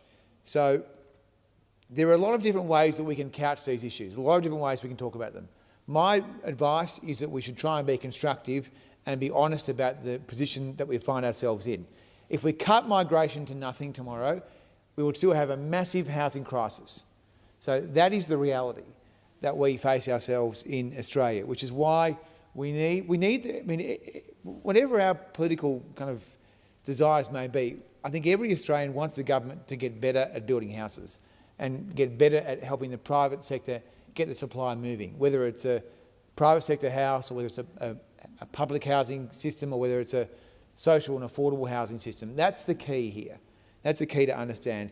The only thing I would say that I think is a very good point made in the motion is in relation to this perverse idea that we're going to get BlackRock and all these foreign fund managers to build houses. I mean, this I don't understand at all. I don't understand why the government has thought it necessary to give foreign fund managers a tax cut to become corporate landlords. I mean, we don't want to be like Atlanta. We don't want to be like other parts of the US. We don't want that. So, you know, I think they will be better off in doing their budget and finding something more constructive there, because that is not the way we want to be in Australia. We want to be a property-owning democracy. I think that's going to be the best way going forward. Thank you. Senator Smith. Thanks, Acting Deputy President. It's not usual that I find something in a speech from Senator Bragg on housing that I like and agree with, but I absolutely endorse his comments that it is completely wrong to blame migrants for anything that we're seeing in this sector. And really, this motion before us is just a continuation of the themes we've seen in this chamber this week.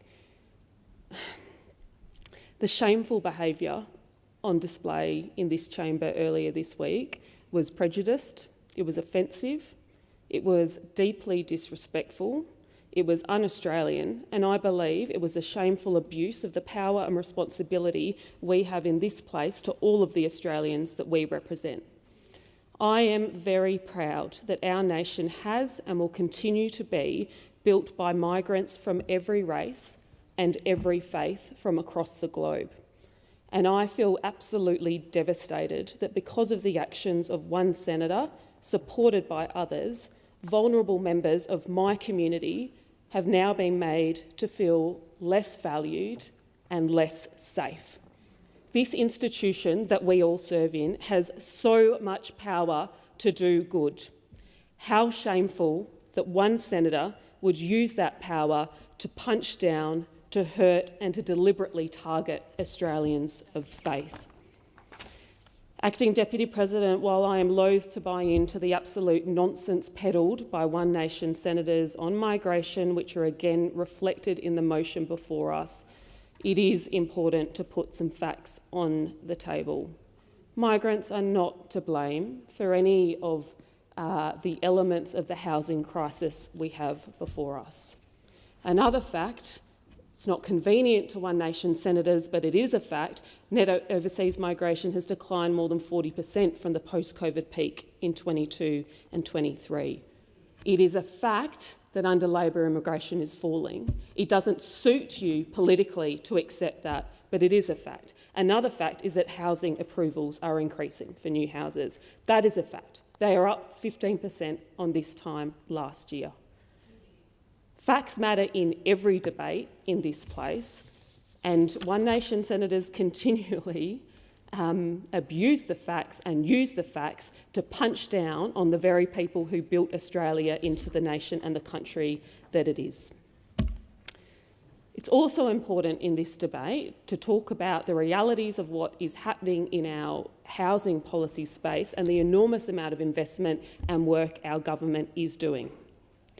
Because when it comes to housing, I know there is few issues of more importance to people in my community, but especially to young people in my community, young Australians who are looking at this generational deal and feeling left out of it, who are looking at what their parents were able to do when it came to housing, looking at what their grandparents were able to do, looking at what they thought housing meant to their Australian dream, to the way they want to raise a family, to what they can achieve in life, and feeling cut out of this deal, feeling like intergenerationally they have been completely ripped off. And that tearing up of that deal and that social contract hasn't happened over the past 4 years of the Albanese Labor government. It's been generations in the making. And there are many actors and stakeholders at fault for that, but migrants are not one of them. Migrants are not one of them. But you choose to come in here to continue the themes of this week, which this chamber utterly rejected and condemns, which do not reflect this institution, the people who serve in it, and everything we seek to uphold as an institution which can do an extraordinary amount of good. This motion is rubbish. It's not worth the paper it's written on, because it seeks to continue ideas which are also rubbish, ideas which are offensive, ideas which are dangerous, ideas which are harmful, and ideas which actually shouldn't be on display in an institution which is meant to represent all Australians and all Australian values. So obviously I reject this motion. I would remind One Nation senators of the value, relevance and significance of fact in any policy debate, but certainly debates in this place where our words carry a lot of meaning. And I would also remind you of the importance of civility, and that is absolutely not okay to punch down, to endanger and to make the migrants of every faith and every nation who built our country feel less safe and feel more vulnerable. We reject that, I reject that, just as I reject this absolutely rubbish motion. Senator Whitten. Thank you, Acting Deputy President. I rise to support Senator Roberts' matter of urgency because the Albanese Labor government has utterly betrayed the next generation of Australians. Now, for the record, we don't blame migrants. We don't blame migrants. I think there's a comprehension problem in here. We blame the people in here. This is the problem, not the migrants. We are not blaming migrants. The Albanese Labor government has betrayed the young families who dream of stability, the students who hope one day to put down roots, and the hard-working Australians and migrants who want nothing more radical than a chance to buy a modest home in the country they love. Young people now stare down the barrel of million-dollar house prices, mortgage repayments that swallow half their wage, and a future where home ownership has become a distant and almost abstract dream. Something spoken about but rarely achieved. What used to be the great Australian dream has become a luxury available only to the wealthy, the lucky or a foreign investor. In Perth, the situation has become downright desperate. Rents are up more than 50% in just 5 years, and house prices have risen by 8.8% year to date. Vacancy rates scrape along at 0.7%. At a single rental inspection, 92 desperate locals turned up. Families, pensioners, students, young workers, migrants, people who once would have had reasonable options, now competing like it's the Hunger Games. This is not normal, this is not healthy, and is clearly not inevitable. Yet Labor pours petrol on the fire with record mass immigration. We now have 4.7 million non-citizens competing for the same limited pool of homes, the same rental listings, the same public services. And while Australians struggle, Labor hands over massive tax breaks to foreign corporate giants like BlackRock through their so-called build-to-rent scheme, an arrangement that sounds helpful, but in practice delivers a stable stream of profits to offshore landlords while leaving us ordinary Australians further behind. Worse still, their reckless 5% deposit scheme encourages young buyers to borrow 95% of an already inflated price. Sound familiar? This saddles them with monstrous mortgages, 6 to 8 times their income, double or more what their parents ever faced. It is not help, it is a debt sentence, one that locks young workers into decades of financial servitude simply for wanting a roof over their heads. Meanwhile, foreign buyers continue snapping up our homes with near impunity. Red tape strangles our tradies and builders, and supply cannot possibly keep up. This is market sabotage, and Australians are paying the price. In Western Australia, where I come from, families scramble for shelter in a market with just 0.7% vacancy. Rents have exploded more than 50% in 5 years, adding thousands to the bills that working families can barely afford. And today, right on cue, the Australian Bureau of Statistics released the complete monthly CPI for October 2025. Annual inflation has climbed to 3.8%, up from 3.6% in September, and higher than the market expected. Any lingering hope of early interest rate relief has just been crushed. And the single biggest driver? Housing, up a staggering 5.9% this year. This is a direct and predictable result of Labor's demand-side madness.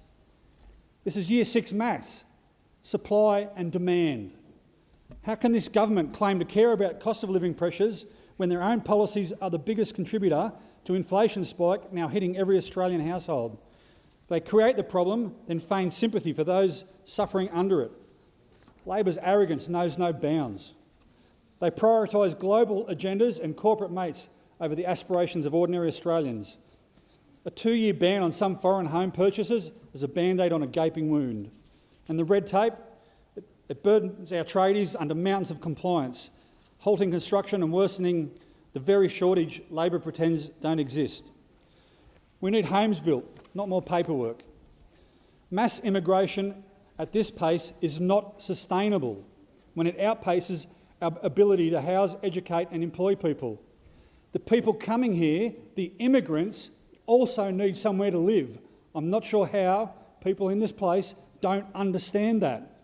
Supply and demand. The question is that the amendment moved by Senator Ruston be agreed to. Those in favour say aye. Aye. Those against say no. The noes have it. Okay.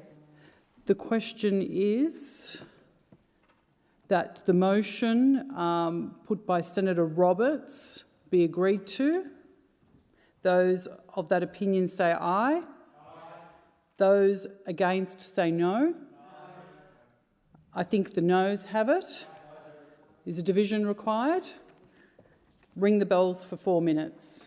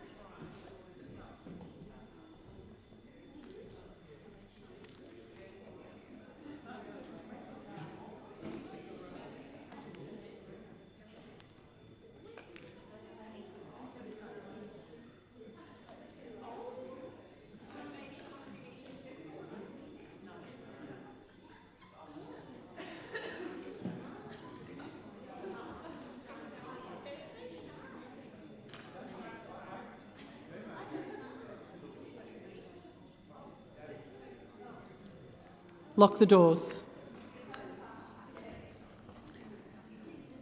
The question is, the motion moved by Senator Roberts be agreed to. The ayes will move to the right of the chair and the noes will move to the left.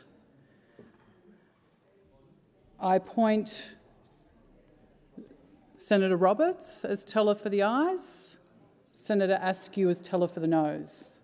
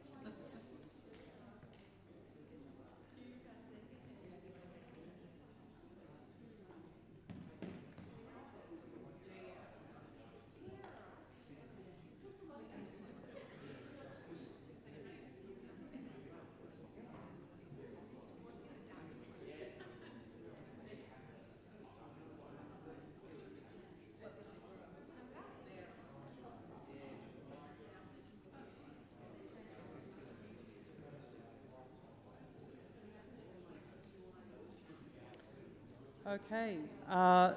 The result of the division is 3 ayes and 39 noes. The question is resolved in the negative.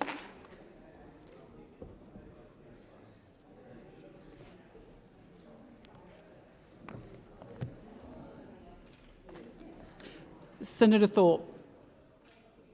Acting Deputy President, I seek leave to lodge a late notice of motion.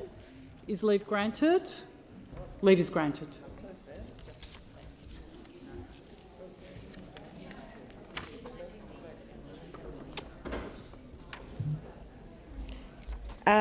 I give notice that on the next day of sitting I shall move that the Senate calls on the Commonwealth Government to urgently establish an independent national body to investigate, report, monitor and enforce change in relation to all Aboriginal and Torres Strait Islander deaths in police and prison custody in Australia.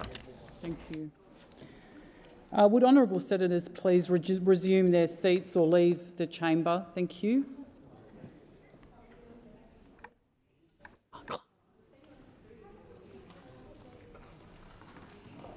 I shall now proceed to the consideration of documents. The documents are listed on page 6 of today's order of business. Senator Askew. I seek leave to take note of item number 5 on page 6 and seek leave to continue my remarks. Thank you. Senator Grogan.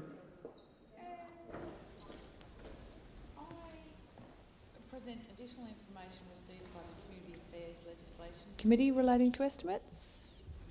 Are we? Yeah. That's... Oh, sorry. Are we done with that? Yeah. Yeah. Just confirm if there are any other documents before we move on. No? Thank you. Yes. No, we're about to table. Anybody want to? We were on consideration of documents, and I'm just checking that there are no others to consider. And now we shall move to tabling and consideration of committee reports and government responses. Thank you, Senator Grogan. I present additional information received by the Community Affairs Legislation Committee relating to estimates. Thank you. Also, I present additional information received by the Environment and Communications Legislation Committee on its inquiry into Communications Legislation Amendment Combating Misinformation and Disinformation Bill 2024. And I also will present the 513th report of the Joint Committee of Public Accounts and Audit, together with accompanying documents. Thank you. Senator O'Neill. Very much. I rise to speak to the tabling of the scrutiny of delegated legislation committees. Delegated Legislation Monitor 8 of 2025. This monitor reports on the committee's consideration of 98 legislative instruments registered between 24 September and 21 October 2025. In this monitor, the committee has commented on 2 concluded instruments and 1 new instrument. The committee has concluded examination of Competition and Consumer Notification of Acquisitions Determination 2025. This instrument supports the new merger control regime that was introduced in 2024 through amendments to the Competition and Consumer Act 2010. Part 6 of the instrument sets out the content and format of the notifications and public benefit application forms prescribed under the Competition and Consumer Act 2010 and the information and documents required to accompany these forms. Under Scrutiny Principle A, the committee expects that instruments are made in accordance with their enabling acts and otherwise comply with all legislative requirements. In addition, Senate Standing Order 23(4)A empowers the committee to scrutinise legislative instruments that are exempt from disallowance, including whether it's appropriate for those instruments to be exempt. In this case, the committee raised concerns about the legal basis for exempting only Part 6 of the instrument from disallowance. Part 6 is made under sections 51ABY and 51ABZQ of the Competition and Consumer Act. Those sections also provide that any legislative instrument made under them is not subject to disallowance. The other 9 parts of the instrument are made under different enabling provisions within the Competition and Consumer Act and are subject to disallowance. Paragraph 44(2)A of the Legislation Act 2003 provides for 2 distinct circumstances in which an Act may declare or have the effect that the usual parliamentary disallowance process does not, that is, to a legislative instrument as a whole or to a provision of a legislative instrument. In this case, subsections 51AB(7) and 51ABZQ(6) of the Competition and Consumer Act provide that the usual disallowance process does not apply to the instrument and makes no reference to only certain provisions of an instrument being exempt from disallowance. As such, it was unclear to the committee whether the Competition and Consumer Act authorises the exemption of only Part 6 of the instrument from disallowance. The committee sought advice on this matter and received responses from the Assistant Minister for Productivity, Competition, Charities and Treasury about the instrument on 3 occasions. Most recently, in Monitor 7 of 2025, the committee asked whether the Assistant Minister would consider repealing and remaking the instrument as 2 separate instruments. The Assistant Minister responded on the 4th of November 2025, advising that he would remake the instruments as 2 separate instruments. In Monitor 8 of 2025, the committee thanked the Assistant Minister for his constructive engagement on this matter and noted that the Assistant Minister's undertaking addresses the committee's scrutiny concerns. Nevertheless, the committee reiterated its view that it is unclear as to the legal authority for exempting only Part 6 of the instrument from disallowance. The committee also noted that it considers that combining exempt and non-exempt provisions in a single instrument to be undesirable drafting practice, even where it is legally authorised. This is because such an approach has the potential to undermine clarity and to limit parliamentary oversight of provisions subject to disallowance. The committee has also concluded its examination of the Help to Buy program Directions 2025. This instrument directs Housing Australia in the performance of its functions in administering the Help to Buy program under the Help to Buy Act 2024. The committee previously raised scrutiny concerns and on 2 occasions sought advice from the Minister for Housing in relation to broad discretionary powers conferred on Housing Australia by the instrument. In particular, the committee was concerned that several terms central to Housing Australia's discretion were unclear. The Minister provided examples of the intended meaning of these terms and advised that Housing Australia would publish relevant guidelines and would implement policies and procedures to apply these concepts. The committee requested that the Minister amend the instrument's explanatory statement to include this information. The Minister subsequently agreed to this, and Treasury's advised the committee on the 18th of November 2025 that this undertaking had been implemented. The committee welcomes the implementation of this undertaking and thanks the Minister for her prompt engagement on this matter. Finally, Monitor 8 includes committee comments on the Aged Care Rules 2025. This instrument, which is 666 pages in length and accompanied by a 729-page explanatory statement, was made under the Aged Care Act 2024, and it sets out specific requirements relating to the new aged care framework. This includes care and services obligations. It includes pricing and payment arrangements. It includes complaints handling, compliance and enforcement processes, and it includes aged care provider registration requirements. Noting the length and the complexity of this instrument, I would like to take this opportunity to thank, on behalf of the committee's legal advisor and secretariat for their diligent and prompt work on this complex matter. In Monitor 8, the committee has raised a number of scrutiny concerns about the rules, including the automation of certain administrative decisions, including the conferral of broad discretionary powers, of coercive powers, of privacy and independent merits review. The committee has sought a response from the Minister for Aged Care and Seniors about these concerns.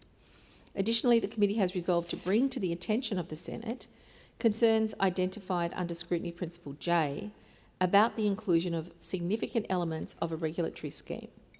I wish to take this opportunity to further draw the Senate's attention to the committee's comments in relation to this particular scrutiny matter. The rules contain numerous provisions that appear to be central to the aged care framework. For example, the rules prescribe an aged care code of conduct and an aged care quality standards. As per the Act, the code imposes conduct requirements on registered providers, responsible persons and aged care workers, while the standards include enforceable measures that relate to the quality of funded aged care services. Under the Act, compliance with both the code and standards is a condition of registration for registered providers. Non-compliance may result in the imposition of civil penalties and could affect an aged care provider's registration status. Additionally, the rules supply content for several terms that appear to be central to the operation of the aged care regulatory framework. For example, while the Act broadly defines the term restrictive practice as any practice or intervention that restricts an individual's rights or freedom of movement, much of the content of this term is prescribed within the rules. For instance, the rules specify chemical, environmental, mechanical and physical restraints, and the use of seclusion as forms of restrictive practices. Requirements for the use of restrictive practice are also included within the rules rather than the Act, including the use of restrictive practices on persons who have been assessed as unable to provide informed consent. Key safeguards are also prescribed within the rules, such as the requirement that restrictive practices be used as a measure of last resort and only to the extent necessary. Finally, key provisions relating to the funding of aged care services are set out within rules rather than the Act. Under the scheme established by the Aged Care Act, individuals accessing funded aged care services will have those services funded through the Commonwealth contributions, or, depending on the individual's means, through individual contribution and fees. Chapter 7 to 10 of the rules provide much of the detail as to how this funding framework is to operate in practice. Given the importance of the Aged Care Code of Conduct, the Aged Care Quality Standards the funding of aged care scheme and of key terms such as restrictive practice, the committee is concerned that the explanatory statement does not provide sufficient justification for the inclusion of these significant matters in the rules rather than in the primary legislation. While the committee has resolved not to seek further advice on this occasion, it has resolved to draw this matter to the attention of the Senate under Senate Standing Order 23(4). In concluding my remarks, I would like to take this opportunity to emphasise the importance of comprehensively justifying any significant matters which are proposed for inclusion within delegated rather than primary legislation. The committee's considerations of this issue is underpinned by the importance of ensuring proper parliamentary oversight over all matters covered by legislation, noting the central constitutional role of the Parliament as lawmaker-in-chief. The committee will continue to monitor this important issue in its scrutiny of future instruments. With these comments, I commend the Delegated Legislation Monitor 8 of 2025 to the Senate. The question is that the Senate take note of the committee report. Senator Dean Smith. Thank you. I present Scrutiny Digest number 9 of 2025 of the Standing Committee for the Scrutiny of Bills, together with ministerial correspondence, and I move that the Senate take note of the report. As Chair of the Senate Standing Committee for the Scrutiny of Bills, I rise to speak to the tabling of the Committee's Scrutiny Digest number 9 of 2025. In this digest, the committee has concluded its consideration of 8 bills previously introduced into this Parliament. The committee's initial examination of the 8 bills introduced into Parliament between the 3rd of November 2025 to the 6th of November 2025, including the Environment Protection Reform Bill of 2025, are not included in this digest. The committee instead considered these bills in Scrutiny Digest 8 of 2025, which was tabled out of sitting on 18th of November 2025 during the Senate's adjournment. This digest highlights the considerable importance of ministerial responses to the technical scrutiny of bills and legislation undertaken by the committee. The provision of reasoned justifications by the executive supports the committee to reach a considered view about characteristics or impacts of legislation that may raise scrutiny concerns. This dialogue serves to enhance the transparency, accountability and oversight of the legislative process and safeguard public confidence in the maintenance of the rule of law in Australia. Ministerial responses that directly address the scrutiny concerns raised by the committee can mitigate or resolve such concerns. Having considered the advice from the Minister of Health and Ageing in this digest, the committee has considered that its inquiries about the Australian Centre for Disease Control Bill of 2025 in Scrutiny Digest 6 of 2025 have been appropriately addressed. These include initial concerns about the availability of merits review of decisions to compel information, including personal information, and defences under which individuals, rather than the prosecution, would be obliged to prove certain elements of a criminal offence. A response that directly addresses the concerns outlined by the committee in the manner of this response assists the committee to advise the Senate that its scrutiny concerns have been resolved. This bolsters parliamentary oversight by giving confidence to senators that the bill has been subject to effective scrutiny. This digest also contains a concluded entry in respect of the Administrative Review Tribunal and other legislation amendment bill of 2025. In particular, the committee has acknowledged that aspects of the Attorney-General's advice lessened the committee's initial concerns about a proposed general discretion for the Administrative Review Tribunal to decide to hear matters on the papers. The committee retains concerns, however, in relation to the framing of this power and the potential to incorporate greater guidance, which the response to the committee has not addressed in detail. Considered engagement with the initial scrutiny concerns raised by the committee also provides an opportunity to improve the clarity of explanatory materials, thereby improving the accessibility of the law for the broader public and those affected by its operation. In Scrutiny Digest 6 of 2025, the committee queried whether the Treasury Laws Amendment Strengthening Financial Systems and Other Measures Bill of 2025 would in fact render decisions to publicly confirm an investigation into a particular charity immune from judicial law. The committee, having drawn this concern to the attention of senators, welcomes the Assistant Treasurer's commitment to table an addendum to the explanatory memorandum clarifying the continued availability of judicial review. Addenda of this kind serve to increase understanding the law and assist with the day-to-day interpretation of legislation that is passed into law.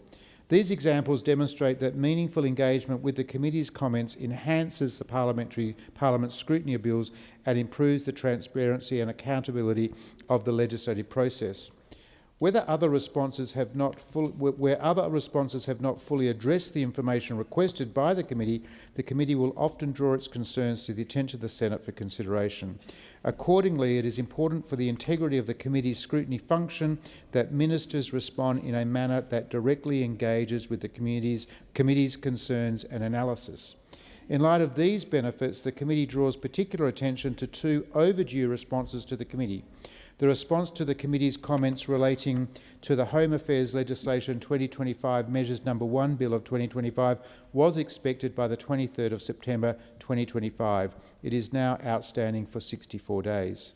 Similarly, the response to the committee's comments relating to the Health Legislation Amendment Miscellaneous Measures No. 1 Bill of 2025 was expected by the 13th of November 2025 and is now outstanding for 13 days.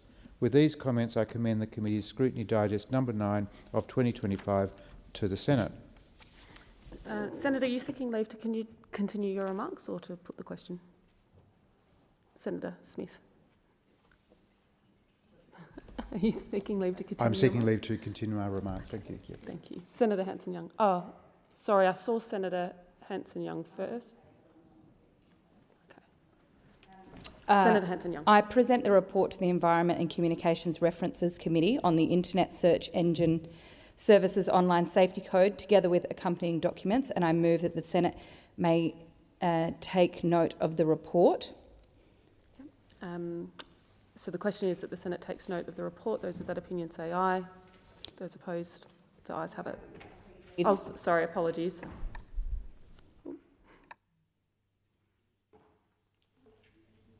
Can I just confirm, Senator Hanson-Young, are you seeking to speak? I'm just going to seek leave to continue my remarks, is what I'm going to do. Then we don't need to put the question. So if you seek leave to continue your remarks, I seek leave to continue my remarks. Thank you. Thank you, Senator Hanson-Young. Senator Thorpe. Thank you, Acting Deputy President. I seek leave to speak to the final report of the PFAS Select Committee, which was tabled out of session last week. Is leave granted? Leave is granted. Senator Thorpe. Thank you. I wish to speak to the final report of the PFAS Select Committee, which was tabled last week. PFAS affects every single one of us. Around 98% of the population have PFAS in their blood, yet many people know very little about these chemicals and how pervasive they are. PFAS affects us in our everyday lives. From consumer goods like cosmetics, food packaging, pharmaceuticals, cookware, furniture, tampons, and even our drinking water. They are called forever chemicals because they don't break down in our bodies or the environment and bioaccumulate. Just a few companies, 3M and DuPont, first and foremost, are responsible for literally poisoning the whole planet and almost the entire population with these chemicals. And they have known about these impacts for decades. Yet they've been able to get away with this almost unblemished. In the meantime, governments in this country have paid little attention to the ever-increasing impacts of these chemicals. It seems it was easier to ignore this asbestos of the 21st century than having to address something this widespread and costly. Yet we could not ignore this ever-increasing problem any longer. This is why I initiated this inquiry on PFAS, and it's been an honour to chair it over the last year. I'm pleased that the committee have been able to agree on 47 recommendations resulting from the vast evidence provided by affected communities and workers, experts, industry, government and government agencies. In particular, I'd like to thank those who've been directly affected by PFAS, most notably firefighters and communities whose land and water have been contaminated. The committee's visit to Wreck Bay at the start of this year has been an incredible privilege, and I wish to thank the Wreck Bay Aboriginal community for inviting us onto their land and sharing their stories. To see a small community so deeply affected by the contamination from a nearby defence base has been absolutely heartbreaking. Country, water and totems have been poisoned, affecting the community's ability to fish, hunt, swim and birth on country. It's affecting their ability to engage in ceremony and pass on cultural knowledge to younger generations. Their cultural loss has been acknowledged in a class action settlement. However, the small settlement amount is just a drop in the ocean of what the community has lost. It also does not take into account the significant health impacts on the community, which has tragically lost many members over the last years, with many others having cancer or suffering from kidney disease, high cholesterol, all of which are associated with PFAS. Wreck Bay has been described by doctors as an obvious cancer cluster, yet governments have denied this. There are no additional health supports available to the community, and even accessing primary health care is challenging. This is not a coincidence. Australian government issued health advice on PFAS is inconsistent and lagging behind international evidence. It states that PFAS exposures have generally been small and are unlikely to be important to health outcomes. This is at odds with the World Health Organization classifying PFOA as a carcinogenic to humans and PFOS as possibly carcinogenic. These are the two most prolific PFAS, with others still under investigation. We also know that PFAS acts as an immune suppressant.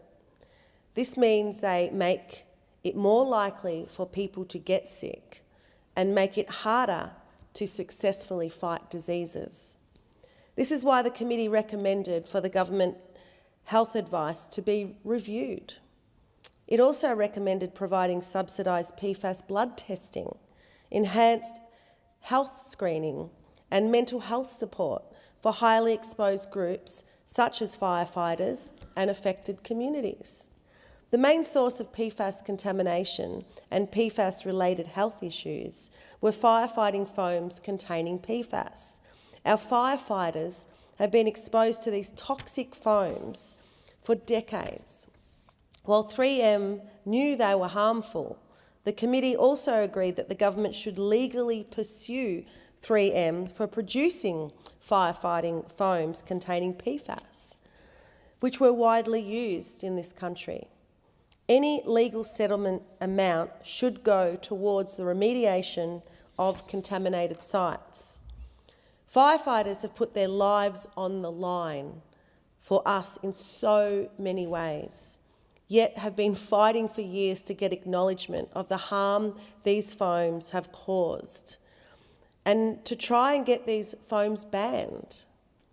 Their research and advocacy around this is internationally leading, yet successive governments have ignored their pleas.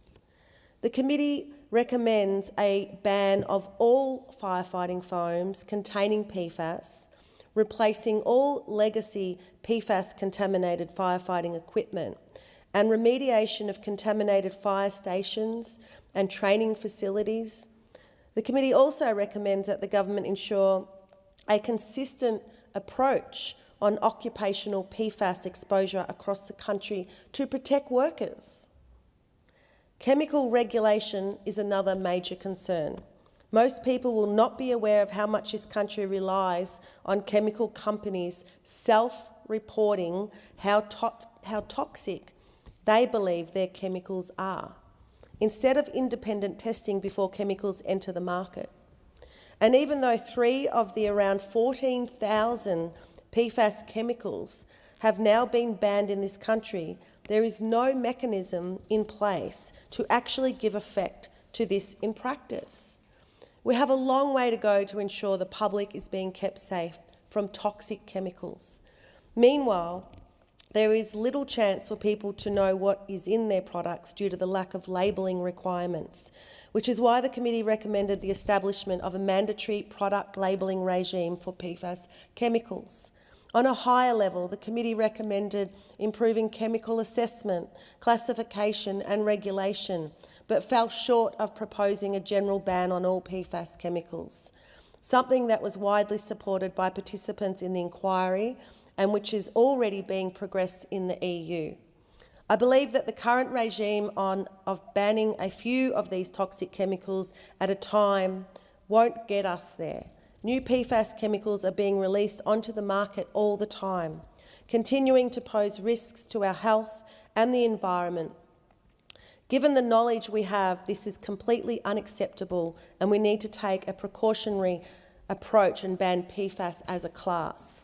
PFAS is in our drinking water and it's increasingly making headlines over the last year as it was discovered that the Blue Mountains residents have been exposed to elevated PFAS levels in their drinking water, likely for the last 3 decades. This has resulted in some residents having higher PFAS levels in their blood than even communities near defence bases, and yet widespread testing has not been offered to community members. The Blue Mountains example illustrates the shortfalls of PFAS monitoring in drinking water, to which there is no coordinated national approach. Many drinking water sources don't get tested at all, which means that high levels, like those in the Blue Mountains, would only be detected randomly or if there is a specific suspicion of contamination. Hundreds of thousands of people right across this country could be drinking contaminated water right now. There is so much I could talk about and so many more important recommendations, but I don't have the time. It is disappointing that Labor, as the only one that disagreed with the committee recommendations, it is time that we take PFAS seriously and for the government to stop passing the buck and take responsibility. I urge everyone to contact Labor ministers to let them know that you care and you want these recommendations implemented. And I want to thank the Secretariat and fellow committee members who saw for their own eyes a snake dying on the beach because it was contaminated with PFAS. There's a lot of time, energy and work that was put into this. We need action. Senator Thorpe, are you seeking leave to continue your remarks? I am seeking leave to continue remarks. Thank you. Leave is granted. Are there any other senators seeking to speak on committee documents today? Okay, we'll move to ministerial statements. Minister. Oh, apologies. Last of the... It's the... Oh, you're seeking to speak to one of the committee documents. Apologies. Well, it is the government response, Acting Deputy Chair. So I present 2 government responses as listed on today's order of business and seek leave to have the documents incorporated in Hansard. Leave granted. Leave is granted. So I believe we can move to ministerial statements now. Minister. I table documents relating to orders for the production of documents concerning Housing Australia, the 5% home deposit scheme, illicit tobacco and funding agreements concerning the Housing Australia Future Fund. Okay. Are there committee memberships to deal with? Now move to messages. The President has received messages from the House of Representatives forwarding the following bills for concurrence: the Communications Legislation Amendment Australian Content Requirement for Subscription Video on Demand Streaming Services Bill 2025 and Vet Student Loans Miscellaneous Measures Bill 2025. Minister. I move that these bills may proceed without formalities, may be taken together and be now read a first time. The question is that the bills be read first time. Those of that opinion say aye. Those against say no. The ayes have it. I call the clerk. Communications Legislation Amendment Australian Content Requirement for Subscription Video on Demand Streaming Services Bill 2025 and Vet Student Loans Miscellaneous Measures Bill 2025. Minister. I I move that these bills be now read a second time, and I seek leave to have the second reading speeches incorporated in Hansard. Is leave granted? Leave is granted. I move that the debate be now adjourned and the bills be listed as separate orders of the day. Okay, the question is the debate be now adjourned. Those of that opinion say aye. Those opposed say no. The ayes have it. Call the clerk.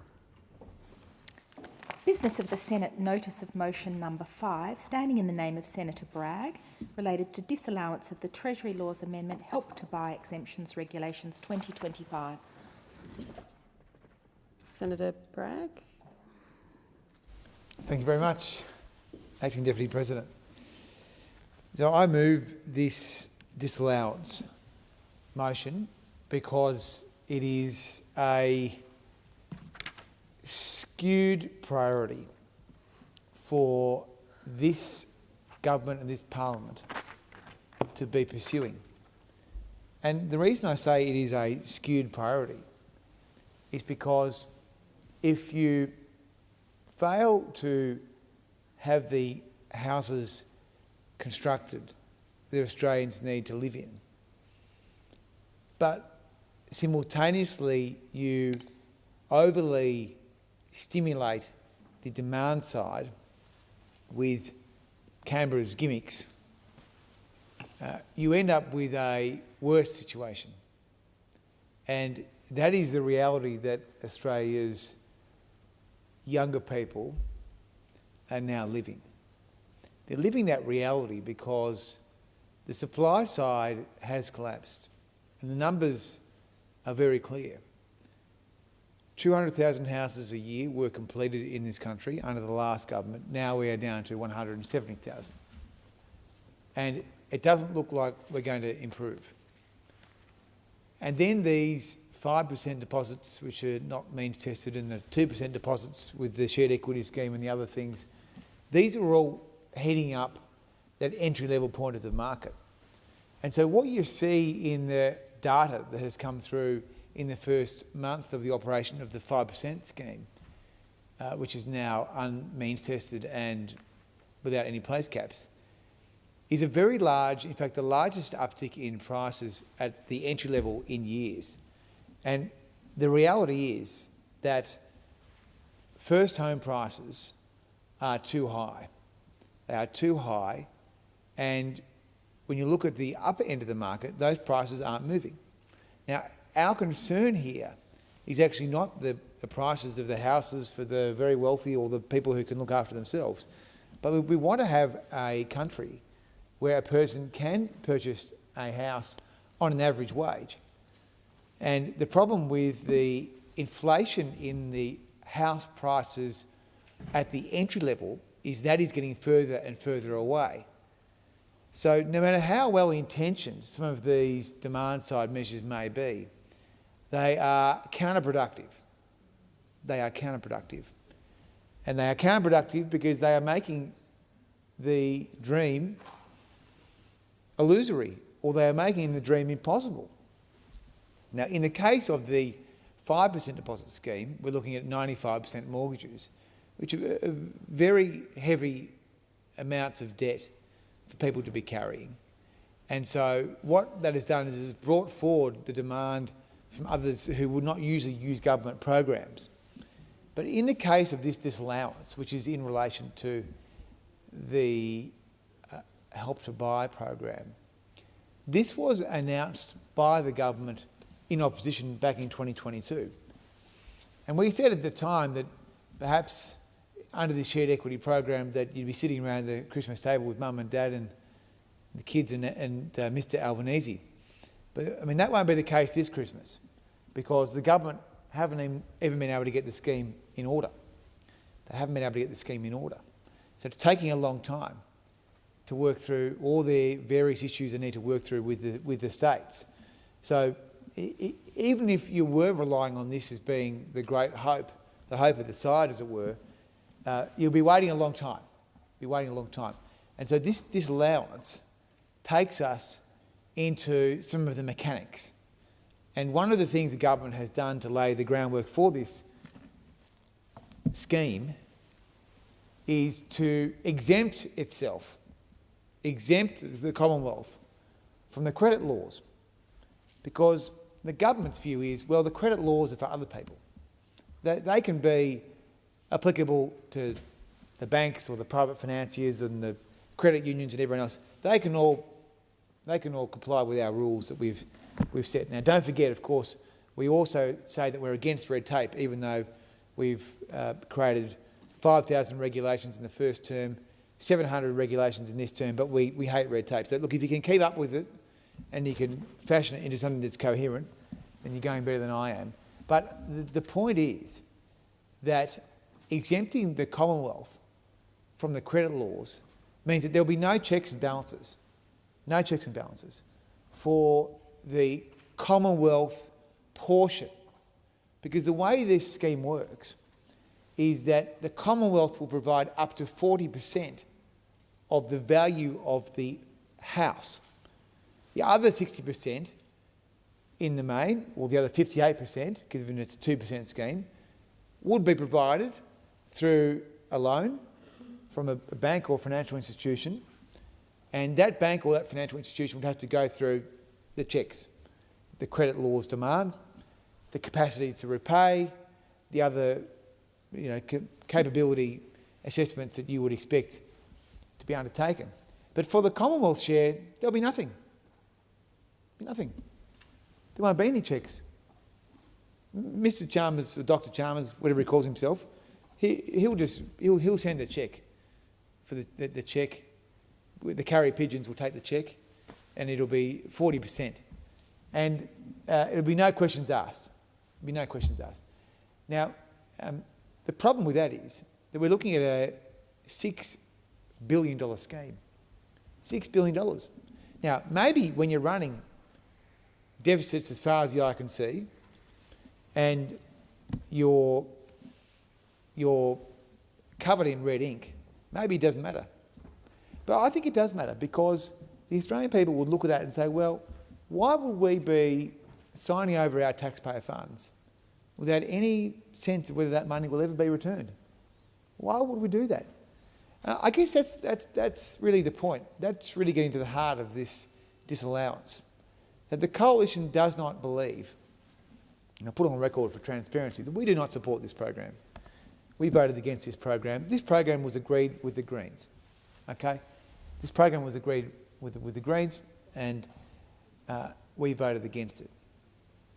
But I'm surprised, noting our objection against the policy, that the government has decided to exempt itself from the credit laws and therefore will not be undertaking any due diligence as to how up to $6.3 billion of taxpayer funds will be spent.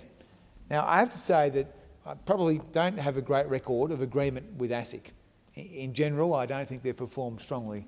But they, on this occasion, did make some, I thought, constructive and important comments where they warned the government against doing this. They warned the government against doing this. And they made the point that the Crown is captured by the Credit Act for good reason. Because if the Crown is giving credit, then it's credit like any other credit, and it should be assessed. But the government knows best, and they decided, well, these corporate cops, I mean, maybe the government thinks, like we do, that they're pretty hopeless. Fair enough. But the government took the view that, well, these people don't know anything. We will just ignore them, put that piece of paper in the bin, and they went on their merry way, and they've exempted themselves from the Credit Act. So when the taxpayer underwrites up to 40%, well, it doesn't underwrite, they actually literally provide the 40% of the house. They're not underwriting it. This is not a guarantee scheme. This is a funding scheme. They give the money over, right? The person's got to get their conveyancer and get their lawyer, and they buy the house. The 40% Commonwealth share is just transferred over. That's it. All the best for the future. Hope for the best. It's a hope for the best scheme. And so the taxpayer is expected to hope for the best. And maybe the market will go up, maybe it'll go down, maybe something good will happen, maybe something bad will happen, maybe it'll be foreclosed upon, maybe it won't be. But either way, there will be no checks and no balances. And I guess would say to you that, Acting Deputy President, that I think this is a reckless approach. It's a reckless approach with taxpayer funds. And as I said, noting our objection to this scheme, I mean, we don't believe that the Australian people want to co-own their private house with the government, okay? That's our objection. But putting that aside, if you were going to spend $6 billion, surely you would want to think, well, we want to try and get some of it back. We should at least maybe think about our risk management plan, because it would be good if we could get some of that back in the future, because then we can pay off the debt and we can pay for other services that the community might want. So I think it is a reckless approach, and that's why I urge the chamber to think carefully about whether or not we do want to be setting up a two-tier system. Should we have a two-tier system? I think the answer is no. I think if you want to get into the business of providing credit, then surely we have competitive neutral. I think this is interference, by the way, but surely there's got to be some kind of commitment to competitive neutrality, because if it's good enough for everyone else to have to comply with the tests that people would expect, capacity to repay and everything else, then why wouldn't the Commonwealth do that? So ultimately, this is a pattern of behaviour we've seen across the government, though, that there is a set of rules for the economy, and then there is a set of rules which applies to the government sector, where the government will effectively act as a business in so many forms that they are prepared to write their own rules, prepared to set their own standards. And I think that the Australian people will judge this very, very harshly if there are monies lost in this scheme, because ultimately, if the government is going to expend, now let's imagine that that money is going to be expended over the term of this parliament, okay? They've got $6.2 billion that they want to spend on this scheme, okay? Now, by the way, this money largely is off budget. Now, it's still public money.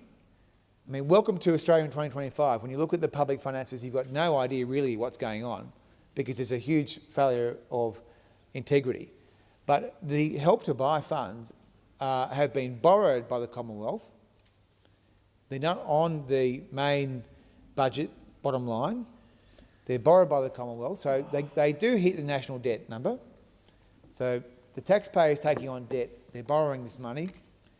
This money then is given to people, up to 40% of their property. And so the taxpayer will want to know, well, what happened? And we'll be asking questions about where that money ultimately has gone.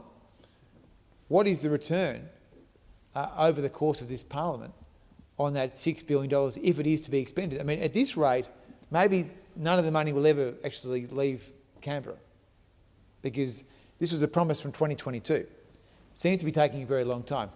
So I make the point, Acting Deputy President, and compliment you on your attire, that thank you, Senator. The point of this disallowance is very clear. We do not believe that it is appropriate for the Commonwealth to be exempting itself from its own credit laws when it is providing money to people so that they can acquire a property.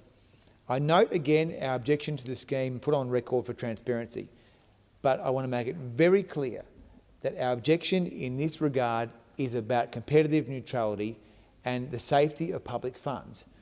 Will there be any provision or any check that the Commonwealth will undertake to ensure that taxpayers' funds are going to be returned in some form? Will there be any risk management plan at all? Because it looks like there will be none, because the government doesn't want to apply any protection or any oversight on the up to 40% that will be provided to people for the Commonwealth share in the Help to Buy scheme.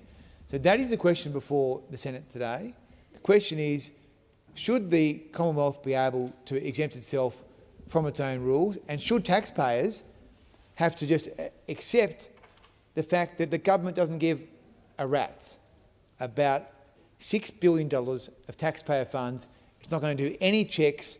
It's not going to bother to ask whether the money's ever going to come back.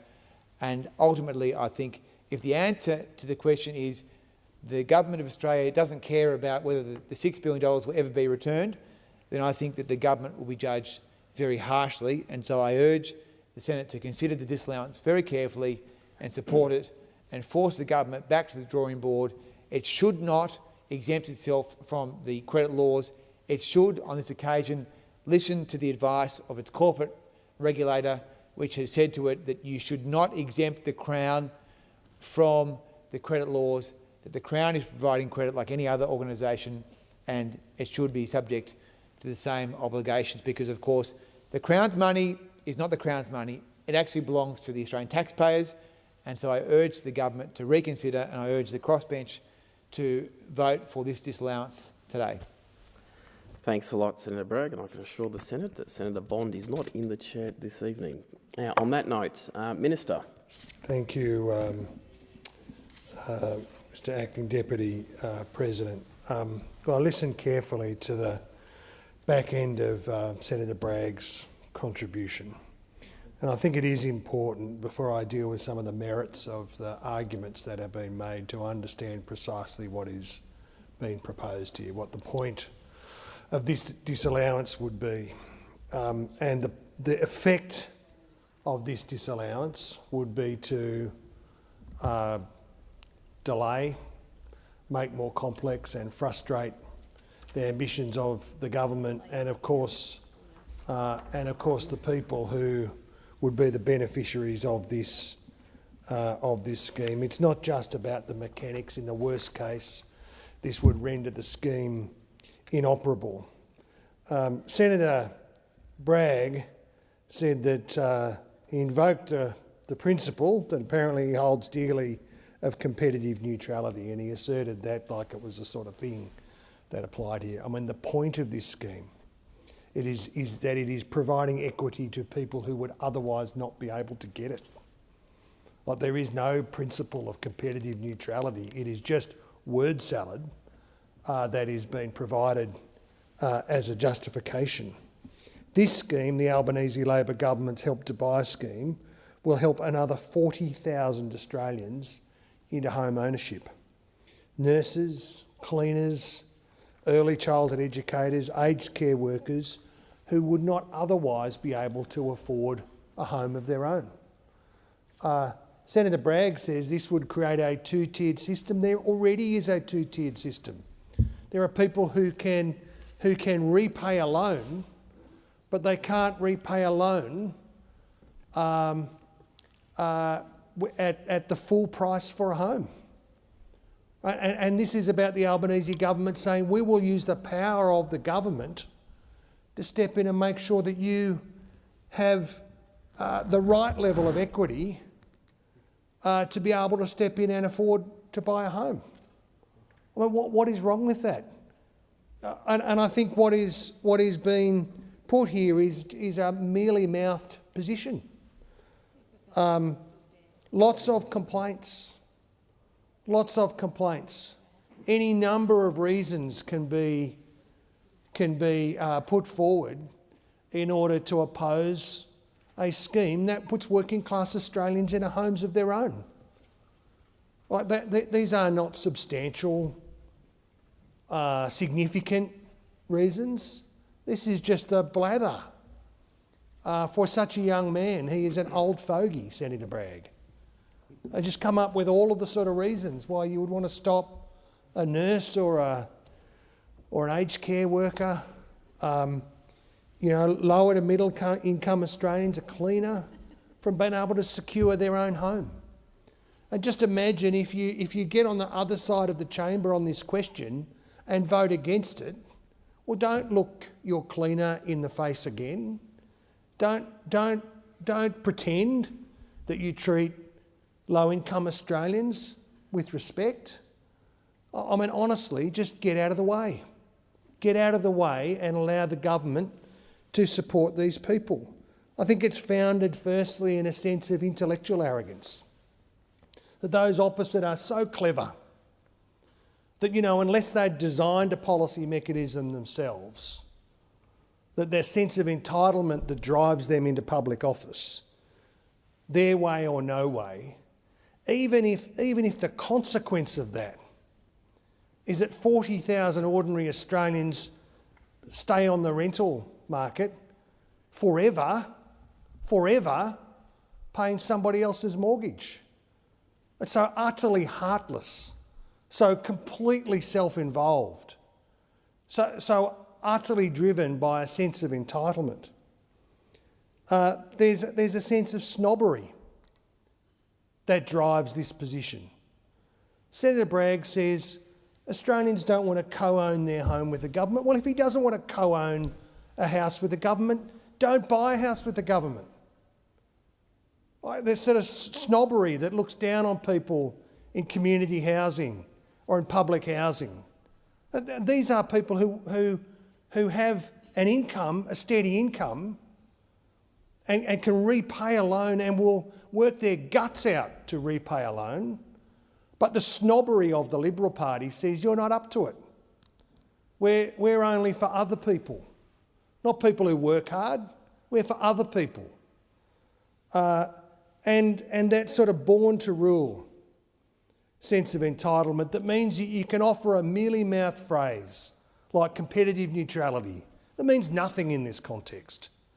It's meaningless because you're entitled by sort of birthright into the role in the Liberal Party that you just get to say no to these people. You just get to say no to these people, to cleaners, the childcare workers, the aged care workers. And you live in your own home, pay your own mortgage, but say to them, you're not good enough for that. You're not good enough for that. And Senator Bragg claims that it's a reasonable objection, put aside all that cruelty for a moment, that snobbery, that it's a reasonable objection to say, well, there should be the same prudential regulations applied to the government. I mean, honestly, what a silly argument. What a vain argument. The truth is, these mechanisms will be driven by the banks that offer the loans. The prudential regulations apply to them. They have to discharge their obligations. Why would you set up a regulatory environment that says we're going to double up the requirement? We're going to have not just one prudential set of requirements, we effectively have two decision makers who might make different decisions. I mean, I honestly, have a look at yourselves. Have a look at the people who you are disadvantaging and think about whether that's really a serious argument that an adult would make. I mean, this government, I understand that the Liberal Party and the National Party don't like government engaging in the economy to support ordinary people. I get it. I don't agree with it. I get it. But we have been elected to perform this function by people who saw Labor's Help to Buy scheme and said, I can get into the housing market. I know these people. These are people in my family, in my community, people who say, you know, I could get a partial equity, but the value of my home will grow over time. I'll pay that mortgage. I can sell the home with the government share declining in real terms over time as the value of the home increases. I can make a quid out of this. I can get a foot on the ladder. But the Liberal Party and the National Party, Ms Lee, say no. No, not for you. It's just for us. Just for us. I've had people in my office in tears with hope that our 5% deposit scheme means for them. One of them just a few days ago who said, my HECS debt's gone. I can do a 5% deposit. It's a real thing for me.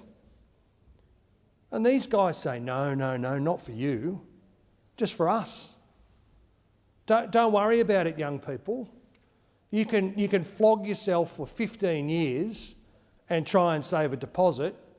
Well, under the Labor Party government, for these young people, Well, they get to have a crack, you know, in a period of time that they can see, that they can imagine.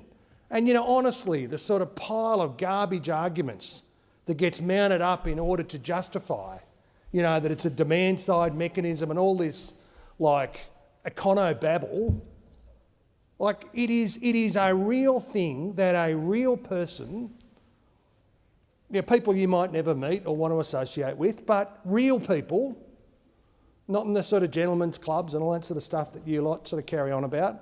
Real people, young people, low-income people, get to have a crack. But you want to just stand in the way, and say, no, it's not for you. It's not for you. The majority of our package, our $43 billion package, is of course allocated on the supply side. It is of course working with the states and territories, working with the community housing organisations to drive more activity in the housing market, and we've set ambitious targets to do that. We'll be measured on our success on those questions over time. The problem with the Liberals' argument is they say, how many homes did you build on Wednesday? And then they say, on Thursday, how many homes did you build? I mean, the problem for the Liberal Party argument is it's not less than the day before. The number keeps increasing. It gets bigger. These are hard things to do that require the government getting active, working with developers, and you get this sort of nitpicking, undermining, snobbery-driven response from the Liberal Party. That's what you get. That's what you get. It's mean-spirited, it's snobby, it's obstructionist, it's intellectually arrogant, it's born to rule. But the problem is, when you wreck things, and when you try and establish a coalition of support across the chamber that, you know, has everybody engaged, sometimes con the Greens into supporting your position, when you wreck these things, ordinary people pay. When you wreck these things, it hurts cleaners, hurts nurses, hurts coppers, hurts council workers, hurts tradies who just want to have a crack, just want to have a go. And I just think, you know, maybe just spend a bit of time over the Christmas break having a reflection on what actual effective opposition should do. Actually involves sometimes backing the government, backing policies that you wouldn't have written. You wouldn't have written yourself. We did it plenty of times in opposition between 2019 and 2022. It was a pretty good model. It's a pretty successful model. I watched Nikki Savva with some interest on Sunday. I don't often, you know, I'm out, you know, doing things on a Sunday morning, usually trying to do a few things around the house to make up for the fact that I'm not often around on the week, during the week. And she said the problem for the Liberal Party is they've got an existential crisis. And then she went on to say, you know, the problem for the Liberal Party is they've got an identity crisis. They don't know who they are. They don't know who they are. And I've been around politics for a little while now, for a young bloke. Been around for a little while. And I know from experience, you can have an existential crisis after a bad result. But if you know who you are, right, if you know who you are and what you stand for, and understand, you know, what makes up the movement that you're in and your place in history, you know, in Australian democracy, then you can work your way through a tough existential patch. If you have an identity crisis, well, you've got your existence to rely upon. You've got time to figure it out. You're not in a mad rush. But if you have an identity crisis and an existential crisis at the same time, you are in all sorts of trouble. Because you don't know who you are, you don't know what you stand for, and your capacity to be able to solve these problems in the interests of Australians gets smaller and narrower every day. That is the problem. That is the problem. That your policy formulations, whether it's this or your approach to the energy questions, and I can just see the sea change that's happening across this chamber as One Nation and Mr Joyce and all these characters actually in charge. Senator Sharma shakes his head, but he's in a diminishing part of the old moderate part of the Liberal Party. Doesn't really exist anymore, except in a tiny little fraction of New South Wales, being bullied out of existence by these other characters who've given the game away on the centre ground of Australian politics, want to move to the extreme right, and that's where you end up, wrecking things, and hurting ordinary people and hurting ordinary Australians. And that's what voting for this proposition would deliver. Nothing more, nothing less, just pain for Australians who you'll probably never meet. Thank you. Minister. Senator Sharma. Thank you, Acting Deputy President. Well, look, I really don't know where to start after that contribution. I mean, here I was expecting a defence of Labor's housing policy, and instead we've had a series of ad hominem attacks against people on this side of the chamber. We've had some amateur channeling of Sigmund Freud, trying to psychoanalyse the coalition's internal dynamics. But we frankly also had some quite insulting things said by the minister to suggest that, firstly, we don't seek to represent people, but I think to try and claim some sort of moral high ground that only his side of the chamber represents working people. Well, I'll remind him that it was our political party that increased home ownership under Robert Menzies. It's our political party that has delivered higher living standards. Well, Menzies was the post-war Prime Minister from the Second World War. Thank you. But throughout our history, including in the recent term of the coalition government, it's been a coalition government that has improved living standards for Australians. Thank you, Minister. I did listen respectfully, despite the sort of nonsense that was streaming forth from your mouth, and I'd expect the same in return. Now, we haven't had any defence of this policy whatsoever. I mean, I think there are some grounds for common agreement here. I think the Labor Party and even Senator Ayres, despite being so appalled at his most recent contribution, I think genuinely he thinks that Australians owning a home is a good thing. We here on this side do as well, but I think where we differ, and we can have a legitimate policy difference here, without me needing to attack your personal motives or your connection to the public, Senator Ayres. Minister. We can have a legitimate policy difference here, but I think where we differ is that we think Labor's policies, including this one, are making the housing problem worse, because every time Labor, the government, intervenes in the housing market in some way, they might temporarily privilege or advantage one group of people, but it's to the detriment to the overall health of the market here. Now, housing is not just an asset class. Housing is a social good, and I think everyone in this chamber recognises that. Housing, if someone owns their own home, it means they're more likely to have... Please don't leave, Minister. I mean, I've been enjoying this. Let's keep comments through the chair. Thank you. Sorry, Chair. I'm just saying I'm regretting Senator Ayres leaving after that high intellect contribution earlier. Housing provides security in retirement. Housing provides the foundation that families need to have the confidence to enlarge their families through having children or adopting children. But housing, or home ownership rather, also provides the security to build communities and invest in communities. And that's why the level of home ownership in Australia, not for a particular sector or a particular group of people, for all Australians, is so important, because it's not just their financial health and well-being, it's the health of the nation.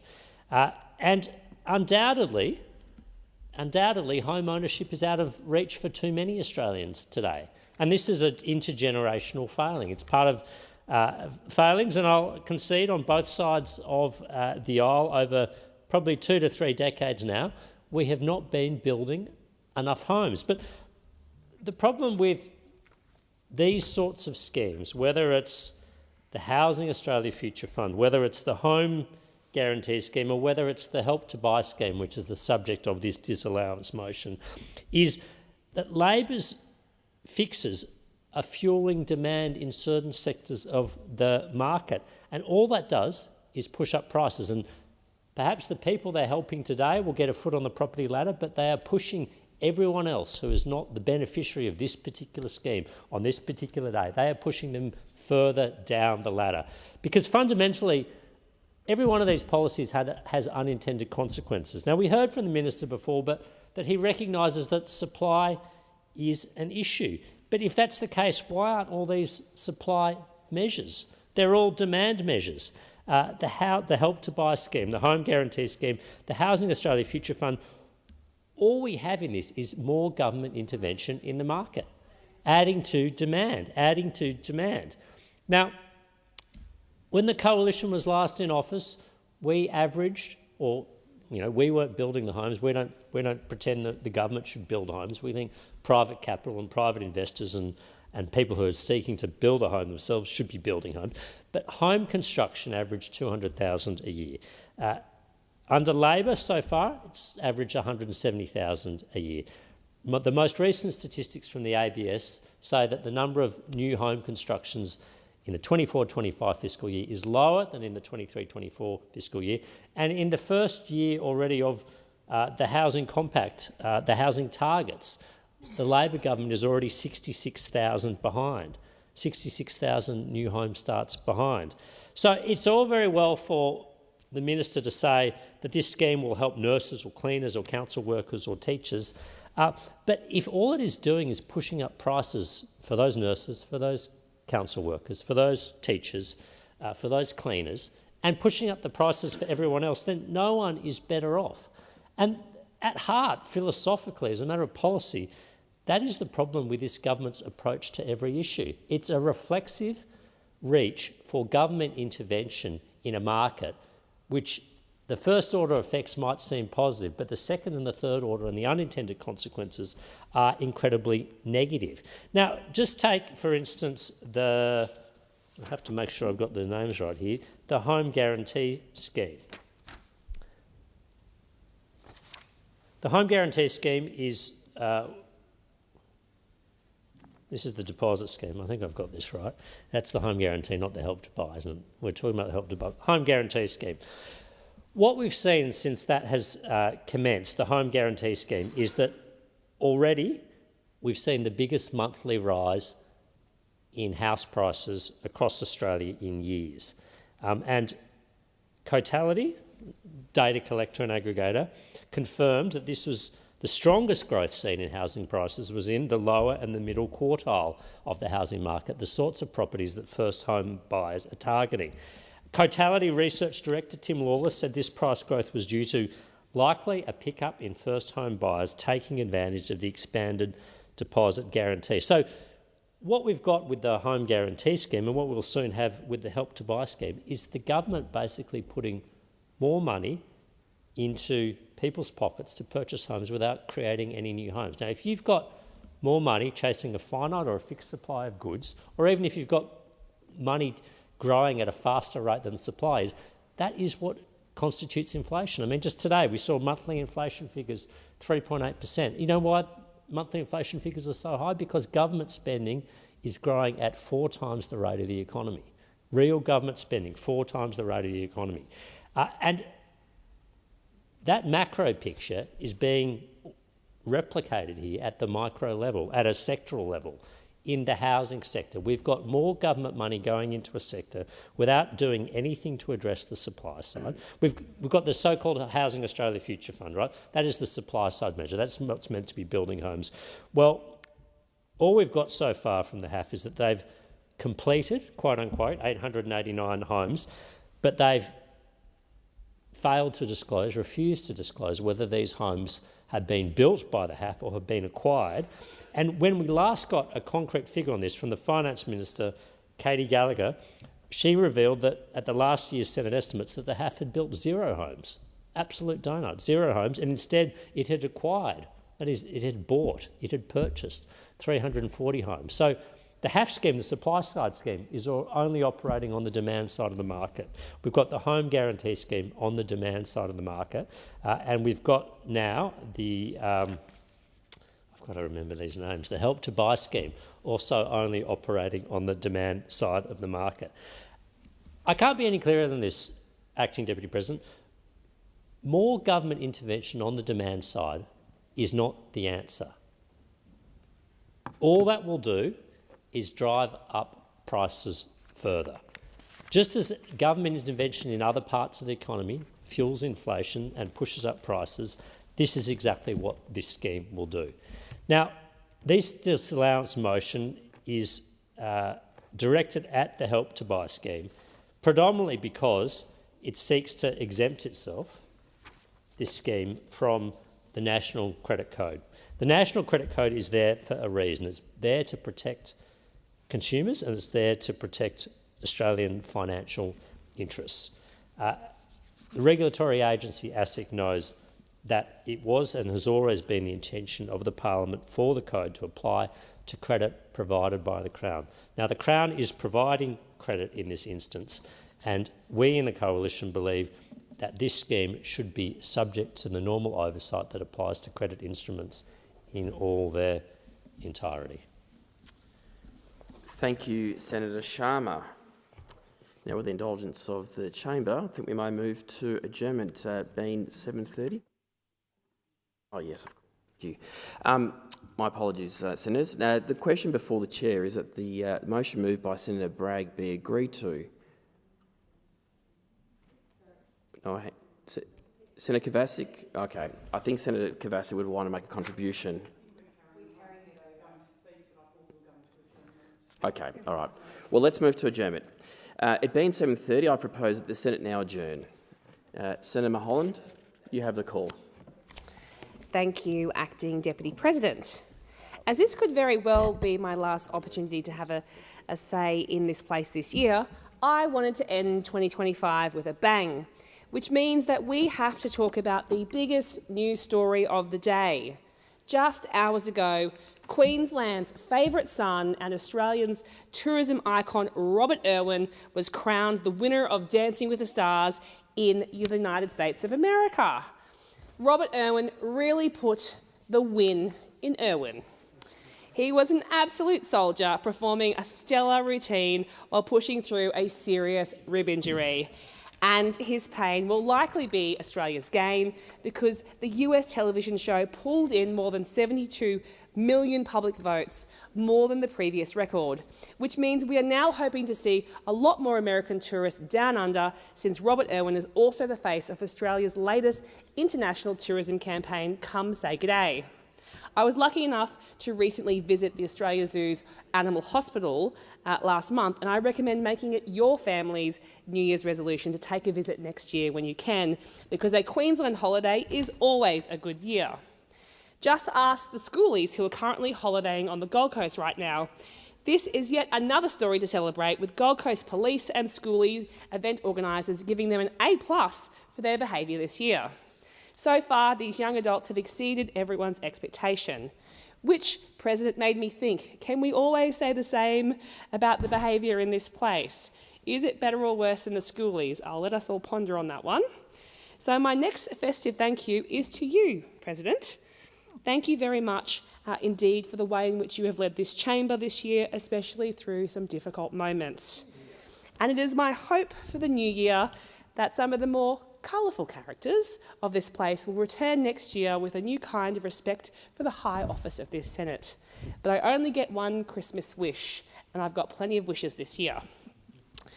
And it is my sincere hope that some of the antics we saw at this year's end and those people involved in them return with a new mode of collaboration in 2026, because that's exactly what the Australian people want to see of us. They want to see us working together for the benefit of the community. And in fact, in the last 5 short months I have been a senator, I've been blessed to work with a great number of politicians from all walks of life and all parts of Queensland. I'd like to thank some of the outstanding Queensland mayors who I've found it a wonderful opportunity to work with since coming to office. Sunshine Coast Regional Mayor Rosanna Natali, Noosa Shire Mayor Frank Wilkie, Scenic Rim Mayor Tom Sharp, Toowoomba Mayor Jeff McDonald, Moreton Bay City Council Mayor Peter Flannery and Lockyer Mayor Tanya Milligan, just to name a few. They have all been so gracious in inviting me out to their communities to celebrate the opening of some critical local infrastructure funded by the federal government. And I think the greatest example of cross-collaboration I've seen is the power trio from the Great Whitsunday region of Isaac, Mackay and Whitsundays, who have all worked together for the benefit of their regions. My final shout out is to every worker who will be working this Christmas to make the festive season everything we love. I recognise the important work of the SDA to protect retail and fast food workers from the intense verbal abuse they receive from customers. 87% of frontline retail workers report being yelled at or insulted or threatened at work. So you will see as part of the SDA's Nobody Deserves a Serve campaign that supermarket chain staff have been given badges to wear beneath their own name tags, simply saying, I'm a mum, I'm a dad, I'm a daughter, I'm a son. This is to remind shoppers that the person in the uniform is a human being with a family and a life outside of that checkout. Incredibly, new research published in The Conversation showed that these tiny 20-cent badges have actually significantly reduced customer abuse. So I encourage everyone working in retail over Christmas to talk to your SDA organiser about getting yourself a badge. And I encourage shoppers to take a breath and think before you say something you might regret. Remember, the person in front of you is someone's family. They take pride in their work. They are doing their best to serve you and their community. Because no worker should have to brace for abuse when they put their name badge on and the uniform. And nobody deserves a serve. Thank you, Senator Mulholland, and thank you for your kind words. Senator Blythe. Thank you, Madam President. Right now, Australia's hard-working families are being left behind. Under Labor, the cost of living is rising faster than wages, and too many families feel like they're working harder and not getting ahead.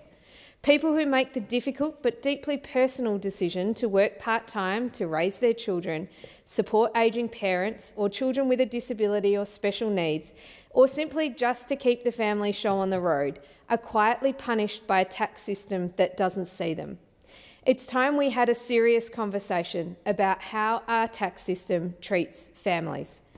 Australia's personal income tax system doesn't just raise revenue, it sends a message about what we value. And right now, that message is outdated and unfair to those who structure their lives around caring for children, elderly parents, or loved ones with a disability or special or additional needs. Imagine two families earning a combined $160,000 a year. In one, both parents work full-time and earn $80,000 each.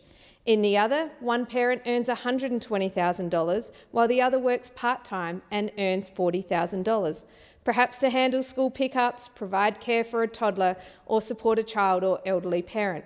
Under our current tax system, the second family pays more tax.